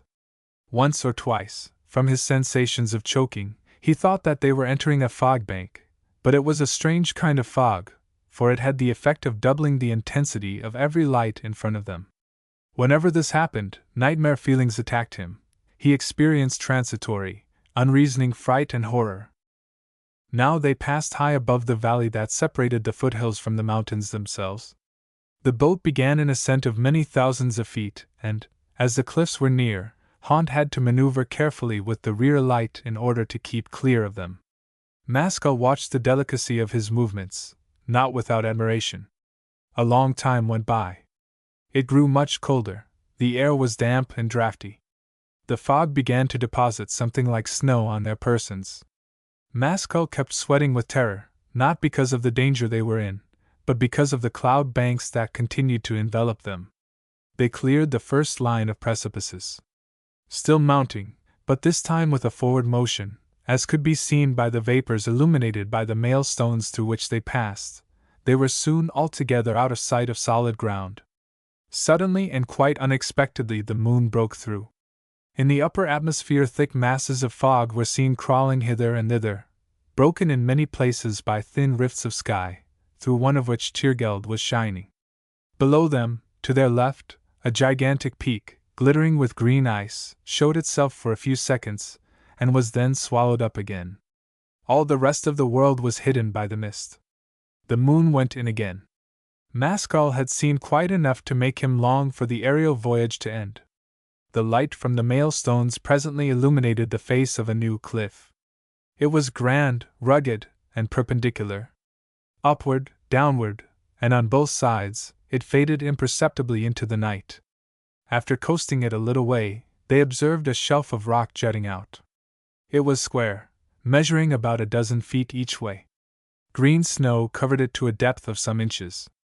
Immediately behind it was a dark slit in the rock, which promised to be the mouth of a cave. Haunt skillfully landed the boat on this platform.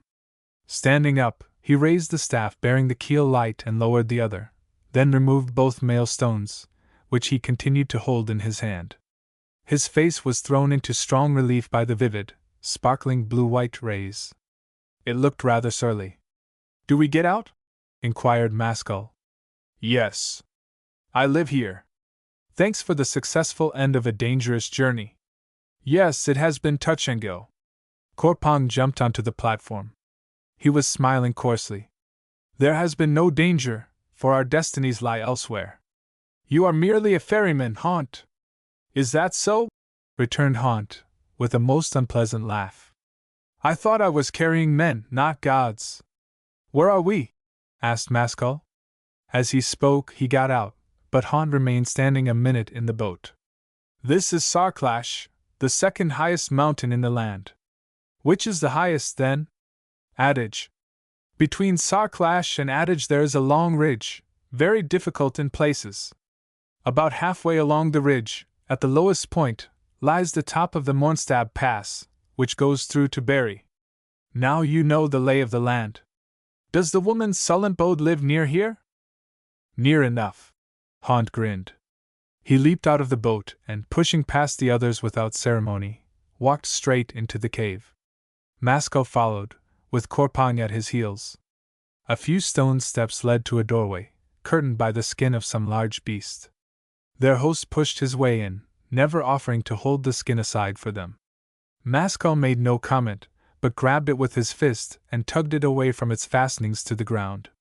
Haunt looked at the skin, and then stared hard at Maskell with his disagreeable smile, but neither said anything.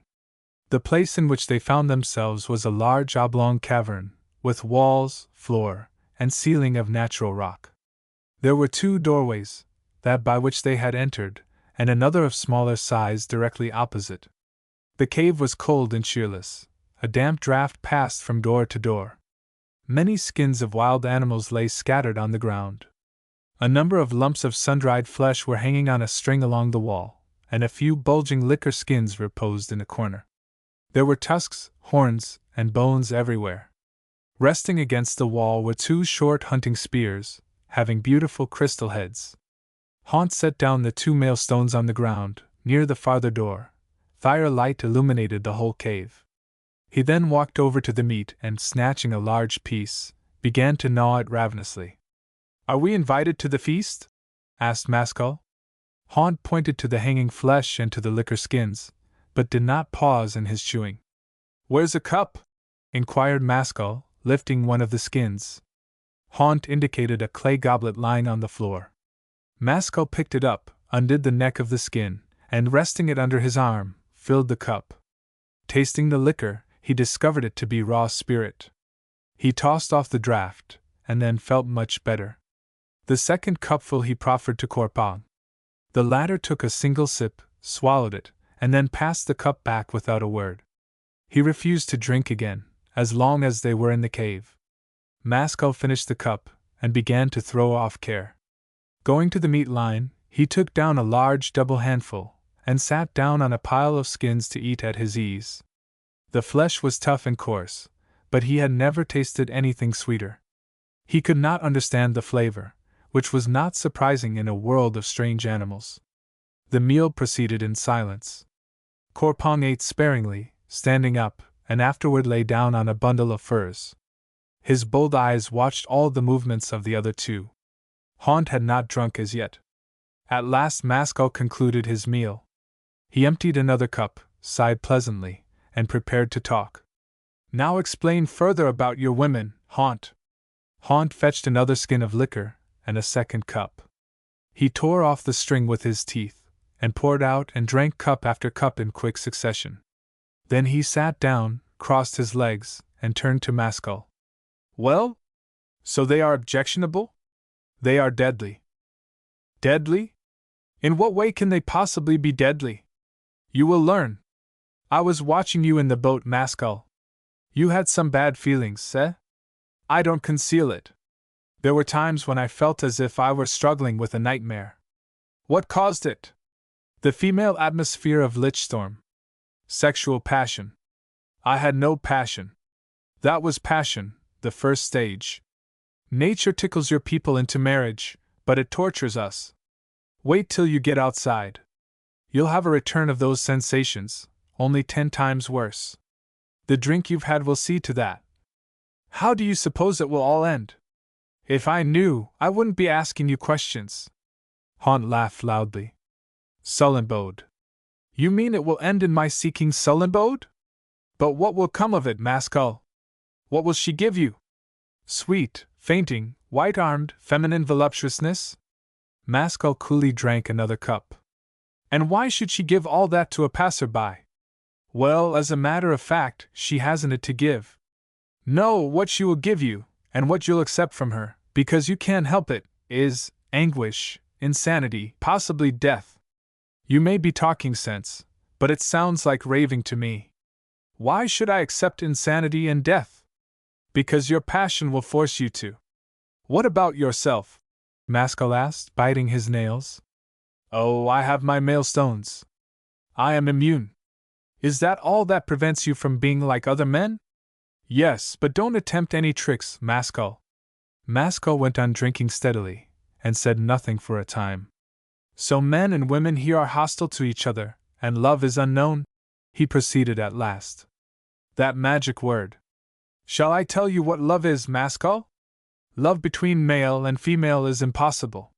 When Maskell loves a woman, it is Maskell's female ancestors who are loving her. But here in this land the men are pure males. They have drawn nothing from the female side.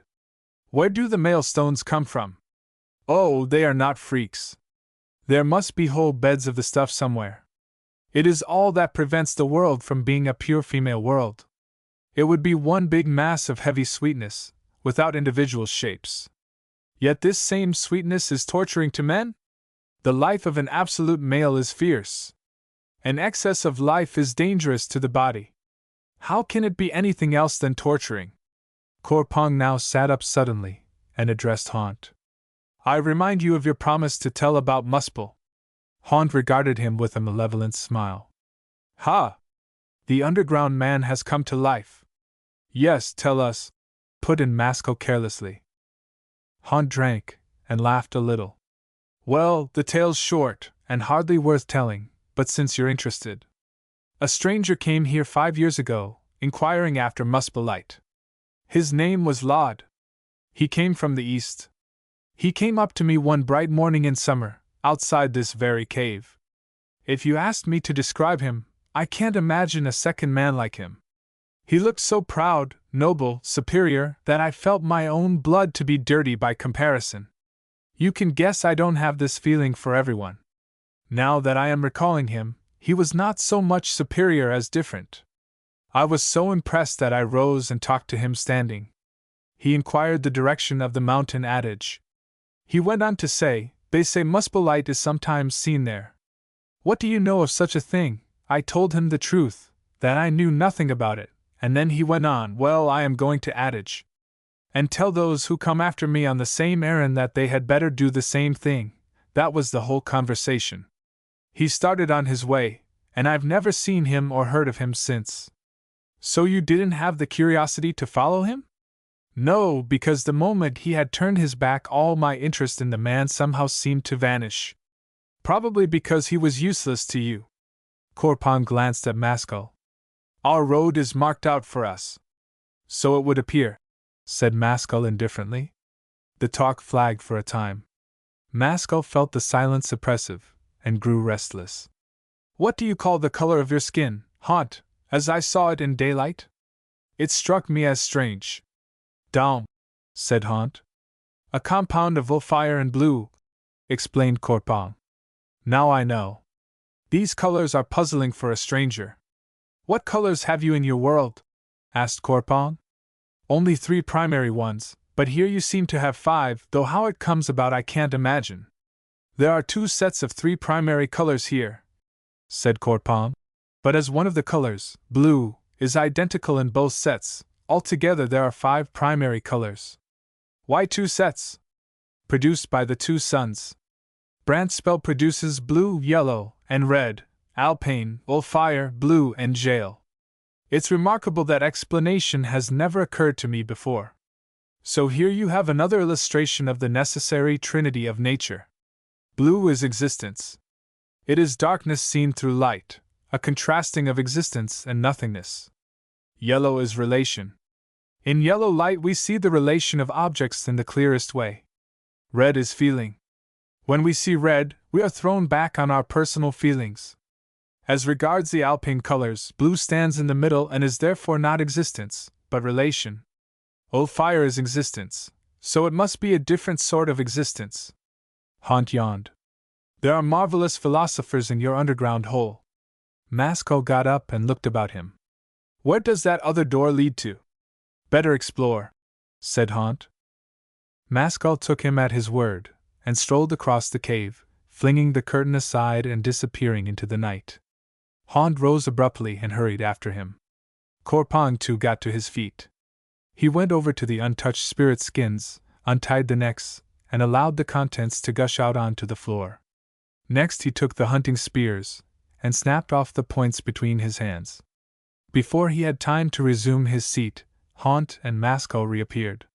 The host's quick, shifty eyes at once took in what had happened. He smiled, and turned pale. You haven't been idle, friend. Corpon fixed Haunt with his bold, heavy gaze. I thought it well to draw your teeth. Maskell burst out laughing. The toads come into the light to some purpose, Haunt. Who would have expected it?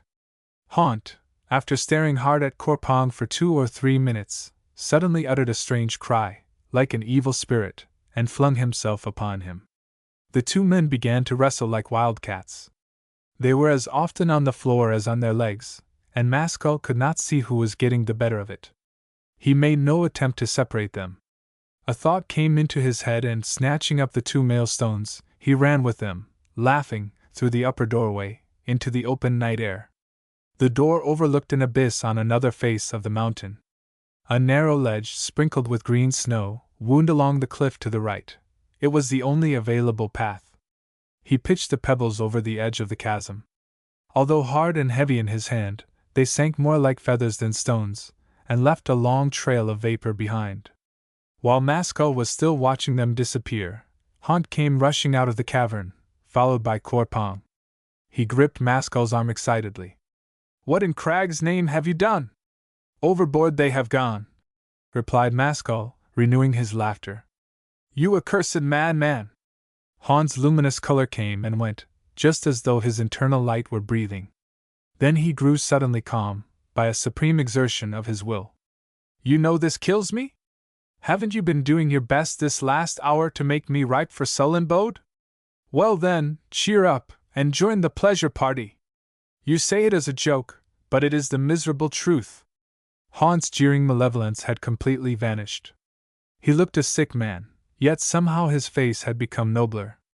I would be very sorry for you, Hahn, if it did not entail my being also very sorry for myself. We are now all three together on the same errand, which doesn't appear to have struck you yet. But why this errand at all?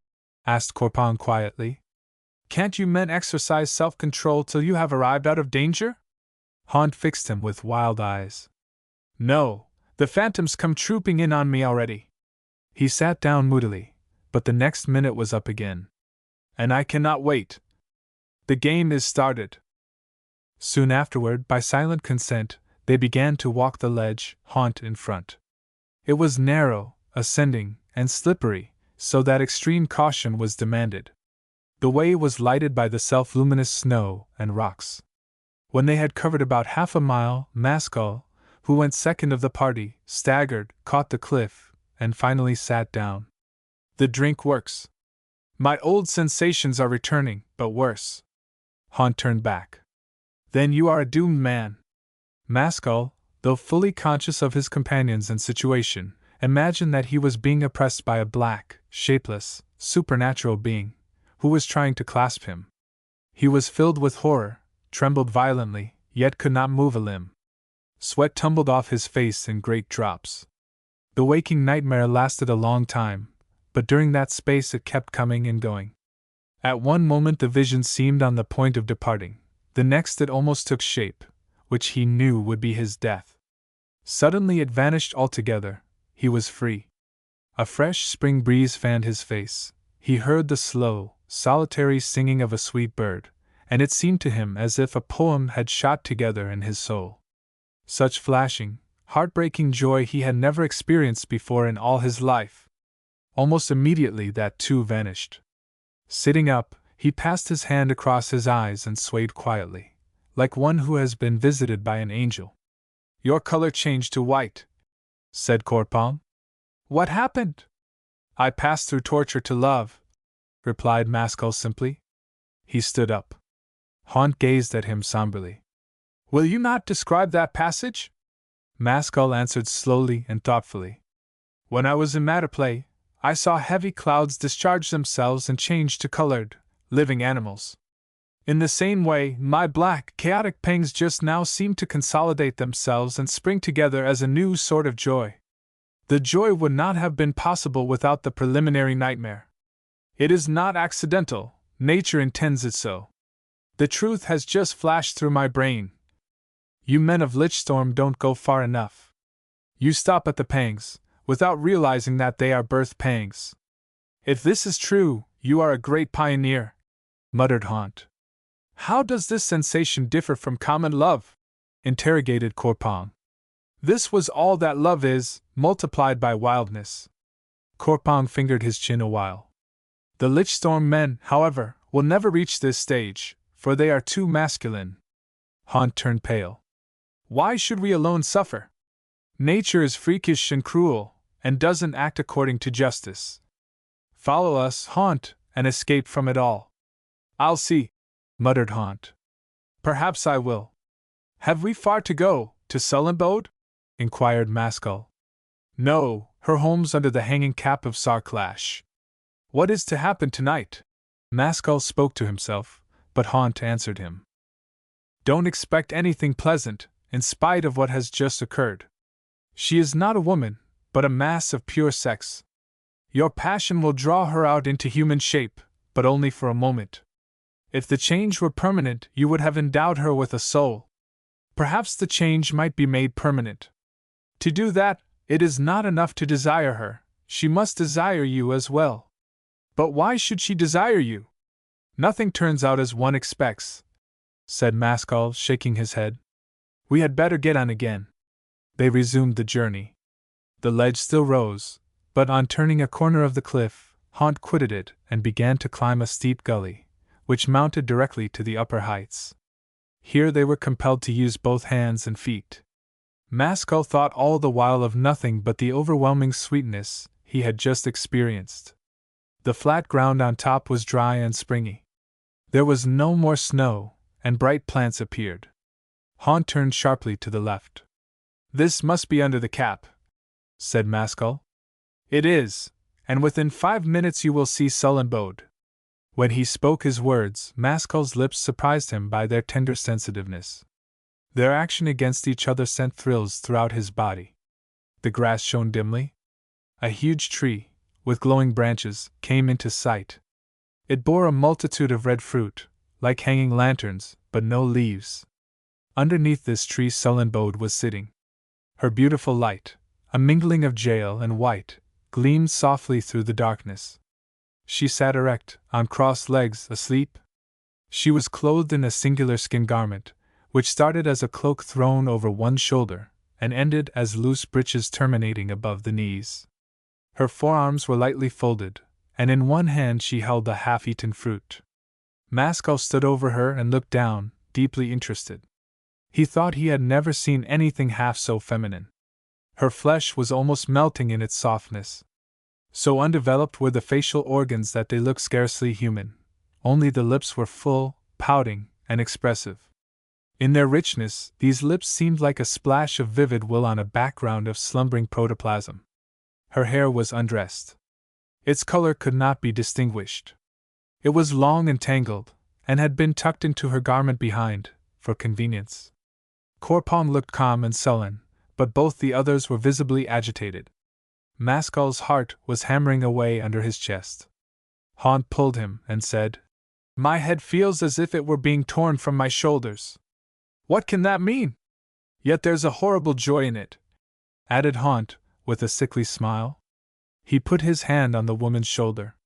She awoke softly, glanced up at them, smiled, and then resumed eating her fruit. Maskell did not imagine that she had intelligence enough to speak. Haunt suddenly dropped on his knees and kissed her lips. She did not repulse him. During the continuance of the kiss, Maskell noticed with a shock that her face was altering. The features emerged from their indistinctness and became human, and almost powerful. The smile faded, a scowl took its place. She thrust Haunt away, rose to her feet, and stared beneath bent brows at the three men, each one in turn. Maskell came last. His face she studied for quite a long time, but nothing indicated what she thought. Meanwhile Haunt again approached her, staggering and grinning. She suffered him quietly, but the instant lips met lips the second time, he fell backward with a startled cry, as though he had come in contact with an electric wire. The back of his head struck the ground, and he lay there motionless. Corpon sprang forward to his assistance. But when he saw what had happened, he left him where he was. "Maskell, come here quickly!" The light was perceptibly fading from Haunt's skin, as Maskell bent over. The man was dead. His face was unrecognizable. The head had been split from the top downward into two halves, streaming with strange-colored blood, as though it had received a terrible blow from an axe. "This couldn't be from the fall," said Maskell. "No, Sullenbode did it." Maskell turned quickly to look at the woman.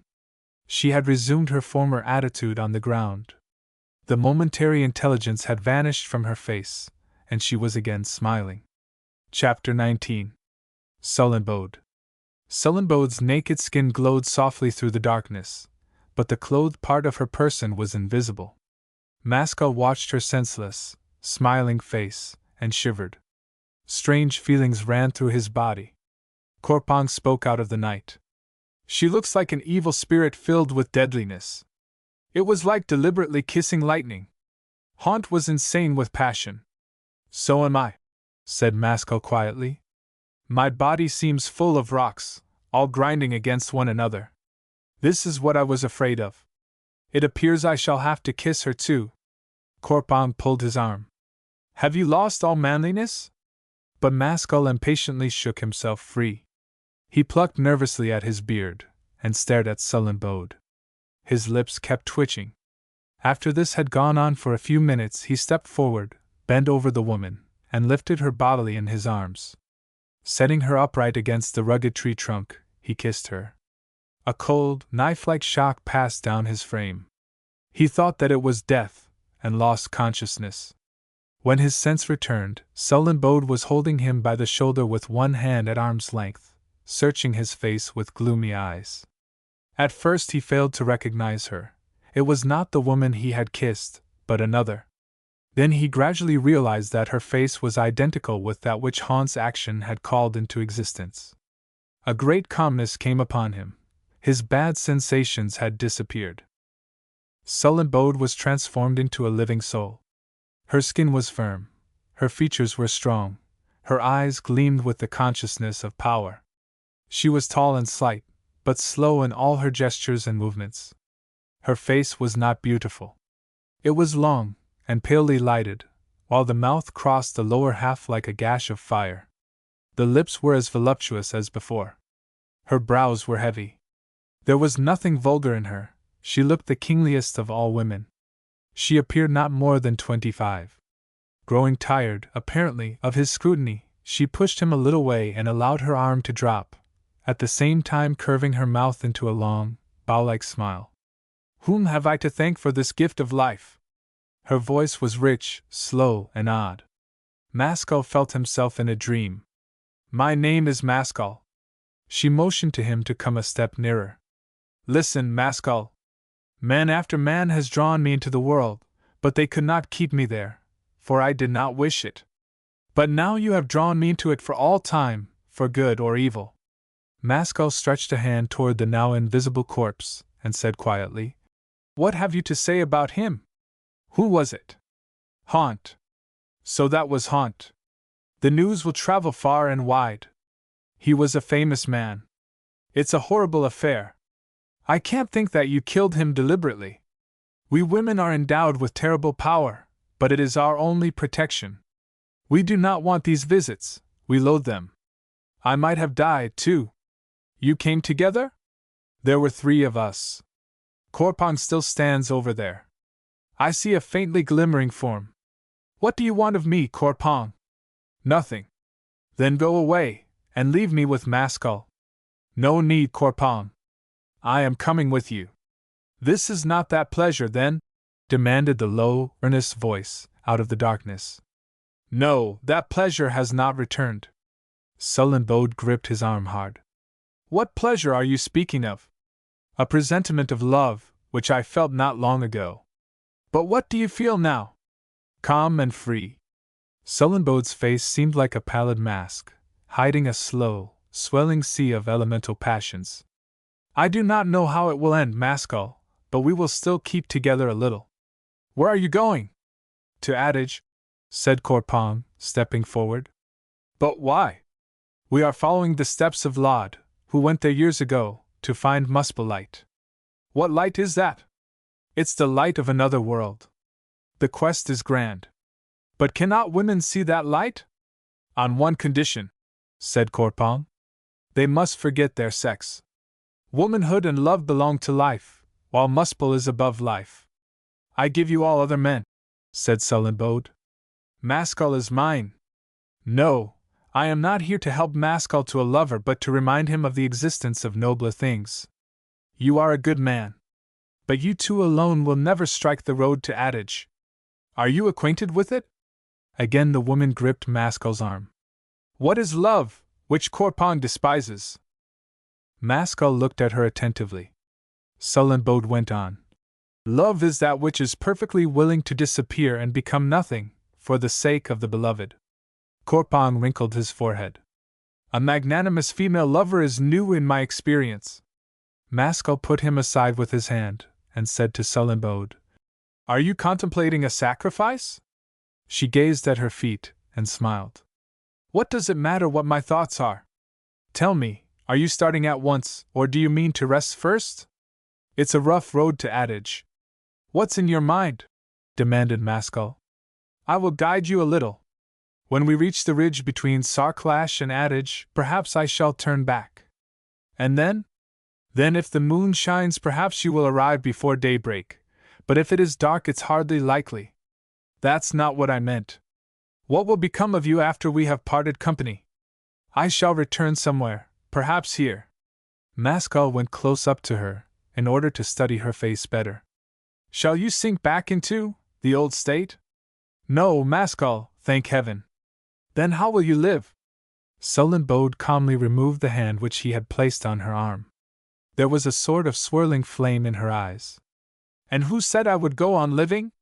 Maskell blinked at her in bewilderment. A few moments passed before he spoke again. You women are a sacrificing lot. You know I can't leave you like this.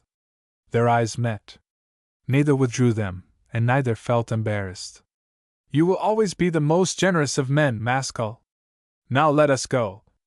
Corpong is a single-minded personage, and the least we others, who aren't so single-minded, can do is to help him to his destination.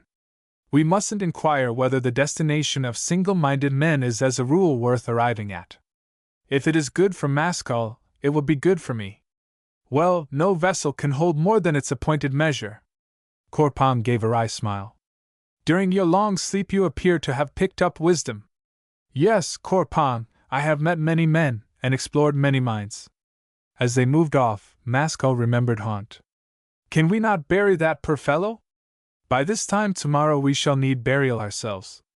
But I do not include Corpong. We have no tools, so you must have your way. You killed him, but I am the real murderer. I stole his protecting light. Surely that death is balanced by the life you have given me. They left the spot in the direction opposite to that by which the three men had arrived. After a few steps, they came to green snow again. At the same time the flat ground ended, and they started to traverse a steep, pathless mountain slope. The snow and rocks glimmered, their own bodies shone, otherwise everything was dark. The mist swirled around them, but Maskell had no more nightmares. The breeze was cold, pure, and steady. They walked in file, Sullen Bode leading. Her movements were slow and fascinating. Corpong came last. His stern eyes saw nothing ahead but an alluring girl and a half-infatuated man. For a long time they continued crossing the rough and rocky slope, maintaining a slightly upward course. The angle was so steep that a false step would have been fatal. The high ground was on their right. After a while, the hillside on the left hand changed to level ground, and they seemed to have joined another spur of the mountain. The ascending slope on the right hand persisted for a few hundred yards more. Then Sullen Bode bore sharply to the left, and they found level ground all around them. We are on the ridge, announced the woman, halting. The others came up to her, and at the same instant the moon burst through the clouds, illuminating the whole scene. Maskell uttered a cry. The wild, noble, lonely beauty of the view was quite unexpected. Tiergeld was high in the sky to their left, shining down on them from behind. Straight in front, like an enormously wide, smoothly descending road, lay the great ridge which went on to Adage, though Adage itself was out of sight. It was never less than 200 yards wide. It was covered with green snow, in some places entirely, but in other places the naked rocks showed through like black teeth. From where they stood they were unable to see the sides of the ridge, or what lay underneath. On the right hand, which was north, the landscape was blurred and indistinct. There were no peaks there. It was the distant, low-lying land of Berry. But on the left hand appeared a whole forest of mighty pinnacles, near and far as the eye could see in moonlight. All glittered green, and all possessed the extraordinary hanging caps that characterized the Lichstorm range. These caps were of fantastic shapes, and each one was different. The valley directly opposite them was filled with rolling mist. Sarklash was a mighty mountain mass in the shape of a horseshoe. Its two ends pointed west, and were separated from each other by a mile or more of empty space. The northern end became the ridge on which they stood. The southern end was the long line of cliffs on that part of the mountain where Haunt's cave was situated. The connecting curve was the steep slope they had just traversed. One peak of Sarklash was invisible. In the southwest many mountains raised their heads. In addition, a few summits, which must have been of extraordinary height, appeared over the south side of the horseshoe. Maskell turned round to put a question to Sullen Bode, but when he saw her for the first time in moonlight the words he had framed died on his lips. The gash-like mouth no longer dominated her other features, and the face, pale as ivory and most femininely shaped, suddenly became almost beautiful. The lips were a long, womanish curve of rose red. Her hair was a dark maroon. Maskell was greatly disturbed. He thought that she resembled a spirit, rather than a woman. "What puzzles you?" she asked, smiling. "Nothing. But I would like to see you by sunlight. Perhaps you never will. Your life must be most solitary." She explored his features with her black, slow-gleaming eyes. "Why do you fear to speak your feelings, Maskell? Things seem to open up before me like a sunrise, but what it means I can't say." Sullenbode laughed outright. "It assuredly does not mean the approach of night." Corpong, who had been staring steadily along the ridge, here abruptly broke in. "The road is plain now, Maskell. If you wish it, I'll go on alone." "No, we'll go on together.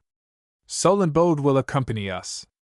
"A little way," said the woman, "but not to adage to pit my strength against unseen powers. That light is not for me.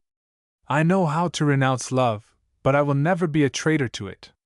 Who knows what we shall find on adage, or what will happen? Corpong is as ignorant as myself." Corpong looked him full in the face. "Maskell, you are quite well aware that you never dare approach that awful fire in the society of a beautiful woman." Maskell gave an uneasy laugh. "What Corpong doesn't tell you, Sullenbode, is that I am far better acquainted with Muspelite than he, and that, but for a chance meeting with me, he would still be saying his prayers in Thriel."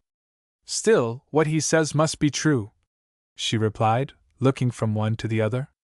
"And so I am not to be allowed to. So long as I am with you, I shall urge you onward, and not backward, Maskell. We need not quarrel yet," he remarked, with a forced smile. "No doubt things will straighten themselves out." Sullenbode began kicking the snow about with her foot. "I picked up another piece of wisdom in my sleep, Corpong." "Tell it to me, then." "Men who live by laws and rules are parasites. Others shed their strength to bring these laws out of nothing into the light of day, but the law-abiders live at their ease, they have conquered nothing for themselves. It is given to some to discover, and to others to preserve and perfect. You cannot condemn me for wishing Maskell well. No, but a child cannot lead a thunderstorm." They started walking again along the center of the ridge. All three were abreast, Sullenbode in the middle. The road descended by an easy gradient, and was for a long distance comparatively smooth. The freezing point seemed higher than on earth, for the few inches of snow through which they trudged felt almost warm to their naked feet. Maskell's soles were by now like tough hides. The moonlit snow was green and dazzling. Their slanting, abbreviated shadows were sharply defined, and red-black in color. Maskell, who walked on Sullenbode's right hand, looked constantly to the left, toward the galaxy of glorious distant peaks. "You cannot belong to this world," said the woman. "Men of your stamp are not to be looked for here." "No, I have come here from Earth." "Is that larger than our world?" "Smaller, I think." "Small, and overcrowded with men and women. With all those people, confusion would result but for orderly laws, and therefore the laws are of iron. As adventure would be impossible without encroaching on these laws, there is no longer any spirit of adventure among the Earthmen. Everything is safe, vulgar, and completed. Do men hate women there, and women men? No, the meeting of the sexes is sweet, though shameful. So poignant is the sweetness that the accompanying shame is ignored, with open eyes. There is no hatred, or only among a few eccentric persons. That shame surely must be the rudiment of our lich-storm passion. But now say, why did you come here? To meet with new experiences, perhaps? The old ones no longer interested me. How long have you been in this world? This is the end of my 4th day. Then tell me what you have seen and done during those 4 days. You cannot have been inactive. Great misfortunes have happened to me." He proceeded briefly to relate everything that had taken place from the moment of his first awakening in the Scarlet Desert. Sullenbode listened, with half-closed eyes, nodding her head from time to time. Only twice did she interrupt him. After his description of Titemon's death, she said, speaking in a low voice, "None of us women ought by right of nature to fall short of Titemon in sacrifice. For that one act of hers I almost love her, although she brought evil to your door." Again, speaking of Gleamile, she remarked, "That grand-souled girl I admire the most of all.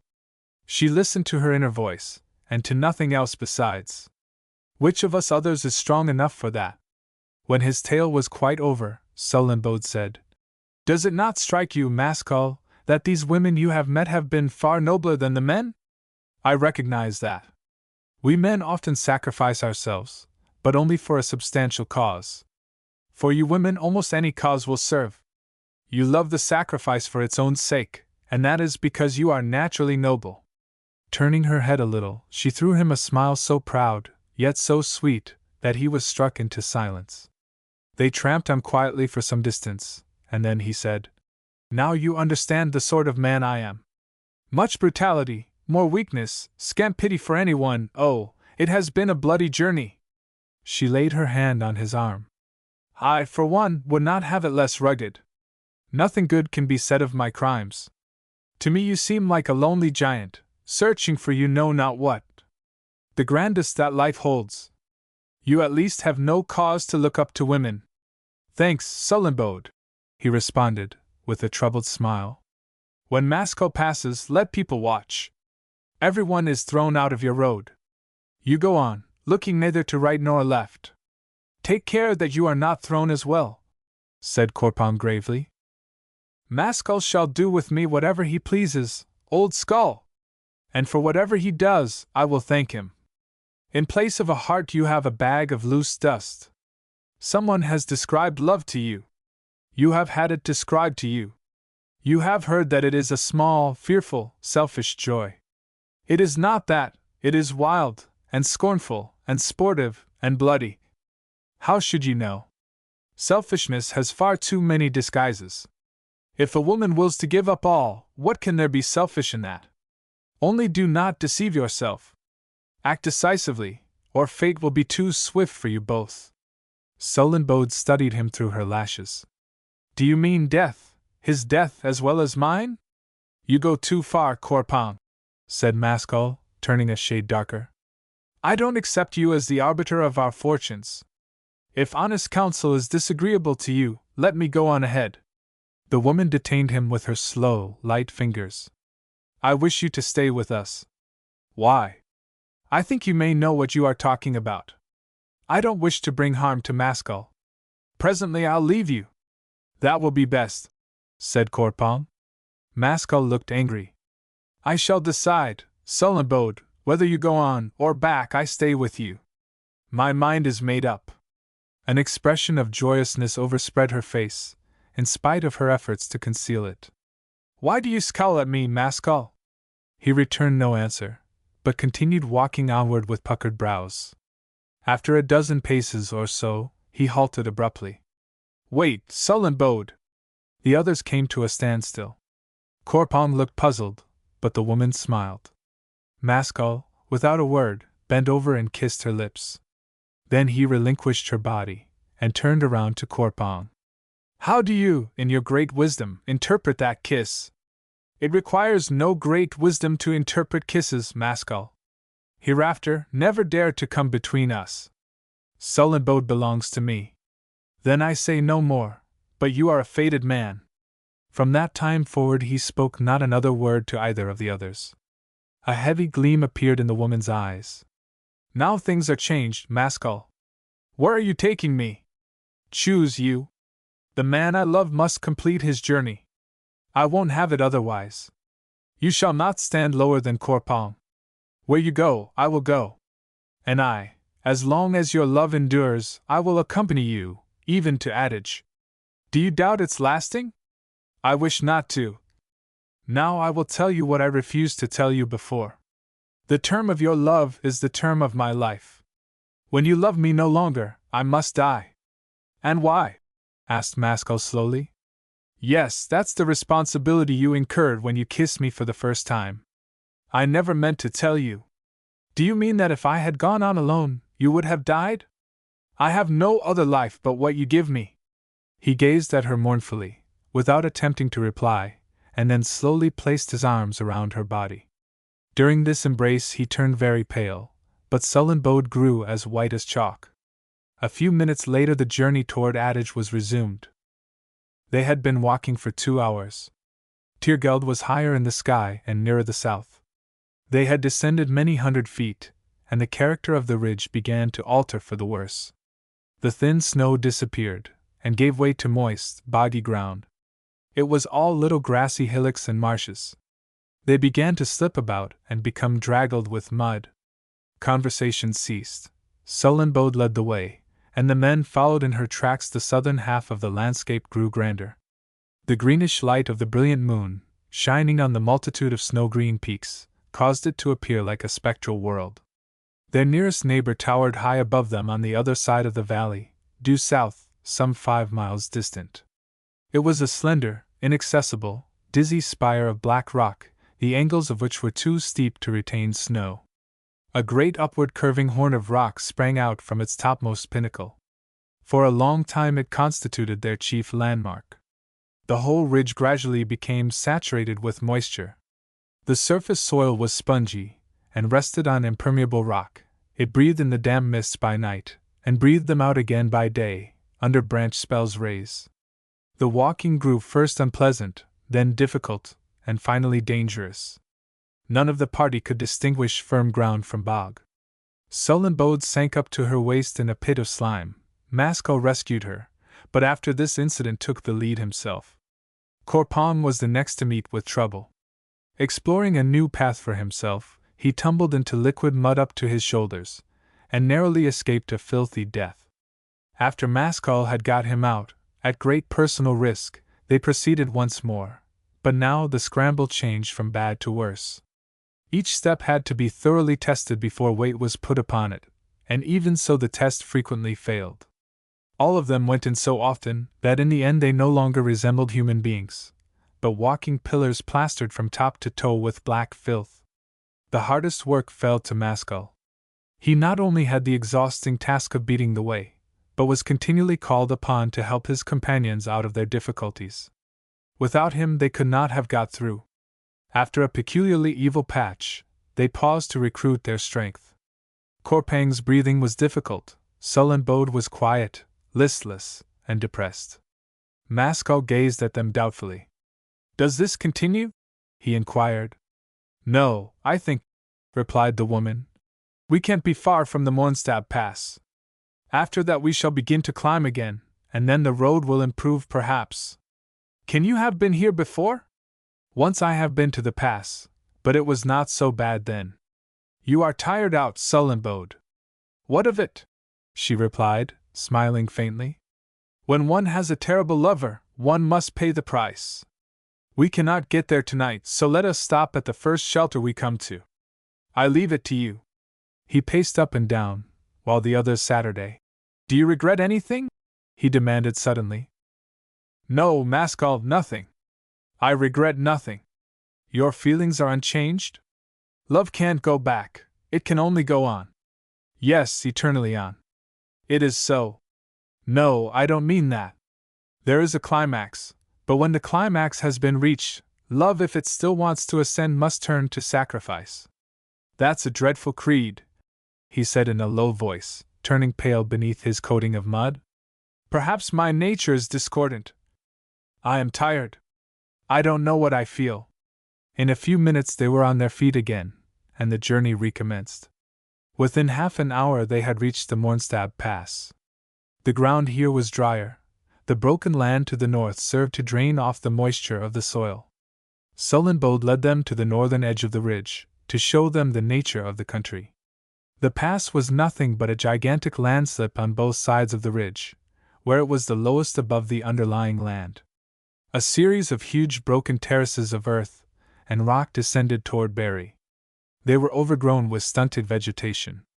It was quite possible to get down to the lowlands that way, but rather difficult.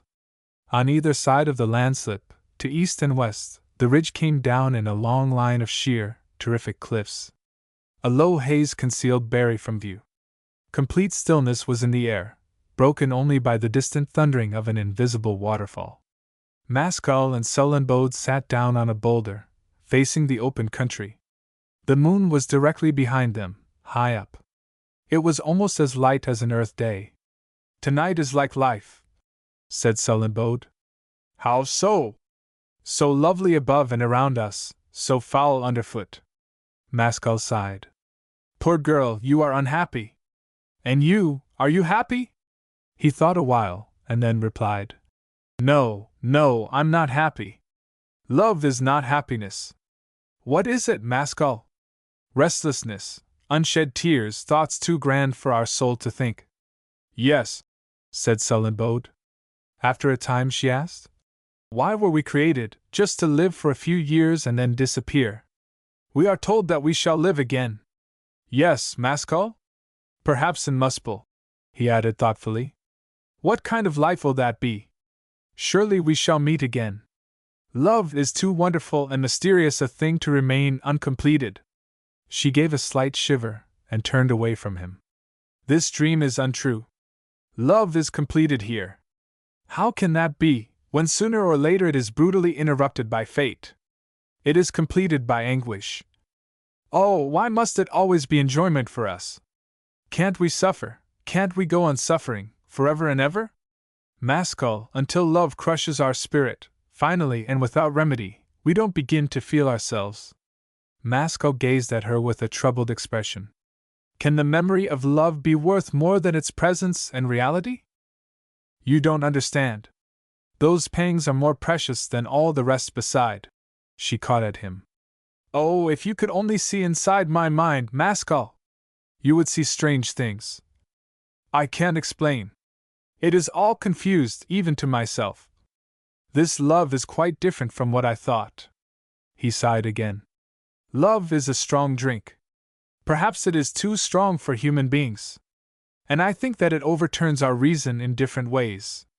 They remained sitting side by side, staring straight before them with unseeing eyes. "It doesn't matter," said Sullenbode at last, with a smile, getting up. "Soon it will be ended, one way or another. Come, let us be off." Maskell too got up. "Where's Corpon?" he asked listlessly. They both looked across the ridge in the direction of Adage. At the point where they stood it was nearly a mile wide.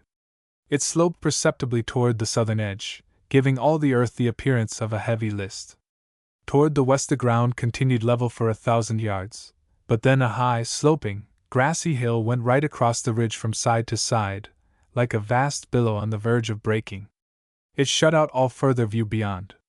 The whole crest of this hill, from one end to the other, was crowned by a long row of enormous stone posts, shining brightly in the moonlight against a background of dark sky. There were about 30 in all, and they were placed at such regular intervals that there was little doubt that they had been set there by human hands. Some were perpendicular, but others dipped so much that an aspect of extreme antiquity was given to the entire colonnade. Corpon was seen climbing the hill, not far from the top. "He wishes to arrive," said Maskell, watching the energetic ascent with a rather cynical smile. "The heavens won't open for Corpon," returned Sullenbode. "He need not be in such a hurry. What do these pillars seem like to you? They might be the entrance to some mighty temple. Who can have planted them there?" She did not answer. They watched Corpon gain the summit of the hill, and disappear through the line of posts. Maskell turned again to Sullenbode. "Now we two are alone in a lonely world." She regarded him steadily. "Our last night on this earth must be a grand one. I am ready to go on." "I don't think you are fit to go on. It will be better to go down the pass a little, and find shelter." She half smiled. "We won't study our poor bodies tonight. I mean you to go to Adage, Maskell. Then at all events let us rest first, for it must be a long, terrible climb, and who knows what hardships we shall meet." She walked a step or two forward, half turned, and held out her hand to him. "Come, Maskell!" When they had covered half the distance that separated them from the foot of the hill, Maskell heard the drum taps. They came from behind the hill, and were loud, sharp, almost explosive. He glanced at Sullenbode, but she appeared to hear nothing. A minute later, the whole sky behind and above the long chain of stone posts on the crest of the hill began to be illuminated by a strange radiance. The moonlight in that quarter faded. The posts stood out black on a background of fire. It was the light of Muspel.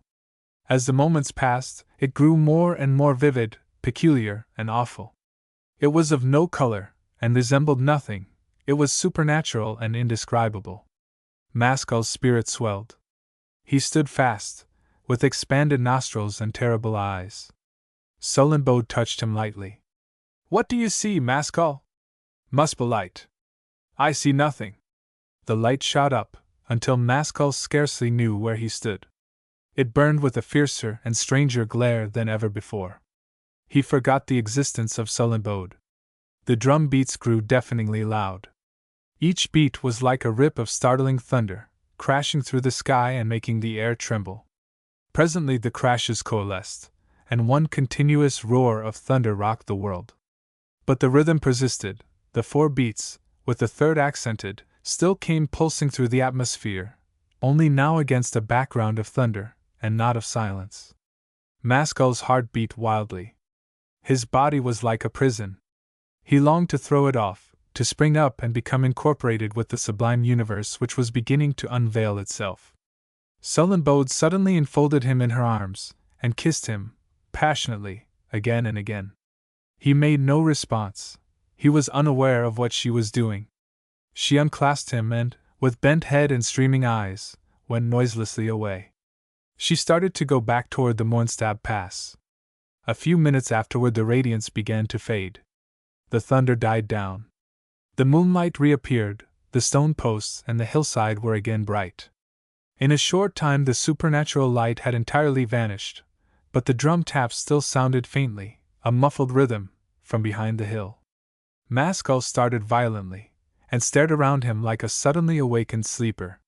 He saw Sullenbode walking slowly away from him, a few hundred yards off. At that sight, death entered his heart. He ran after her, calling out. She did not look around. When he had lessened the distance between them by a half, he saw her suddenly stumble and fall. She did not get up again, but lay motionless where she fell. He flew toward her, and bent over her body. His worst fears were realized. Life had departed. Beneath its coating of mud, her face bore the vulgar, ghastly crystal man grin, but Mascal saw nothing of it. She had never appeared so beautiful to him as at that moment. He remained beside her for a long time, on his knees. He wept, but between his fits of weeping, he raised his head from time to time, and listened to the distant drum beats. An hour passed, 2 hours. Tiergeld was now in the southwest. Mascal lifted Sullenbode's dead body onto his shoulders, and started to walk toward the pass. He cared no more for Muspel. He intended to look for water in which to wash the corpse of his beloved, and earth in which to bury her. When he had reached the boulder overlooking the landslip, on which they had sat together, he lowered his burden, and placing the dead girl on the stone, seated himself beside her for a time, gazing over toward Barry. After that, he commenced his descent of the Mornstab Pass. Chapter 20. Barry. The day had already dawned, but it was not yet sunrise when Mascal awoke from his miserable sleep. He sat up and yawned feebly. The air was cool and sweet. Far away down the landslip a bird was singing. The song consisted of only 2 notes, but it was so plaintive and heartbreaking that he scarcely knew how to endure it. The eastern sky was a delicate green, crossed by a long, thin band of chocolate-colored cloud near the horizon. The atmosphere was blue-tinted, mysterious, and hazy. Neither Sarclash nor Adage was visible. The saddle of the pass was 500 feet above him. He had descended that distance overnight. The landslip continued downward, like a huge flying staircase, to the upper slopes of Barry, which lay perhaps 1,500 feet beneath. The surface of the pass was rough, and the angle was excessively steep, though not precipitous. It was above a mile across. On each side of it, east and west, the dark walls of the ridge descended sheer. At the point where the pass sprang outward they were 2,000 feet from top to bottom, but as the ridge went upward, on the one hand toward Adage, on the other toward Sarclash, they attained almost unbelievable heights. Despite the great breadth and solidity of the pass, Maskell felt as though he were suspended in midair. The patch of broken, rich, brown soil observable not far away marked Sullenbode's grave. He had interred her by the light of the moon, with a long, flat stone for a spade. A little lower down, the white steam of a hot spring was curling about in the twilight. From where he sat he was unable to see the pool into which the spring ultimately flowed, but it was in that pool that he had last night washed first of all the dead girl's body, and then his own. He got up, yawned again, stretched himself, and looked around him dully. For a long time he eyed the grave. The half-darkness changed by imperceptible degrees to full day. The sun was about to appear. The sky was nearly cloudless. The whole wonderful extent of the mighty ridge behind him began to emerge from the morning mist. There was a part of Sarclash, and the ice-green crest of gigantic Adage itself, which he could only take in by throwing his head right back. He gazed at everything in weary apathy, like a lost soul. All his desires were gone forever. He wished to go nowhere, and to do nothing. He thought he would go to Barry. He went to the warm pool, to wash the sleep out of his eyes. Sitting beside it, watching the bubbles, was Cragg. Maskell thought that he was dreaming. The man was clothed in a skin shirt and breeches. His face was stern, yellow, and ugly. He eyed Maskell without smiling or getting up. "Where in the devil's name have you come from, Cragg? The great point is, I am here. Where's Nightspore?" "Not far away. It seems 100 years since I saw you. Why did you two leave me in such a damnable fashion? You were strong enough to get through alone." "So it turned out, but how were you to know? Anyway, you've timed it well. It seems I am to die today." Cragg scowled. "You will die this morning. If I am to, I shall. But where have you heard it from? You are ripe for it. You have run through the gamut. What else is there to live for?" "Nothing," said Maskell, uttering a short laugh. "I am quite ready. I have failed in everything. I only wondered how you knew. So now you've come to rejoin me. Where are we going?" "Through Barry." "And what about Nightspore?" Cragg jumped to his feet with clumsy agility. "We won't wait for him. He'll be there as soon as we shall." "Where?" "At our destination. Come! The sun's rising." As they started clambering down the pass side by side, Branch Spell, huge and white, leaped fiercely into the sky. All the delicacy of the dawn vanished, and another vulgar day began. They passed some trees and plants, the leaves of which were all curled up, as if in sleep. Maskell pointed them out to his companion. "How is it the sunshine doesn't open them? Branch Spell is a second night to them.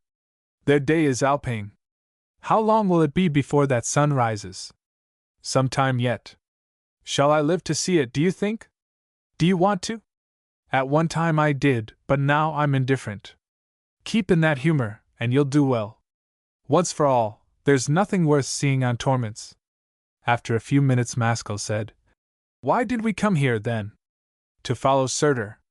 "True. But where is he?" "Closer at hand than you think, perhaps.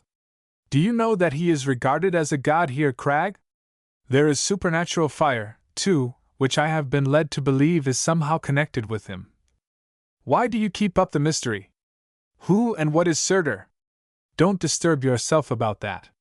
You will never know." "Do you know?" "I know," snarled Cragg. "The devil here is called Cragg," went on Maskell, peering into his face. "As long as pleasure is worshipped, Cragg will always be the devil. Here we are, talking face to face, two men together. What am I to believe of you?" "Believe your senses. The real devil is Crystal Man." They continued descending the landslip. The sun's rays had grown insufferably hot. In front of them, down below in the far distance, Maskell saw water and land intermingled. It appeared that they were traveling toward a lake district. "What have you and Nightspore been doing during the last 4 days, Cragg? What happened to the torpedo? You're just about on the same mental level as a man who sees a brand new palace, and asks what has become of the scaffolding. What palace have you been building, then?" "We have not been idle," said Cragg. While you have been murdering and lovemaking, we have had our work. And how have you been made acquainted with my actions? Oh, you're an open book. Now you've got a mortal heart wound on account of a woman you knew for 6 hours. Maskell turned pale. Sneer away, Crag! If you lived with a woman for 600 years and saw her die, that would never touch your leather heart. You haven't even the feelings of an insect. Behold the child defending its toys, said Crag, grinning faintly. Maskell stopped short. What do you want with me, and why did you bring me here? It's no use stopping, even for the sake of theatrical effect, said Crag, pulling him into motion again. The distance has got to be covered, however often we pull up. When he touched him, Maskell felt a terrible shooting pain through his heart. I can't go on regarding you as a man, Crag. You're something more than a man, whether good or evil, I can't say. Crag looked yellow and formidable. He did not reply to Maskell's remark, but after a pause said, So you've been trying to find Surtur on your own account, during the intervals between killing and fondling? What was that drumming? Demanded Maskell. You needn't look so important. We know you had your ear to the keyhole. But you could join the assembly, the music was not playing for you, my friend. Maskell smiled rather bitterly. At all events, I listened through no more keyholes. I have finished with life. I belong to nobody and nothing any more, from this time forward. Brave words, brave words. We shall see. Perhaps Crystal Man will make one more attempt on you. There is still time for one more. Now I don't understand you. You think you are thoroughly disillusioned, don't you? Well, that may prove to be the last and strongest illusion of all. The conversation ceased. They reached the foot of the landslip an hour later. Brant's spell was steadily mounting the cloudless sky. It was approaching Sarclash, and it was an open question whether or not it would clear its peak. The heat was sweltering. The long, massive, saucer-shaped ridge behind them, with its terrific precipices, was glowing with bright morning colors. Adage, towering up many thousands of feet higher still, guarded the end of it like a lonely colossus. In front of them, starting from where they stood, was a cool and enchanting wilderness of little lakes and forests. The water of the lakes was dark green. The forests were asleep, waiting for the rising of Alpine. Are we now in Berry? Asked Maskell. Yes, and there's one of the natives. There was an ugly glint in his eye as he spoke the words, but Maskell did not see it. A man was leaning in the shade against one of the first trees, apparently waiting for them to come up. He was small, dark, and beardless, and was still in early manhood. He was clothed in a dark blue, loosely flowing robe, and wore a broad-brimmed slouch hat. His face, which was not disfigured by any special organs, was pale, earnest, and grave, yet somehow remarkably pleasing. Before a word was spoken, he warmly grasped Maskell's hand, but even while he was in the act of doing so he threw a queer frown at Crag. The latter responded with a scowling grin. When he opened his mouth to speak, his voice was a vibrating baritone, but it was at the same time strangely womanish in its modulations and variety of tone. I've been waiting for you here since sunrise, he said. Welcome to Berry, Maskell. Let's hope you'll forget your sorrows here, you over-tested man. Maskell stared at him, not without friendliness. What made you expect me, and how do you know my name? The stranger smiled, which made his face very handsome. I'm Gangnet. I know most things. Haven't you a greeting for me too, Gangnet? Asked Crag, thrusting his forbidding features almost into the other's face. I know you, Crag. There are few places where you are welcome. And I know you, Gangnet, you man-woman. Well, we are here together, and you must make what you can of it. We are going down to the ocean. The smile faded from Gangnet's face. I can't drive you away, Crag, but I can make you the unwelcome third. Crag threw back his head, and gave a loud, grating laugh. That bargain suits me all right. As long as I have the substance, you may have the shadow, and much good may it do you. Now that it's all arranged so satisfactorily, said Maskell, with a hard smile, permit me to say that I don't desire any society at all at present. You take too much for granted, Crag. You have played the false friend once already. I presume I'm a free agent?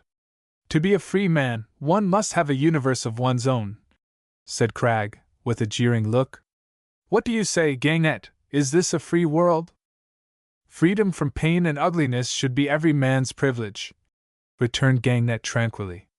Mascal is quite within his rights, and if you'll engage to leave him, I'll do the same. Mascal can change face as often as he likes, but he won't get rid of me so easily. Be easy on that point, Mascal. It doesn't matter, muttered Mascal. Let everyone join in the procession.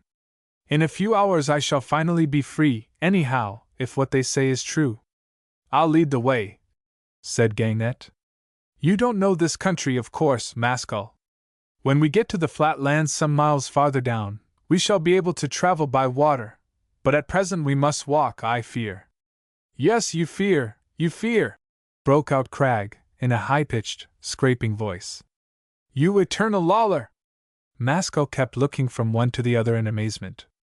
There seemed to be a determined hostility between the two, which indicated an intimate previous acquaintance. They set off through a wood, keeping close to its border, so that for a mile or more they were within sight of the long, narrow lake that flowed beside it. The trees were low and thin, their dun-colored leaves were all folded. There was no underbrush, they walked on clean, brown earth, a distant waterfall sounded. They were in shade, but the air was pleasantly warm. There were no insects to irritate them. The bright lake outside looked cool and poetic. Gagnet pressed Mascal's arm affectionately. If the bringing of you from your world had fallen to me, Mascal, it is here I would have brought you, and not to the Scarlet Desert. Then you would have escaped the dark spots, and torments would have appeared beautiful to you. And what then, Gagnet? The dark spots would have existed all the same. You could have seen them afterward. It makes all the difference whether one sees darkness through the light, or brightness through the shadows. A clear eye is the best. Torments is an ugly world, and I greatly prefer to know it as it really is. The devil made it ugly, not Crystal Man. These are Crystal Man's thoughts, which you see around you. He is nothing but beauty and pleasantness. Even Crag won't have the effrontery to deny that. It's very nice here, said Crag, looking around him malignantly. One only wants a cushion and half a dozen hurries to complete it. Mascal disengaged himself from Gagnet. Last night, when I was struggling through the mud in the ghastly moonlight, then I thought the world beautiful. Per sullen bode, said Gagnet, sighing. What? You knew her? I know her through you. By mourning for a noble woman, you show your own nobility. I think all women are noble. There may be millions of noble women, but there's only one sullen bode. If sullen bode can exist, said Gagnet, the world cannot be a bad place. Change the subject. The world's hard and cruel, and I am thankful to be leaving it. On one point, though, you both agree, said Crag, smiling evilly. Pleasure is good, and the cessation of pleasure is bad. Gagnet glanced at him coldly. We know your peculiar theories, Crag. You are very fond of them, but they are unworkable. The world could not go on being without pleasure. So Gagnet thinks, jeered Crag. They came to the end of the wood, and found themselves overlooking a little cliff. At the foot of it, about 50 feet below, a fresh series of lakes and forests commenced. Barry appeared to be one big mountain slope, built by nature into terraces. The lake along whose border they had been traveling was not banked at the end, but overflowed to the lower level in half a dozen beautiful, thread-like falls, white and throwing off spray. The cliff was not perpendicular, and the men found it easy to negotiate. At the base they entered another wood. Here it was much denser, and they had nothing but trees all around them. A clear brook rippled through the heart of it. They followed its bank. It has occurred to me, said Mascal, addressing Gagnet, that Alpine may be my death. Is that so? These trees don't fear Alpine, so why should you? Alpine is a wonderful, life-bringing Sunday. The reason I ask is, I've seen its afterglow, and it produced such violent sensations that a very little more would have proved too much. Because the forces were evenly balanced. When you see Alpine itself, it will reign supreme, and there will be no more struggling of wills inside you. And that I may tell you beforehand, Mascal. said Crag, grinning, is Crystalman's trump card. How do you mean? You'll see. You'll renounce the world so eagerly that you'll want to stay in the world merely to enjoy your sensations. Gangnet smiled. Crag, you see, is hard to please. You must neither enjoy nor renounce. What are you to do? Maskell turned toward Crag. It's very odd, but I don't understand your creed even yet. Are you recommending suicide? Crag seemed to grow sallower and more repulsive every minute. What, because they have left off stroking you? He exclaimed, laughing and showing his discolored teeth. Whoever you are, and whatever you want, said Maskell, you seem very certain of yourself. Yes, you would like me to blush and stammer like a booby, wouldn't you? That would be an excellent way of destroying lies. Gangnet glanced toward the foot of one of the trees. He stooped and picked up 2 or 3 objects that resembled eggs. To eat? Asked Maskell, accepting the offered gift. Yes, eat them. You must be hungry.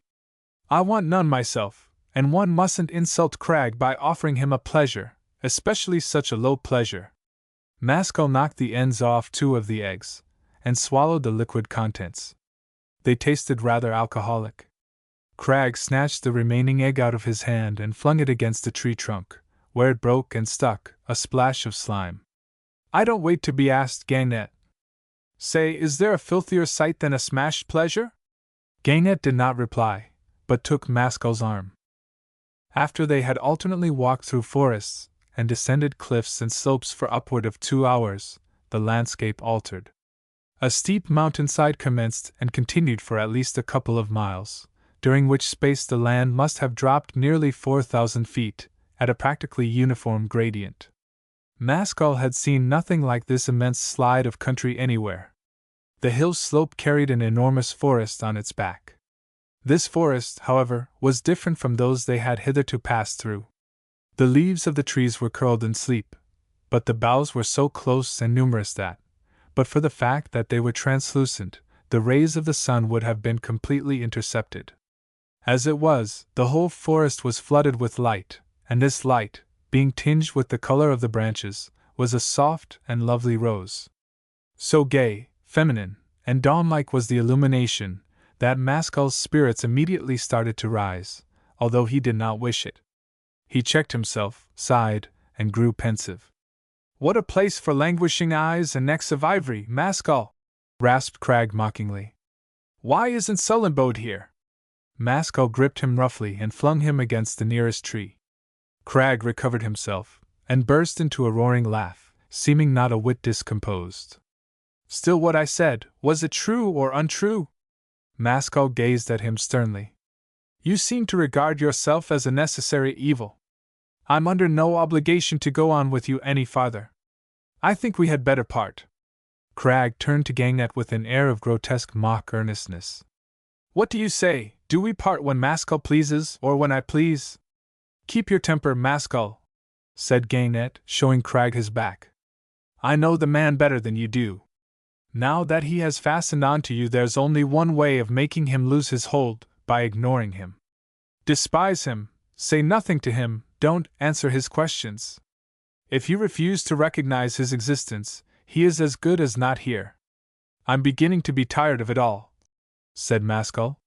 It seems as if I shall add one more to my murders before I have finished. I smell murder in the air, exclaimed Crag, pretending to sniff. But whose? Do as I say, Maskell. To bandy words with him is to throw oil on fire. I'll say no more to anyone. When do we get out of this accursed forest? It's some way yet, but when we're once out we can take to the water, and you will be able to rest, and think, and brood comfortably over your sufferings, added Crag. None of the 3 men said anything more until they emerged into the open day.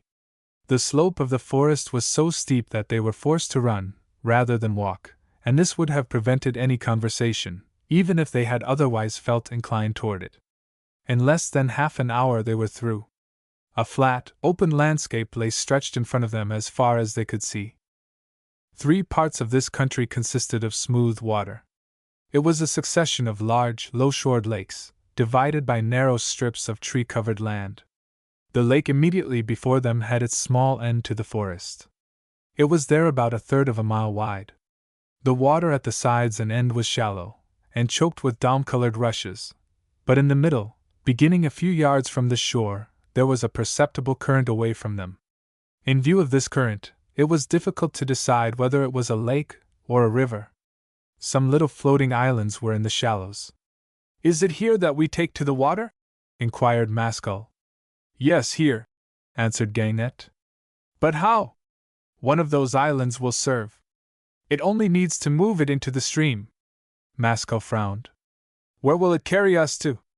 "Come, get on," said Cragg, laughing uncouthly. "The morning's wearing away, and you have to die before noon. We are going to the ocean. If you are omniscient, Cragg, what is my death to be? Gagnet will murder you." "You lie," said Gagnet. "I wish Maskell nothing but good. At all events, he will be the cause of your death. But what does it matter? The great point is you are quitting this feudal world. Well, Gagnet, I see you're as slack as ever. I suppose I must do the work." He jumped into the lake and began to run through the shallow water, splashing it about.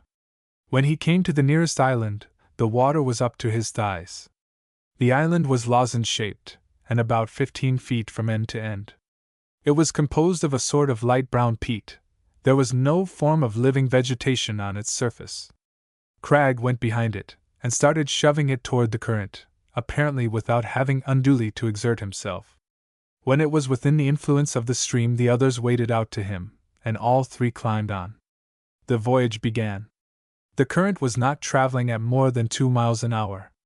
The sun glared down on their heads mercilessly, and there was no shade or prospect of shade. Maskell sat down near the edge, and periodically splashed water over his head. Gagnet sat on his haunches next to him.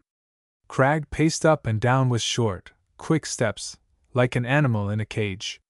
The lake widened out more and more, and the width of the stream increased in proportion, until they seemed to themselves to be floating on the bosom of some broad, flowing estuary.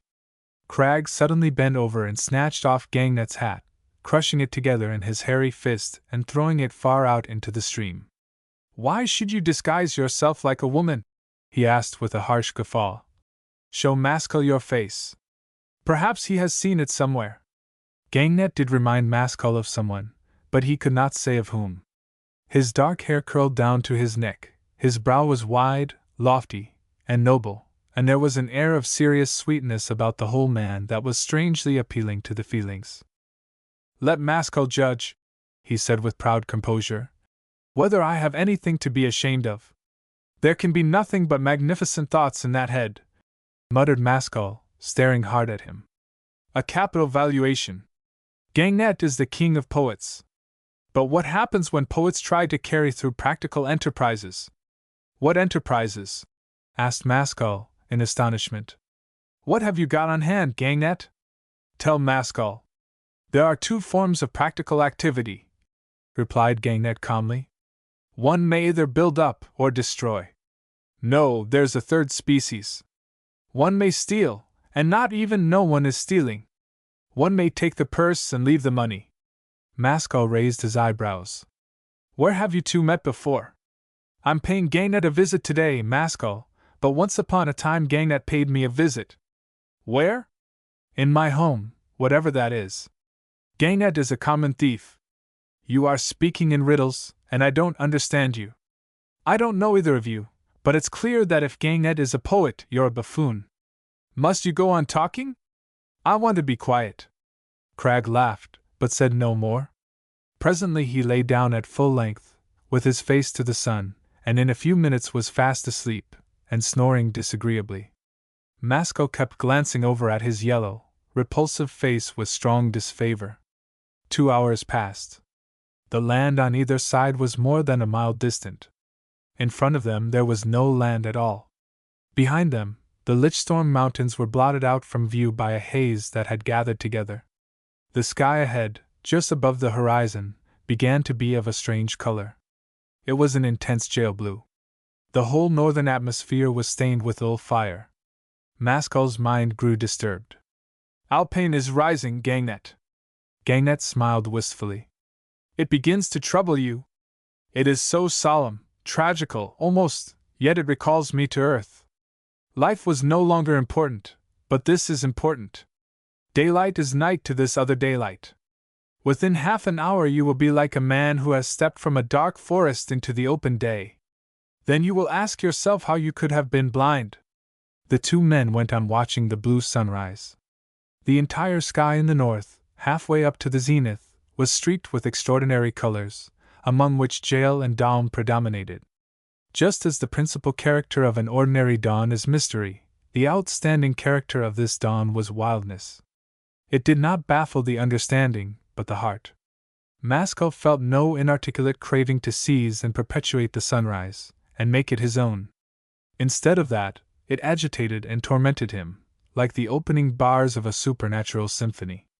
When he looked back to the south, Branchspell's day had lost its glare, and he could gaze at the immense white sun without flinching. He instinctively turned to the north again, as one turns from darkness to light. If those were Crystalman's thoughts that you showed me before, Gangnet, these must be his feelings. I mean it literally. What I am feeling now, he must have felt before me. He is all feeling, Maskell, don't you understand that? Maskell was feeding greedily on the spectacle before him. He did not reply. His face was set like a rock, but his eyes were dim with the beginning of tears. The sky blazed deeper and deeper. It was obvious that Alpine was about to lift itself above the sea.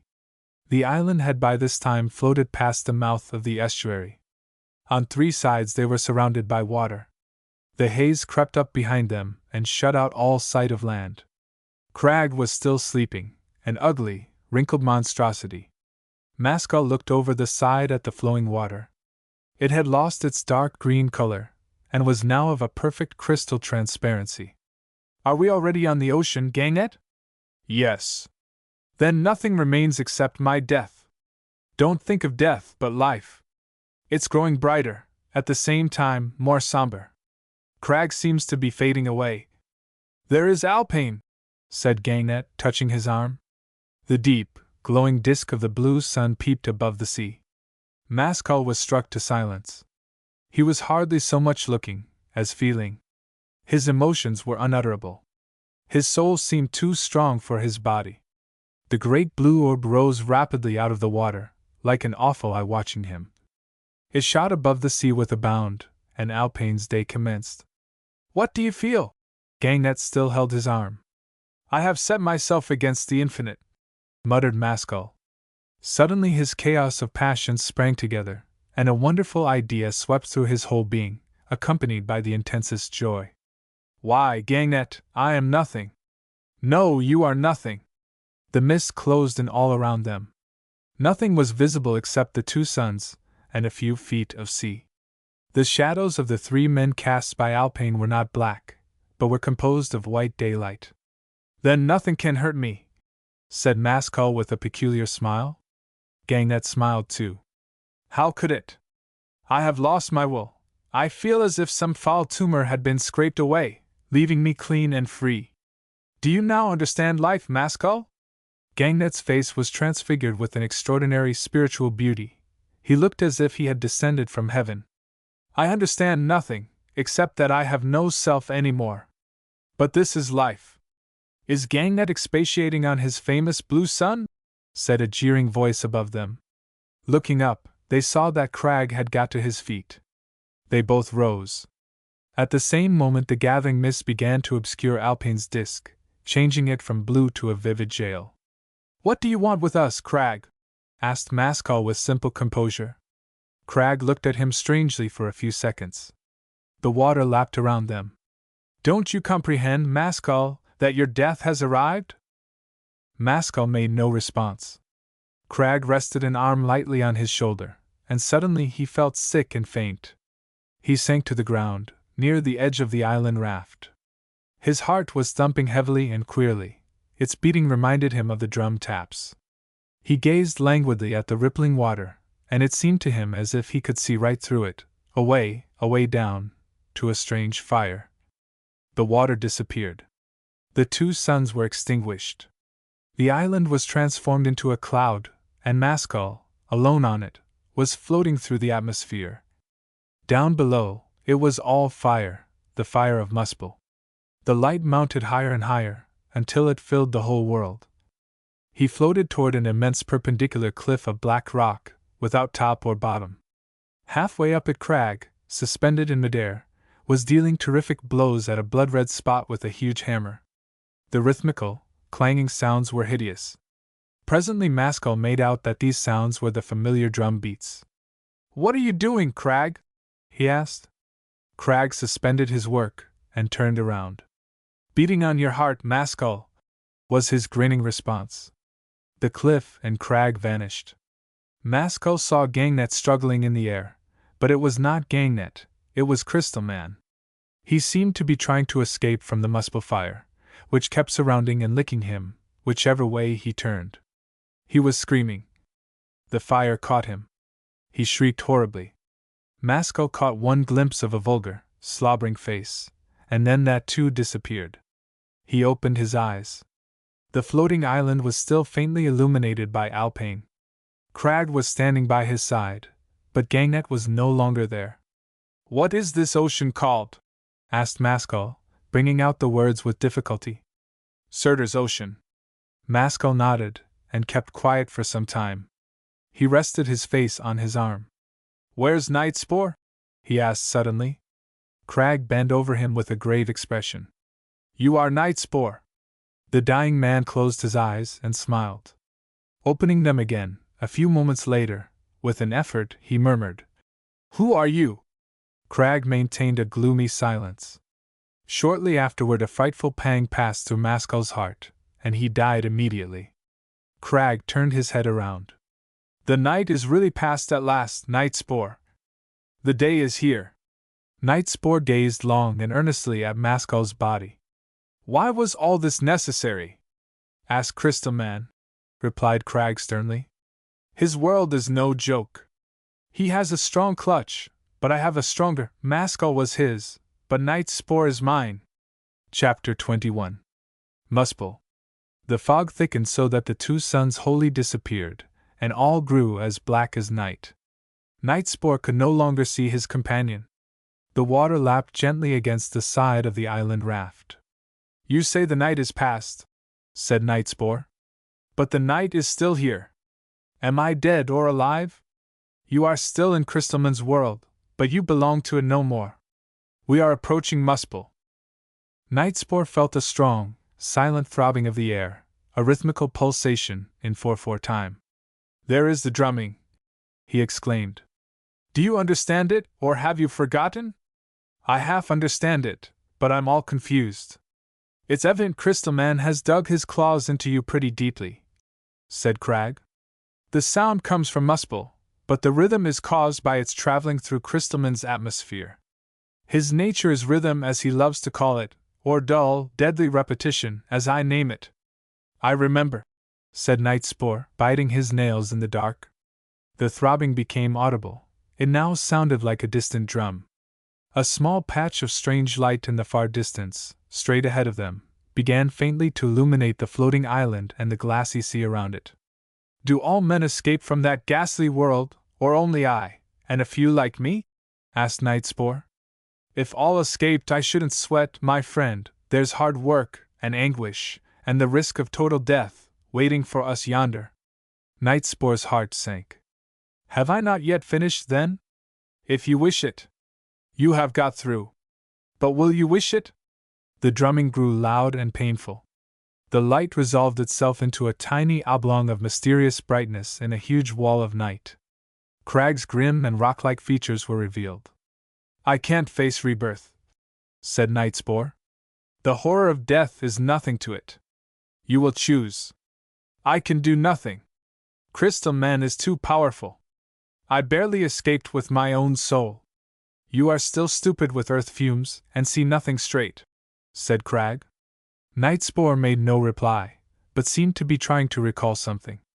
The water around them was so still, colorless, and transparent, that they scarcely seemed to be borne up by liquid matter at all. Maskell's corpse had disappeared. The drumming was now like the clanging of iron. The oblong patch of light grew much bigger. It burned, fierce and wild. The darkness above, below, and on either side of it, began to shape itself into the semblance of a huge, black wall, without bounds. Is that really a wall we are coming to? You will soon find out.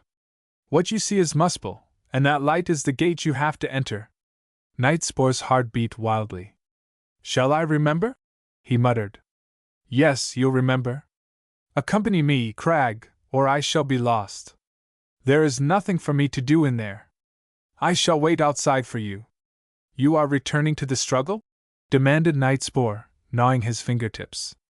Yes. I dare not. The thunderous clangor of the rhythmical beats struck on his head like actual blows. The light glared so vividly that he was no longer able to look at it. It had the startling irregularity of continuous lightning, but it possessed this further peculiarity, that it seemed somehow to give out not actual light, but emotion, seen as light. They continued to approach the wall of darkness, straight toward the door. The glass-like water flowed right against it, its surface reaching up almost to the threshold.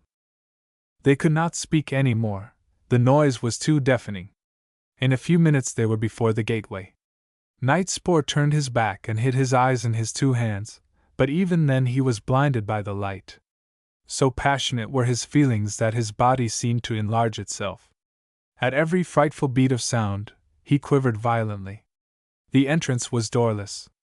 Crag jumped onto the rocky platform and pulled Nightspore after him.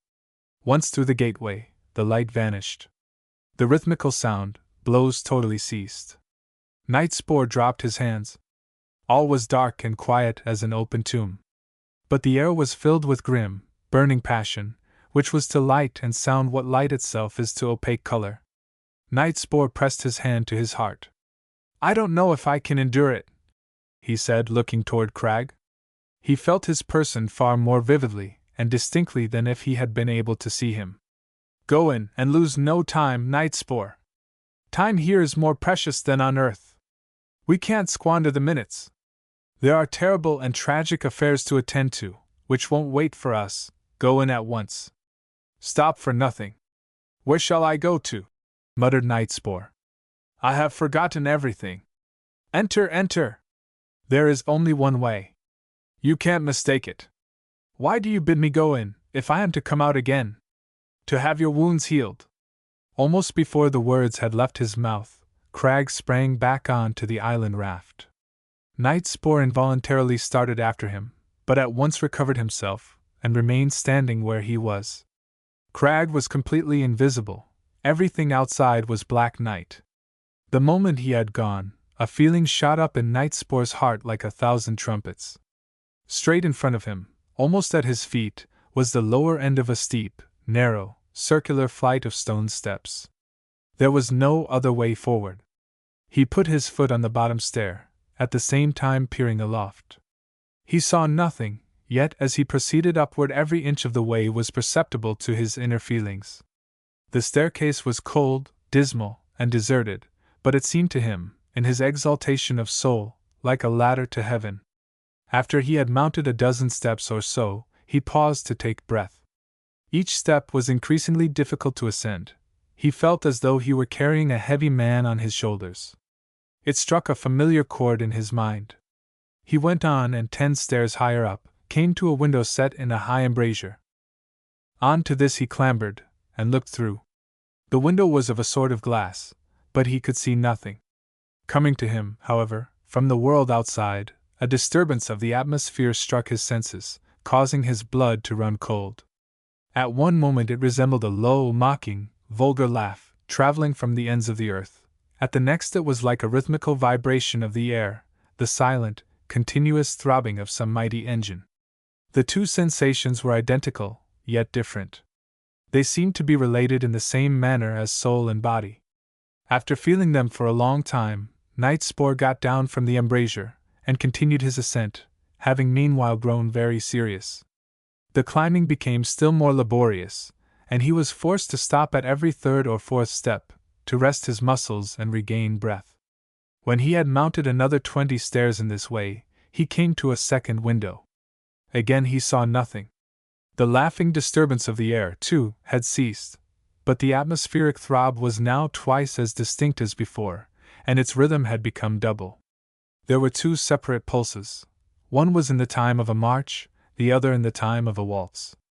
The first was bitter and petrifying to feel, but the second was gay, enervating, and horrible. Nightspore spent little time at that window, for he felt that he was on the eve of a great discovery, and that something far more important awaited him higher up. He proceeded aloft. The ascent grew more and more exhausting, so much so that he had frequently to sit down, utterly crushed by his own dead weight. Still, he got to the third window. He climbed into the embrasure. His feelings translated themselves into vision, and he saw a sight that caused him to turn pale. A gigantic, self-luminous sphere was hanging in the sky, occupying nearly the whole of it. This sphere was composed entirely of two kinds of active beings. There were a myriad of tiny green corpuscles, varying in size from the very small to the almost indiscernible. They were not green, but he somehow saw them so. They were all striving in one direction, toward himself, toward Muspel, but were too feeble and miniature to make any headway. Their action produced the marching rhythm he had previously felt, but this rhythm was not intrinsic in the corpuscles themselves, but was a consequence of the obstruction they met with. And surrounding these atoms of life and light were far larger whirls of white light that gyrated hither and thither, carrying the green corpuscles with them wherever they desired. Their whirling motion was accompanied by the waltzing rhythm. It seemed to Nightspore that the green atoms were not only being danced about against their will but were suffering excruciating shame and degradation in consequence. The larger ones were steadier than the extremely small, a few were even almost stationary, and one was advancing in the direction it wished to go. He turned his back to the window, buried his face in his hands, and searched in the dim recesses of his memory for an explanation of what he had just seen. Nothing came straight, but horror and wrath began to take possession of him. On his way upward to the next window, invisible fingers seemed to him to be squeezing his heart and twisting it about here and there, but he never dreamed of turning back. His mood was so grim that he did not once permit himself to pause. Such was his physical distress by the time that he had clambered into the recess, that for several minutes he could see nothing at all. The world seemed to be spinning round him rapidly. When at last he looked, he saw the same sphere as before, but now all was changed on it. It was a world of rocks, minerals, water, plants, animals, and men. He saw the whole world at one view, yet everything was so magnified that he could distinguish the smallest details of life. In the interior of every individual, of every aggregate of individuals, of every chemical atom, he clearly perceived the presence of the green corpuscles. But, according to the degree of dignity of the life form, they were fragmentary or comparatively large. In the crystal, for example, the green, imprisoned life was so minute as to be scarcely visible. In some men it was hardly bigger, but in other men and women it was 20 or 100 times greater. But great or small, it played an important part in every individual. It appeared as if the whirls of white light, which were the individuals, and plainly showed themselves beneath the enveloping bodies, were delighted with existence and wished only to enjoy it, but the green corpuscles were in a condition of eternal discontent, yet, blind and not knowing which way to turn for liberation, kept changing form, as though breaking a new path, by way of experiment. Whenever the old grotesque became metamorphosed into the new grotesque, it was in every case the direct work of the green atoms, trying to escape toward Muspel, but encountering immediate opposition. These subdivided sparks of living, fiery spirit were hopelessly imprisoned in a ghastly mush of soft pleasure. They were being effeminate and corrupted, that is to say, absorbed in the foul, sickly enveloping forms. Nightspore felt a sickening shame in his soul as he looked on at that spectacle. His exultation had long since vanished. He bit his nails, and understood why Cragg was waiting for him below. He mounted slowly to the fifth window. The pressure of air against him was as strong as a full gale, divested of violence and irregularity, so that he was not for an instant suffered to relax his efforts. Nevertheless, not a breath stirred. Looking through the window, he was startled by a new sight. The sphere was still there, but between it and the Muspel world in which he was standing he perceived a dim, vast shadow, without any distinguishable shape, but somehow throwing out a scent of disgusting sweetness. Nightspore knew that it was Crystal Man. A flood of fierce light, but it was not light, but passion, was streaming all the time from Muspel to the shadow, and through it. When, however, it emerged on the other side, which was the sphere, the light was altered in character. It became split, as by a prism, into the two forms of life which he had previously seen, the green corpuscles and the whirls. What had been fiery spirit but a moment ago was now a disgusting mass of crawling, wriggling individuals, each whirl of pleasure-seeking will having, as nucleus, a fragmentary spark of living green fire. Nightspore recollected the back rays of starkness, and it flashed across him with the certainty of truth that the green sparks were the back rays, and the whirls the forward rays, of Muspel. The former were trying desperately to return to their place of origin, but were overpowered by the brute force of the latter, which wished only to remain where they were. The individual whirls were jostling and fighting with, and even devouring, each other. This created pain, but whatever pain they felt, it was always pleasure that they sought. Sometimes the green sparks were strong enough for a moment to move a little way in the direction of Muspel. The whirls would then accept the movement, not only without demur, but with pride and pleasure, as if it were their own handiwork. But they never saw beyond the shadow, they thought that they were traveling toward it. The instant the direct movement wearied them, as contrary to their whirling nature, they fell again to killing, dancing, and loving. Nightspore had a foreknowledge that the sixth window would prove to be the last. Nothing would have kept him from ascending to it, for he guessed that the nature of Crystal Man himself would there become manifest. Every step upward was like a bloody life-and-death struggle. The stairs nailed him to the ground. The air pressure caused blood to gush from his nose and ears.